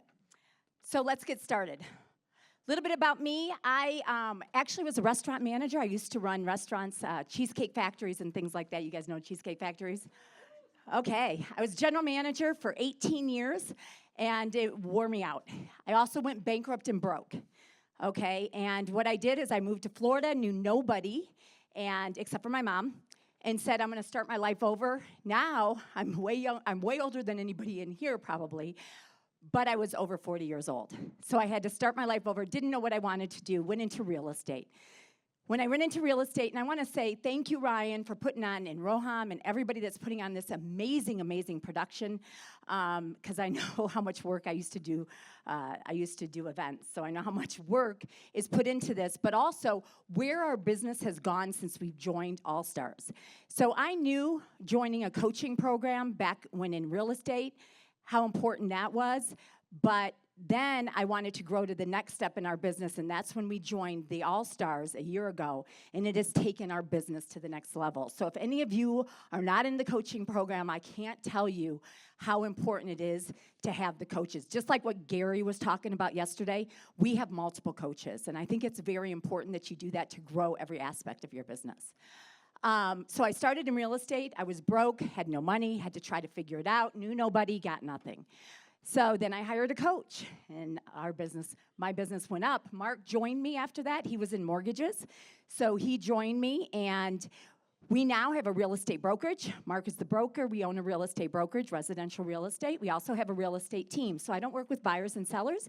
We have agents that do all of that, okay? And then we just make the money from them, which is anywhere between 60 and 75% of what they do. Okay, so we make sure we're making appointments for them, we're marketing for them, and we're paying for it, and I'm coaching them as well as Mark. I'm also a residential real estate coach, which I've been doing for 10 years, and so I take people to the next level of real estate, residential, and then our virtual assistant business, which we opened up 4 years ago, and we do over $2 million just in that business alone. And then we have our long-term rentals, our Airbnbs, investment company, e-com store, and so on. And also this year, we're gonna be doing private lending. So if you guys are interested at all, we are gonna be doing private lending. So let's get started. So we started calling for Ryan about 5.5 months ago. And one of the things that we do, he has his own virtual assistants that make calls, and then he has a couple of ours. And I'm showing you basically his numbers. So when we started with him, the great thing about having somebody else do it is they're managing it for you. So time is money, which is, leveraging is what Gary and Ryan talked a lot about yesterday. And so it's either your time or your money, right, that you're paying. And you have to figure out how much money are you worth per hour. How much money is it for you to start with virtual assistants and to pay them over and over and over and over again and train and train and train, and then they leave and you have to train them again and again, and then you have to manage them, right? So you just have to figure out what that's worth. So what we do is we actually go into Ryan's CRM, and we're calling his old leads. So the ones that kind of like fell off and, nobody's been calling, and Ryan's like, man, there's a lot of money in here somewhere, because of making these calls and such. I just want to let you know, just a few weeks ago, we got one of his that Kayla got under contract, and he's, depending on his exit strategy, I think he's going to flip it. He's making $200,000 on that one deal that we made that appointment with, okay? So do you think it's worth that he waited 3-4 months to figure out and not have to touch these guys, not manage them or anything else, just on that one deal? I was just talking to Sean Bob about it, and it's their highest right now deal, I guess, but I mean, that's amazing, right? So he's invested, now in 5 months, he invested about $12 grand. Is that a pretty good ROI? So is it better that you're managing it, or is it better that somebody else that's running all the numbers? We go into all of his database. We go into every single one and look. And if it hasn't been followed up with after somebody's called, we continue to follow up with it. We make sure that we're giving him numbers and we're going into every single person to figure that out. It's really important that you guys know these numbers. What is different about us? And I'm not really trying to sell us, because that's really, everybody that we've talked to, we've tried to help in their business. Anybody that's come and talked to us, we've tried to help in their business. We're not sitting here trying to sell it. I promise you that. But the thing is, I want you guys to realize, and we've been helping a lot of people, that you guys have to realize what are the numbers of what a couple of people have asked us, why are you different? The VA companies are terrible out there. It's because we're owners and we're involved. Like, I know Ryan's numbers, okay? I know everybody's numbers. I know all of our people's numbers because it's important to me and my name's on it. So we know the numbers of everything. And how much is he probably going to make on the 5 months? About $300,000 in what we have total of him under deals, okay? And that's $15,000. Now, in a year, hopefully we have 500 or 600, 700,000 that we bring him. But it's about looking at your numbers, tracking your numbers. But the other thing is where a lot of people, and I talked to yesterday, some of the people that came and talked to us, is how many people want market value, and what are you doing with those people? So he has 150 people that want market value. I'd love to be able to get 30% of those just in listing appointments. So if you're looking at conversions and people making offers and wanting market value, that's about 2, and I don't know what your percentage is or if you guys know it. But as Gary talked about numbers, I'm a numbers-driven person because running all the businesses, right? So about 2.5% of the people want market value. Are you turning those into deals? Are you turning those into listings? Are you making 75% of the commission, okay, on the listings of those deals? So even if it was 30%, so let's say 43 offers made year to date, so 1 out of 11. What are your numbers? Do you guys know your numbers? These are Ryan's, 40 of what we're doing. So 43 offers made year to date. So 1 out of 11 are getting accepted. 7% of the people they talk to, they make offers. You don't want to give up too soon, okay? You want to make sure that you're just tracking. Time for you, so to train virtual assistants and everything else, basically, what's the difference of hiring and training and everything else? About $7,000, okay, for you. What does that mean? That's about you're paying yourself about $13 per hour if you're managing your virtual assistants, between hiring, training, going through them, continuing, turning over, everything else. That's what you're getting paid an average per hour for you guys to do it yourselves. So in 5 months, just one deal, like I said, and then let's say 150 of the people want market value. If 30% of those people you schedule, so I think a lot of money's being missed in everybody's database right here with the market value people. Do you guys agree? Pretty much that you guys aren't doing very much with anything with market value. So with the market value, if you take 30% scheduling listing appointments, so that'd be, let's say for Ryan, 45, you took 50%, and this is low. These are way lower than our numbers as a real estate team and brokerage, but so I brought them low on what it would be for us, not as making listing appointments is what I'm trying to say. So if you did 30%, you took 50% of listings, sold 18, which is 80% of listings, because those sell at a high rate, obviously, in this market. It's crazy. And if your average commission is only $8,000, which is really low, that's about $150,000. That's cash net into your pocket. So there's a lot of money being missed there. So also what we talked about on this was you still have your offer on there, but you're not giving them to some random Keller Williams, whatever else agent. It's you're controlling it, and your offer's still there. And so a month later, that offer may look better. And so you can still get it as a flip to there. And so, but you're staying involved in it's all under your roof. So you're not allowing it to go out to somebody else. And the big thing with that, too, you guys, sorry. I don't know how to go back here, because you got to, anyways. The big thing about that, too, is once you go in there should be a buffet. So if you go in and you talk to somebody, they say, I don't want to pay commissions. Okay, well, we can do a buyer premium. You guys know about REO properties, and they do auctions, right? Buyers pay premium, so buyer can pay the commission. So we can structure it that way, Mr. Seller. Or they say, oh, we don't mind paying the commission. We don't want people to come through our house. Okay, no problem, Mr. Seller. We will sell it over one weekend. So you market it, you sell it, you do 2 open houses, and you sell it over that weekend. And that's all we're gonna do. So we're not gonna put it on the market for 6 months, because you guys know in a market like this, if they price it right, we'll get it sold, and we'll have multiple offers in one weekend. So what we want to do is we want to figure out timing and motivation, right, for any seller, as all of us want to do when you're wholesaling and flipping. We want to find out timing and motivation, and we want to find out what's important to them. Is it that they want to just get it off their hands and they wholesale and flip, or do they want market value? And now what do we need to do with that? We need to ask more questions. Okay, so there's a lot of different ways and a lot of different things that you should be doing, but virtual assistants can do it all for you. So now Mark's going to talk about, this is so important that everybody has this in their business. So take note of this really, really well, and if you don't have it, make sure you get it set up. And also, at the end, just so you know, we're going to do a drawing, and Mark is going to coach one person in here how to set this up and do the whole thing. So yeah, so this is Google Business Profile. As of a couple weeks ago, it was called Google My Business. It's free to everybody. So as you all know, Google is your homepage. And when I say that, it's like if you have a website, somebody's going to Google you, and what comes up?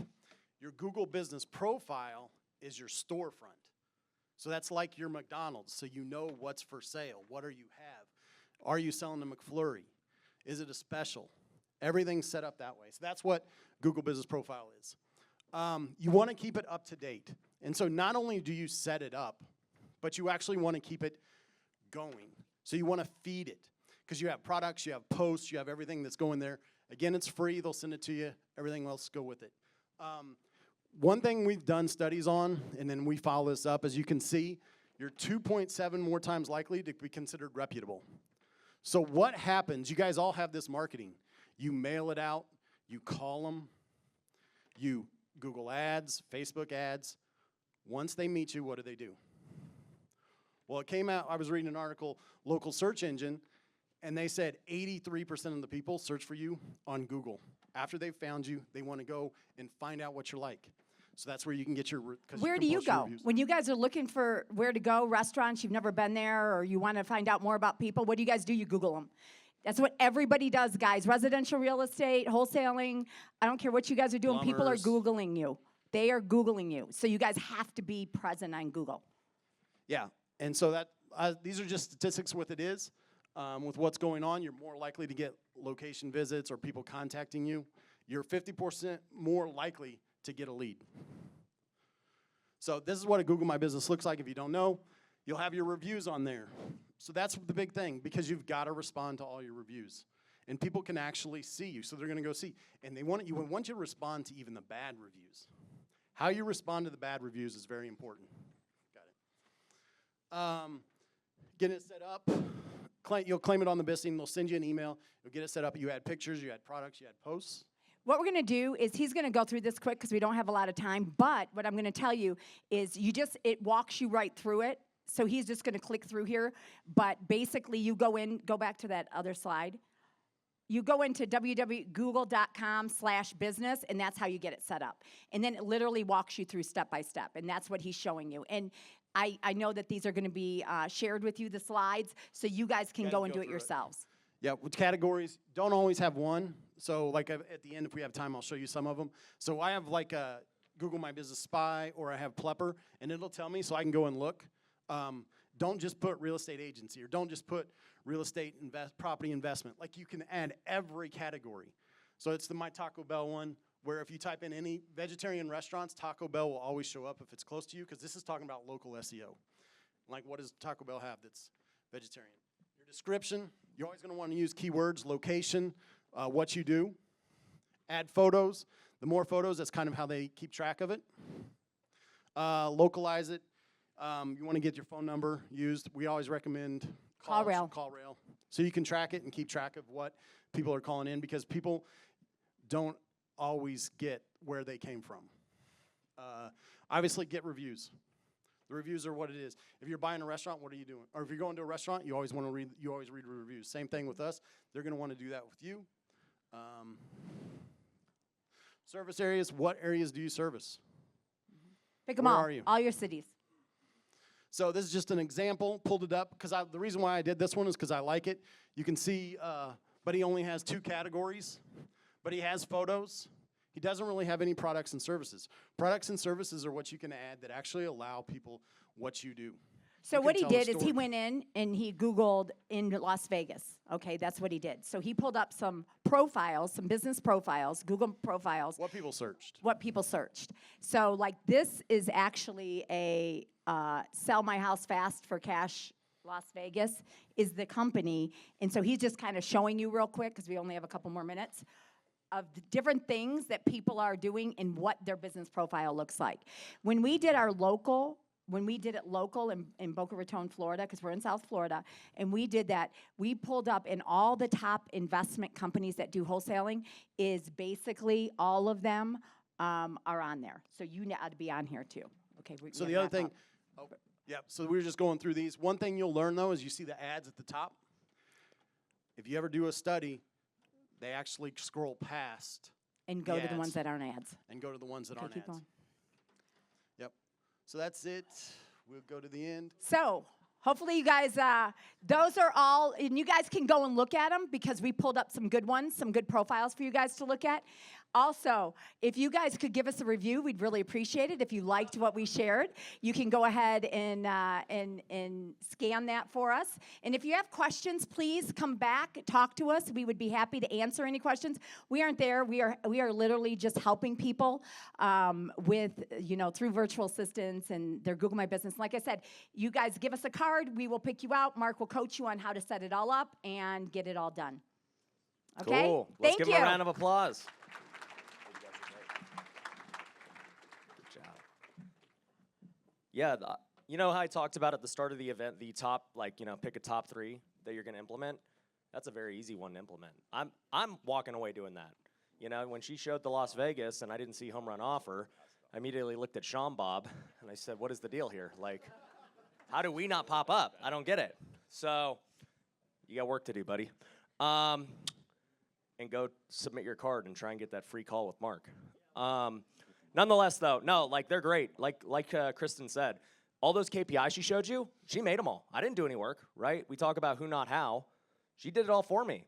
And the thing is with the VAs who are following up with those old leads, they're not going to have the same numbers that your sales team has on a new hot lead. These are the worst of the worst leads that they're calling and making money out of them, okay? So if you've already paid to get these leads in your system and you're not hitting them because, your sales team doesn't want to hit them, which they don't, I can tell you, then get a VA to do it. They will, and there's money to be made. So definitely check them out in the back. Great people. Second person we're going to have come up is a good buddy of mine. He actually, unlike me, played in the big leagues, and we faced each other many times throughout college, and I think in the pros too. And I'm not going to say who got the best of who, but he got to the bigs and I didn't, so you guys can guess. But we can't find the statistics, right? Numbers are what matters. So nonetheless, we've got my buddy Christian Bergman on. Let's give him a round of applause. Thanks,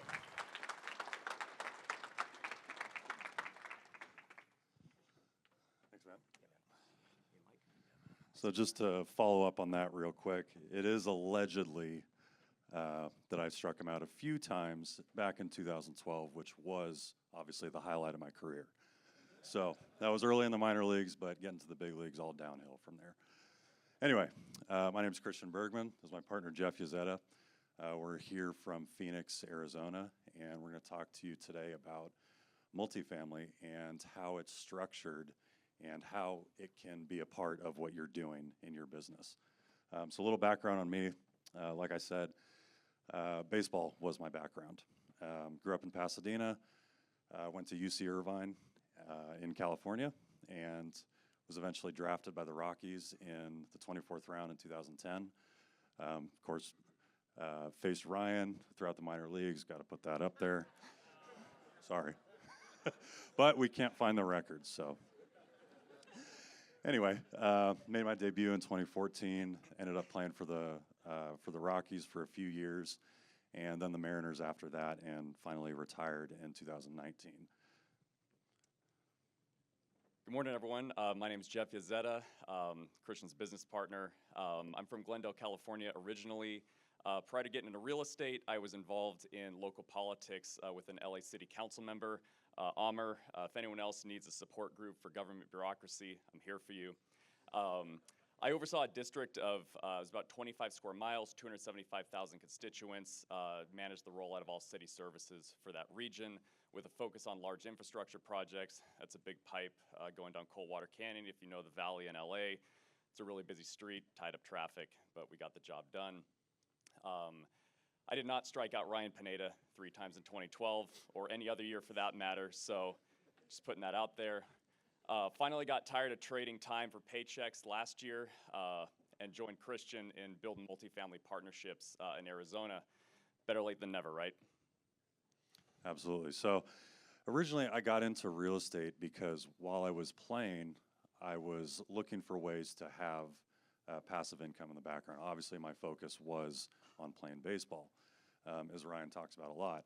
You don't get paid a lot in the minor leagues. So once I finally had some money to play around with, I felt like I needed to take it upon myself to find ways to manage that money. So my plan was to buy single family rentals. I was doing about basically 1 a year, and then I would rent that out. And my goal was to have that pay for my primary residence, because when you're playing, you're off in a different city. You're essentially paying for 2 places. So that was kind of my original reason for getting into real estate. But of course, I was focused on playing baseball. So when I retired, I was looking for ways to get actively into real estate because I did like the industry. I liked everything about it. I didn't know exactly where I wanted to be, though. So I worked for a wholesaler in Phoenix, and to be honest, I didn't know what a wholesaler was. I just kind of went and did it. Ryan actually messaged me, and he said, "Why are you going to work for a wholesaler?" I was like, "I don't know. I'm just trying to learn what this is." He didn't think I was going to go very far, and he was right because I quit 6 days later. I wanted to invest. I realized that the job I was doing was to find investors for these properties. I wanted to be that investor. So, again, got in touch with Ryan, got into the coaching program, and before I knew it, I had a house to flip. Problem was, I started flipping the house and I realized I hated it. So I just realized it wasn't the part of the business that I wanted to be in. But, you know, being in the group, and just to follow up on what Kristen said, being in this group, both learning from Ryan and everybody in the group, is the reason that I continued to look for ways to find success in real estate. So, and that's just because I was in this group and surrounded by people who were successful in all different areas. So I kind of followed the same model, found a mentor who was doing multifamily, and learned how this was structured and underwritten. And within, I guess, about a year from starting, we've closed on 85 units. We've raised about $4 million and just over $14 million in acquisition. So big difference, obviously, from really failing at that first house flip, but continuing to look for ways to find success. All right, how many of you here are active in real estate? You're a wholesaler, you're a flipper, an agent, a landlord. Come on, everyone's hand should be up. Let's go, let's go. Everyone wake up, get your coffee. There we go. How many of you here to grow your business and make more money? That's an easy one. Oh, come on, guys. There we go, there we go. How many of you want to turn some of those profits and purchase rental properties? Yeah, there we go. Okay. So typical real estate investment path, a lot of people start out flipping, they start out wholesaling, doing retail sales. They fund some flips. That leads to rental properties, right? From that, we're going from an active to a more passive activity, all right? So you got to ask yourself, where am I today and where do I want to be in the future? So how do you scale that? Okay, you start out wholesaling, you save up some money, you buy a flip, you continue flipping, you buy a rental, rinse and repeat, you buy 2 rentals, rinse and repeat again, 3 rentals, so on and so forth. Now check this out. The circles here indicate where you're spending your time. Okay, so top line, you're active in your business, right? But as you acquire more rentals, you're also increasing the amount of time it takes to manage those rentals, okay? So why do we buy rentals? We're all here because working 9 to 5 for someone else, that's just not for us, all right? We also know that owning real estate is one of the best ways to build long-term wealth, increase net worth, whole host of tax benefits that come with this, keep your money, your hard-earned money in your pocket, or better yet, in other deals. It's also more passive than what we were doing before, right? The rent checks come in, put them in the bank, continue with that, okay? But, as we mentioned before, those rental properties, they add up with the time it takes to keep them going. And that's because passive is a relative term. As a wholesaler or flipper, you're in charge of marketing yourself or your company, you're finding and negotiating the deals, you're managing the projects and the contractors, you're selling the projects, and you're tracking your performance. As a landlord, you're responsible for finding the tenants, collecting the rent, fielding maintenance calls and repair calls, CapEx, turnovers, taking on personal recourse debt to own those properties, and managing the manager. You're also in charge of evictions. There's also fun surprises, like the bathtub litter box that Christian discovered at one of his rentals about a year ago. Good times. That list over there, there's a lot of things going on, right? Takes some time. It's because rentals aren't truly passive. That being said, there is a way to be involved in rental properties without taking on all the burden of ownership and being a landlord. Before we jump into the multifamily structure, some common partnership terms just so we're all on the same page. There's the general partners, or GP, also known as sponsors, syndicators, or principals. Limited partners, LPs, the investors. The preferred return, or PREF as it's commonly called, it's a cash-on-cash return hurdle where 100% of cash flow goes to the investors up to that point. An internal rate of return, or IRR, I'm sure a lot of you are familiar with that. It's a way to measure one investment against another. It provides an apples-to-apples comparison so you can compare things. GP and LP split, this is how the equity in a multifamily partnership is broken down. So basic structure, you've got an apartment complex. The general partners, they're responsible for acquisition, they're doing due diligence, they're managing the deal, they're guaranteeing the loan, they have experience to do all of these things. They own about 30% of the deal. And that's, that can change. Deals are structured in different ways. So Exactly. This is just a very, common structure. Sure. Limited partners are responsible for investing money in the deal. Does this sound familiar? Everyone here who's flipping, from Ryan down to those of you who are just getting started, are looking for one thing. You're looking for money to fund your deals, right? Same concept, different scale. So why should you consider multifamily partnerships? Well, as a limited partner investor, you're in charge of two things and two things only. That's vetting the deal and vetting the sponsor. You gotta know, is it a good deal? Are you investing with good people? And that long list of landlord responsibilities, you're not responsible for any of that. Not the bathtub litter box, big sigh of relief. The sponsors take care of all of that, okay? And you'll see that this is a much more scalable path, okay? As you go through this course, your time, that top line, is focused on what you do best, your business, okay? Meanwhile, in the background, those limited partner investments that you make in multifamily deals are generating passive income for you 24 hours a day, 7 days a week. So you gotta ask yourself what path you wanna be on. Yeah, so we're all here because we want to learn how to invest in real estate both passively and actively. I'm not here to say that one is better than the other, but I think you just have to ask yourself the question, which path do I want to be on?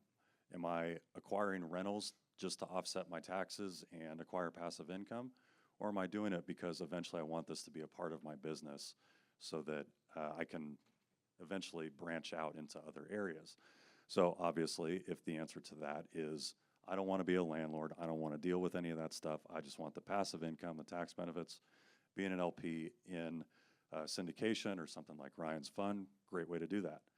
On the other side of that, if you want to be the active person doing these deals, that's essentially the niche that I kind of fell into, was all the skills that I acquired managing these rentals, now I can apply them actively, finding these deals and bringing these returns to our investors because they get to participate in all the ownership of the deal without having to do any of the work. So again, just to kind of reiterate, in my opinion, if your goal is not to become a landlord and manage all these things, being an LP is the way to do that. The more active you are in your business, I feel the more passive you should be in where you're investing that money for all those reasons. And I relate it to when I was playing baseball, right? If I knew about this, 5, 6 years ago, I can say without a doubt I would have been investing as an LP in these deals because it didn't require any of the work. So anybody know here who Brandon Turner is? Might have heard of him. Yeah. He recently did a podcast here with Graham Stephan, and he said something here at the end that I thought was really powerful and really illustrated this. It's not playing. Roham, can you push play? Thanks, brother. Uh-oh. Okay.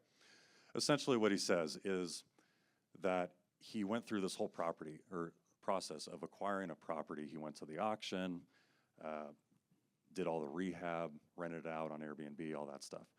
And he got to the end of it, and after he sold the property, he went back and looked at what the returns actually were from an internal rate of return standpoint. And he went back and looked, and it was about 15, 16%. And right before this video came out, I actually went back and did that on one of my properties, one of my rentals that I had sold that I had had for 5 years. Guess what it came out to? 15, 16%. So I had to go through all that work to achieve essentially what we target for our investors on the syndication or the fund side. So I kind of put all this together in a case study. It's just a quick PDF you can download, just plug in your email, and you'll be able to look at that. And just see the numbers, because if I gave you high level, the property doubled in value over 5 years. It cash flowed the whole time, and I didn't really put any money into it. Sounds like a pretty good deal, right? 16 IRR, that's all it was. So, go ahead. Key takeaways here. I'm not here to tell you there's one way to do it. As we all know, there's many ways to invest and be active and passive in real estate. This is what worked for me, and I had realized that had I been doing this sooner, I would have taken on a lot less responsibility, been able to focus more on baseball, or for people in here, whatever your main business is, if your goal is not to become a landlord in the end. And yeah, please, we cover this also on the calls every Tuesday in the Future Flipper All-Star group. We do multifamily calls. We talk about the LP side. We talk about the GP side, both doing it actively, what to look for as a passive investor, because even if, like we said, you're not going to be active in the deal, but you want to be able to vet the sponsor and know what you're looking at and make sure that they're not trying to pull something, past you that they shouldn't be. So please feel free to reach out to either of us. Instagram is the best way to get a hold of me. And yeah, happy to take any questions too if we've got any time left. We'll leave the questions at break after this next one. So let's give them a round of applause. Good job, dude. Can we get you to wear those glasses while you're in here, Christian? Absolutely. All right, good. And the hair, yeah. So, no, they're doing a great job. If you want to learn anything about multifamily, like he said, in the All-Star program, he runs a multifamily call every Tuesday at 9 a.m., and they got a lot of people on that call who are interested in apartments. I'll say one thing that probably crossed many of your mind is, okay, what if I don't have the experience to be the GP and I don't have the money to be the LP, right? A few of you guys have asked me, you're like, what can I do? And I'm like, well, you got to find a deal, right? That's always the key to all this, just find deals. And so if you find a deal, there's a lot of people in this room that can make the deal happen, whether it's Christian, Eric Hensley, me, the guy who's about to present. We all know how to make a deal happen.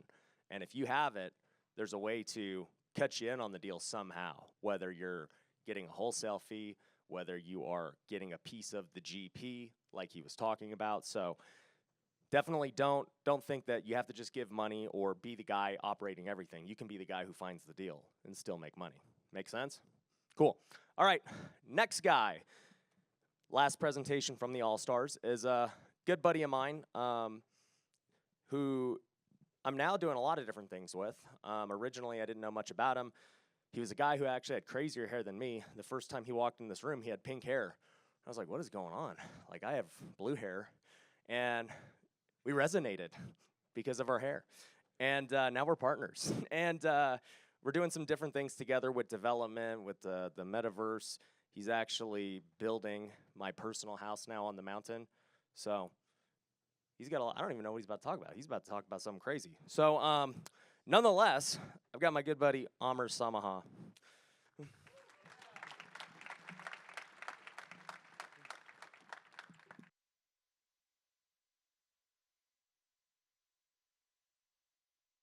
Woo.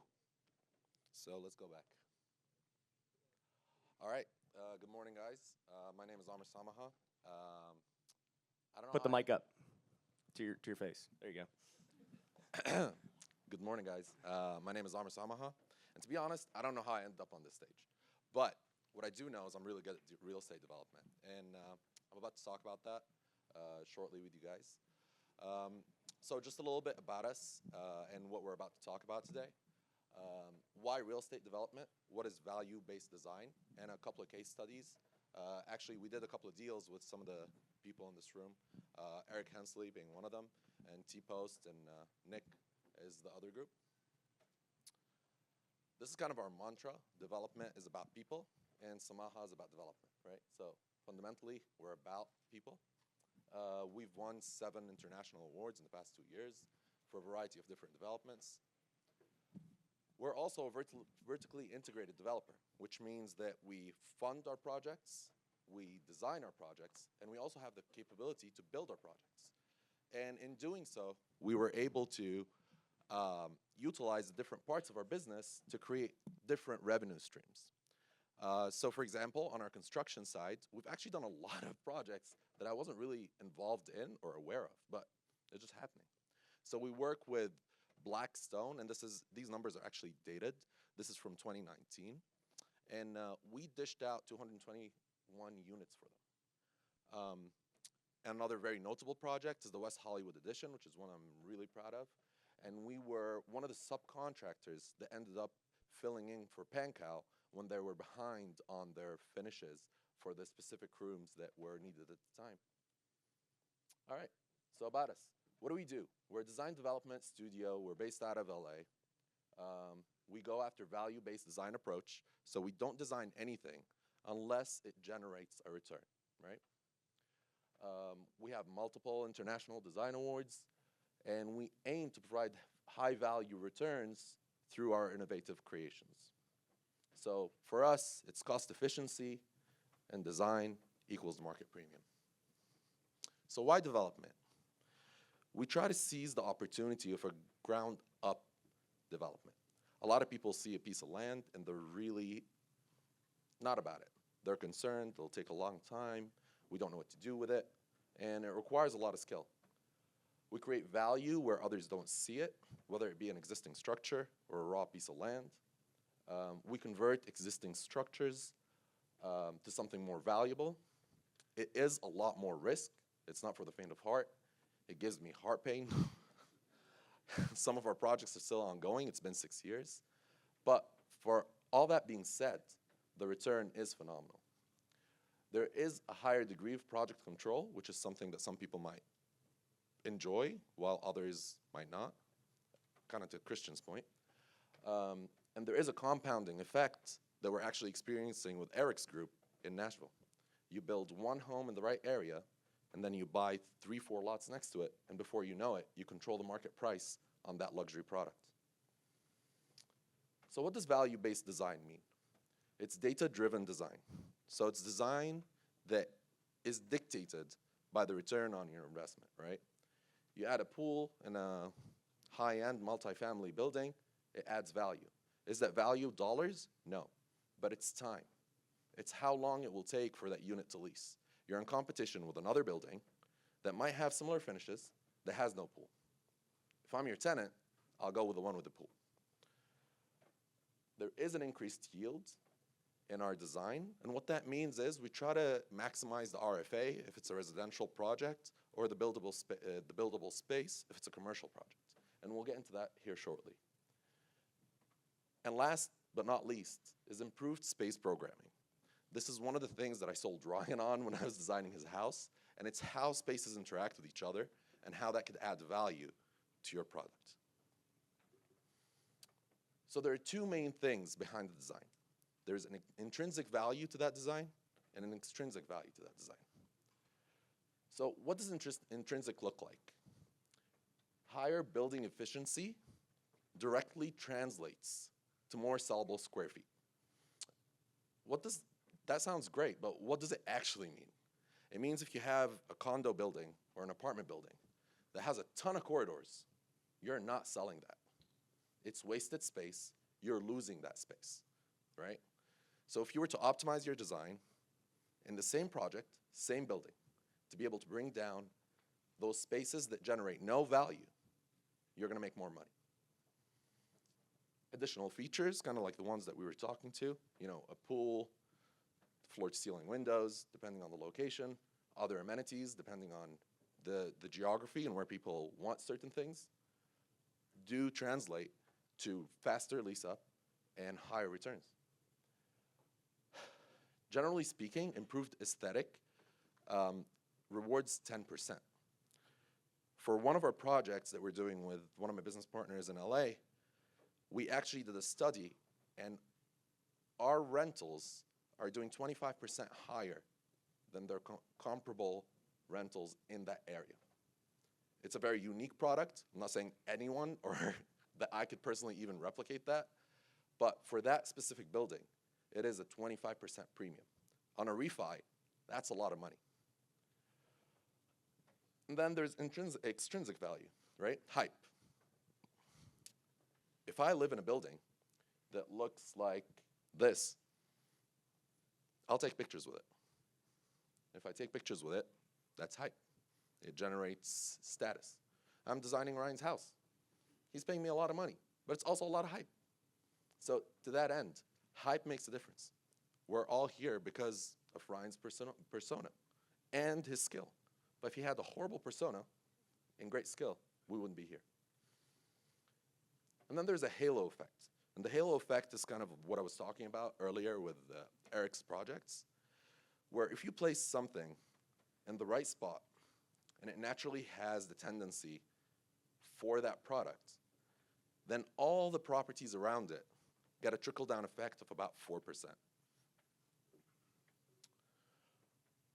We have 3 case studies that we're going to walk through here. But I kind of wanted to talk to this one, which isn't one of the case studies that I wanted to present, but I think it's a really good example. So during the pandemic, my business partner went out on market the day the market crashed, and he was looking for people that are selling, kind of like Ryan.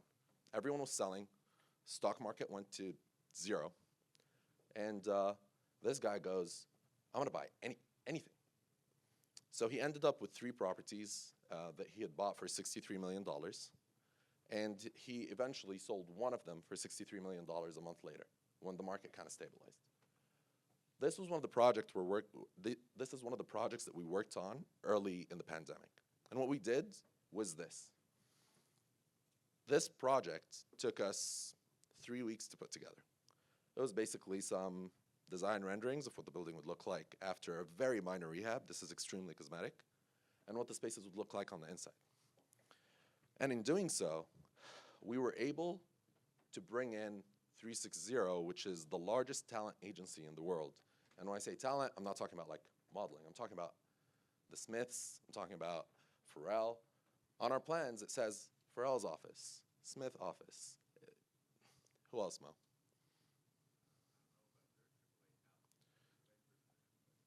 He doesn't know. But either way, either way. So we ended up landing this giant behemoth when everyone was leaving. And the reason we were able to do that is 2 pieces to the puzzle, right? If you saw this building in real life, it looks nothing like this. It's horrible, it's currently under construction, and you wouldn't be able to sell it to anyone, right? But in being able to express your vision for what you're about to do as a developer, we were able to bring in the top dollar that you can get for that market, right? And this is in prime Beverly Hills, Golden Triangle. So to that end, we were able to bring in that talent during a very tumultuous time but he also got it at a discount, right? So he's more competitive than everyone else within that area, providing the best product. That goes to say something, though, that even though when they walked the building, it looked nothing like this, they believe in the vision of what you're going to deliver to them. And they were signed and have been paying for their contract based on set designs. And we were able to, so it mentions it here, we leased it in 2 months, and we were very, very proud of that. That was a huge success, especially in a time where no one was trying to lease office space. And these are our case studies. And when we were picking through the case studies, I told my team that I really wanted something that would resonate with the audience. So we picked 3 projects. I think 2 would resonate with everyone. And the third one is to showcase the gamut of what could be done with real estate with the right people in mind. So the first project is actually my first one out of state. This was with Eric Hensley. I reached out to Eric. Eric, what do you got, dude? Let's do some development together. Next day he calls me. He's like, when are you coming? Like, I'm on a plane. I get on a plane. I go see the guy, and he shows me this house. I'm like, wow, this looks great. Huge lot, beautiful neighborhood. I'm like, man, I should leave California. Eric told me that, this is going to be a development. He's thinking about, gutting the building, pulling it apart. I'm like, okay. Takes me around town, shows me everything that he's flipping. He wasn't flipping anything. The guy was strictly developing everything, tearing it down and building it again. I'm like, okay, this is a great partnership. This is what we came up with, right? So, to get the same views, this is the front of the house, right? And this took, I want to call it 4 weeks at that stage. Now it's taking a lot longer. But to that point, it took us 4 weeks, right? We did a market study of what would resonate with the audience in the space. We also looked at a few nerdy engineering things of how to light in the summer, in the winter, block it out in the summer, make sure that you could walk around in all sorts of undress throughout the day and night and not have the neighbors look at you. But what does that really translate to? This looks like a really expensive product, and I'm not really sure I want to do this. Like, this is just out of my league. But is it? So Eric's a beast, and he got us this property for $780,000. That's already $250,000 under market price, right? Great. What's the hard cost of building this thing? We're all in at around $2 million for $250 a square foot. Eric will tell us that we're going to do it under that for $220. I like to be a little aggressive. Let's go for $250, right? And soft costs is going to cost us some $250,000, and permitting, whatnot, issues that come up all along the way. Our exit price is $5 million, right? This is an 18-month project. So between me and Eric, we net almost $2 million. Is a lot of work? Yeah. But $2 million working on one project versus $2 million working on a lot more projects. This is another project that I really enjoy. Horrible piece of land. This is a property that we have with T-Post and Nick. And it's a great piece of land. I got to wrap it up here real quick. But, an amazing piece of land right by a diesel shop, right, in Tucson, Arizona.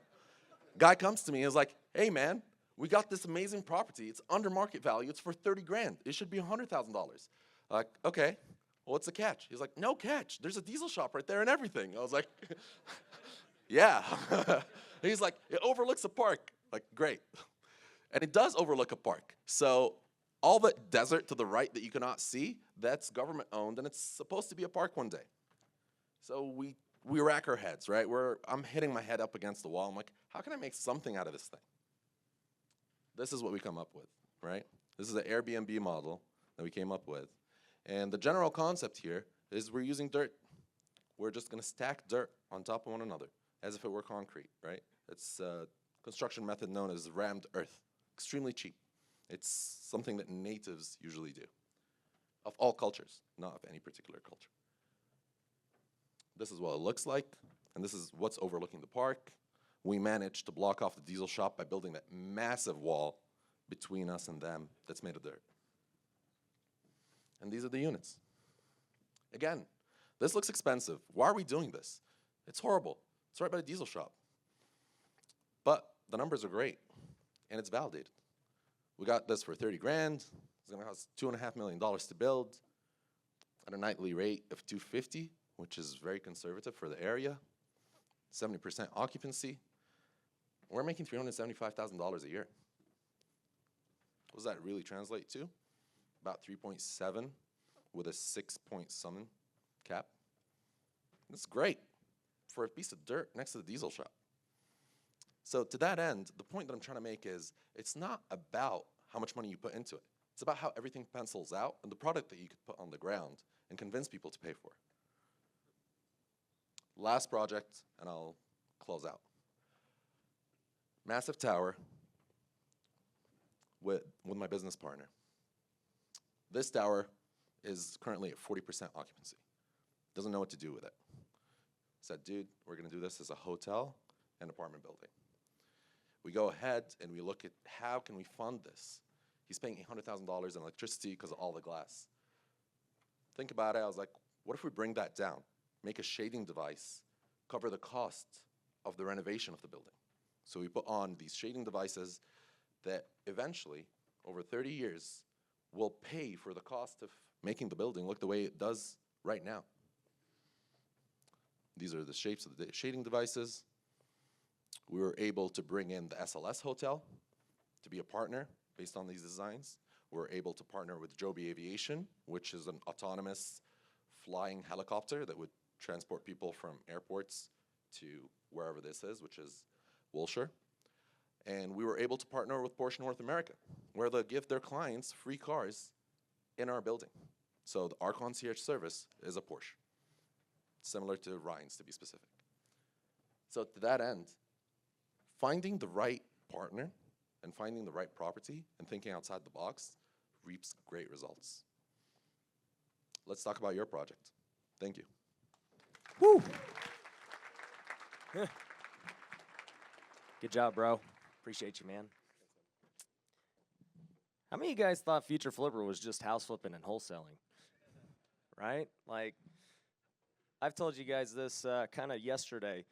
My whole goal with everything is to just find extremely talented people in everything I do. And I forgot who was telling me this at the bar last night, but they were like, dude, everyone I talk to on your team is a killer. They were like, he's a killer, he's a killer, he's a killer. I'm like, yeah, when I see a killer, I want to sign him. I'm like the New York Yankees. Like, I want him. And when I met a guy like Amr, I'm like, dude, you're going to build my house. Like, how are we going to do it? And he showed you some crazy stuff, and when you see it, it's going to be nuts. But nonetheless, definitely talk to him about anything you guys have got going on. But as all three of those speakers showed, you know, for them, they're not even necessarily flipping houses. And that's why I wanted to put them on.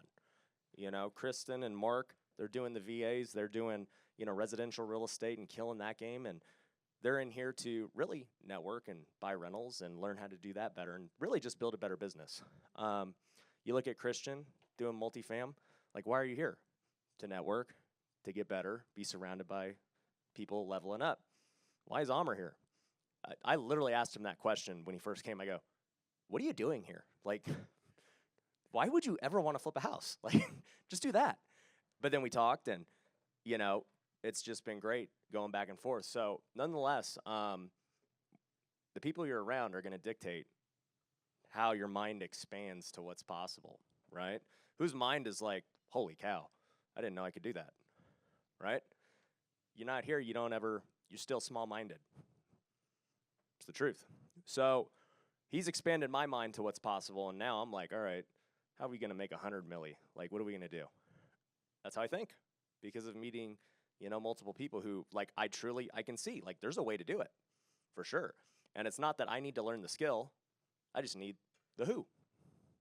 So, and he needs the who as well, to somebody else. And then when you get a good partnership, there's a lot of good things that can happen.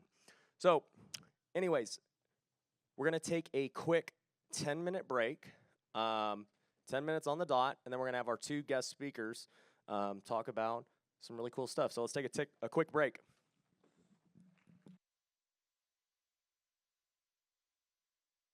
Okay, so we're going to have plenty of time for networking at lunch, and then later today during the Mastermind portion for the second half, as well as the after party and dinner.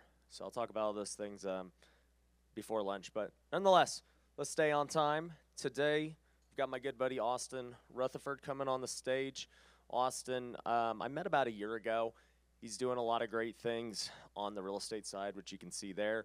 He's also got a big social media following, doing really good on TikTok, Instagram, giving a lot of value. And I said, man, in the theme of, we want people to be well-rounded, let's just talk about crypto, since everybody is, wanting to know more.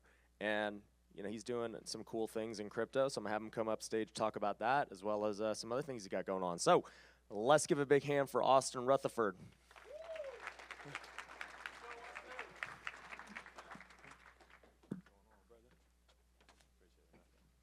What's up, everybody? I'm excited for today. I've been talking to a lot of people, next couple of days, and just curious from a raise of hands, who has money invested in crypto right now? So a large portion of maybe 2/3 of the room. I'm gonna sell a lot of NFTs, man. Who has more than $50,000 of their money invested into crypto? So like maybe 10, 20%. So that's the opportunity that still exists in the world. People think that they're late, and we'll get into numbers here in a second, but you're not late at all. And we'll dive into all the numbers here in a second. But real quick, backstory on me, Austin Rutherford. Got into real estate about 7, 8 years ago. Like many of you, I was doing real estate for about 6 years, and that was the only thing that I was focused on. Development, wholesale, rental properties, flipping, basically what a lot of people in here are doing. Then I fell into crypto and then social media, which we'll dive into. But own about 70 rentals, 1 million followers across the social media, and then crypto enthusiasts. So the 3 opportunities that I see in today's world right now, 1 is real estate, which is what we're kind of all here for right now. 2 is social media eyeballs. Ryan talks about that all the time. This entire thing is from his social media. So it talks about the power of that. And 3 is cryptocurrencies. I think it's a blessing to be living in the day and age that we're living right now, to be around when cryptocurrency's coming up. So those are my big 3 things that I'm focused on, and we're going to dive into the numbers of it. Very quick disclosure, we're going to be talking numbers and stuff, so not a CPA. Do your own due diligence. So just really quick, to make sure we're all on the same page. When I heard about crypto, I thought they were all like physical currencies. That was the plan. That's not really what it is. So could kind of differentiate the 2. So stocks, you have like Microsoft, Apple, and there's businesses under stocks. Cryptocurrencies is kind of the overall thing, and then there's currencies within that, but they're not really currencies. Like Bitcoin, like Ethereum, like Cardano. So it's a kind of comparison you can see to understand what the cryptocurrency space is. And very few of them are actually meant to be currencies of exchange. So although they're called cryptocurrencies, they're not actually like currencies. These are businesses that are trying to solve real world problems. And we'll dive into some of those things. So what is blockchain? I'm going to read this. This came from Google. But blockchain is a system of recording information in a way that makes it difficult or impossible to change, hack, or cheat the system. A blockchain is essentially a digital ledger of transaction that is duplicated, blah, blah, blah. The theory of that is it's trustless. It's recorded on the blockchain. So once it's recorded, it can't be changed. So everybody here can relate to this. We have title companies, right? When we buy a house, we go through a title company. They run a title search to make sure that the person we're buying the home from actually owns the house. And then we have to get title insurance to ensure that we actually bought the house that we bought. There's trust there. We got to verify things. On the blockchain, it's all verifiable on the blockchain. It's open source, and anybody can see it. So I'll get into that in a second. So examples of this, like what could the blockchain potentially solve? And I'm going to tell you like about crypto, my thoughts on it, and then how to get into it. But this is the things that blockchain can actually solve. So voting, for example, whatever you are, we're not here to talk about that. But voting, there's a lot of fraud that happens in voting, right? Like duplicate ballots, people throwing stuff in the trash can. Voting can be put on the blockchain, and it's verifiable. It'll never be changed. So if everybody votes on the blockchain, there's really no arguments in between. So title companies, I gave you an example of that. If it's verifiable and I can trust you because it's a trustless system because it's written on the blockchain, why do we need title companies? They're only there to prove that we actually bought the property that we bought. But if it's already proven that you own the property, and when I buy it, it transfers to me on the blockchain, which can never be changed, why do we need title companies? Credit card companies, they charge 3.5% every single time. It's a middleman to make sure that the money that you're actually paying actually arrives at the person's bank account. If it's on the blockchain and it transfers and it's recorded, why do we need credit card companies? Banks, I'm not going to go all the way down that rabbit hole, but I mean, send a wire after 5 p.m. Tell me if it arrives, or Saturday or Sunday, or send a wire of $1 million and see if it gets held up, or try and spend a debit card and they flag it for fraud and you can't even spend it. And then you got to sit on the phone for an hour or two to get your money to go through to actually pay somebody. Again, banks disappearing, I think that's a long stretch, but it's going to change a lot of things for sure. Loans, which I'll get into here in a second. NFTs. This is enormous. I don't really think people understand the power of this. So a lot of times NFTs is like pictures, right? Like, why do I want to buy a JPEG? It's not really what it is. What happens when deeds to houses are put on the blockchain as an NFT? And then you buy the NFT, which you buy the house, which is verifiable and trust. Event tickets. Oops, wrong button. Stuff just like this. He can sell his NFT.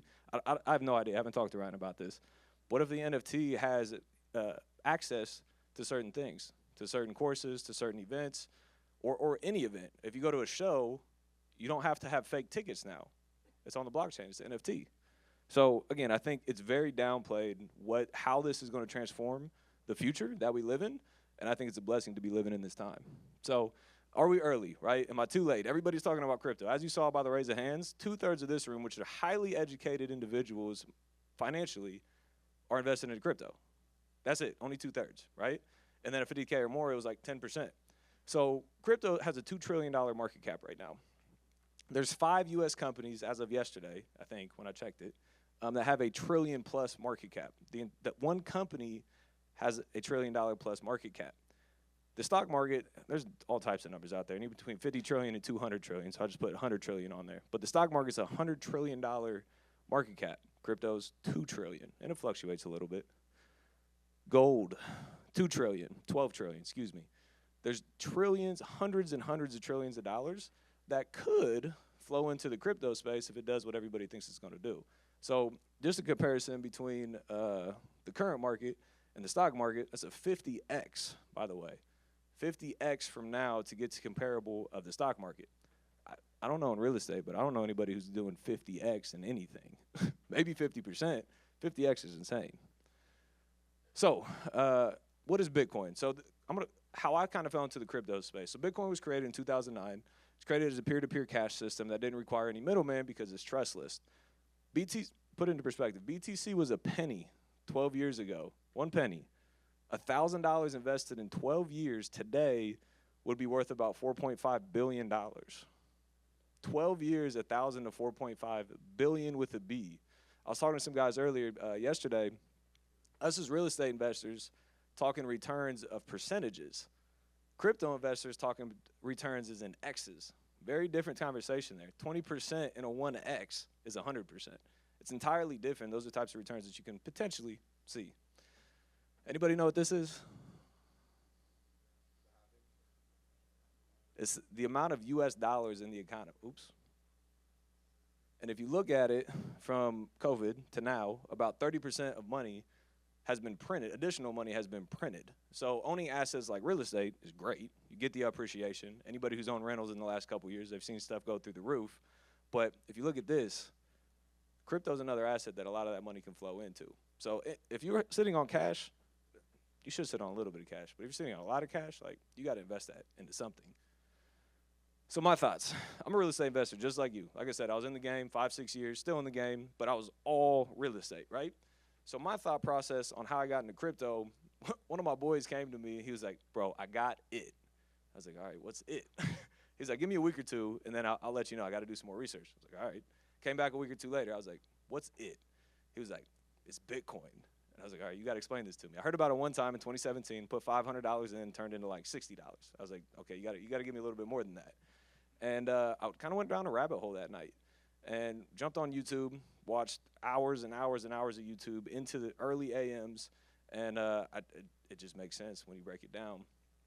So Bitcoin is one example of a cryptocurrency, and the way that it was compared that really made sense to me is, so gold, why is gold valuable? Because it's scarce, right? Bitcoin, but we don't know the true scarcity of gold. We can hit the largest gold mine ever and have more gold than ever, and who knows what's going to happen to the market. Bitcoin has a fixed supply. Code is law. That's the saying that's in cryptocurrency. So the code has a law, quote unquote, that there's 21 million Bitcoins that'll ever be around. So if the supply never changes, but demand goes up, what happens? Price goes up. So if, again, gold is like, everybody values it as valuable. How can you move $1 billion of gold? Like, you got to have Brinks truck after Brinks truck after Brinks truck.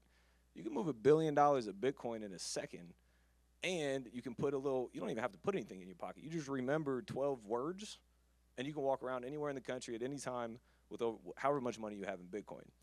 So kept on going down that rabbit hole. Kind of started to like Bitcoin, started to buy Bitcoin, went into more of crypto, and that's what we're going to get into here in a second. But I think it's a once-in-a-lifetime opportunity, truly, genuinely.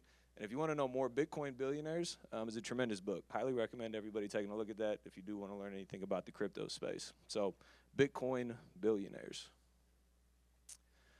All right, so how does crypto work, right? So there's centralized and there's decentralized. So what does that even mean? Centralized basically means that there's a middleman that you have to trust. Decentralized means that there's no middleman. You control everything yourself. So, like we said, banks, lending institution, credit card companies, that's trust. That means they're centralized systems. Apps like Voyager, like Coinbase, like KuCoin, these are centralized exchanges where somebody holds your keys, quote unquote. And I'll get into keys here in a second. But decentralized, you have 100% control of. It's on you. So if I got a buddy, I don't have a buddy, I have a friend of a friend that got hacked for $180 million because he gave somebody his keys. It's very scary, but I would rather trust myself to secure my money than the bank or anybody else, because at the end of the day, like, if you go in and try and shut down your bank account and you got real money in it, you're not getting your money. Like, you got to schedule it. You got to call ahead. They're going to ask you, why do you want to close it? It's going to take time. So I want to be in control of my money, and that's decentralized. So like I said, apps like Voyager are centralized. You put your money in.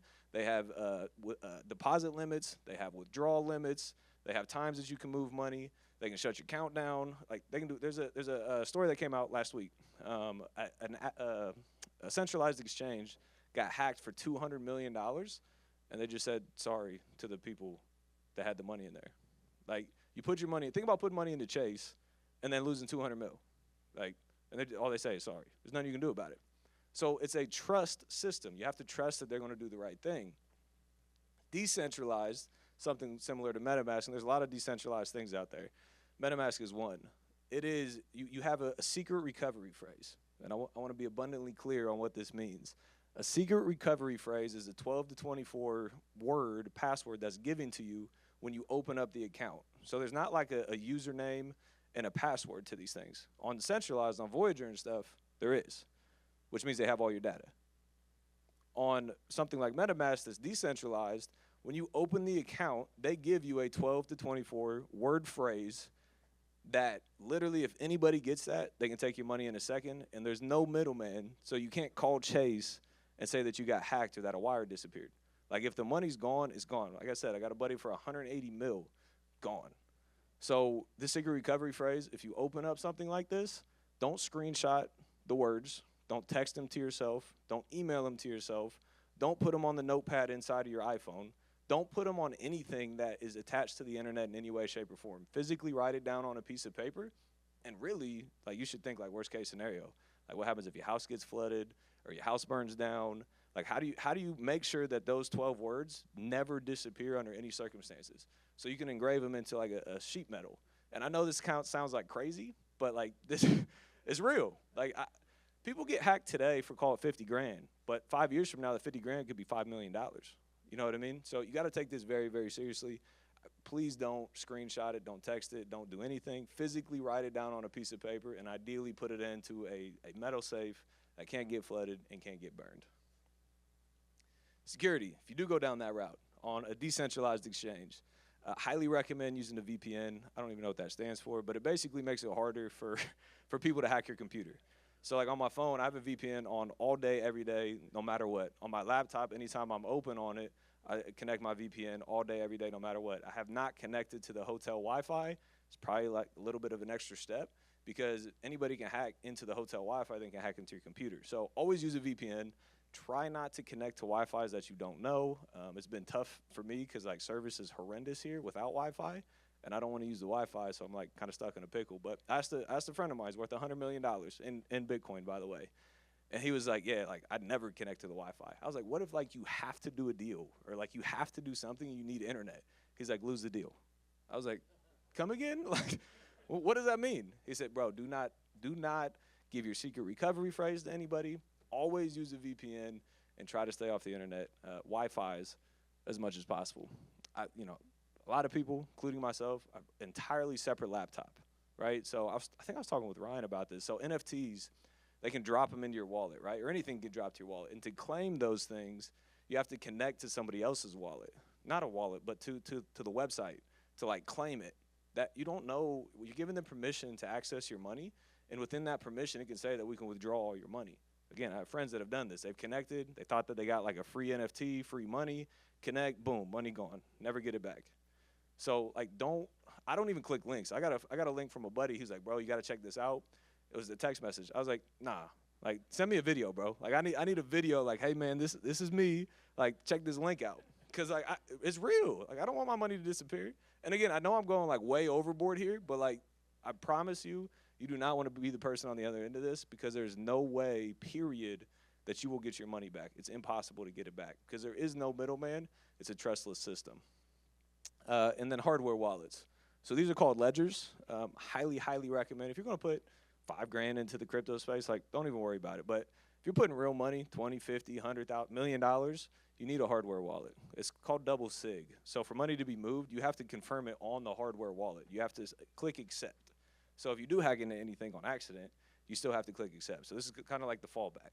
So highly recommend getting a ledger if you're going to go into the crypto space and actually put real money into the space. Am I losing everybody? Or are we good still? All right, cool. So different types of coin. Bitcoin, that's kind of what it's known for. It's the first one to come out. It's comparable to gold, right? It was meant to be like a monetary of exchange. The problem with it is it's gotten too big to like for people to spend. And there's a story. Somebody, I think he paid like 10,000 Bitcoin for a pizza at one point, like many, many years ago. And like that pizza is now, I don't know what the number is, now worth $500 million. So you don't want to like spend your Bitcoin, right? It's a store of value. It's like gold. And then there's something called layer ones, like Ethereum, like BNB, like Sol, like FTM, like Pulse. These are things that are called, they have smart contracts within them, which means that they can be programmed to do something. Like if something comes out and there's voting, right? It can be programmed to calculate the votes, and each person has their own online ID, and it can be programmed to be able to do something like that. So Ethereum and BNB and Sol and FTM and Pulse are how Bitcoin, not Bitcoin, is how cryptocurrency can scale, because you can program these things to do real world things. And then there's things built on top of Ethereum and so forth, which are the additional coins. Like, I don't even know any examples, but all the other coins, there's like 10,000 coins, are built on top of these things. So we're all here in real estate, right? This is one of the other things besides the gold comparison that really got me into the crypto space. So real estate versus crypto. The metaverse really quick. I'm sure I'm going to get a question. I do 100% believe the metaverse is going to be a very, very real thing. Have I invested into it yet? Not yet. My reasoning behind it is that there's different metaverses right now. So like, how do we know which metaverse is going to be the metaverse that like wins, right? So it's 100% speculation in my opinion right now. And buying land in the metaverse is like completely unlimited. So like there's unlimited beachfront, you know what I mean? So there's a couple things I'm still trying to work out. I do think it's going to be a very real thing, and I do think everybody needs to pay attention to it because it's coming. Like, has anybody seen the video, the movie Ready Player One? It's really weird. You should watch it because I don't know if it's going to go to that extent, but it's definitely going to happen for sure. So this is the story. Buddy, he owned, I don't know, a couple hundred apartment buildings. Took them like 10 years to do it. You know, making decent money. Owned a lot of them with not much debt on them. Doing really well. And I was like, yo, bro, like, how you been? He's like, yeah, I've been great. And I got into crypto. I was like, okay, tell me more. He's like, yeah, I'm on my crypto cash flow. I was like, what? Like, I know like rental cash flow, but like, what's crypto cash flow? And there's ways to earn income, interest on your cryptocurrencies. There's ways to get loans on your cryptocurrencies. I'm gonna make comparisons between real estate and crypto here in a second. But to me, in real estate, I own a bunch of rentals. I was like, government shutdown happened, eviction moratorium. You couldn't even evict somebody that you own the asset to, and they don't have to pay, and the government said so. You have evictions, you have upkeep, you have tenant turns, you have non-paying tenants, you have mold, you have all these issues out there, and they're great. Like, don't get me wrong, I still own rental properties. But if there's a way to get interest that's written into code that can never be changed, and it pays me every 1, 5, 10, 50, 100 days, whatever the smart contract says, I like that. Like, you literally click a button one time, and you just walk away and you get paid. It's very unlike rental properties. Rental properties is passive, not so much passive, as we all know. So that's formatted weird. But to make the comparison, so why do we buy real estate, right? There's 4 reasons, usually. Appreciation, cash flow number 1. Appreciation, depreciation, and leverage or tenant mortgage buy down, right? What are the same things that you can get in the crypto space that you can get in the real estate space? Cash flow from staking coins and earning interest, appreciation and potential depreciation, and leverage, kind of. You can take loans against your crypto, and there's no qualification. You don't have to go through credit checks, background checks, income checks, any of those things. You click a button, boop, and you get money wired to your account just by owning an asset. A lot of people don't know these things. But you can earn crypto, and you can borrow against the crypto to then go out there and buy more real estate. So the only thing that you really don't get in the space compared to real estate is the depreciation, tax savings, which is huge. I'm not downplaying that. That's why I own a bunch of real estate. But there's a lot of similarities between real estate and between crypto. And it I don't know. Well, he was like, yeah, I'm on my crypto cash flow. It just kind of opened up my mind to it. So to give it a comparison, this is on Voyager. This is the Voyager app, so if you do use that, if you just hold the asset, that's all you need to do. You just need to buy it and hold it. You don't need to do anything else. These are the returns that they will pay you. So Bitcoin can pay you almost 6%. USDC, which is, by the way, a stable coin, pays you 9%. Where else are you earning 9% on a stable asset? What does the bank pay? 0.001% or something like that? So you can earn real money. There's another one. This USDT or USD Terra or something like that. They pay like 18%, and that's a stable coin. Like, I don't have a lot of money in the stable coins because there is a little bit of counterparty risk with that, which means it's not guaranteed, obviously. But like, where else are you getting those types of returns? Nowhere. Like, to do real estate and earn a 10 or 20%, like, that's phenomenal for people to do. So one example of crypto cash flow. Cardano's a coin. When I first bought it, it was 4 cents. So putting 25 grand in at 4 cents will give you 625,000 coins. 625,000 coins. If Cardano reached $3, that would be worth about $1.25 million. That's $2. Yeah, it's $2. So scratch the $3 is $2. 1.25 million. Cardano pays roughly 6% interest to stake the coin. At 6%, you'd be making 75 grand a year, 100% passively off a $25,000 investment. If Cardano goes to $10, you'd be making $375,000 a year, 100% passive, and it pays you every 5 days. You're not getting these things in real estate. There's a lot of headaches that are involved in it.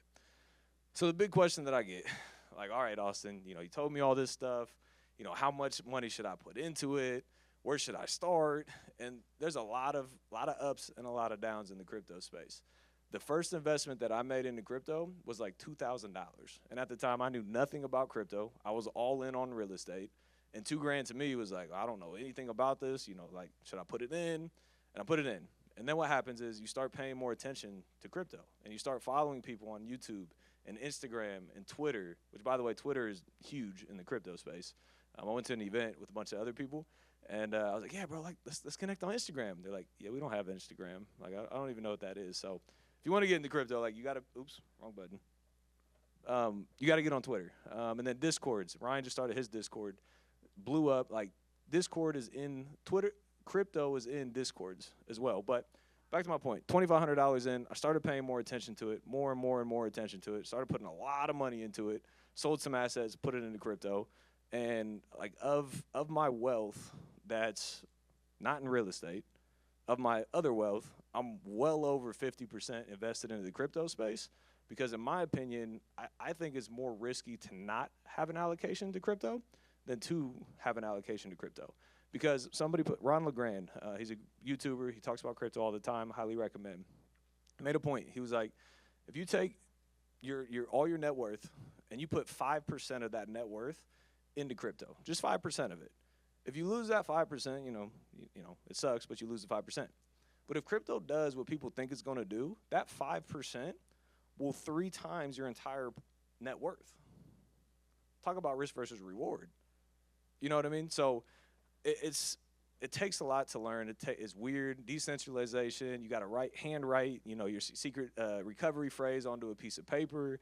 Like, why am I even doing this? We have cell phones now. It's like archaic, but I think it's the future.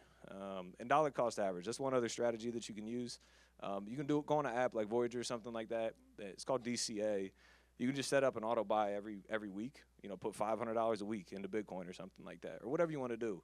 But having an allocation towards it, I think is going to change the world. So I think that's all I got. We got time for questions? Yeah, we got some time for questions. Awesome. Anybody have?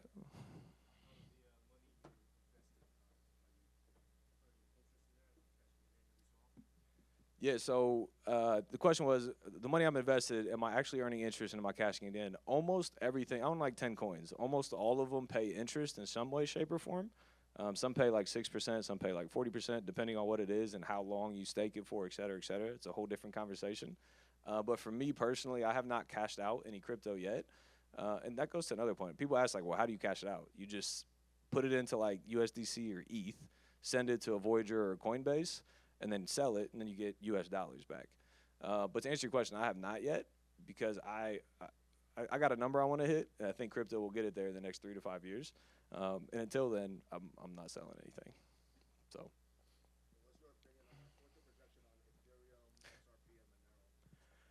I knew these questions were going to come. So I'm not a trader, right? So I don't know how to like chart graphs and all that other stuff. I just see the opportunity in the space. It's like buying land in New York before New York was New York, right? Or getting into the internet, I don't know, 10, 20 years ago. I wasn't around at the time. But like that's the opportunity that I see. So I have no idea on the price. And the other thing, when you're investing, like crypto's like this. Like my first 70% drawback was like, it sucked. You got 100 grand, 70% down, you have $30,000, you lose $70,000 overnight. But it always, if you look at a chart, it usually tends to go up and to the right. So I don't invest for today, tomorrow, next week, next month. But in 3 to 5 years, I think we're going to be in a much better space. So I have no idea, but I think it'll be higher.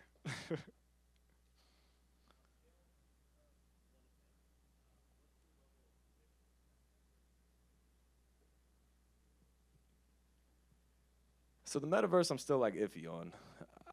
It will exist for sure. If people have seen Ready Player One, I don't know if we'll get to that extent, and we might, but long time down the line. I think people are going to live in it because it's the reality that they want to live versus the real one that we're actually living. And people don't usually tend to enjoy like actual real life. So I think that people will try and enjoy that life. So I think it will be around, but I haven't put any money into it yet. So where are you staking your crypto?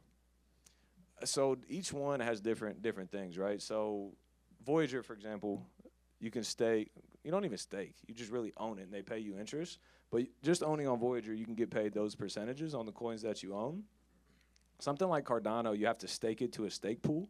And I use Daedalus, Daedalus. And you got to download the wallet, send the coins there, and then stake it into a stake pool. And then they pay anywhere like 5 to 6% interest. But each one has their own form of staking.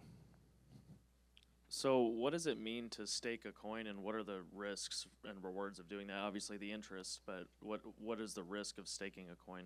Yeah, great question. So for an example, staking, quote unquote, staking/owning on Voyager, the risk is Voyager going bankrupt. Very big company, likelihood of that, not much. But if they do, not your keys, not your crypto, They have your keys because they hold your crypto. So if they disappear, if they file bankruptcy, if they get hacked, then that money's gone. 100% guaranteed is gone. So it's something called counterparty risk. When you have counterparty risk, which means there's another individual involved, it means that there's risk there that your money can disappear because you're trusting that person to follow through with what they said. So there are some out there coins that you can stake, which staking means you delegate your money for a predetermined amount of time. Some is a day, some is a month, some's a year, some's 10 years. It depends like which form you're in. But you delegate your money for that period of time, and they pay you interest. And some of those do have non-counterparty risk, which means that there's no way that the coins can disappear. So does that make sense? Cool. Which altcoins are you looking into for the next? Yeah, so there's literally 10,000 plus coins. There might be like 15,000 coins at this time. I'm not buying quote unquote SHIT coins, like the Shiba Inu. Even though it took off, like I don't think it's going to have a real world use case. Or the people get if you see an influencer post it, it's a SHIT coin. You know what I mean? And I don't buy those personally because it's a pump and it's a dump. So if you get out of the top, you're great. Otherwise, you're losing all your money. So I'm looking for coins that have real world use cases. Like, what are these things actually solving? What if you get into crypto, people ask like, well, what's the use case behind that? Which means like, what is it actually trying to do? So I'm buying stuff that have real world use cases that I think will last for the long term. It doesn't really have a use case, but it's tied to crypto.com. So if like people's logic, it'll probably go up because the bigger crypto gets, the more people are going to put money into it.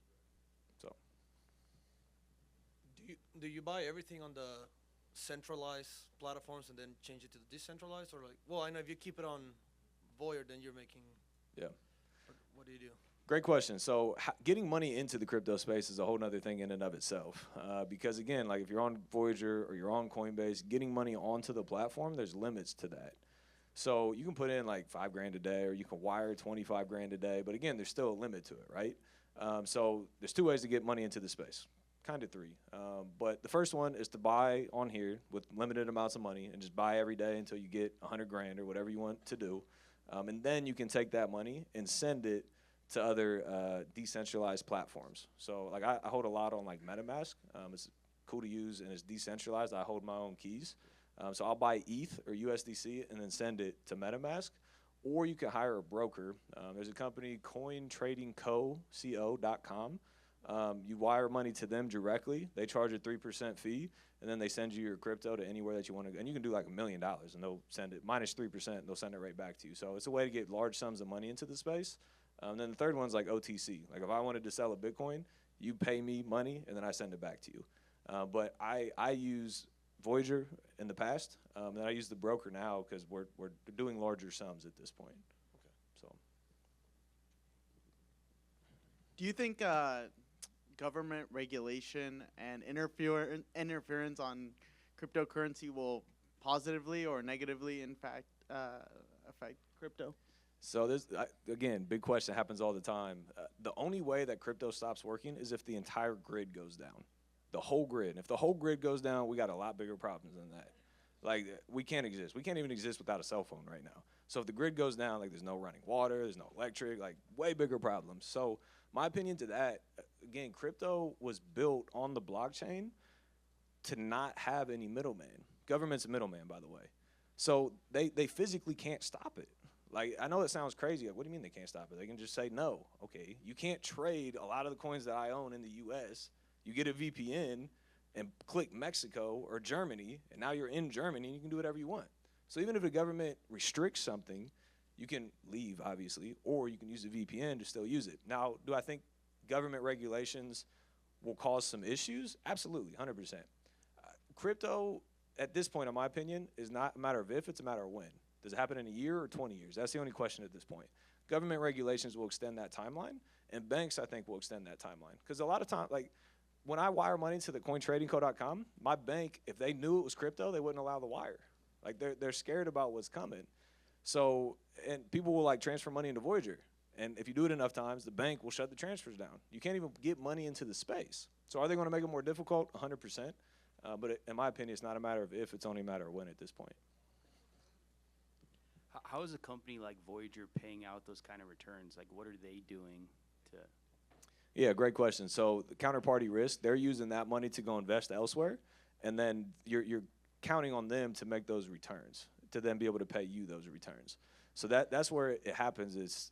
There's a risk there, but you're hoping that a company as big as Voyager maybe might not fail, but like they can obviously fail. You know what I mean?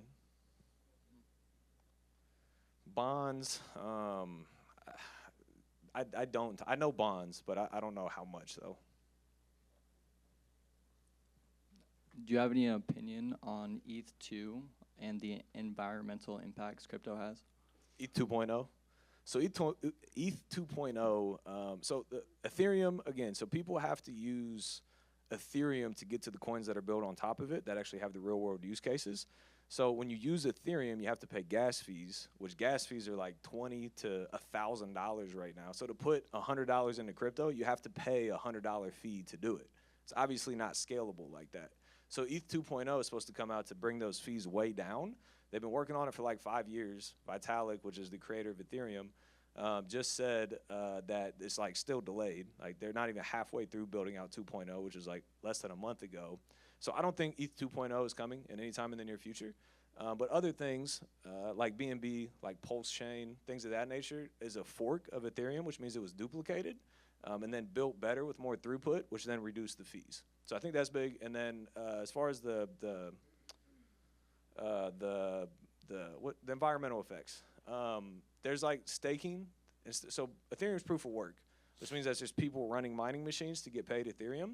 There's proof of stake that some people have already implemented. So then you stake your coins instead. So instead of running miners all day, every day, you don't have to pay that electric. So I think a lot of things will roll over to proof of stake and then stop hurting the environment as much. So cool. That's it for today. He told me to wrap up. All right, cool. Well, let's give Austin a big round of applause, guys. Appreciate you, dude. Yeah, man. Yeah, Austin's got to catch a flight, so, man, how many of you guys are, like, doing a lot of things he's talking about? I'm just out of curiosity. Dang, you guys are already pretty experienced. Okay, cool. So, we're going to take a quick 10-minute break again, and then my buddy Chandler David Smith is going to come up and talk about sales training. So let's take a break. All right, as we settle in our seats, a couple of things. I'll mention this again after Chandler, but I know a lot of you guys are trying to talk to the booths and, you know, with VAs and Future Flipper and Lunar and TrueBooks and stuff. My recommendation is, you know, once we break here after this speaker, go talk to them before lunch, you know, instead of waiting in the line. That's what I would do. Time efficiency, right? So, real quick, this guy's a good buddy of mine. We met about a year ago. You know, I saw him on YouTube as a guy who was actually doing real estate deals, unlike most everyone else. And I said, man, this guy's pretty cool. And all of a sudden, he was in Vegas one day, and he hit me up, and he came to the office, and we had a great time. And then he was like in Vegas again a month later, and I was like, come on through again. And this time around, I was like, why don't you train my sales team? Like, just give them an hour training, impromptu, and let's see if we can, like, increase our sales, because that's kind of his background, which he'll talk about. And sure enough, after he did the sales training, he did it for Future Flipper and Home Run Offer. Like, they started getting more deals, like, with just a quick, impromptu training. So I was like, dude, you need to come up and talk about this, because I think a lot of people are going to really benefit from just a couple of these things that you're doing on door-to-door sales. So he's going to come up talk about that, as well as just, you know, everything else he's been doing. So let's give a big round of applause for my buddy Chandler David Smith. All right. Can you guys hear me okay? Cool, cool. Well, guys, I'm excited to be here today. I get to talk about sales and making a good first impression. And these are things that throughout my life I had the opportunity to learn how important they are. The first story I want to share with you is when I was in high school. Some of my friends would describe me as kind of a goober in high school. And I decided it was a good idea to ask a very cute girl to the dance for my senior prom. So she was super cute. I was super pumped. And I drove out to go and pick her up. But me and my buddies decided for our day date it'd be a good idea for us to go on mopeds. So I got my little moped. I don't know why we thought it was a good idea, but I roll up on the moped, and I'm coming up to her house, and I see her dad out doing yard work. Her mom's out doing yoga. She was cute, kind of weird family. But I roll up, and I'm coming in a little too hot. She's kind of out in the country, and there's a gravel driveway. And I come in a little too hot, and I try to slow down, and I patch out and just slide right into her driveway. And so her dad's like, what the? Her mom doesn't know whether to run, to pretend like she wasn't there or not. And really quickly, I learned first impressions are pretty important. So with my bloody elbow and bloody knee, she hopped on the back of the scooter, and I'm sure her parents were very nervous. But the next time I learned first impressions were important is when I finished high school. I went up to college, and I tried to find a job. Applied at 30 different places, went and interviewed, and I couldn't get a freaking job no matter where I applied. So I was just kind of out of luck. Eventually, I met with this guy, and he said, hey, come and knock doors and sell pest control, and you could probably make $15,000 in the summer. And I'm like, well, hey, that sounds a hell of a lot better than not having a job. So I picked up everything I had, and I went out to the summer to knock doors and sell pest control. Now, this is the next time I learned first impressions are very important, because I thought I was going to take over. So I went and knocked doors the first day. Went an entire day of just getting shut down, not selling anything. I'd say about half my team sold at least an account, because we're selling a 1-year pest control account. And I didn't. So the next day went by, more people sold. Next day, we had a team of 50 guys. And when we're about a week and a half in, the only guy to not have a sale was this guy. And once again, I'm like, freak, I suck at this first impression thing. And so I really buckled down. I kind of poured my heart and soul, time, attention, everything into trying to figure out how to sell, how to connect, how to make a good first impression. And I did that all the way through. Now, about the, 10-day, 2-week mark, I ended up finally getting a sale. And for me, something just clicked. And I continued to train the rest of the summer. I poured everything into it. But when it clicked that day, not only did I get one sale, but I ended up selling 4 people in the next 3 hours. It was just like I connected. It clicked. I went on to finish that summer. All of our sales reps with that organization, they just work a 4-month summer. And all those guys that were ahead of me, I passed them in about a month. Everybody else in the company, it was a company of about 500-600 sales reps at the time. And I ended up becoming the #1 rookie sales rep that summer. So I sold over $200,000 worth of pest control. I took home a check for $96,000 when I was hoping to make 15. So that was the first time I was like, all right, I'm figuring this out, and it's important. I really focused on sales training and leadership. I worked my way up into the company, and now our company, we're actually about to sell for a valuation of over $1 billion, and I'm the VP of sales at Aptive Environmental. So the sales reps I was directly over did over $27 million in sales in this last 4-month summer, and our company as a whole ended up doing over $300 million in sales. So I've got to do a lot of sales training, and I've got to help a lot of people with first impressions, and I'm really hoping that this training helps you dial in your first impression, connecting with people, closing, moving that process through. And so I'm going to talk about a bunch of things to help you make the perfect first impression. So let's see here.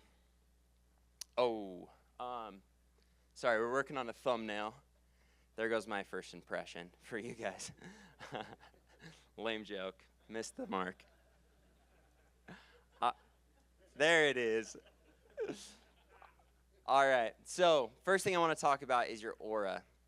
Now, I think a lot of times as salespeople, we do not talk about this enough. And it is one of the most important, if not the most important thing. And the reason for it is if you are down, if you are out, if you're feeling negative, if you're feeling beaten down, all of those things, if they see that, and they will, regardless of how hard you try to hide it, you're not going to get the sale. People do not want to connect with someone they think is unsuccessful. They just don't. And so when you're upbeat, positive, confident, you're going to connect with people, and you're going to have transactions happen. If you're not, you're going to get murdered. and it's not going to be fun. It's funny because our first year sales reps, I always joke because if they see you're struggling and they can see it in your eye, you are the guy that gets the worst bombs dropped on you. You're the guy that gets ripped into. You're the guy that gets chased by the crazy people. And if you're not, you're a confident guy. I think a great example of this is Ryan Pineda. You don't see somebody go and give him heat, right? Like, he's the it guy, and you can feel that aura from him. And because of that, someone that might be rude or try and control the conversation, they just don't because of that aura. So you need to focus on that. You've got to have the twinkle in your eye. You've got to have, I describe it as a humble confidence. And as you do this, you're going to notice it in your posture.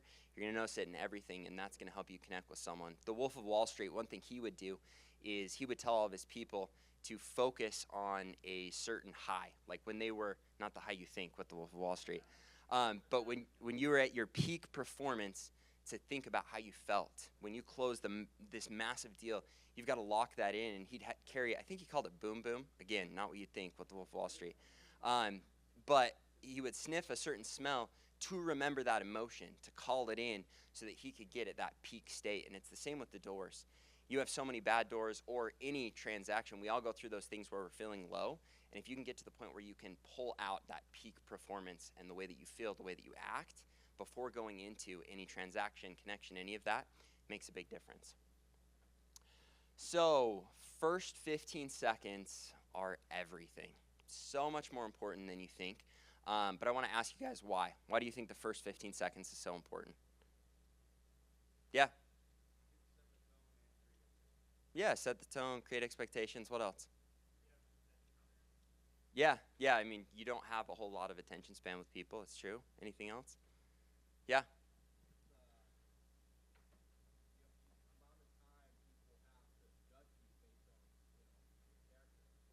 Yeah, I mean, people make quick decisions about you and what they think about you. My favorite reason that the first 15 seconds are the most important is a lot of time you don't get another 15 seconds if you don't do a good job in the first 15 seconds. So when it comes to the next one, controlling the frame, before we do this, really quick, can you guys stand up?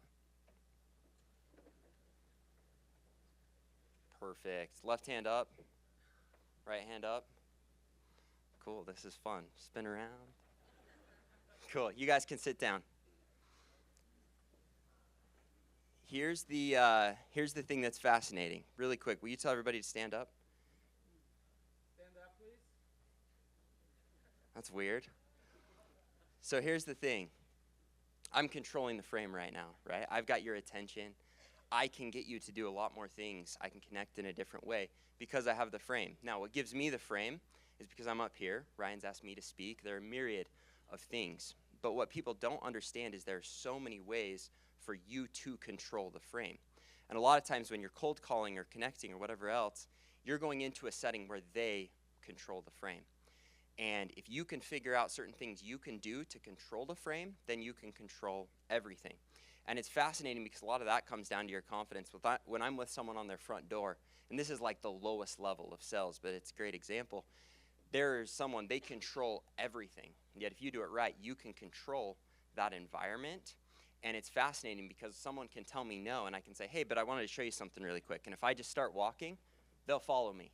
And now I have the frame, right? I have the control. And so you need to find a way to control the frame. Next thing, don't be apologetic. When you say sorry in settings, it doesn't mean you need to be rude, but a lot of times that gives up your frame. And so if you're cold calling or anything, you can't be apologetic. You've got to be very confident, and you've got to create your own office. And we're going to talk about that in a minute. Get on their team. So with this is big, and this comes down to creating your office wherever you are.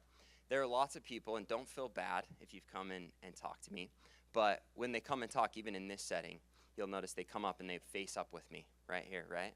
They're breathing on me. They're in my face. Have you guys experienced that when people come up? It's uncomfortable, right? And a lot of times people don't sense that, but it's something you need to sense. And the best way you can get on your team or on their team is by going up and not standing off with them, but finding a way to side up with them. Now, I know this sounds like a little thing. makes a huge difference when connecting with people. One, because you're not breathing with them, but they literally feel like you are on their team. Next thing, don't shuffle, don't move. For me, anytime I'm standing for it, once I've teamed up with them, I'm gonna lock a hip and I'm not gonna budge. The less you move, the slower you move, the more confidence it gives you. And so when you go and you team up with someone, make sure you're keeping slow indicators, you're staying by their side. Don't shuffle, just hit on that one. Break down their walls and control the uncontrollables. Now, a lot of times you'll lose people's attention, right? Whether they get distracted with something else. In cold calling, they might have kids, they might have a dog, they might have a screen between you and them, they might be in the middle of something. If you're going in a sit-down meeting, a lot of times people might be looking at their phone, they might be distracted, they might be working on something else because you're pitching them and it's hard to get that control. And you've got to find a way to have the confidence to control the uncontrollables. And so a lot of times if somebody's got a dog at their front door, I'll say, oh, I'm sorry, I can't hear you. Could you step out? I'm just going to look down and I'm going to step back and I'm going to wait till they step out. Same thing goes for their office or anywhere. You've got to find a way to politely and confidently just make sure they know that you're not going to continue the interaction you're having unless they are completely focused on you. And once again, that's going to give you the frame. All right. So guys, this stuff seems so simple, yet everyone sucks at it. And it is something that I've trained on thousands of times. So I'm going to do my best to not get bored with it because I've talked about it so much, because I know it is so extremely important for you. To do this, though, I want to pick on two people. There are two people I can pick on. Anybody? Okay, let's grab 1, 2. Can you guys run to that back corner as quick as you can, really quick? This isn't like I need you to go outside so you can't hear what I'm saying, if that's all right. Yeah, sorry, I'm not messing with you like I was before. So, we're going to go. You guys determine who's who, but I want one of you to make sure the other one's eyes are closed, ears are closed, so you for sure can't hear what I'm saying. Is that fair?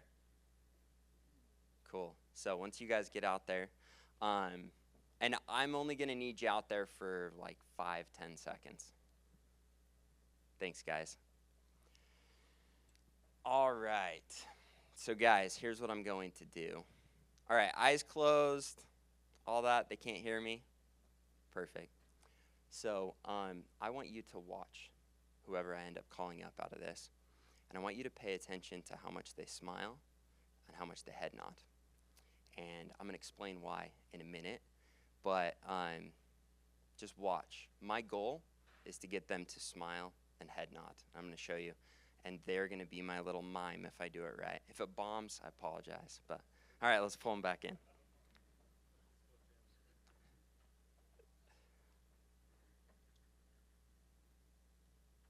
All right, who didn't hear what I was doing? Nobody did? You closed them? Okay, one of you was just to make sure the other one was doing it. So you pick which one you wants to come up here and get picked on. You coming up? Perfect.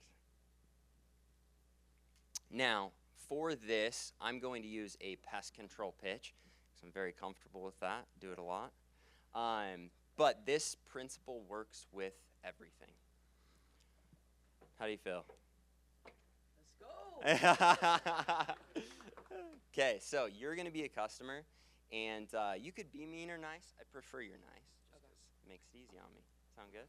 Sure. All right, and I'm gonna pitch you, and make sure you listen to my pitch, and then you decide whether it's something you think you want or not. All right. Okay, I'm knocking on your door. Hey, how are you? Oh, I picked the wrong person. How are you?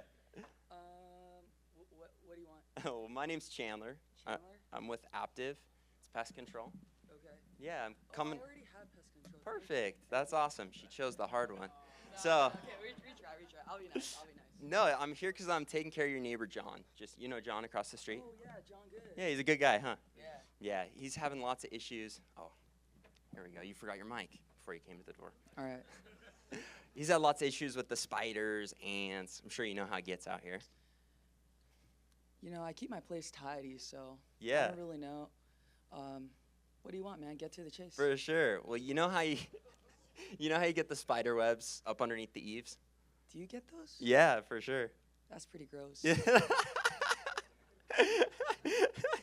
Perfect. I need to sweep those down and treat them all the way around the home. That way nothing's getting in, dropping down inside your home. You know how you get the cracks, crevices around the base? You get those too? Yeah. All right, we're going to take a pause. I want a different person. Give her a round of applause. Yeah, so here's the thing. Everything I do, and we're gonna cut you in. My goal was to get you to smile and head nod. But you're playing hardball with me. I loved it. So what you'll notice is with eye contact breaks, with smiles, with head nods, when you make an eye contact break and you connect with her, and then you give her the big head nod, the majority of people don't realize they'll do it, but just naturally, they're going like this, all right? And I see a lot of you out here just bobbing with me because you're seeing it. What that does is when you smile and they smile, when you head nod, they head nod, and subconsciously, they're getting an endorphin release. They don't know why. And a lot of times when I'm going through my pitch, when people are mean, anything else, I'll laugh, I'll joke it off, I'll smile, I'll do whatever I can, because what I'm saying matters very little, but how they feel about me is everything. And when they're getting an endorphin release from those smiles, from those head nods, that is how you're going to get that connection. And that's how they're going to say, you know what, I don't know why, but I like this person. Have you ever talked to somebody where you feel that way? It's like, I don't know why, but there's something about them. I can trust them. I like them. I can connect with them. So much of that comes to your smiles and your head nods. Next thing, slow down. How many of you guys have gone to an old folks home and you get stranded there for like 2 hours? You know what I'm talking about? Yeah, you can't cut them off. You can't say you've got to go because they're talking like this and there's no pause for you to interject, and so you just stay. Now, you don't want to be unpersonable when you go so slow, but guys, I've done pitches where I go so slow because reps challenged me to, literally like, hey, how are you? Good. And I've sold people because you can't go too slow, and the truth is when you're in that interaction, you're uncomfortable, and so you're going to speed up like crazy. So you've got to just slow things down, and the slower you go, the more you're going to grab their attention. Now, that doesn't mean you stay monotone. We're going to talk about that with minimizing and maximizing. You've got to make things sound huge and make them sound small. And you got to figure out throughout your pitch what needs to sound big to get their emotions going and what you need to downplay. And a lot of times the things you need to downplay are the things that you hit objections with, that you want to make them seem small, right? If it's a big price, you want to make it seem small. But if it's a big discount, you want to make it sound massive. And you do that by dragging it out, by really emphasizing it. Down pitch. Where's that girl? I got to get even with her. She over here? Okay, do you want to come pitch me on pest control? Yeah. Perfect. So here, I'm just picking on you. The reason I bring this up is I've trained hundreds, probably thousands of sales reps now. And their first pitches, what they do is they motor through it. They go super, super fast. And that loses trust. And so you've got to make sure that, there we go. You've got to make sure that you're slowing down for one. But the other thing that happens is they'll up pitch super hard. So they'll be like, hey, how are you? My name's Chandler. I'm with Aptiv. I'm taking care of the neighbors. It's been a lot of problems with the spiders. We'll also call it like cheerleader talk, where you hear the pitch go up at the end. Anytime you're lacking confidence, you're going to up pitch. And when you up pitch, you don't know you're doing it, but they know they can't trust you. Immediately it sends up red flags in their brains. So you've got to make sure that you're coming down. And at the end of every sentence, you're going to see when I'm speaking to you, anything that I do, I'm always ending in a down pitch. Do you hear that? Hear the difference? And this last one, it looks like it got cut off when we switched it over, but it's mirroring. One of the things that people struggle with the most in sales is realizing that the way that you really connect with people is being like them at first.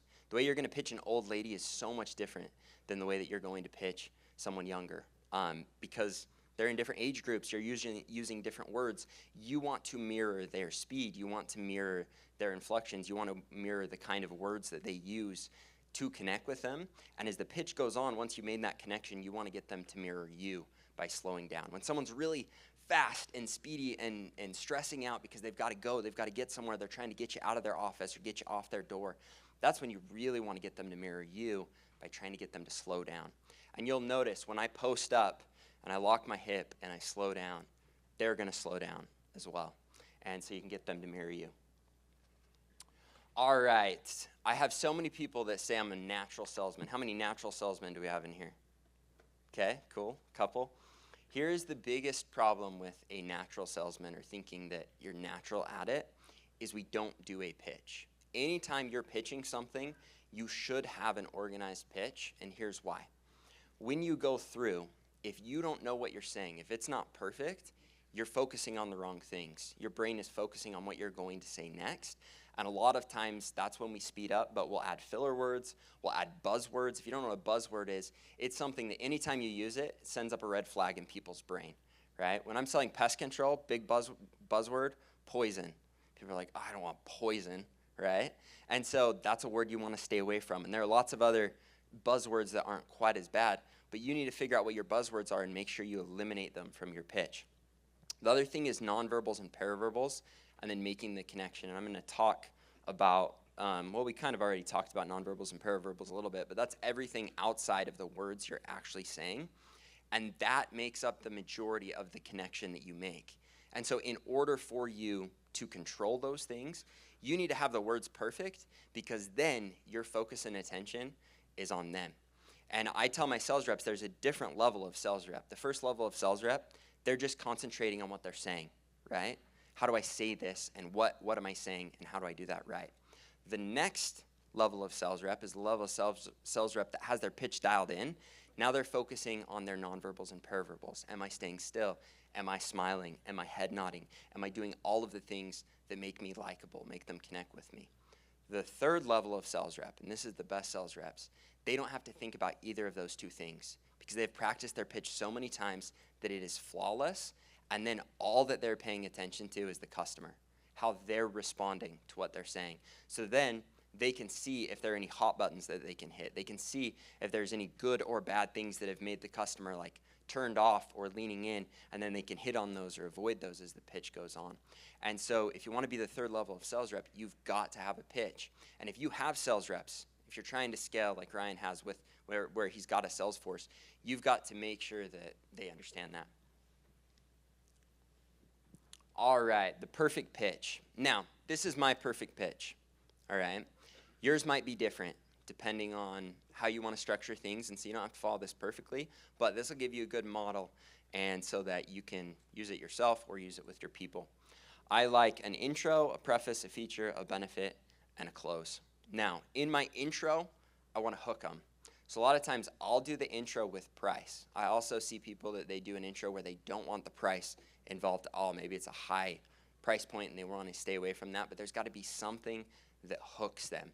Mine is a price drop. So I maximize what the price was, and then I maximize how big the drop is, and I minimize how much they're going to pay for it. That hooks them. For me, it gets price out of the way, and then I'm going into the rest of the pitch. Preface, feature, benefit. Now with this, I made an attempt earlier while trying to get smiles and head nods, but you're going to point out the problem. That's your preface.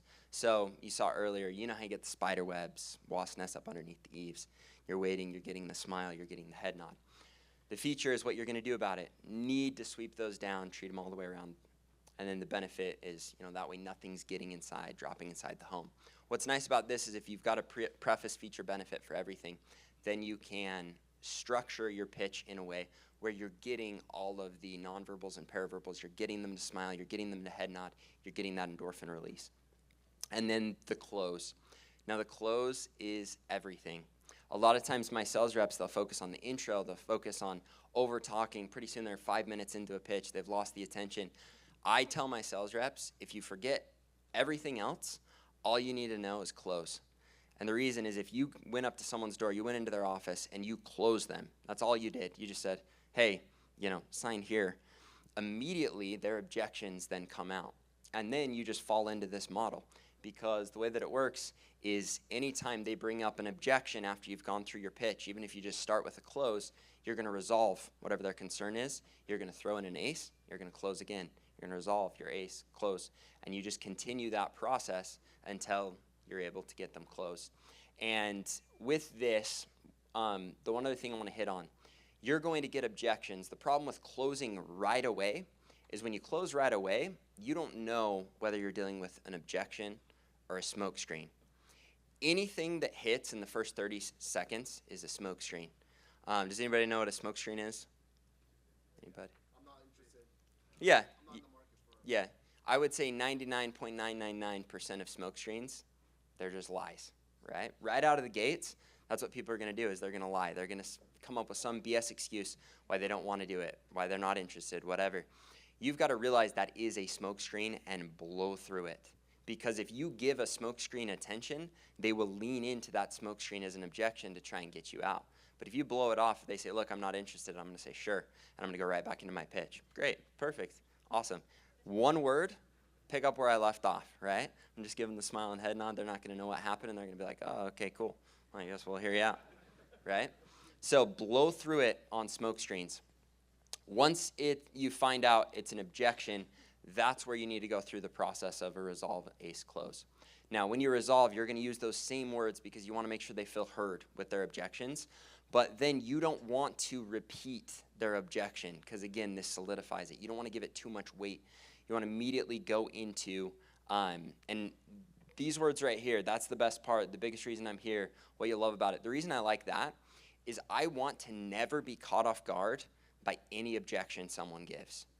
And especially for newer sales reps, this is nice because when someone gives you an objection, you've got time for your brain to figure it out because you're saying, sure, that's the biggest reason I'm here, right? That gave me a couple seconds to be like, all right, what's the biggest reason I'm here, all right? Because a lot of times we stutter, we break eye contact, we don't know what to do, and we lose integrity with them. But if you have your go-to line that can buy you 5 seconds for your brain to catch up and say, all right, this is how I'm going to resolve this concern, then you roll right into it. And they are caught off guard because you are excited about their objection. They want you to be like, oh, shit, I'm out of luck, right?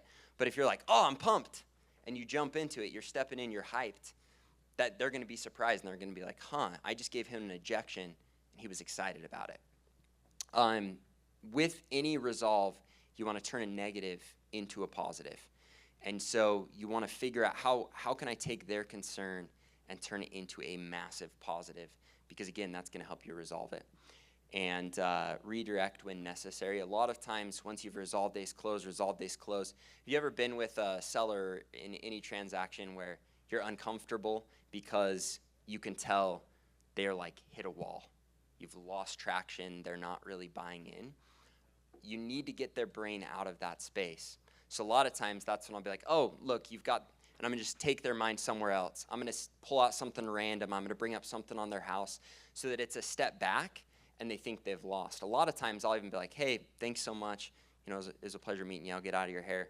And then, oh, hey, I did have one more question before I take off. And then I start all over again, right? And their brain goes, oh, I've won, it's over. They let their guard down, and then I'm right back in for the close, okay? So, you guys, that's my favorite. You chuckle, but I can't tell you how many times I've been like, oh, thanks so much. You guys have a great day.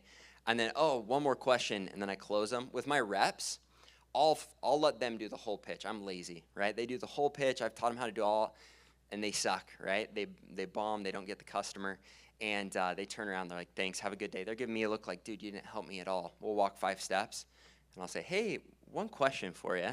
I'll do a 5-second resolve, and then I'll close them super assumptively, and then they'll hand me their credit card, and the rep's like, I just talked to them for 15 minutes. That took you 15 seconds. But it's because their mind goes somewhere else, and they needed to be closed properly. All right, ACE, preface, feature, benefit. This is the same model we showed you earlier, and emphasize hot buttons. The last thing I want to hit on is I really want to dive into the close. There are lots of different closes. You can build urgency. You can say, look, I'm only going to be here tomorrow because you've got it lined out with one of the neighbors. You bandwagon with someone else that they know, especially if you're dealing with referrals. You make sure that you use their referral and why they loved it, and then you go into the close. But what I would say is the option close and name close down here at the bottom, they are the most powerful tools. If you don't take anything home, take this for any deal you're going to do, because on these, the answer can't be no.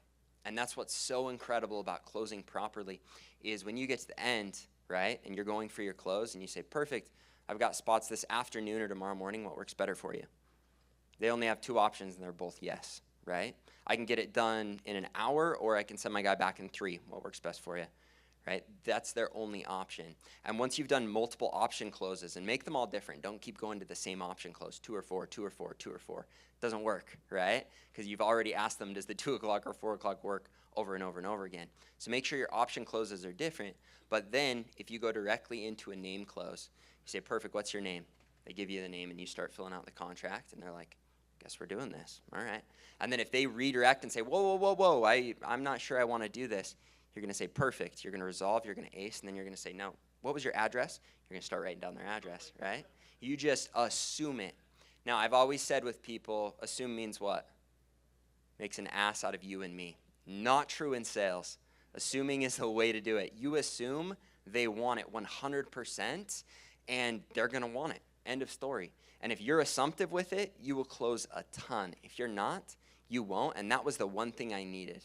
Right? I was likable, I could connect with people, but I wasn't closing. And the second you flip that switch, regardless of what you're doing in any of your deals, where you assume everything, right? You've got somebody on the phone and you're trying to close that deal, you assume the heck out of it, you start filling out the contract, it's game over. They're going to sign it, it's not going to be a thing, and you're good to go. So that's all I've got for you. And Ryan, we'll see if we've got question time. Yeah, we got some time for questions. Cool. Hey, thank you. Thanks for having me out. Yeah, shoot. So I read Wolf of Wall Street like a bunch of times on the audiobook. Yeah. So a couple things. First of all, so when you're in person, it actually takes 0.4 of a second to get that attention. Otherwise, you're dead. But then there's a 4-second rule. You're on the phone to give yourself an impression. After that, you get a little 10-second window that you pretty much have to make up ground for. And if not, you're dead. But it takes you like, I don't know, like 10 more attempts to like make it right for that other person. And another thing with the high pitch, no, excuse me, the lower pitch. When it comes down to tonality, what I read from Wolf of Wall Street is that you want to start off with. He likes up pitch. They're like, "Hi, it's John here. This is Mr. Smith from the travel company. How are you?" And you start with like, you're saying so, right? And you make it, oh, that's something like, oh yes, right, kind of thing. And then you switch over to the low pitch, and then you go back and forth, and you hit your 310s, and so on and so forth. So back to you saying about the low pitch. Yeah. Do you want to do the low pitch from the beginning, or do you want to do just like start with the high, and the first 4 second intro, and so on and so forth? So with pitch, yeah, you can take the most experienced salesperson, and pitch doesn't matter nearly as much because they're engaging, whether you're up pitching, down pitching, whatever. The thing that we've come to find is with inexperienced sales reps, when you up pitch, you think about any question you've ever asked, like, for example, are you going out for dinner later? Naturally, any question we up pitch because we're waiting for their response. If you're in a cold call setting waiting for their response and you give them any time in the first 15 seconds, they're going to cut you off and they're going to murder you if you're an inexperienced salesperson. So that's one of the biggest reasons we train on down pitch is we don't want them to feel like they can control the conversation. We want to make sure that the only option in the beginning of the pitch is for them to agree with you. And usually we don't want them to say anything. We want to make sure that we can control it. Now, once you've got control, you can up pitch, you can down pitch, you can go all over, you can make it engaging. But with inexperienced salespeople, even my guys, when they go through the whole pitch, I'll tell them never up pitch because then you lose the frame. Where if you're an experienced sales rep, you can up pitch to give it an opening for them because you've got control of the frame. Does that make sense? I would say so, but so we just have like that Tommy Shelby tonality kind of thing. We can keep it low like that. Not low the whole time. You want inflection, but you want a down pitch, especially if you're going into a statement or question where you might be cut off. And that's another place eye contact, if you're in person, is important. And again, this is different if it's a sit-down meeting, you've got all the time you want. But if you're cold calling, you've only got a second to make a good impression. If you lose control, you only get about 3 no's. Before then, they just think you're a jerk. And so you want to eliminate as many no's as you can in a cold calling situation. And so I don't want to let them talk. That's why a lot of times if I know there are certain places in my pitch I'm going to get cut off, I'm going to finish my sentence and break eye contact with an indicator where I think they might cut me off, because it's impossible to cut me off when I'm not looking at you. And then when I turn around, I'm giving you the smile and head nod, picking up on my pitch so I can't get cut off. Cool. Yeah. Just a question over here. So 15 seconds, right? That's what you have to grab attention. On a cold call, per se, you don't want to rush your pitch, right? You don't want to make it seem fast. How do you slow down on that 15-second window on a cold call, per se, without actually feeling like you have to slow down, like if you're talking to elderly people or something? So your brain is going to feel funny about this, because everything in you says, I only have a couple seconds to win them over. So every salesperson is the fast talking in your face, like, hey, I've got a great offer for you. We shut down as people. And I'm telling you, I'll go with my sales reps and I'll shadow them. And they'll go and they'll hit 10 doors in a row where they just got murdered, right? And they're talking super fast. And I'm going to say, look, you need to slow down. They're going to be like, dude, this neighborhood just sucks. Like, it's not good, right? And I had one kid, he's like, I've worked this neighborhood 2 days, 0 sales. I'm like, yes. These get me hyped because I'm like, I got to sell the next door. So this kid, he says that, and I go up and I go so freaking slow because I want him to see you can go slow. And what happens is people aren't used to someone cold calling, talking slow. But it gives you the frame. It gives you control, and people are going to hear you out, and they can't cut you off. When you act like you're a friend or a family member, in their brain subconsciously, they're going, do I know this guy? Like, does that make sense? It's hard to cut someone off if you're like, maybe this is a family friend and his parents sent him over. Or I don't know. So slow it down, and you're going to keep them hooked, even though everything in you is saying, no, I need to speed up. I promise you. Slow down to where you're uncomfortable, and it works. But with that kid, hadn't sold anything for 2 days, sold 3 houses in a row with him. And then I said, all right, you want a different neighborhood still? And he's like, I don't know. So, cool. Any other questions? Yeah, shoot. Have you ever trained any VAs from like other countries, like the Philippines or anything like that? I have not. Okay. But I will tell you this. I have trained a lot of immigrants from different areas, and some of my best sales reps are kids that came from Mexico, and their accents are just super, super thick. And the reason they've become powerhouse sales reps with me is because they lean into the training. Like, they don't even know what words to say, so they say the exact words I give them because they're uncomfortable with their English. And when I can critique them and say, look, you've got to do this, you've got to do your inflection here. And so they're learning a new language, but they're just learning the pitch while learning that new language. And it's incredible because I can say, no, you've got to down pitch here, you've got to do this. We critique them, for a couple days, and pretty soon they're just incredible because they're doing our process. As long as you follow our process, you can be a sucky salesperson or a great salesperson, but when it's a short sale, you can give them everything they need to kill it. So I assume it would work the same way. Yeah, I would say that was actually the reason that I asked, because like whenever he was asking the questions, I'm like, holy crap, I don't even think about it that much, because I raised my hand and I'm like, I feel like I'm more of a natural salesperson. Obviously I learned what to say, but I didn't really learn how to when I'm gonna raise my voice at this certain time, or when I'm gonna lower it, or when I'm gonna do all this stuff. I don't even think about it. I'm just like you said, very engaging. But I've noticed that whenever I'm listening to phone calls from like a VA or something from the Philippines, they don't understand that whenever you raise or lower your voice, it completely changes the conversation. Yeah, they could be saying the exact opposite of what they're actually saying, and just because they change their tone or whatever. Yeah. So I just wasn't sure if you've experienced that from other countries or anything like that, where it's more difficult, or I guess you have it down to such a science that when to actually change it, and then they just automatically do it from there. Yeah, with our new sales reps, kid you not, we write out their whole pitch, and then we tell them everything. We say smile and head nod here, break eye contact here, down pitch here, and we'll mark up their pitch perfectly, and then we'll critique them on it, and we'll record them, and we'll say, all right, you tell me, did you hit it all? Because if they can see it, and then they can watch themselves, and they can critique it, then they're going to be able to get it flawless, and all of those things matter a ton. Sweet. Yeah.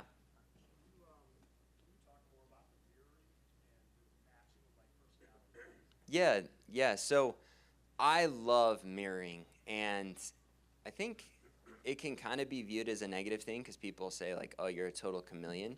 But if someone comes up to me and they're like, dude, what's up? I'm going to be like, dude, how are you? Right? I'm not going to do that with a grandma. Like, dude, what's up, homie? It doesn't work. And so I've come to find that older people, I can connect with older people and sell them really well because I lower my voice. I talk really slow. I really sweeten it up.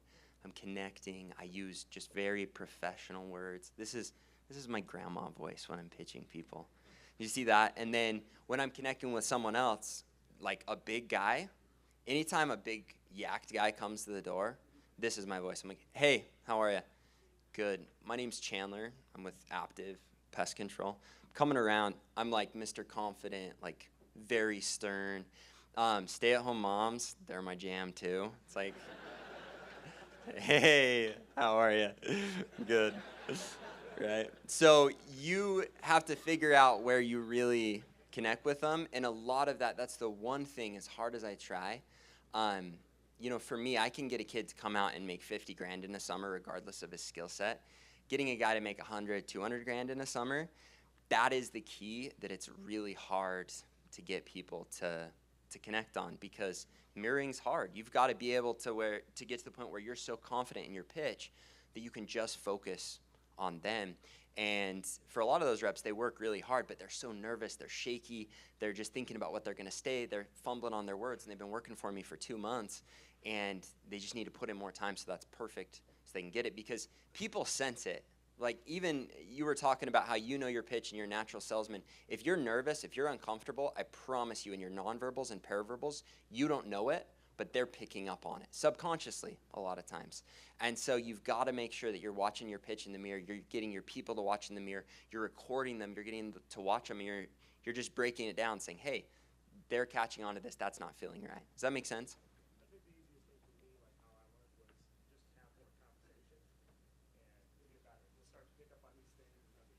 Yeah, you think about your grandma, your mom, your wife, your like all the people that you're trying to mirror, and say, when I'm the most confident talking to them, how am I talking?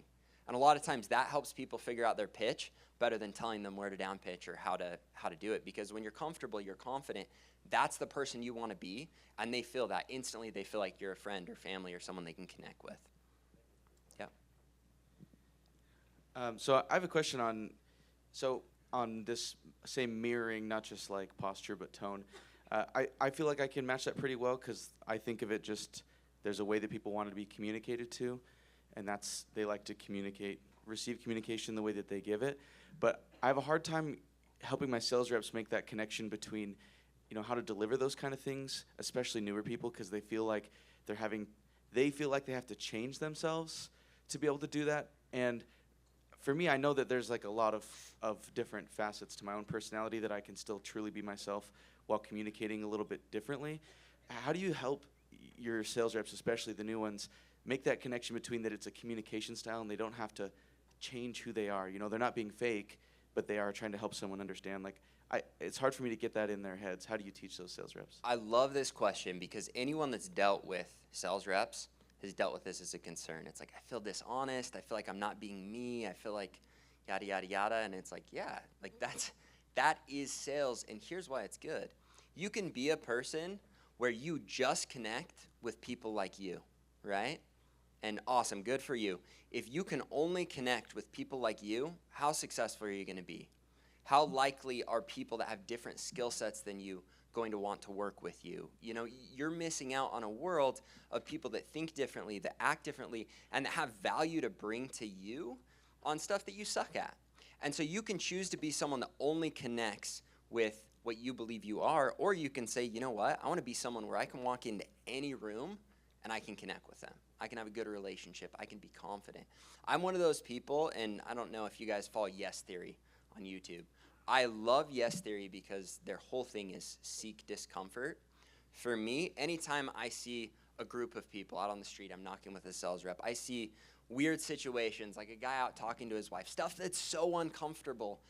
Every single day is an opportunity for me to say, how can I learn how to connect with this personality better so that I can get them into my friend group? I can get them into the people that I connect with. And so when I see a group of a bunch of hefty guys out front chilling, drinking beers, and I'm like, that's a super intimidating situation. And I've got a rookie with me that's like, please don't go talk to them. I'm like, hey guys, how are you? Whatever you've got to do to learn how to connect with those different people, it's a huge benefit to you in your life. And pretty soon you'll realize that you're the guy that isn't, oh, this is who I am. I can only connect with these people. But it's like, no, I can connect with anybody. And if I can't, I'm going to figure out what I can do to make them feel comfortable, to connect with them, because I know they've got some value that I don't. Is that a good answer for your people? Cool. Well, cool, man. Let's give Chandler a big round of applause. Thanks, guys. Good job, dude. Thanks, man. So when he did a similar training like that at our office, you know, he did the same thing with the head nods and the smiles and everything, and it was good. The person he did it on then was a lot easier than Stacy. But after that, you know, him and I are talking, and I just start looking at him. I'm like, why are you nodding your head at me? Like, we're just talking. Like, what are you trying to pull on me? Like, what are we doing? He just can't help himself. Like, he just literally does it all the time now. Now, just go watch him today. So, no, I think who got good value out of that sales training, man? Yeah. Who, like, for me, as a natural sales guy, I don't think of any of those things. I can't teach it because I'm just like, just walk up to the door and close the deal. What are we talking about?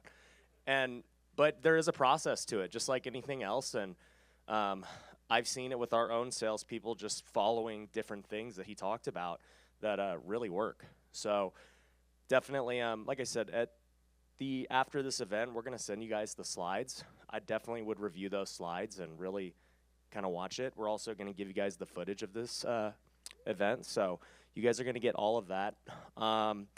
Before we break for lunch, like I said, there hasn't been a lot of time to network and visit the booths and stuff. So my pitch right now is go visit the booths.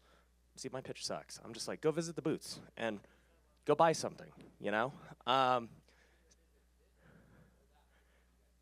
Yeah, just do it. So, yeah, no, if you are not in coaching yet, we talked about this yesterday, like, I think you guys have seen enough at this point. Like, you're going to get value. So if you want to reserve your spot, make sure you go to the booth. The only way to attend this next event is if you are in coaching.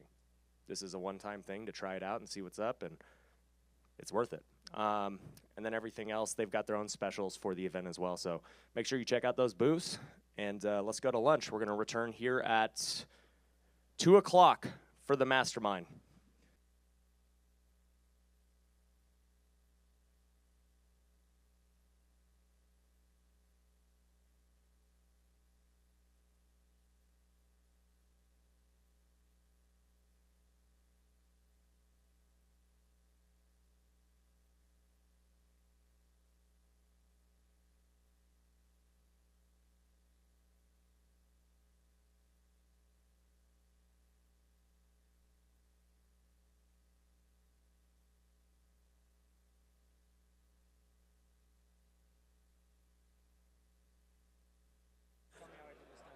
I got it.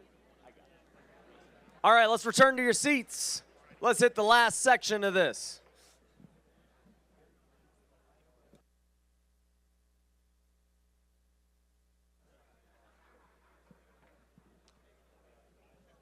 All right. Did everyone have a good lunch? All right, good. You say round two? Who said round two?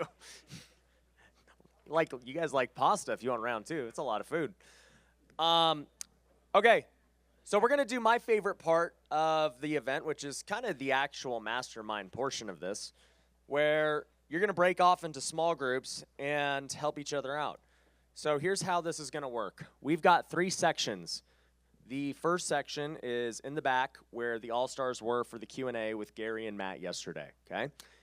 To be in that room, you must be doing over 25 deals a year, okay? Flips, wholesales, rentals. Over 25 deals a year, you're in that room.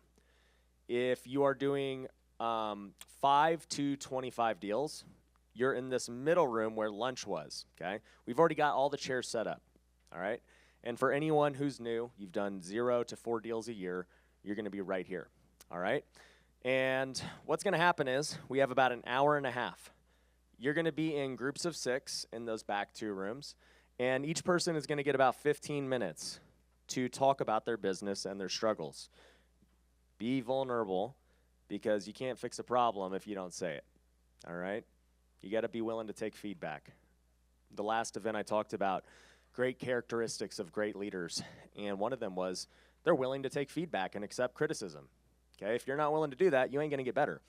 And I asked everybody here, I said, hey, give me some feedback on the event. I want to make it better next time. And would you agree it's gotten a lot better? So that's the only way to make things better is by getting feedback. So during your 15 minutes, okay, please don't go over and talk for an hour. All right, be considerate of everyone else around you. But let people know, hey, this is where I am. This is my name. This is the market. This is what we did last year. And here's kind of what I'm struggling with. I'm struggling with deal flow. I'm struggling with hiring. I'm struggling with contractors. What have you guys done to fix this situation? Remember, you're around people who are just like you, who probably have either a similar struggle or they've already conquered that struggle, and they know what to tell you. Okay? So that's what you guys are going to do if you are in the middle room or the back room. Beginners, you guys are going to be in here. We're going to do something a little bit different. So, yeah, let's break out into those rooms. 25 plus, back, and don't lie about your deals. I'm going to check your HUDs, okay? I don't need any newbies trying to be with the experienced people. All-stars, head back to where we were with Gary and Matt yesterday for Q&A if you're doing 25 deals plus. If you do 5 to 25 deals a year, you're in the back section where lunch was served. Just grab a chair.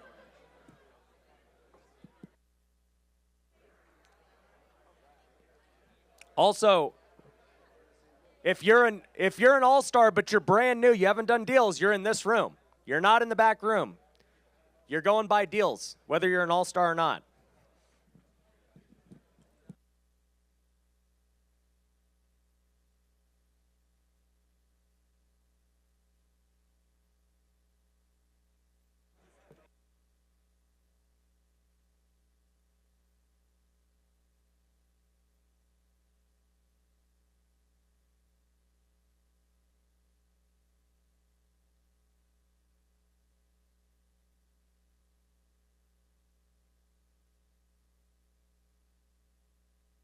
Once everyone trickles into that middle room, shut those dividers.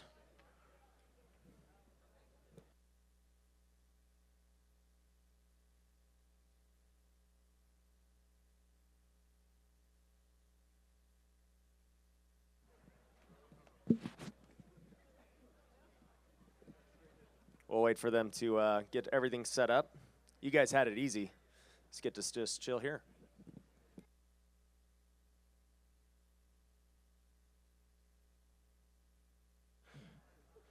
By a show of hands, for this the beginner room, while they're setting that up,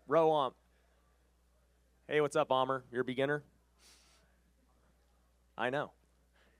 I'll see you, dude. Biggest key with like everyone starting out here, make sure you network with the guys like Amr and these guys, right? Even though you're brand new, the beauty is everyone in Future Flipper is very helpful.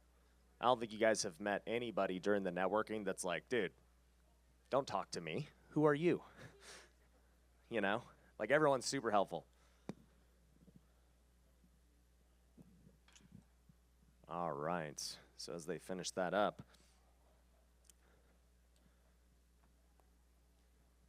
you guys having a good time though? All right. Actually, let me start off while they're doing this.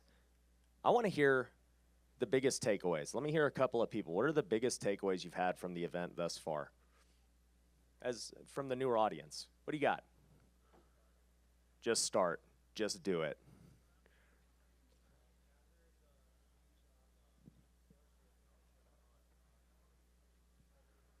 Yeah.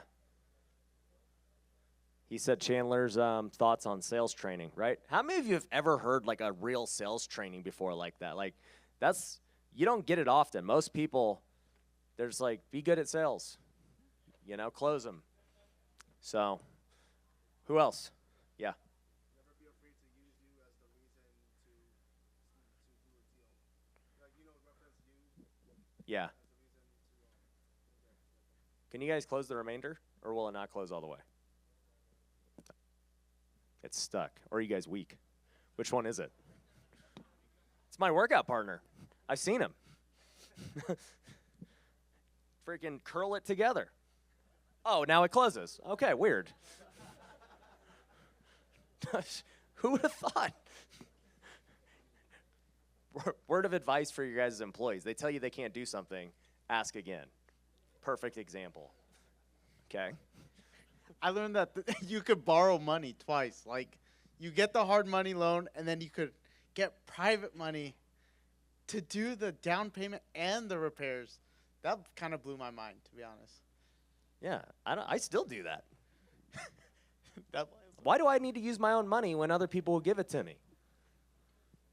You know what allows me to scale my business so much better than most people is because I don't use my own money on almost anything as far as real estate goes, and then I can go use my own money to go start these new companies and these new endeavors and try new things that other people can't because I'm basically allocating money very well in terms of what I do with my money and other people's money. What else you guys got? Delegate to elevate. Delegate to elevate, for sure. Here's one thing I want to say, though, about delegate to elevate, okay? You guys remember when Gary talked about the stages of business, right? The startup stage, the perseverance stage, all that, right? All of you, by being in this room, are in the startup stage of at least your house flipping business, right? Because some of you guys are, I know for a fact, are realtors making a lot of money doing deals. Some of you guys have very good businesses, you know, in other industries, making good money, right? But you're in the startup phase of your house flipping, wholesaling, you know, rental business, okay? And for me, my thought has always been, you want to know the goal in mind, like, yes, I do need to delegate and start hiring people to do things I suck at, but also when you're in this beginning stage, you got to cut your teeth, okay? You have to get your reps in more than anything because it's hard to train people when you don't know what you're doing yet. So I'm a big believer in doing as much as humanly possible in terms of just getting your reps in. Talk to as many sellers as you can every day. Even though you suck at cold calling and it's not a good use of your time when you're, you know, in one of those rooms, for sure. I don't tell any of those guys to cold call sellers and talk to people. But if you've never made offers or talked to sellers yet, you need to do it. And you need to do it like a lot because you got some catching up to do to get your sales skills in place and understand the lingo and get over the fear. So that's why I'm separating these rooms so you understand what stage of your business you're at. The biggest takeaway for me was just to take action every day and to be consistent in that, as well as scheduling and creating routines in your life with that end in mind. For sure, I love that.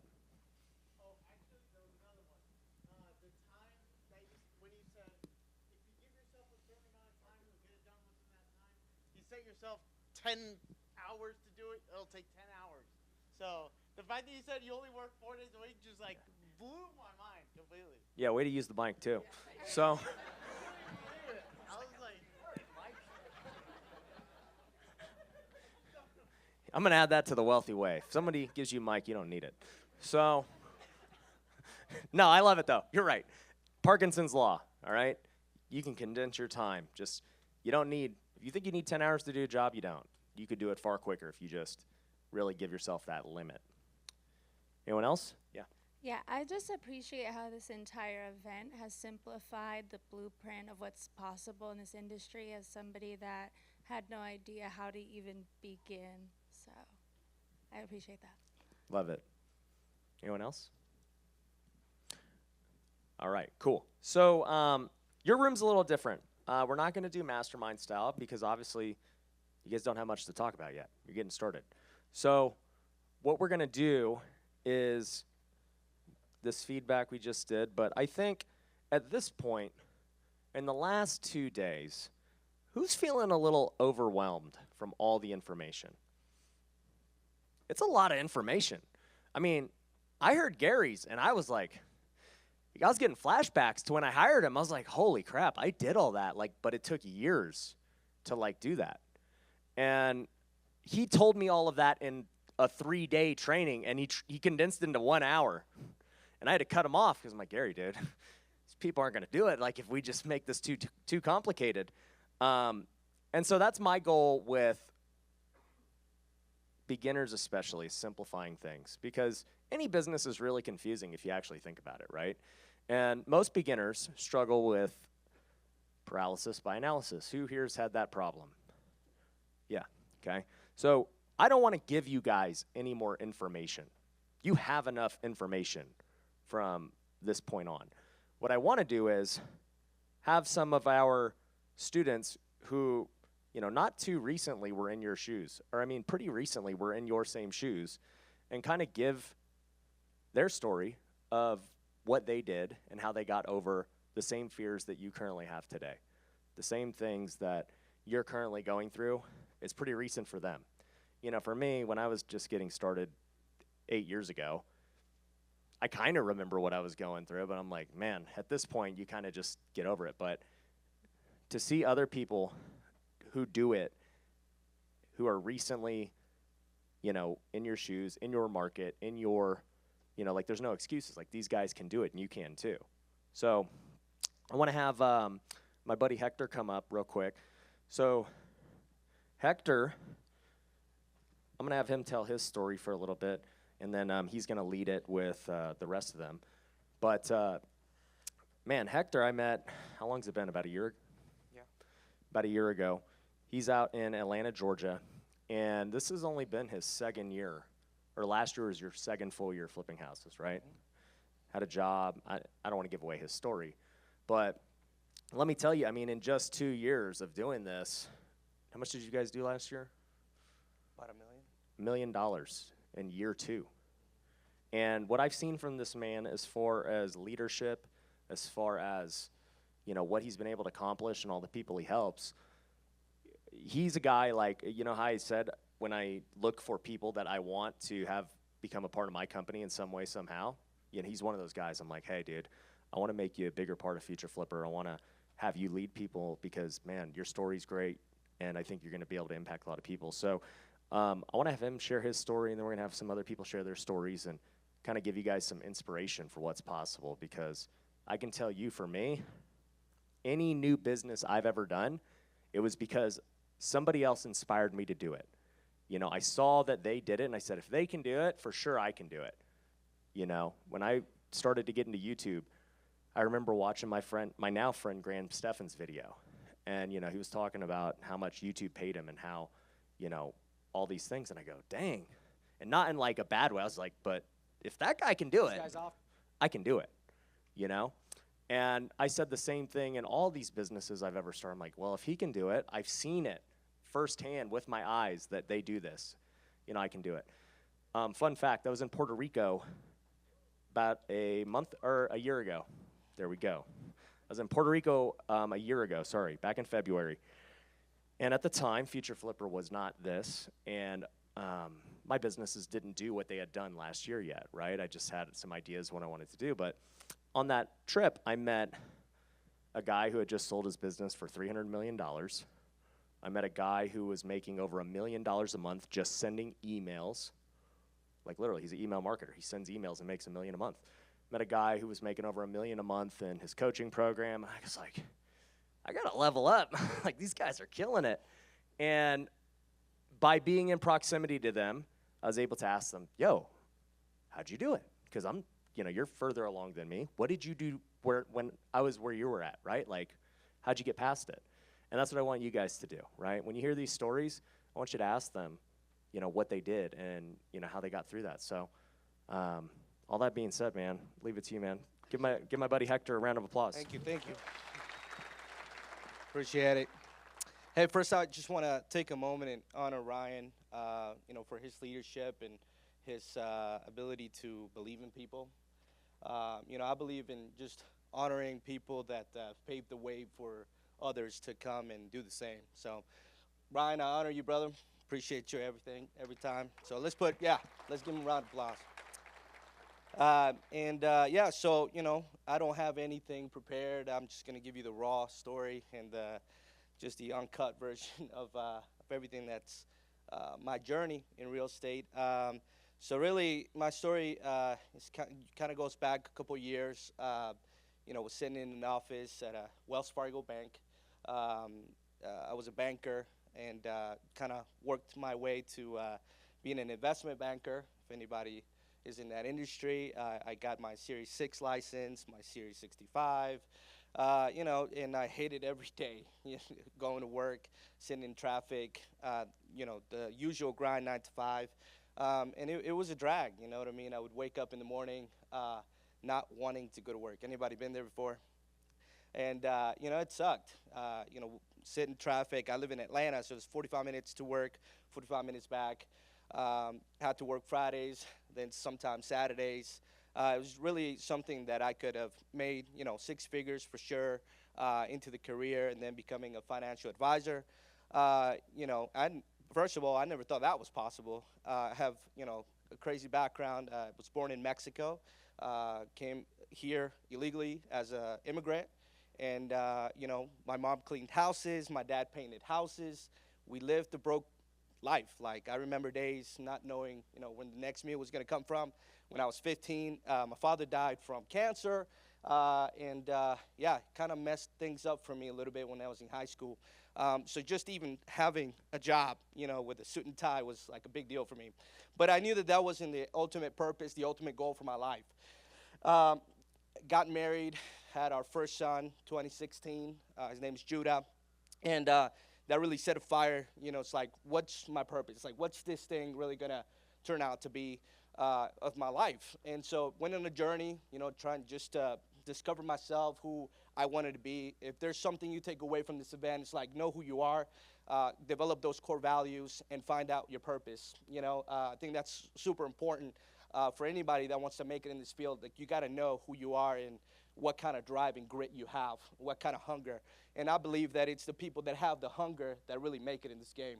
You know, it's the guys that have the drive that will make it to, you know, doing 100 deals a year, whatever. So anyway, long story short, I was at that job, hated it, and then had an opportunity with a buddy of mine to open up a business doing mailbox installation. So in Georgia, there's big communities that have mailboxes in every house. So we were selling, you know, these HOAs, mailbox installations or refurbishments. The guy ended up not turning out, and we kind of dissolved that business. But it was, I call it the grace of God, you know, that kind of landed me in that building with a group of other guys that were in construction.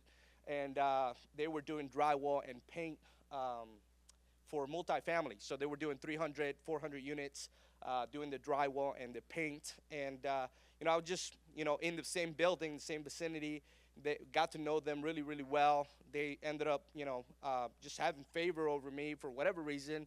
They saw something in me. I don't know if it was my drive or my hunger, but they just saw something in me. They dragged me in a little bit, started asking me questions. They knew I had a finance background. And they said, hey, you know, come help us out with the finances. So fast forward a couple months, I started overseeing the entire finance department for a multi-million-dollar construction company. And I was basically telling them, you know, where to invest their funds. So the owner of the company, who's a man of God, just crazy faith, you know, also had a very similar background like myself, Hispanic guy, Mexican from, you know, a little town in Mexico, built this multi-million-dollar company in this land of opportunity, right, that I'm super grateful for.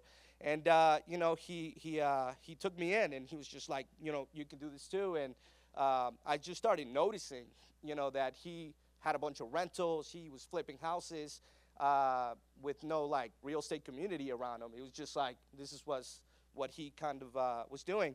And I said, man, I really like this. I really want to get into this. Mind you, when I was at the bank, I started seeing that all the really successful guys were in real estate, right? So all the guys that I was advising, that I was trying to put in front of financial advisors, were guys that had multifamily deals and had real estate and had rentals. So, you know, it was pretty inspiring for me to see this guy actually doing it. So then I just started asking questions. That's another tip. Start asking questions to the people around you that are in real estate. You know, don't be a pain, but ask questions, you know, and try to add value to them. You know, I worked many days for free for them, and I would go to projects and events whenever they needed me. You know, I would be the guy that was there, and so trying to add as much value as I possibly could. That's what we know it now. You know, I didn't know that was, you know, like a thing, but that's what I was doing, you know. They had construction crews that only spoke Spanish, so I would offer myself to translate for them, you know, translate into Spanish, whatever was being spoken in English. So I would go and just assist. I would just help. I would just genuinely care. And I think that's, one of the things that really puts you in these kind of stages, right? Just genuinely care, genuinely offer your help, and you'll be a bit amazed at what happens. From there, he started just letting me, see what he was doing in all these projects. At that time, my mother-in-law got her real estate license, was looking at deals, found a deal. This is before I knew anything of real estate communities or REIs or, masterminds. Long story short, she found a little house where I lived, and she said, hey, there's an opportunity to fix this house. Ask your boss, see if he'll lend you some money. And I went to him, and I said, hey, would you let me borrow what we now know as gap funding? You were talking about that. Had a hard money loan through some connections in REIs. If you guys are looking for hard money lenders or private money lenders, REI meetups is probably the best way to go when you're starting out. So that's how I met that guy that lent me hard money, and then the gap funding came from my old boss. And so he sat me down after I asked him for the money, and he said, Hector, I think your heart's somewhere else, and I want to believe in you, And so he kind of fired me, and but with the like knowledge of like you can do more than this, and here's a loan. So he gave me my first, like, I think it was $50,000 for the rehab, and didn't know what I was doing, didn't know what a construction guide was, or a manual to kind of follow. Just we're trying to piece it together little by little. So again, another tip is just do it, right? You're gonna learn along the way, and there's no better way of education than just doing it, right? Just taking action. You can read all the books you want, but nothing beats experience, right? So I went for it, I did it, and I made $11,000 on that first deal. That was more than I was bringing home, I think, at the time, and I was hooked. I was like, this is it. I can maximize this. Fast forward, I did probably another 5 deals while I still had my W-2 income, and I prayed through the whole time. If you're faith-based or a spiritual person like I am, I prayed through the whole journey because I knew that my family depended on me. I had a son now. I wasn't going to bring, the salary that I was making every 2 weeks, and so that's the fear, right, that you have is like, how am I going to pay for health insurance, right? It's a big deal. Like, people don't talk about this type of stuff in other masterminds. Like, it was a big deal to me. How am I going to pay for health and vision and all this? But once you surround the right people, then you learn how to get healthcare through other methods and do the same thing. Long story short, it was a year journey of like just fear and analyzing too much and just trying to figure things out, praying through the whole thing, asking God for wisdom to understand, how to do it. Finally, when I had that conversation with my boss, then I said, okay, I have enough saved where I feel like, for the next 6 months I'm good. And so I took that leap of faith,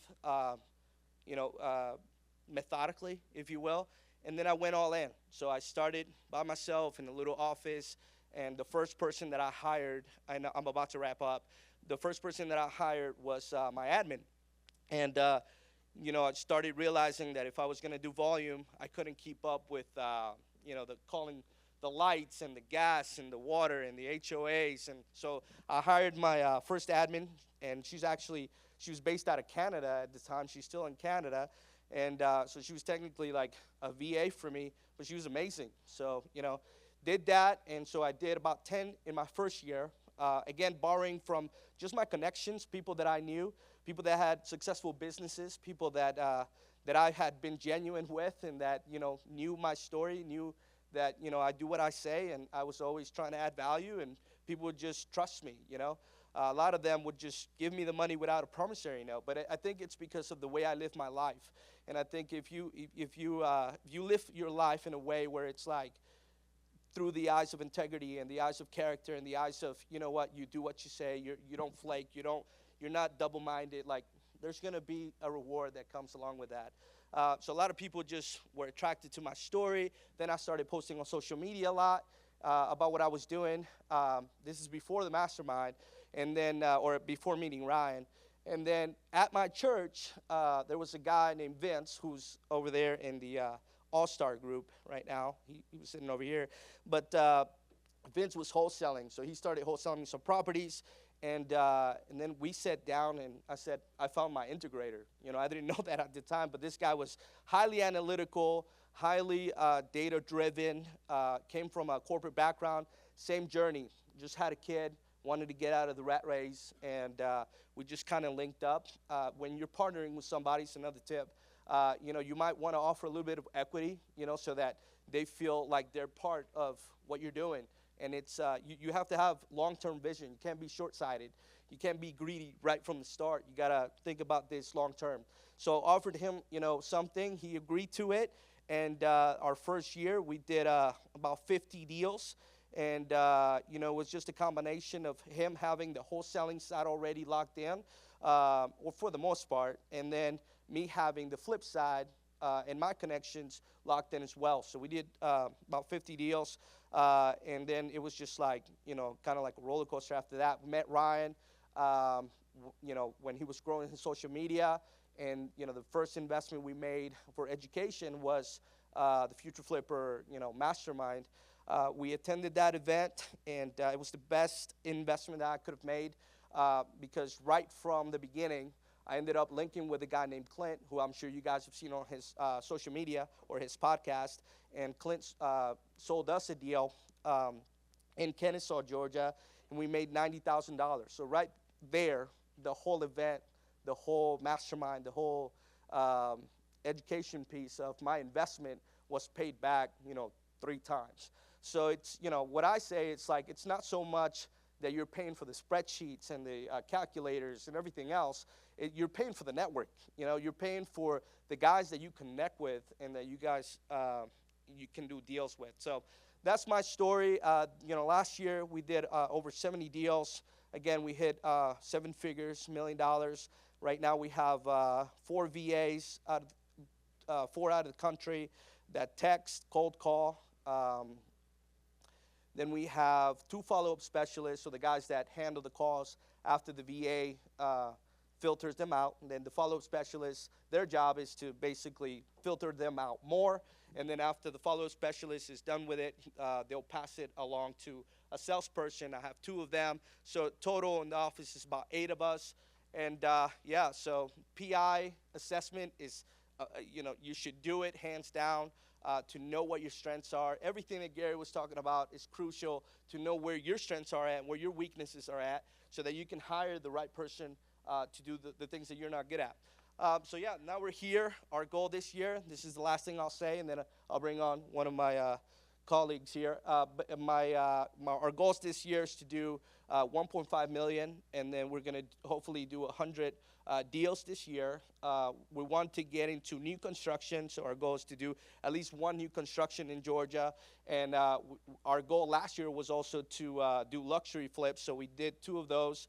So our goal this year is to do 5 luxury flips, so high-end stuff. But yeah, that's my story. If I can leave you with anything, is listen, one of my core values at the office is our company, the name of my company is UJAM, which is my father's initials. And the U stands for you have what it takes.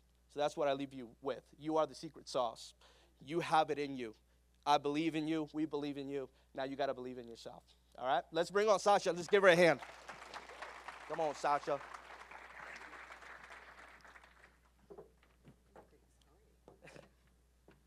Hello, everybody. My name is Zasha Smith. I am from Maui, Hawaii. I kind of have a similar story to him, was working a 9-to-5, you know, grew up with no money, lived in affordable housing. Really, college was the path to take when you're in high school. It's just the next step to get to be a successful person, especially in a expensive market. So I put myself through college, graduated, got a job as a civil engineer in Maui, and really was working 60 to 70-hour weeks. I have 2 kids, and am married. And so I told my husband one day, hey, look, we got to find something else to do because I'm coming in here on Saturdays. I seen my supervisor coming in on Sundays. So if that's going to be my life working 7 days a week, that's not something I want to do. And so after that, we were actually looking for a home. So we were renting at the time. And so when I was looking, homes in 2018 were like 600,000 to 700,000 for a typical 3-bedroom home on Maui. And I was like, oh my gosh, if something happens to you or me, we could go into foreclosure. I always have like a doomsday thing. I'm very prepared for the worst situations.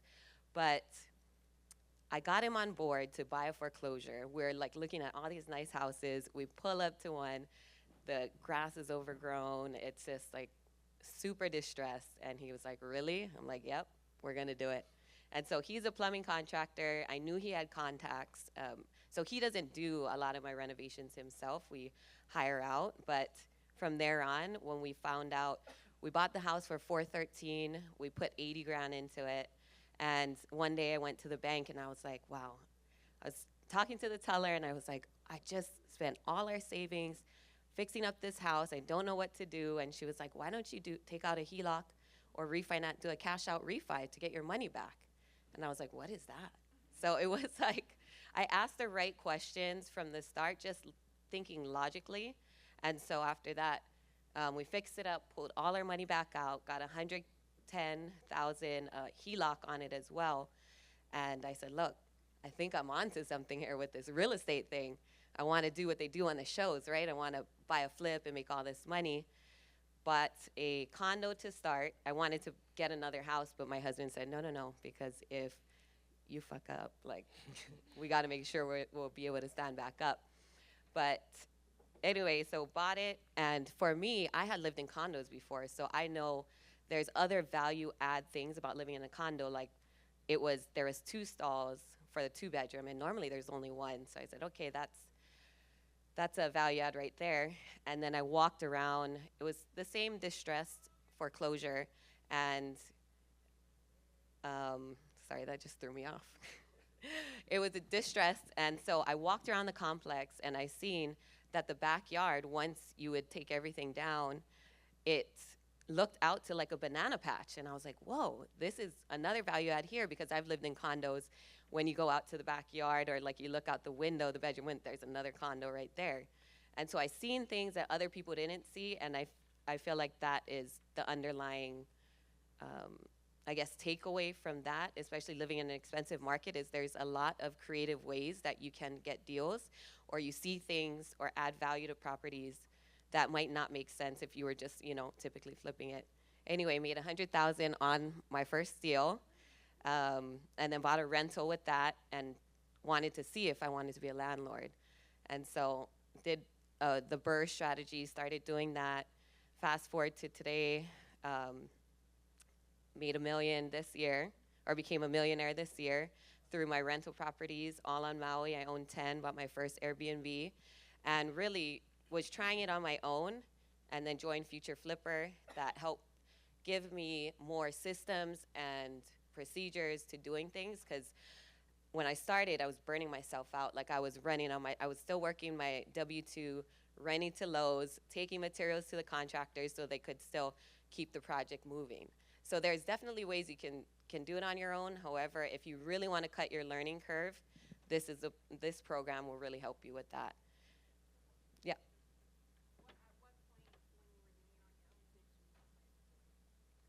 Okay, she asked at what point when I was doing it on my own did I decide to join. So I bought my first rental, my first flip, and from there it was my husband who gave me the ultimatum. He's like, look, you're working 60, 70-hour weeks, you have these other projects going on, you're running here, you're on the weekends, we're just kind of switching off with the kids.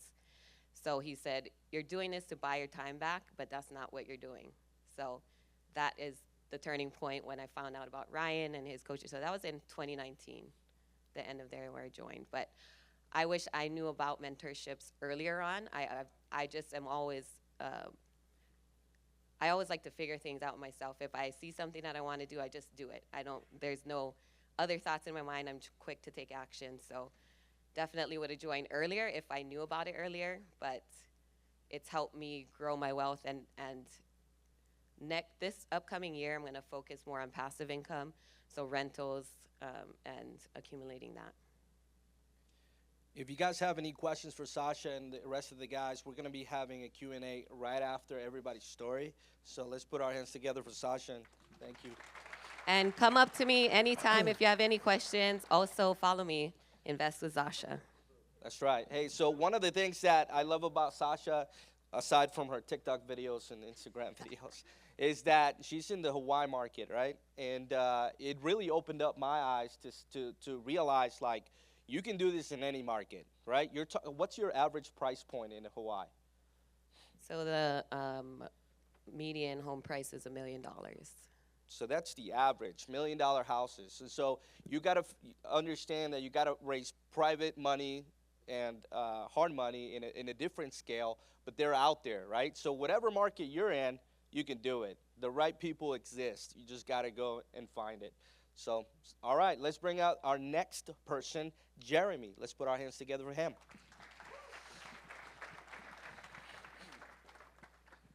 Hey, thanks, Hector. What's up, guys? My name is Jeremy Mateo. I'm 27 years old, and the main topics that I want to talk about with you guys in my story is social media. A lot of my success I got from social media, so I'm going to start by saying feel free to video, take picture, put it on your story, and tag me at the Jeremy Mateo. And by feel free, I mean please do it.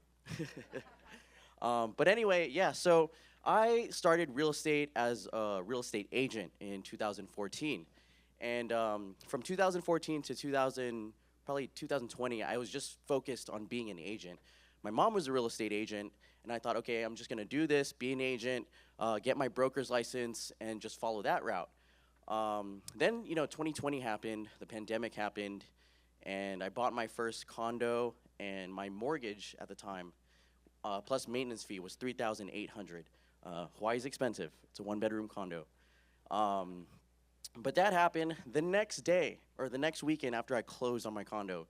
COVID happened, Hawaii shuts down, I don't sell a house for 2 months, and I'm starting to shit bricks now.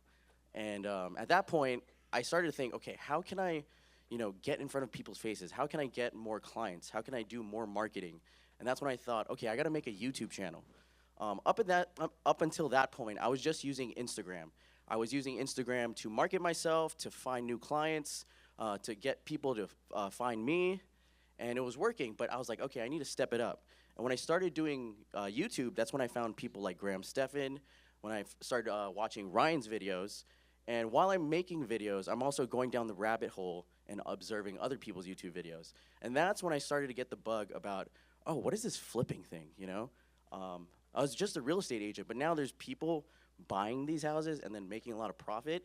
I mean, as an agent, you're only making 2.5% to 3% commission. And it's at this point where I have friends like Zasha and Stacy who are in my markets, and I'm seeing them doing this crazy thing called a flip. And I remember I met Stacy when I was a young agent, and she's like, I'm gonna flip houses. And I'm like, how are you gonna buy it? Show me your proof of funds, because I was trying to be your agent. And she's like, oh, I'm using other people's money. And at that point, I just had self-limiting beliefs. And I was like, that's crazy. Only rich people can flip houses, especially in high dollar markets such as Hawaii. It's like, who's gonna lend me money? Who's gonna lend me $1 million to flip a house? I don't even wanna lend my friends money, But then I started learning from YouTube videos, from social media, from other investors on social media. And the more I watched them, the more I followed them, the more I learned. And so then I was like, all right, what I gotta do? And that's when I met, Stacy introduced me to Alex Camacho. He's also an all-star flipper. And we were on a booze cruise in Hawaii. You guys notice Hawaii people like to drink. But he told me the best advice that I ever got. And this advice literally changed my life, and I want to share it with you guys. I told him, like, yeah, dude, I want to flip houses, but not in Hawaii because it's too expensive. I'll probably flip in Vegas or on the East Coast. And he told me, Jeremy, don't worry about finding the money. Worry about finding the deal. Because if you find the deal, the money will come. And when he said that, it blew my mind. It was so simple. But I'm like, all right, cool, I'm going to lean into this advice. And I think one of my, strengths is being an instant implementer. When someone gives me advice, I'm just going to do it. So I thought, okay, what can I do? How can I find deals? I don't know how to find deals. So I used the strategies I used as a real estate agent and applied it to being an investor. And that was just going on my social media, going on Instagram, and literally I would just post on my story, hey, is anyone or does anyone know anyone that is trying to sell a house that is vacant, that is run down, or that they just don't want it? I post that on my story every single day for like 2 months. And then in March of 2020, I found my first deal. It was through social media. Some random person who wasn't even following me messaged me saying, hey, Jeremy, my friend told me about your story. My aunt's trying to sell her home. It's really bad, damaged, and abandoned. I'm like, oh my God, perfect. I went to go to see the house. It was beautiful. Well, by beautiful, I mean it was like a shithole, but it was like a beautiful deal. I bought it for $540, and when I wrote the offer, I said, okay, I'm gonna buy this $540 cash. I had no idea how I was gonna find the money, but I found the good deal. And I remember Alex's advice saying, don't worry about finding the money. And sure enough, I found hard money lenders, and they're like, okay, cool, Jeremy, we can fund this deal. And I'm like, okay, cool, you're gonna fund everything, right? And they're like, oh no, we're gonna fund 75%. You gotta come up with 25%. I'm like, okay, cool. But I didn't know how I was gonna get the 25%. That was about like $160,000. So sure enough, I called up two of my best friends who, one is an engineer, one is a financial advisor. I'm like, yo, you guys wanna flip a house with me? I need $57,000. And luckily, my friends are really cool, they're really down, and they really wanna, they like investments, and they're like, yeah, we're down. So we split $57,000 each, put $80,000 into the rehab. We sold it at $795. We made $72,000 in profit for my first deal. Split that 3 ways, that's $24,000 each person. And since I'm a realtor, I listed it, and I got an extra $15,000. So at that point, I'm like, wow, this is cool. And keep in mind, at this point, I'm not in Future Flipper. Before, I kind of had like an ego, and I was like, yeah, I'm a realtor. I've been a real estate agent. Like, I don't need some coaching. So that's why I didn't really join in the first place. And then, so we're still going on. Now we're in my second deal. I found the second deal while I was doing the first deal. And at this point, I'm still trying to figure things out on my own, kind of like Zasha, She said she just wanted to just figure it out by herself. So I'm like, I can do this. I don't need coaching, I don't need any of this. I got YouTube.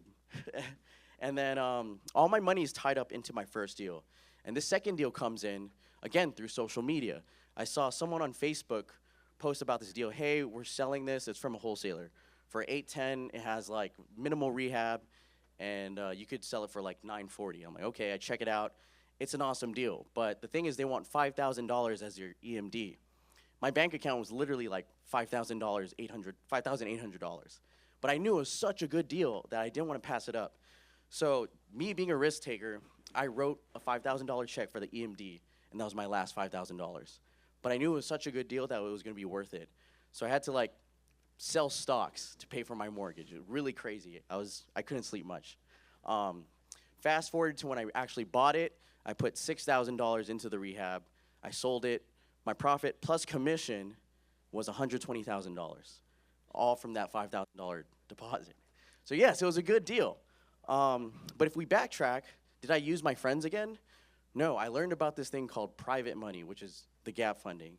So now I'm 2 deals deep in my first year, which was last year. I made about $160,000 in profit. And even more so then, like Jeremy's thinking, hey, yeah, I don't need coaching. I did this by myself. And then something changed.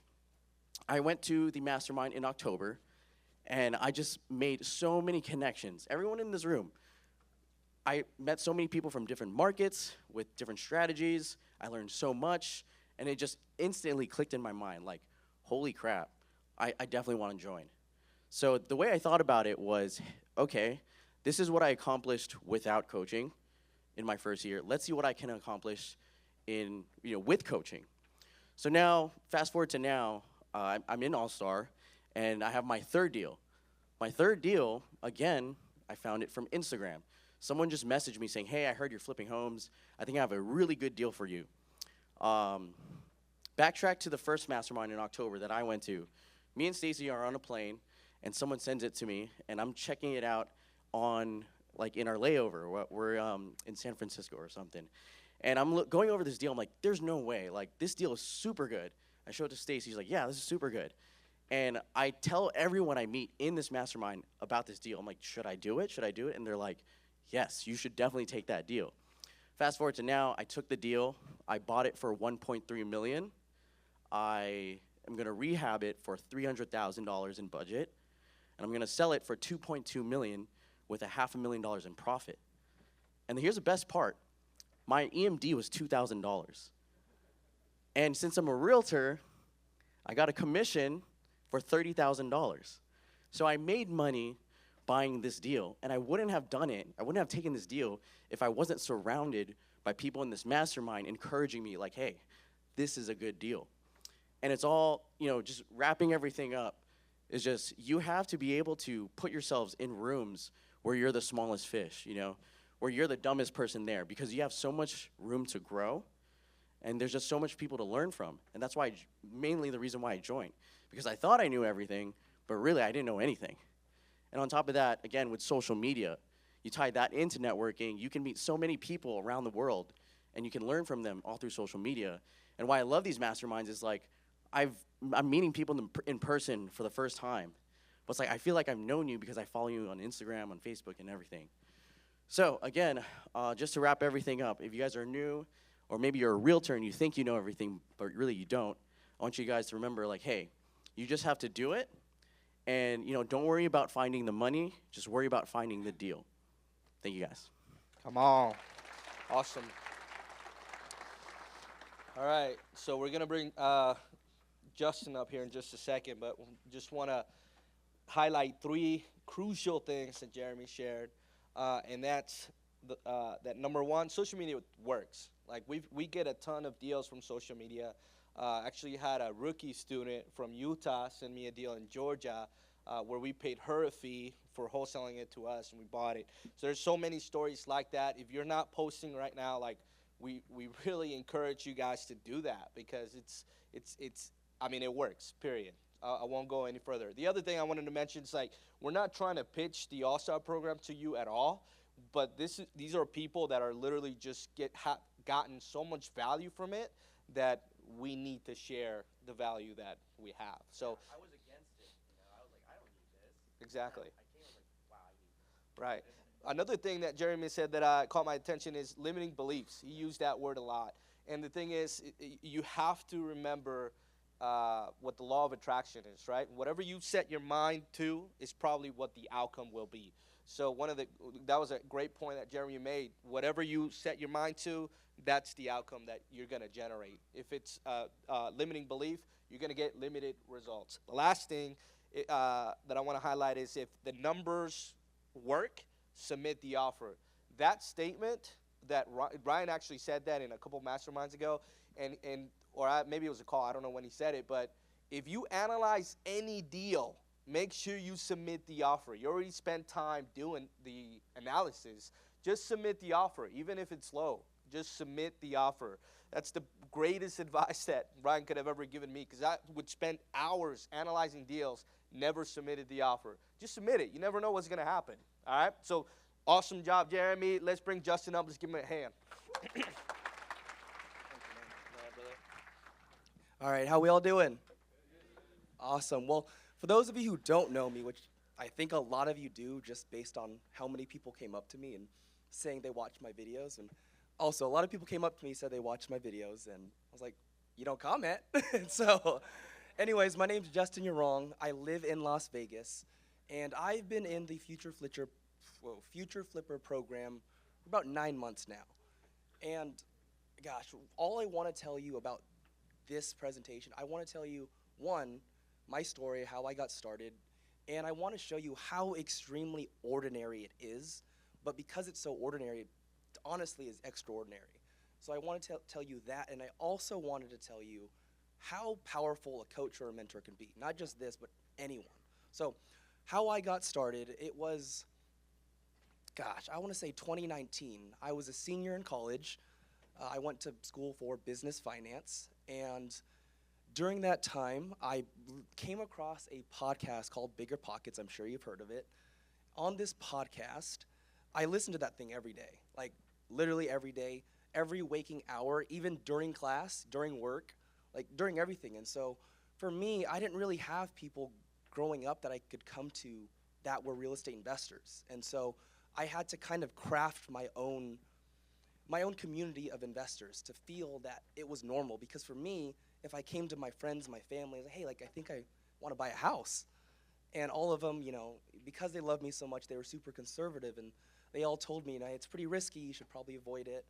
And it was really, honestly, heartbreaking to hear that stuff. So after listening to a podcast for a year straight, not really taking action, but just learning and getting familiarized with real estate investing, I then started to take action. I started to analyze deals every single day.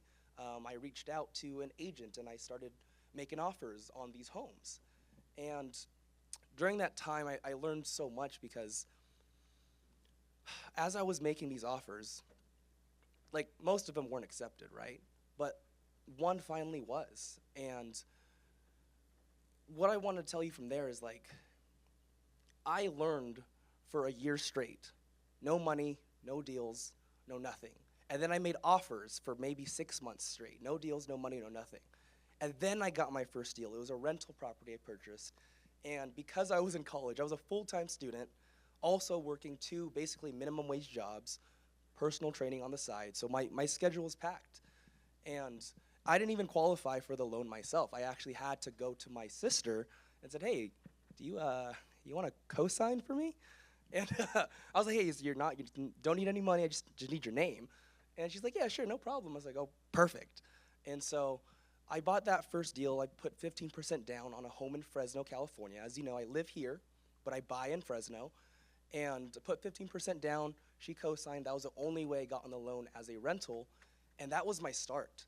And what I want to tell you is that, like, everyone has their own individual path. You don't have to go extremely fast. Like, some of these people went extremely fast, and that doesn't always have to be the case. Everyone has their own journey, their own path, and that's what I really wanted to get across. But after I bought that first deal, I was out of money, and I wanted to do real estate full-time. I wanted to have all these different properties, but I didn't really know what to do. You know, I didn't have money. I didn't have mentors at the time. I just had podcasts and people that I listened to.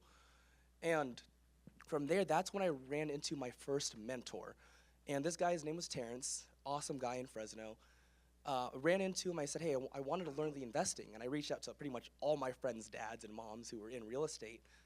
And he pretty much took me and he said, hey, you got to get your license if you want to work with me. I said, all right. And I got my license right away. I just took a couple courses, passed the test.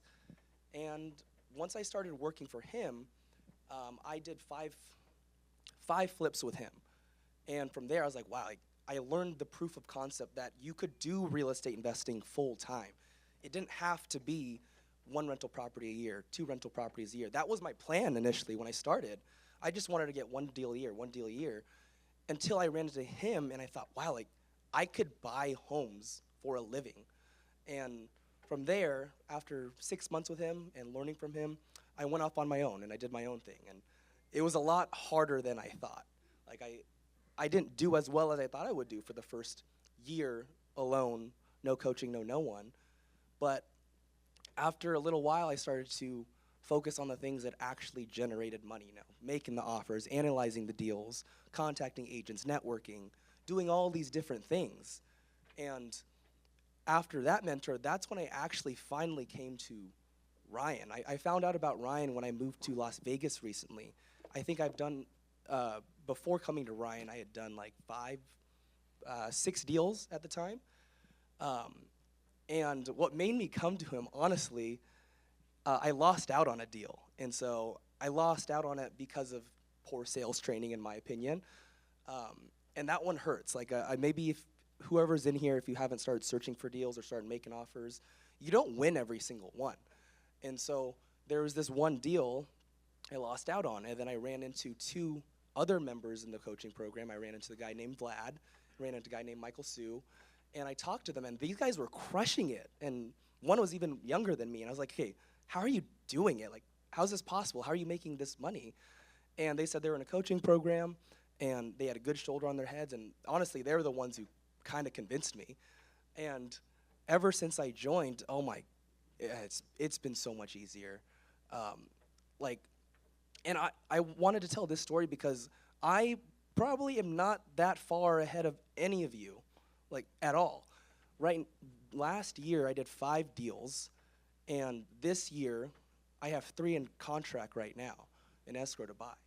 And so things can change very, very quickly. And like I'm not all the way up there, but I wanted to share my story to help you understand that the story is so ordinary and that you can do it too. And so really that's all I wanted to share. And also, if you don't know me, I post a lot on social media. So if you follow me, you will see my face. And so my Instagram, my YouTube, Justin You're Wrong. I wish I could put it on here, but I can't. So follow me or post this if you can. I really appreciate it. But that's my story. So I hope you guys enjoyed this, and I really want you to know that it's so possible, that you can be in your own life, living your ordinary life, and succeed. So thank you so much. Come on. Thank you, Justin. Hey, so amazing story. Want to highlight one thing he said that's super crucial in this industry, and that's comparison. Everybody has their own story. Who was it that said it? Comparison is the thief of joy, right? When you begin to compare yourself to somebody, you're going to lose sight of the ultimate purpose and goal that you have for your own life. So don't ever compare your story to nobody else's. Make sure you stay focused on what you're trying to accomplish and what your family goals are and what your ultimate goal is. I'll share really quickly about the barbecue master. I don't know if you guys have ever heard that story, but the barbecue master, right, is the guy that handles the meat, makes the amazing barbecue that we've all enjoyed. But they say that it's not, if somebody was to replicate that recipe, it wouldn't come out the same, because it's the hands of the barbecue master that make that barbecue so good. My point in all this is that you are the barbecue master. Only you have what it takes to make it your own way. Did that come across all right? All right, so you got what it takes. Don't compare yourself. Let's give it up for Stacy. Aloha! Can I get an aloha? Kind of lost my voice a little bit, chee-hooing too much, so excuse if it cracks a little bit. Hi everyone, my name is Stacy Augustin, aka Real Stacy. If you guys also don't follow me, tag me. Social media is huge. Obviously, we're all in Ryan Pineda's program, so he's always harping on that. And I'm gonna tell you guys a little bit about my story. I did not come up as quick as these guys, but so I want you guys to know, just saying what Justin said, like you guys all have your own path and don't compare yourself to others. So a little bit of my background, I come from an immigrant family. Both my parents are immigrants, and they moved to Hawaii. We didn't really grow up with much. I saw my dad start off as an apprentice and really work his way up in this drywall company to pretty much run the whole entire company at this point. So I told myself, I was like, dude, if my dad can do that and I can stand on this platform that they gave me, what can I do from there? And so I took the route of going into engineering. You know, I was Asian, good at math, good at science. You know what? Let's do this engineering thing. And I mean, I never even took physics in my life. And so I went to go do the engineering thing and easily found out there's absolutely no way I'm gonna do this for the rest of my life. The income cap, I'm gonna be an engineering manager 20 years into the industry and probably gonna be making $150,000. Yeah, no thanks. So ended up deciding, you know what, like let's try to go into something else. What I would recommend for people who don't really know what they want to do, I mean, try a bunch of different stuff. You never know what you like until you try it. So in college, I pretty much tried everything. I mean, I started the solar race car team at UCI, and I was doing some research projects. I was doing sailing, and from that whole experience, I realized, look, I'm really good at running a team, and I think I want to focus on that. I love engineering. I love the idea of it, but I just want to be in charge of it.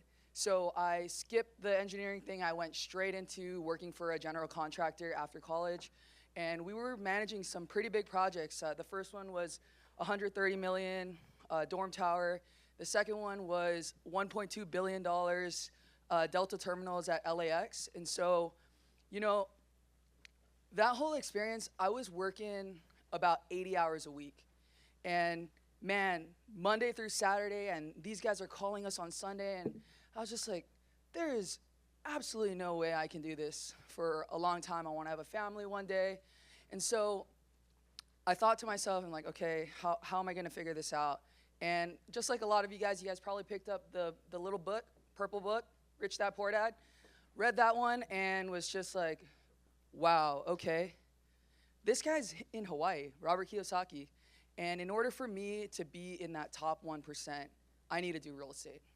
So I just tried to learn everything I could about real estate, started going to a bunch of networking events, and I think I was 21 at the time, and just looking at all these guys, they were way older than me. I was so nervous. I just sat in the back, and at the end of the first event that I went to, at the end, I went up to the owner, and I was just like, hey, my name is Stacy. I want to get involved in real estate, and just talking to her.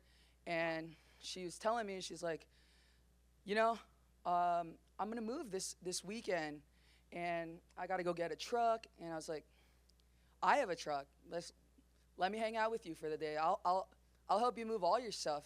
And so just to harp on what Hector said over there, it's like, provide people free value, because these guys, I mean, instantly, once I helped her out, I was in her inner circle, and she was willing to share everything with me. And fast forward to maybe a couple months later, I was like, I need to find a deal. And so every single weekend, I was just driving around to every single neighborhood, knocking on doors, trying to find a deal. And eventually I found my first deal. Was a mobile home.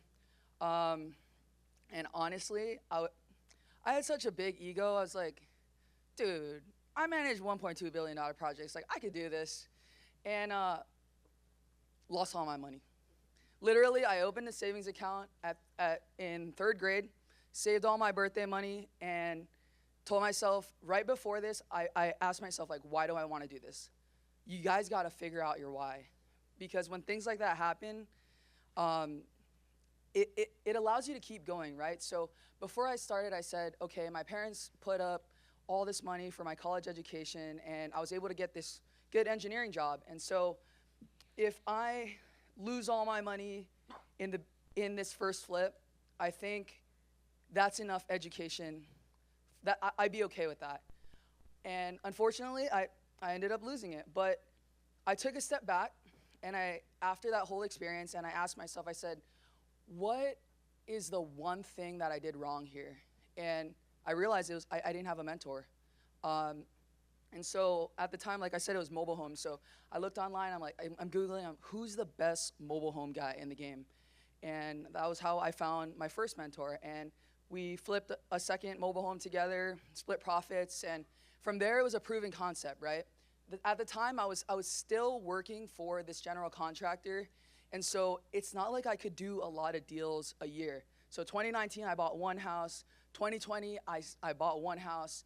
And I was still living in LA, and my mom got sick, and so I had to make a decision. You know, it was COVID.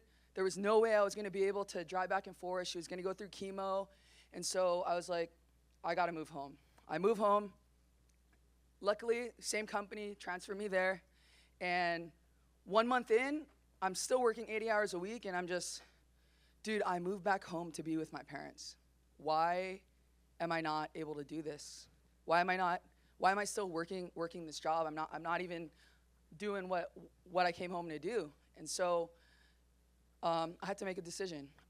It came to a point where my mental health was so bad that I like completely broke down at work, and they sent me home. They were like, you haven't taken a vacation in over a year. Go take your 2 weeks. I was like, nah, dude. I'll be okay. Just 1 week then, 1 week, fine. So I take that 1 week off, and I'm just, reflecting what happened here, and I'm a believer too, so it was a lot of praying about like, God, what am I doing here? Why am I working this job? Because I had originally made a plan. I was like 5 years, and then I'll quit and try to save up a lot of money. But after that first week, I call my boss. I'm like, I'm gonna take another week. And that second week, I said, God, if this is where I'm supposed to be, make it apparent to me. And so I was already working on some deal.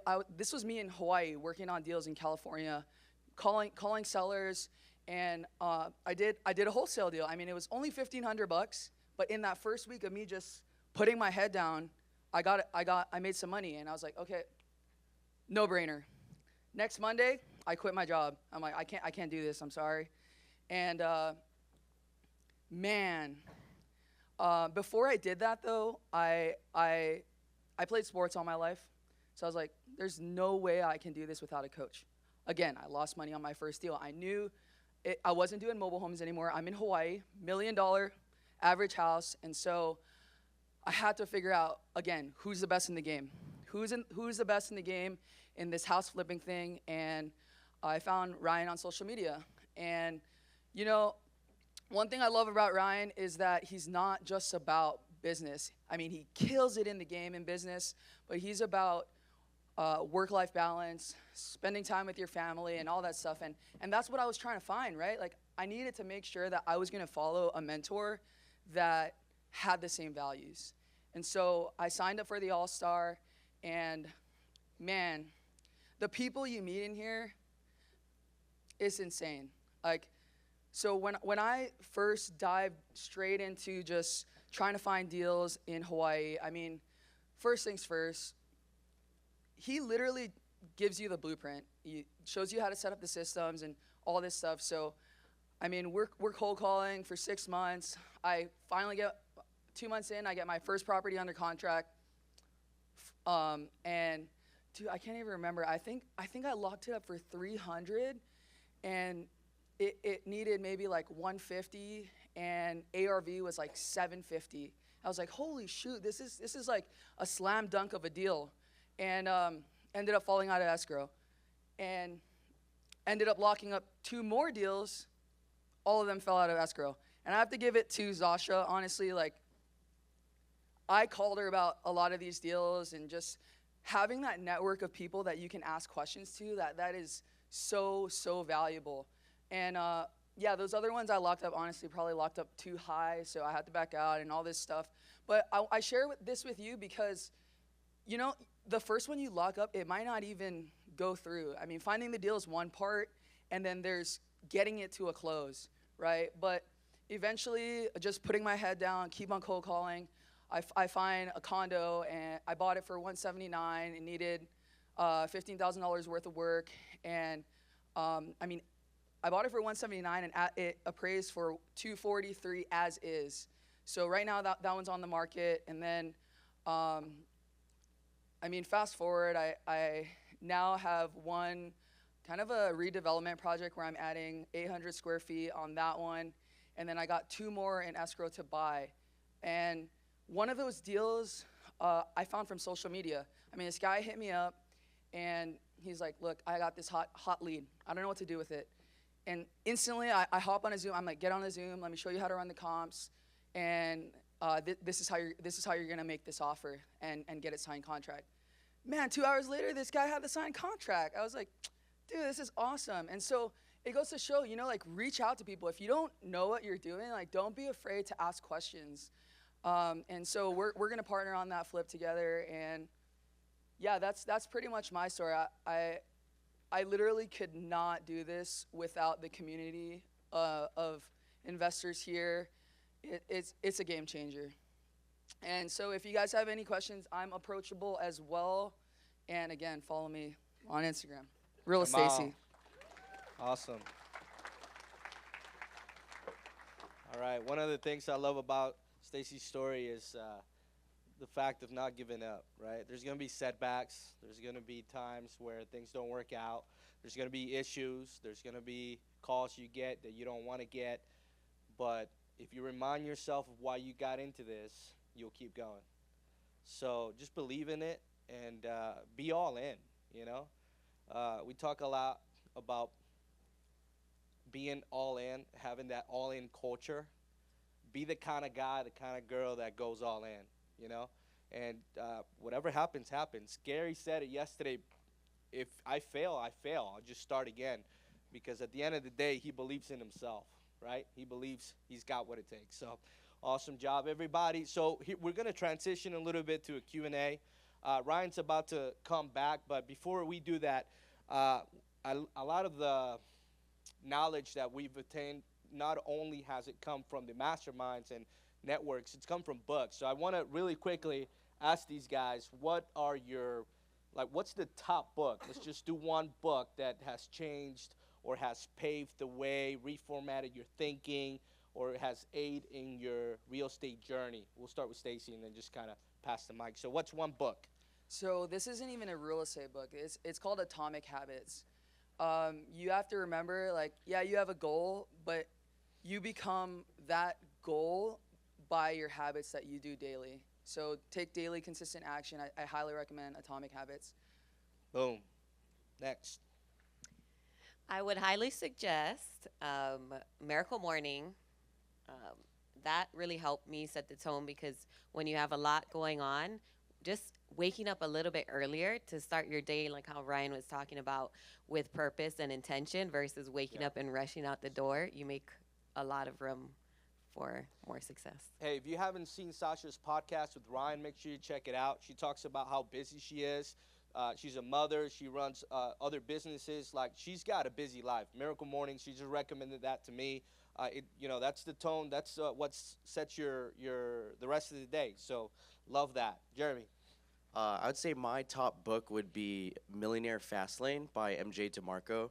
This book is mainly about how getting rich fast is totally possible, but getting rich easy is not possible. And I think it relates to my journey, how I began flipping. You know, my first deal I bought for $540, and then my third deal that I'm buying is $1.3 million. And never in my, when I first started flipping, I didn't think I'd be buying a $1.3 million flip in my first year. But, as long as you do the right things, you do the research, and the numbers make sense, I mean, at the end of the day, like, the price is just a number. So, Millionaire Fastlane. Thank you. All right, so Stacy took my first pick, Atomic Habits, but I will say one thing about the Atomic Habits is, one, with the Atomic Habits, every big accomplishment that people will achieve happens because of small, little changes every single day. It's not because you start out super strong. If you want to form a lifelong habit, whether it's real estate, money, health, whatever, like say you want to get fit, it's about doing a little bit at a time every single day, not just going all in at once. So that's about that book, but if I had to recommend another, my favorite would have been How to Win Friends and Influence People by Dale Carnegie. That book has changed my entire life, I would say, in every facet, because it teaches you how you can interact with people and make others feel great whenever you interact with them. And so that was probably my other top choice. All right, so there you go. 4 books you can read to help shape and define, your journey. My book, I would say one of that recently just read is Your Next 5 Moves. It's a phenomenal book about what the next steps to take in your career and your life, and it really just helped me understand what kind of life was the life that I wanted to live. And I think a lot of us need to define what that life looks like. For some of you, may be becoming a multimillionaire. That's like the life you want to live. For others, it may just be making $200,000-300,000, but having the quality of life to have family time and go on vacation. So the book talks a lot about being happy and content with your next 5 moves to create that lifestyle that you want to create. So we'll bring up Ryan. Let's give him a hand of applause for everybody. Yeah. And thanks, everybody. Appreciate you, bro. Good job. Yeah, man. Hey, give it up for Hector and all these guys, man. Okay. So I'm going to give you a real life example, okay? When it comes to building businesses and building companies, right, you've got to trust people to do new things that they've never done before. a couple hours ago, I went to Hector and I said, hey, you're going to be talking in front of about 150 people. You've never done it before, but good luck. I trust you. And how'd he do? He did a good job, right? Yeah. But here's the deal. Most people would not be willing to do that, right? Most people who run businesses, they're scared to death to let anybody do anything. I can't let anybody talk to my clients. I can't let anybody go close the deal. I can't let somebody else do this. Nobody can edit a video like me. It's the wrong mindset. There's a lot of talented people in the world if you just give them an opportunity. And so for me, that's what it's about, man.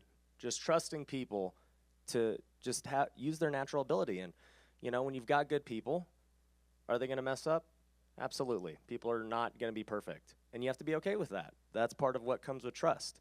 So you just literally saw a real-world example of what it looks like to delegate and scale. Because I can't be everywhere at once, right? I wanted to spend time in every room. And so you figure out a way to do it, right? So we've got about 10 more minutes, about 7 more minutes before we take a quick break. But I want to open it up to any questions you guys have for me. Or we take a break sooner. Yeah, they must have just did such a good job. There's nothing else. That's good. Yeah, what you got, dude?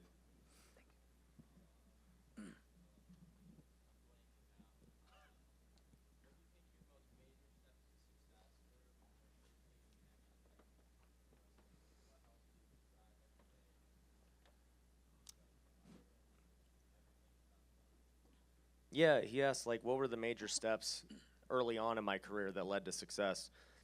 I don't know what you guys have talked about in this room while I've been gone, but, I can tell you for me, the biggest thing was belief in myself. That's it. Because when you do something you've never done before, it's very difficult to believe that you can do it. Who has struggled with confidence and belief, like doing something they've never done, right? And so I went into it and I said, you know what, I've never done this. Is it scary? Sure. Is it risk? Is there a lot of risk? Absolutely. But I've got belief that I'm going to figure out a way to make it happen. I don't know how it's going to happen. I don't know all the problems I'm going to encounter, but I believe that I can do it. And if you don't believe you can do it, then you can't do it. You're not going to stumble into doing it just if you're, full of doubt. You're going to always have analysis paralysis. You're like, man, if I could just, learn a few more, then I'll be able to do it. If I could just start my LLC, then I could do it. I've heard every excuse in the book. And for me, I'm like, just do it, And belief doesn't come overnight, okay? How many of you, after attending this event, have more belief in yourself than you did 2 days ago? Well, there you go, right? By doing the right things, you're going to develop the belief in yourself. By being around people who are doing it, you're going to develop the belief in yourself. Because guess what's going to happen? In about 3 months from now, I'm just going to preview the future for you. In about 3 months from now, okay, there's going to be a bunch of you who've joined the coaching program, and you guys are going to be sitting at this table talking about, man, remember when I had 0 deals? And you're going to be talking about the deals that you're working on. I know this is true because I've watched it happen. Every three months, people are in the group. Now, you've heard some stories from these guys, and they've said the same thing, but the point is, by being around the right people, it makes things so much easier because you develop the belief in yourself through other people. When you're by yourself and you have no one else to look up to, nobody else keeping you accountable, nobody else making it happen with you, in the trenches with you. Everyone in this room is in the same trench together. You guys are all in the same predicament trying to make it happen. And there's going to be a bunch of you who rise up and do make it happen. And it's going to be awesome to hear you guys talk about it 3 months from now at these tables. And I'm going to put you on this stage and have you talk about it. Because you're going to encourage the next group of people who are going to be in the boat you were in. And you're going to be like, man, I remember when that was me too. So it's belief.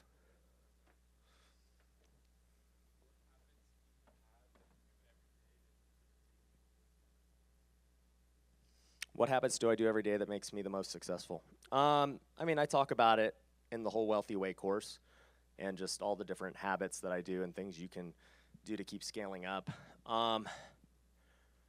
If I had to pick a favorite habit, because there's a lot, I would say it's the morning routine. I don't think anything beats the morning routine. And everyone's morning routine is different, but if you can become disciplined enough to wake up early, have time alone, and execute your morning routine, you've already won the day. Think about that. Like, you win.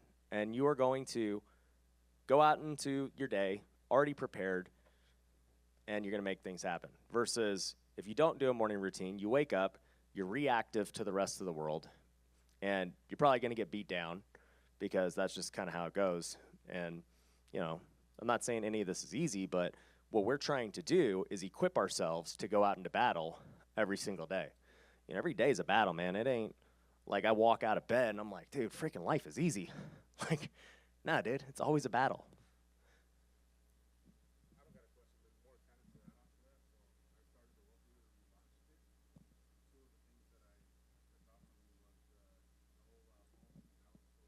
Yeah.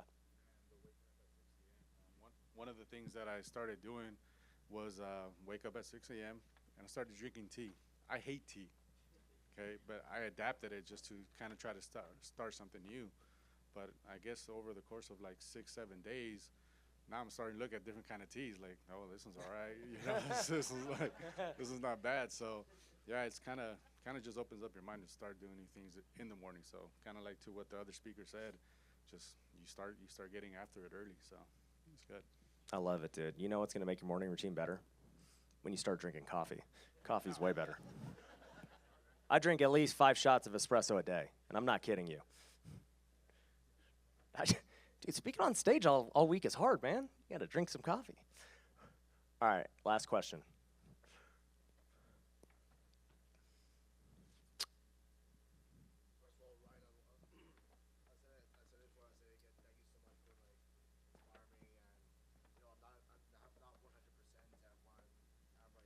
Like, there's a lot. I'm not really at 100% with what I'm doing right now. I'm putting like an all in on learning all this everything, and my question is,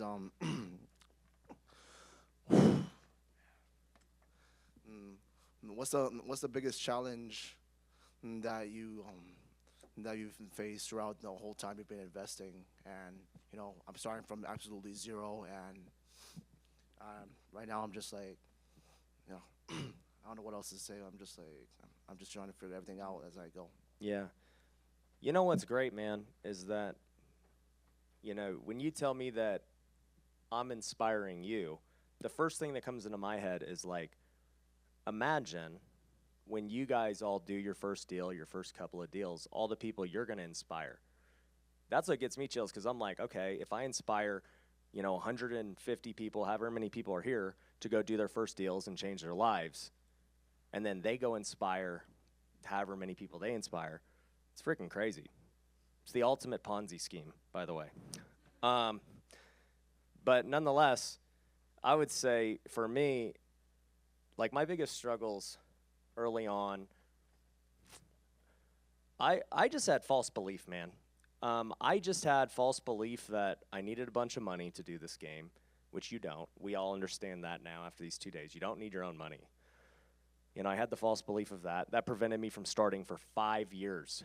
Okay, so some of you guys have analysis paralysis. I don't talk about this, but like I had it for 5 years because I got licensed as a realtor in 2010, and yet I didn't flip my first house until 2015.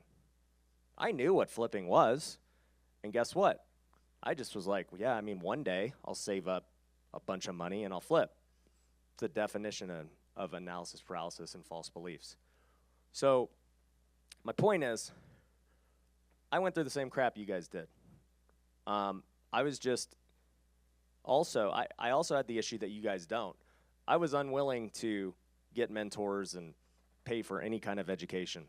I just had this negative stigma that gurus are gurus and, you know, I can learn everything for free. That's literally what I thought. And yeah, I did learn eventually. It just took me 7 years. And I can tell you what, The 7 years after that 7 years have been a lot better. And now I'm like, I don't hesitate to just be like, oh, you're a killer coach, you're a killer employee. How much do I have to pay you to get you on my team? You know, and that's what it is. I'm just trying to build up team members, whether they're coaches. Every baseball team is made up of front office, coaches, players. This is no different. My employees are the players. My own coaches are like the front office for me. You know, the managers are all the COOs. They're the ones managing these things. I need A players at every position, and I want to be the owner of the team who's able to just create this environment and this team that just is always winning, no matter what's going on. So that's my main thing. But any more questions? All right, last one.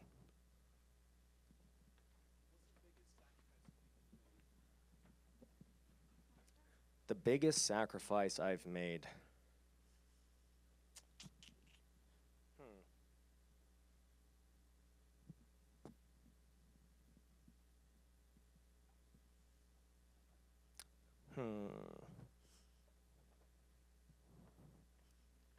I don't usually, I'm usually pretty quick to answer everything.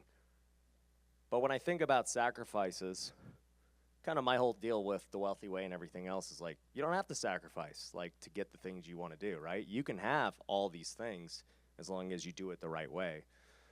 And even when I think about my come up and sacrifice, I think the biggest thing I've sacrificed is trying to get acceptance from other people, like for what I was doing. You know, because most people, they care about what other people think of them, right? Their status. Most of us think this way. But I remember when I went to go, actually, I remember even taking a step further, you know, when my wife and I, we got engaged when she was 19 years old, you know?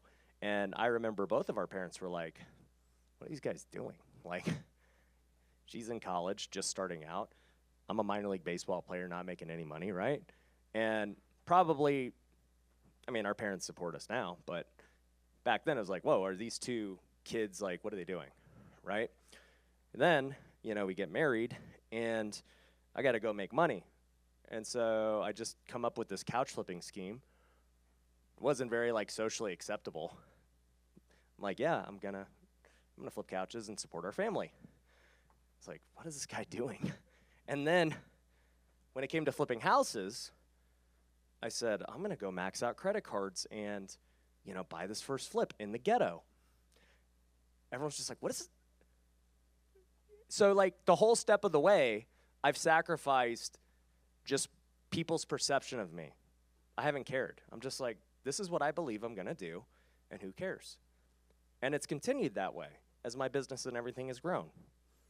You know, when I started making TikToks and dancing and doing weird things, people are like, what is this guy doing? I'm like, I don't care.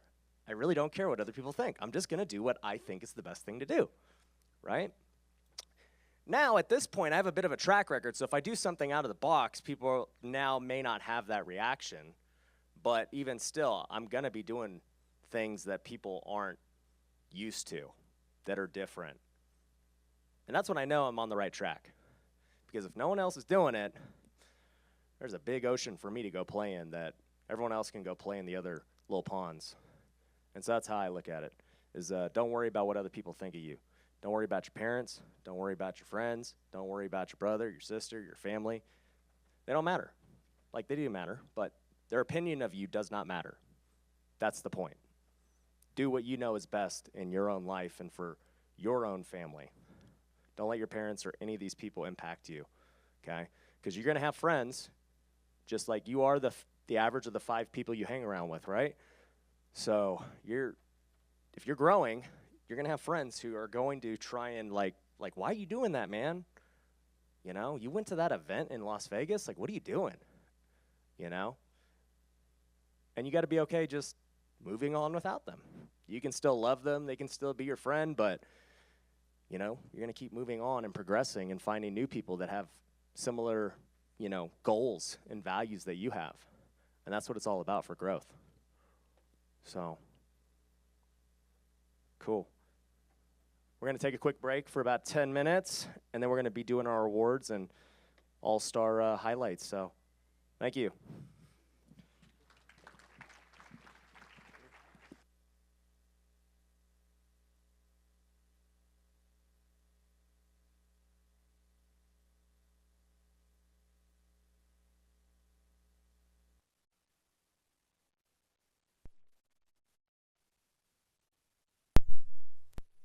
Put a mic in your face. I loved hearing from the people that are just starting out, the stories that Ryan had them come up and say that a year or two ago they were kind of in the place like where I'm in and where people are in this room were. So it's cool to hear how quickly or how rapidly they kind of made that progress. For sure. Yeah. That's actually, I paid you to do that transition. So, good job, man. I'll buy your drink tonight.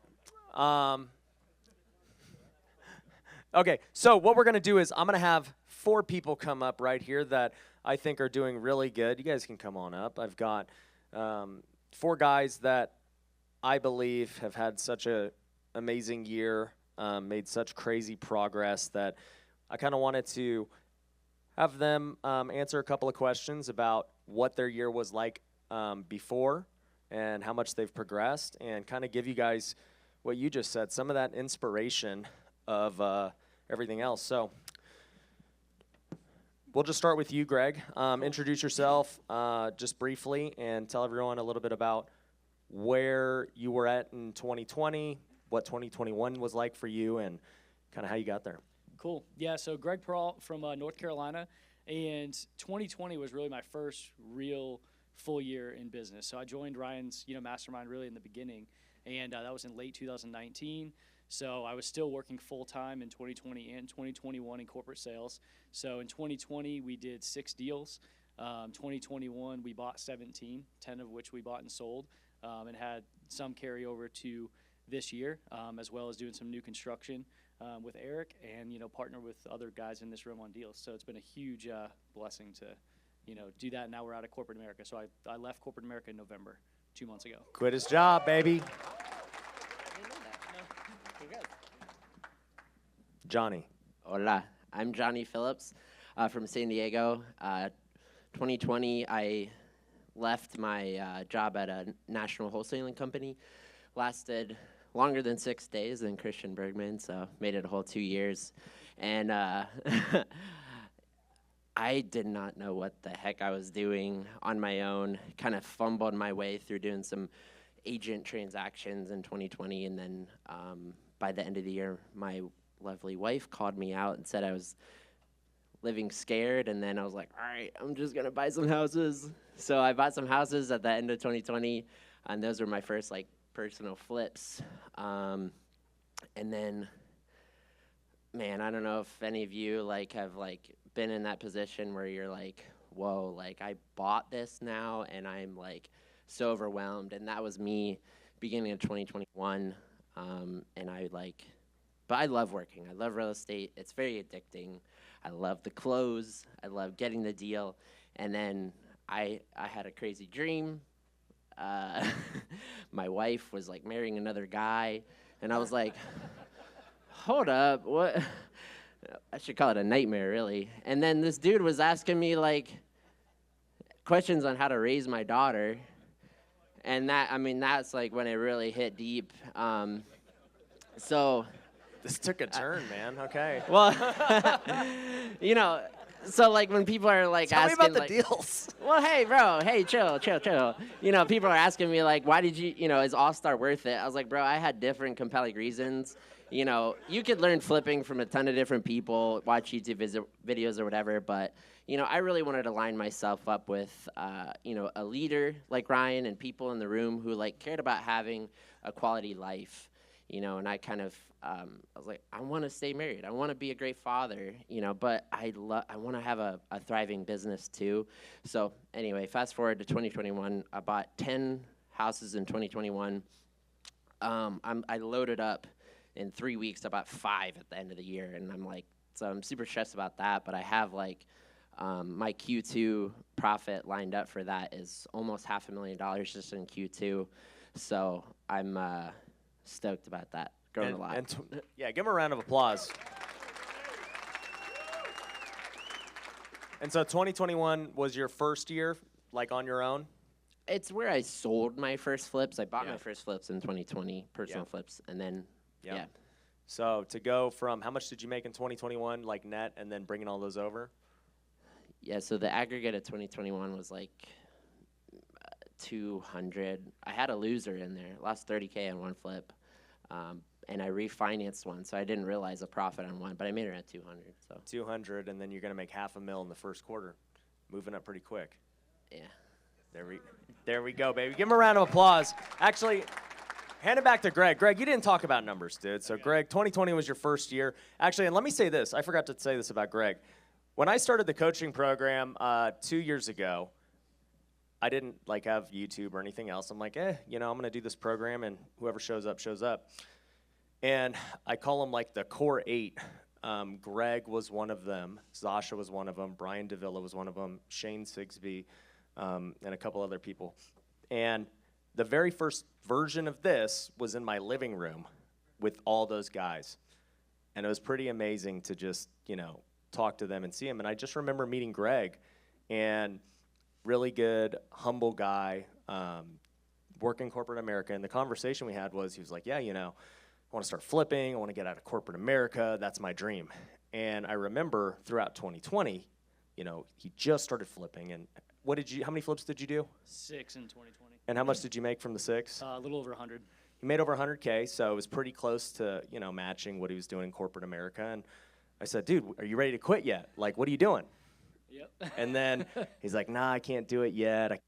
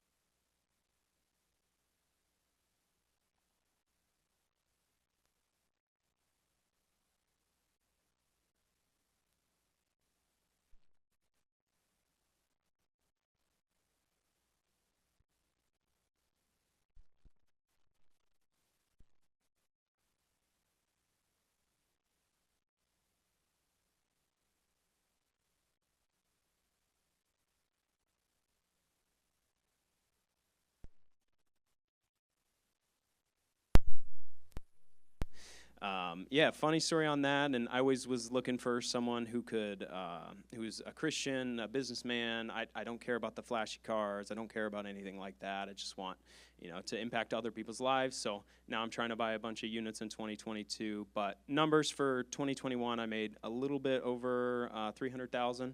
And I joined Future Flipper in, I think, August or September of 2021, and things have been pretty crazy. Of that 300,000, I think 200 came from the last 3 months. And first month, January, closed deals and stuff that's already locked up in escrow. And first week of February, I should be a little bit over 250,000. So it's gonna be a good year. That's crazy. I love it. My name's Clint Cooper. I'm from Atlanta. Tell him your real name. What do you? I guess y'all can call me Clint the Closer. Who gave you that name, dude? Brian Davila. Brian Davila, dude. He gets the credit. But anyways, I got started in real estate in November 2020. Had no prior experience. I sold out of a business. Me and my partnership went bad. Had to start over. I left him the business, got out completely. Started over, and I found some guy on TikTok with some crazy hair, and Was like, maybe I can do real estate. And at the time when I sold my business to my partner, I sold my personal house as well because I wasn't sure what I was going to do. And I made like 150K. And that's when the light bulb went off, like maybe real estate could be it. So December 2020 is really when I started working. I bought my first deal in February 2021. I bought 31 houses in 2021. We did 1.083 million in gross profit and trying to do 60 deals this year. That's crazy. $1 million his first year. Clint, I made 50,000 my first year. It was pretty good. I was pretty hyped. Couldn't imagine making $1 million. Yeah, dude.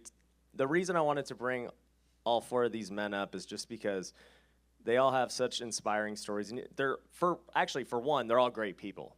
Like, that's first and foremost. You can see how genuine they are. And if you guys go network with them, in the after parties, you'll see, like, these are really good guys. And I just know that they're going to continue to scale. They're going to continue to keep growing. And I'll tell you, too, all of them, for me anyways, are extremely coachable. Clint would, when he first got started, he would not stop texting me. He's like, what should my domain name be? What do you think? What do you think? And I'm like, dude, that name sucks. Like, what was your first one?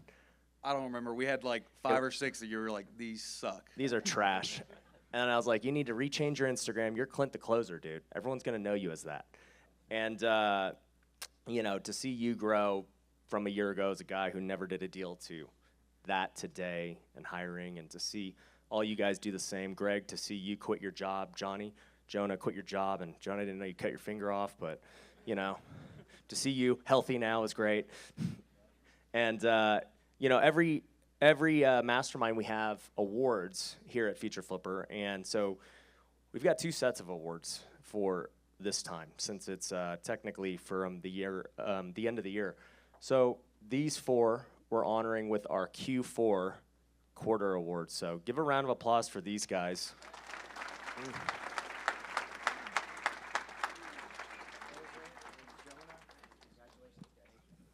Yeah, so let's get a picture real quick. Yeah, let's stand. Shout out Open Door. Open Door.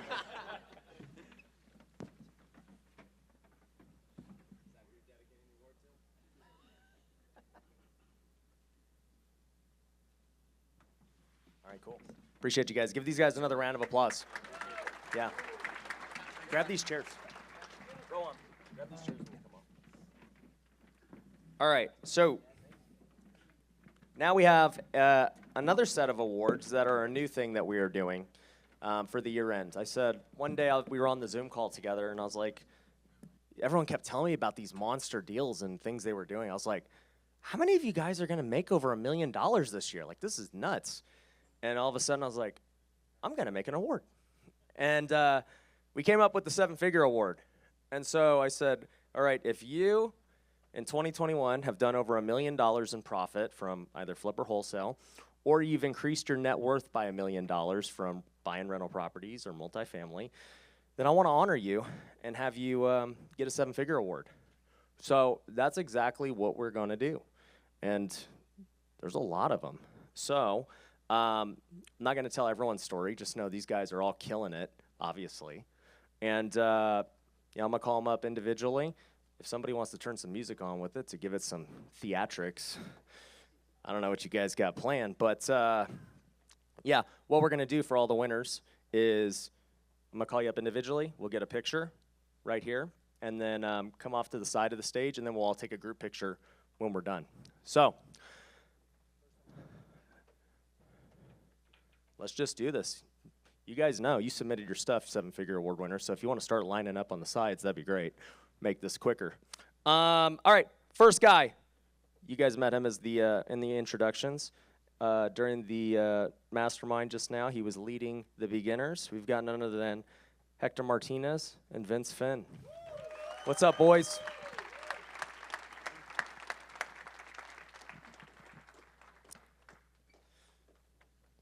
Let's get some background music. There we go.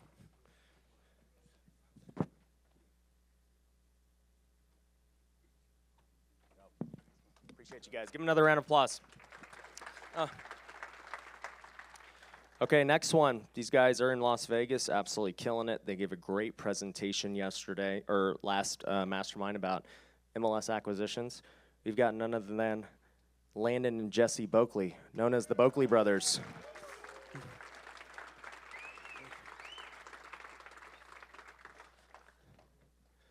I'm just gonna keep filling the dead time, you know, till these guys figure out how to use, you know, the audio. Yeah, let's do it.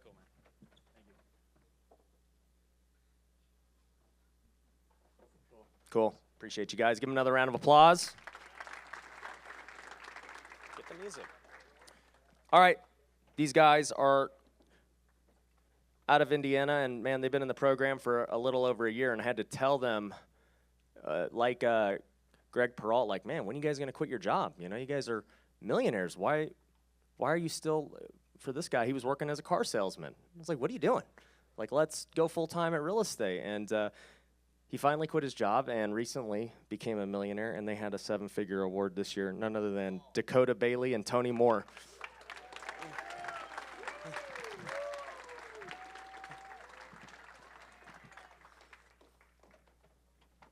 It took us a lot more deals than it took them. I feel like they got it in one. Yeah, they do it in Indiana where the spreads aren't so good.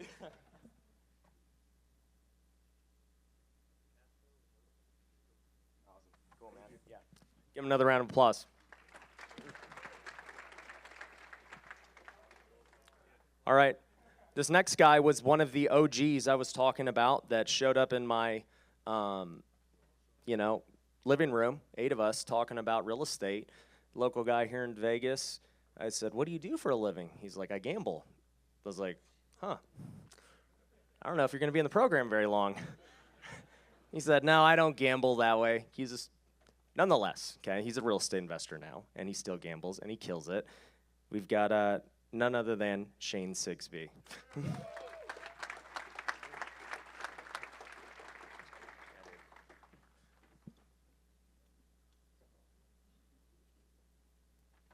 Cool. Give Shane a round of applause. If you got deals in Alabama, that's where he's buying his rentals. He's building out a huge. How many Airbnbs you got now? 56. 56 in Alabama. I'm like, why? But he's got the 7-figure award, so it's working. Another guy.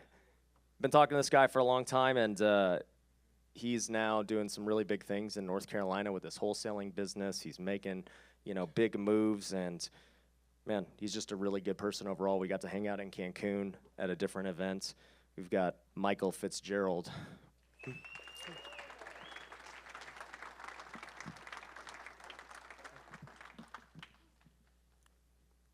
Do.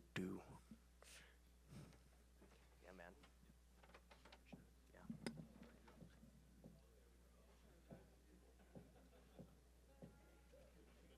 Cool. Thanks, bro. Yeah, bro. Give him another round of applause. Good job, man. All right. This guy, I met him about 2.5 years ago in Hawaii, and just a really good guy. He's become a great friend, and man, he's always encouraging other people. Half the time, I don't know what country he's in, but he's somehow making deals and taking names, and he's got a great partner who's just always supporting everyone in the group, and they're just doing such an amazing job training other people in here. We've got Alex Camacho and Will Wall.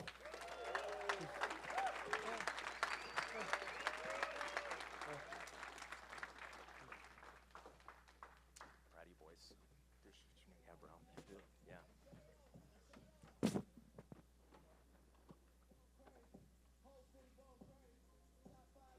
Good job, dude. Appreciate you guys. Give him a round of applause. All right. Next guy. We got, he spoke earlier about allegedly striking me out, allegedly. And he's doing some great things in multifamily. He's doing a great job leading Future Flipper and the multifamily division and helping guys who want to get into that. We got none other than Christian Bergman.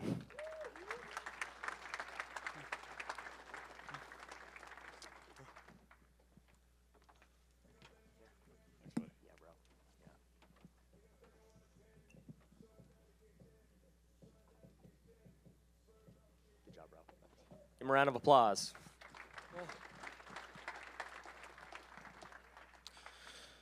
All right. These guys, I did not know they got one. They were on the fringe. All the guys who were on the fringe, I was like, hey, go wholesale a couple of deals or something if you want to get that award. And they did it, man.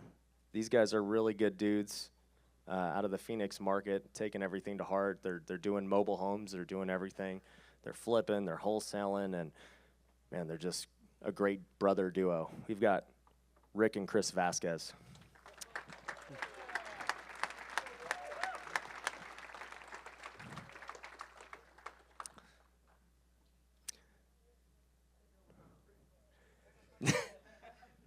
Hey, your brother told me you were on the fringe. He said it on YouTube. We actually got a deal going on in Vegas together right now. Should be a big one. Yeah, dude. Yeah, bro.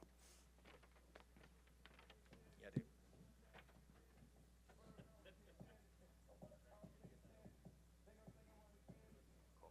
Appreciate you guys. Give him a round of applause.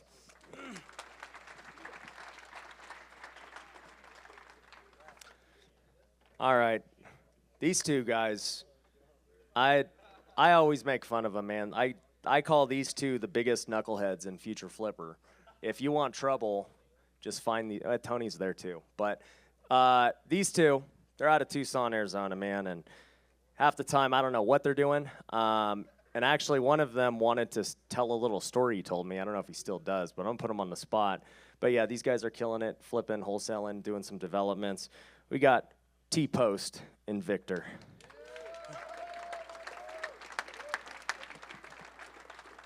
Where's your boy Victor? Living up to their reputation. He's at least one of you made it. I wasn't lying. Good job, dude. Give him a round of applause.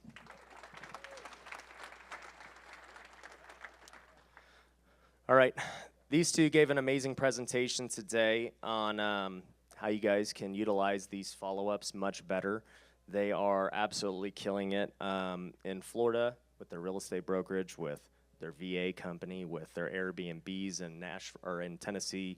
They're a great resource for everyone in Feature Flipper, especially if you're a realtor and you want to grow your business that way too. We've got Kristen and Mark Stampini.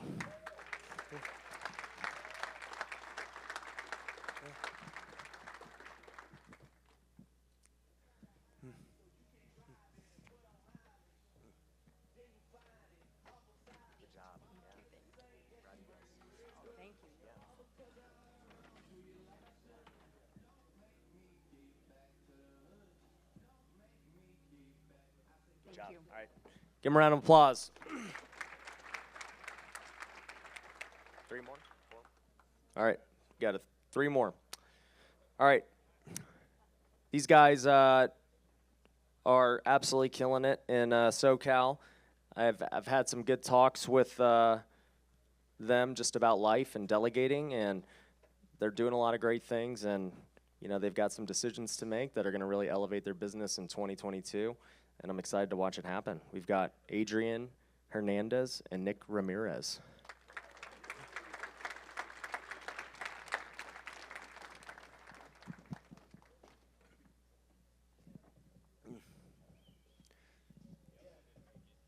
Oh, it's all good.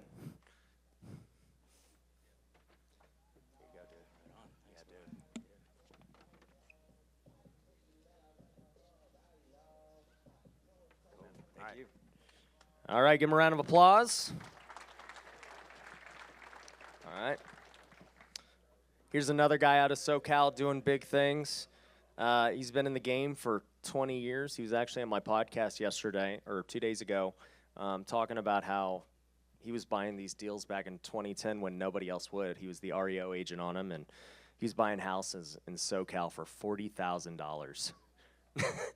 And nobody wanted them. I was like, man. Wish I was in the game that early. But, man, he's absolutely doing great things, man. Omar Alfaro.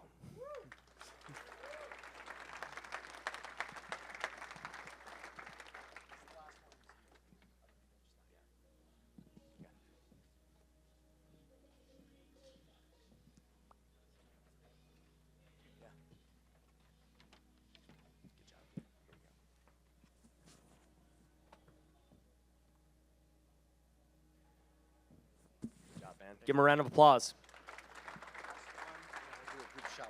How many is that? Oh, okay. All right. Well, we've got 5 more, but 4 of them aren't here. So, yeah. 4 of them aren't here. So the last person that's here, he was just on this stage talking about his very first year, doing over $1 million. We got none other than Clint the closer.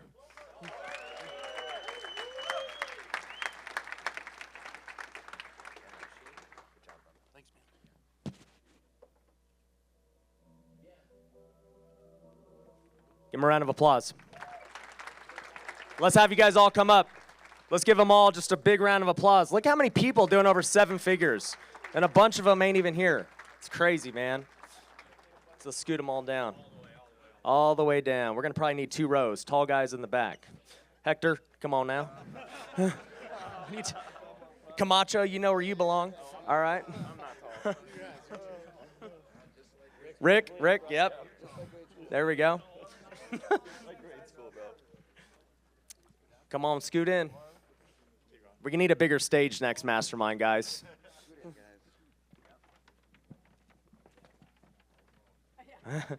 Adrian.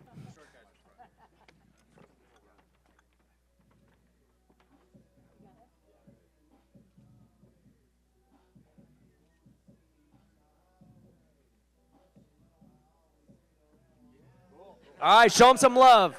Proud of all you guys, man. Keep killing it, guys. Proud of all you guys, man. Yeah. Yeah, bro. Yeah. Proud of you guys. Yeah, bro. Keep killing it. Thanks, man. Keep killing it. Keep killing it. So, I'll tell you, that was probably 20 people plus, everyone else. And my goal, I got big goals for 2022. My goal is for this Mastermind, when we do the 2022 7-figure award, we got literally 100 people. That's my goal. I want 100 people on stage who are doing over 7 figures. I know we can do it. I know that there's people in this room who are going to do it this year. I know that there's people that aren't here yet who are going to do it and join later, and it's going to be amazing. And, if you're not in the coaching program, you've seen enough at this point to know the kind of people that you're hanging out with and why you need it. So as we wrap up the event, let me just say, who's gotten tremendous value this weekend? Good, man. Give yourselves a round of applause for attending. So we have the room until 5. It's about 4:30. We're going to have some time to obviously network and stuff like that. Two announcements I'll say before I let you guys go. Number one, it's just been an honor to be able to, come on stage and have all you guys be here. It means a lot that you guys were all willing to fly out to Vegas, especially all you Hawaiians, man. Like, holy cow. So I'm honored you guys would all take the time to come out here and learn and trust us. And, I just want to say, man, give the whole Future Flipper team a big round of applause.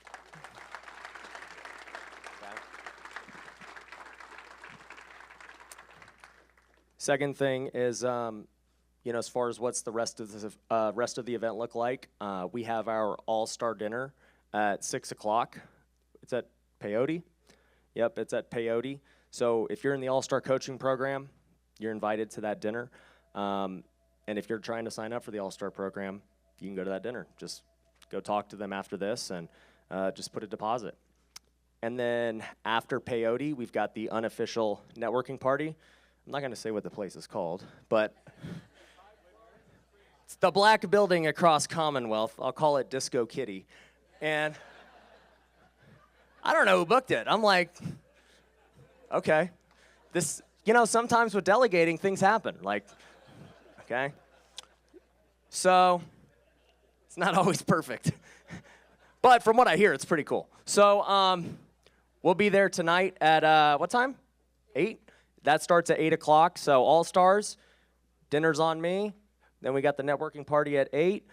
You guys can now do whatever you want. And, like I said, if you haven't gotten a picture with me also, I'll be over there after this. But go see the booths. We got to be out of here at 5, but thank you very much for attending the event. Yep. If you got an award, please come up here to get the box to pack it home.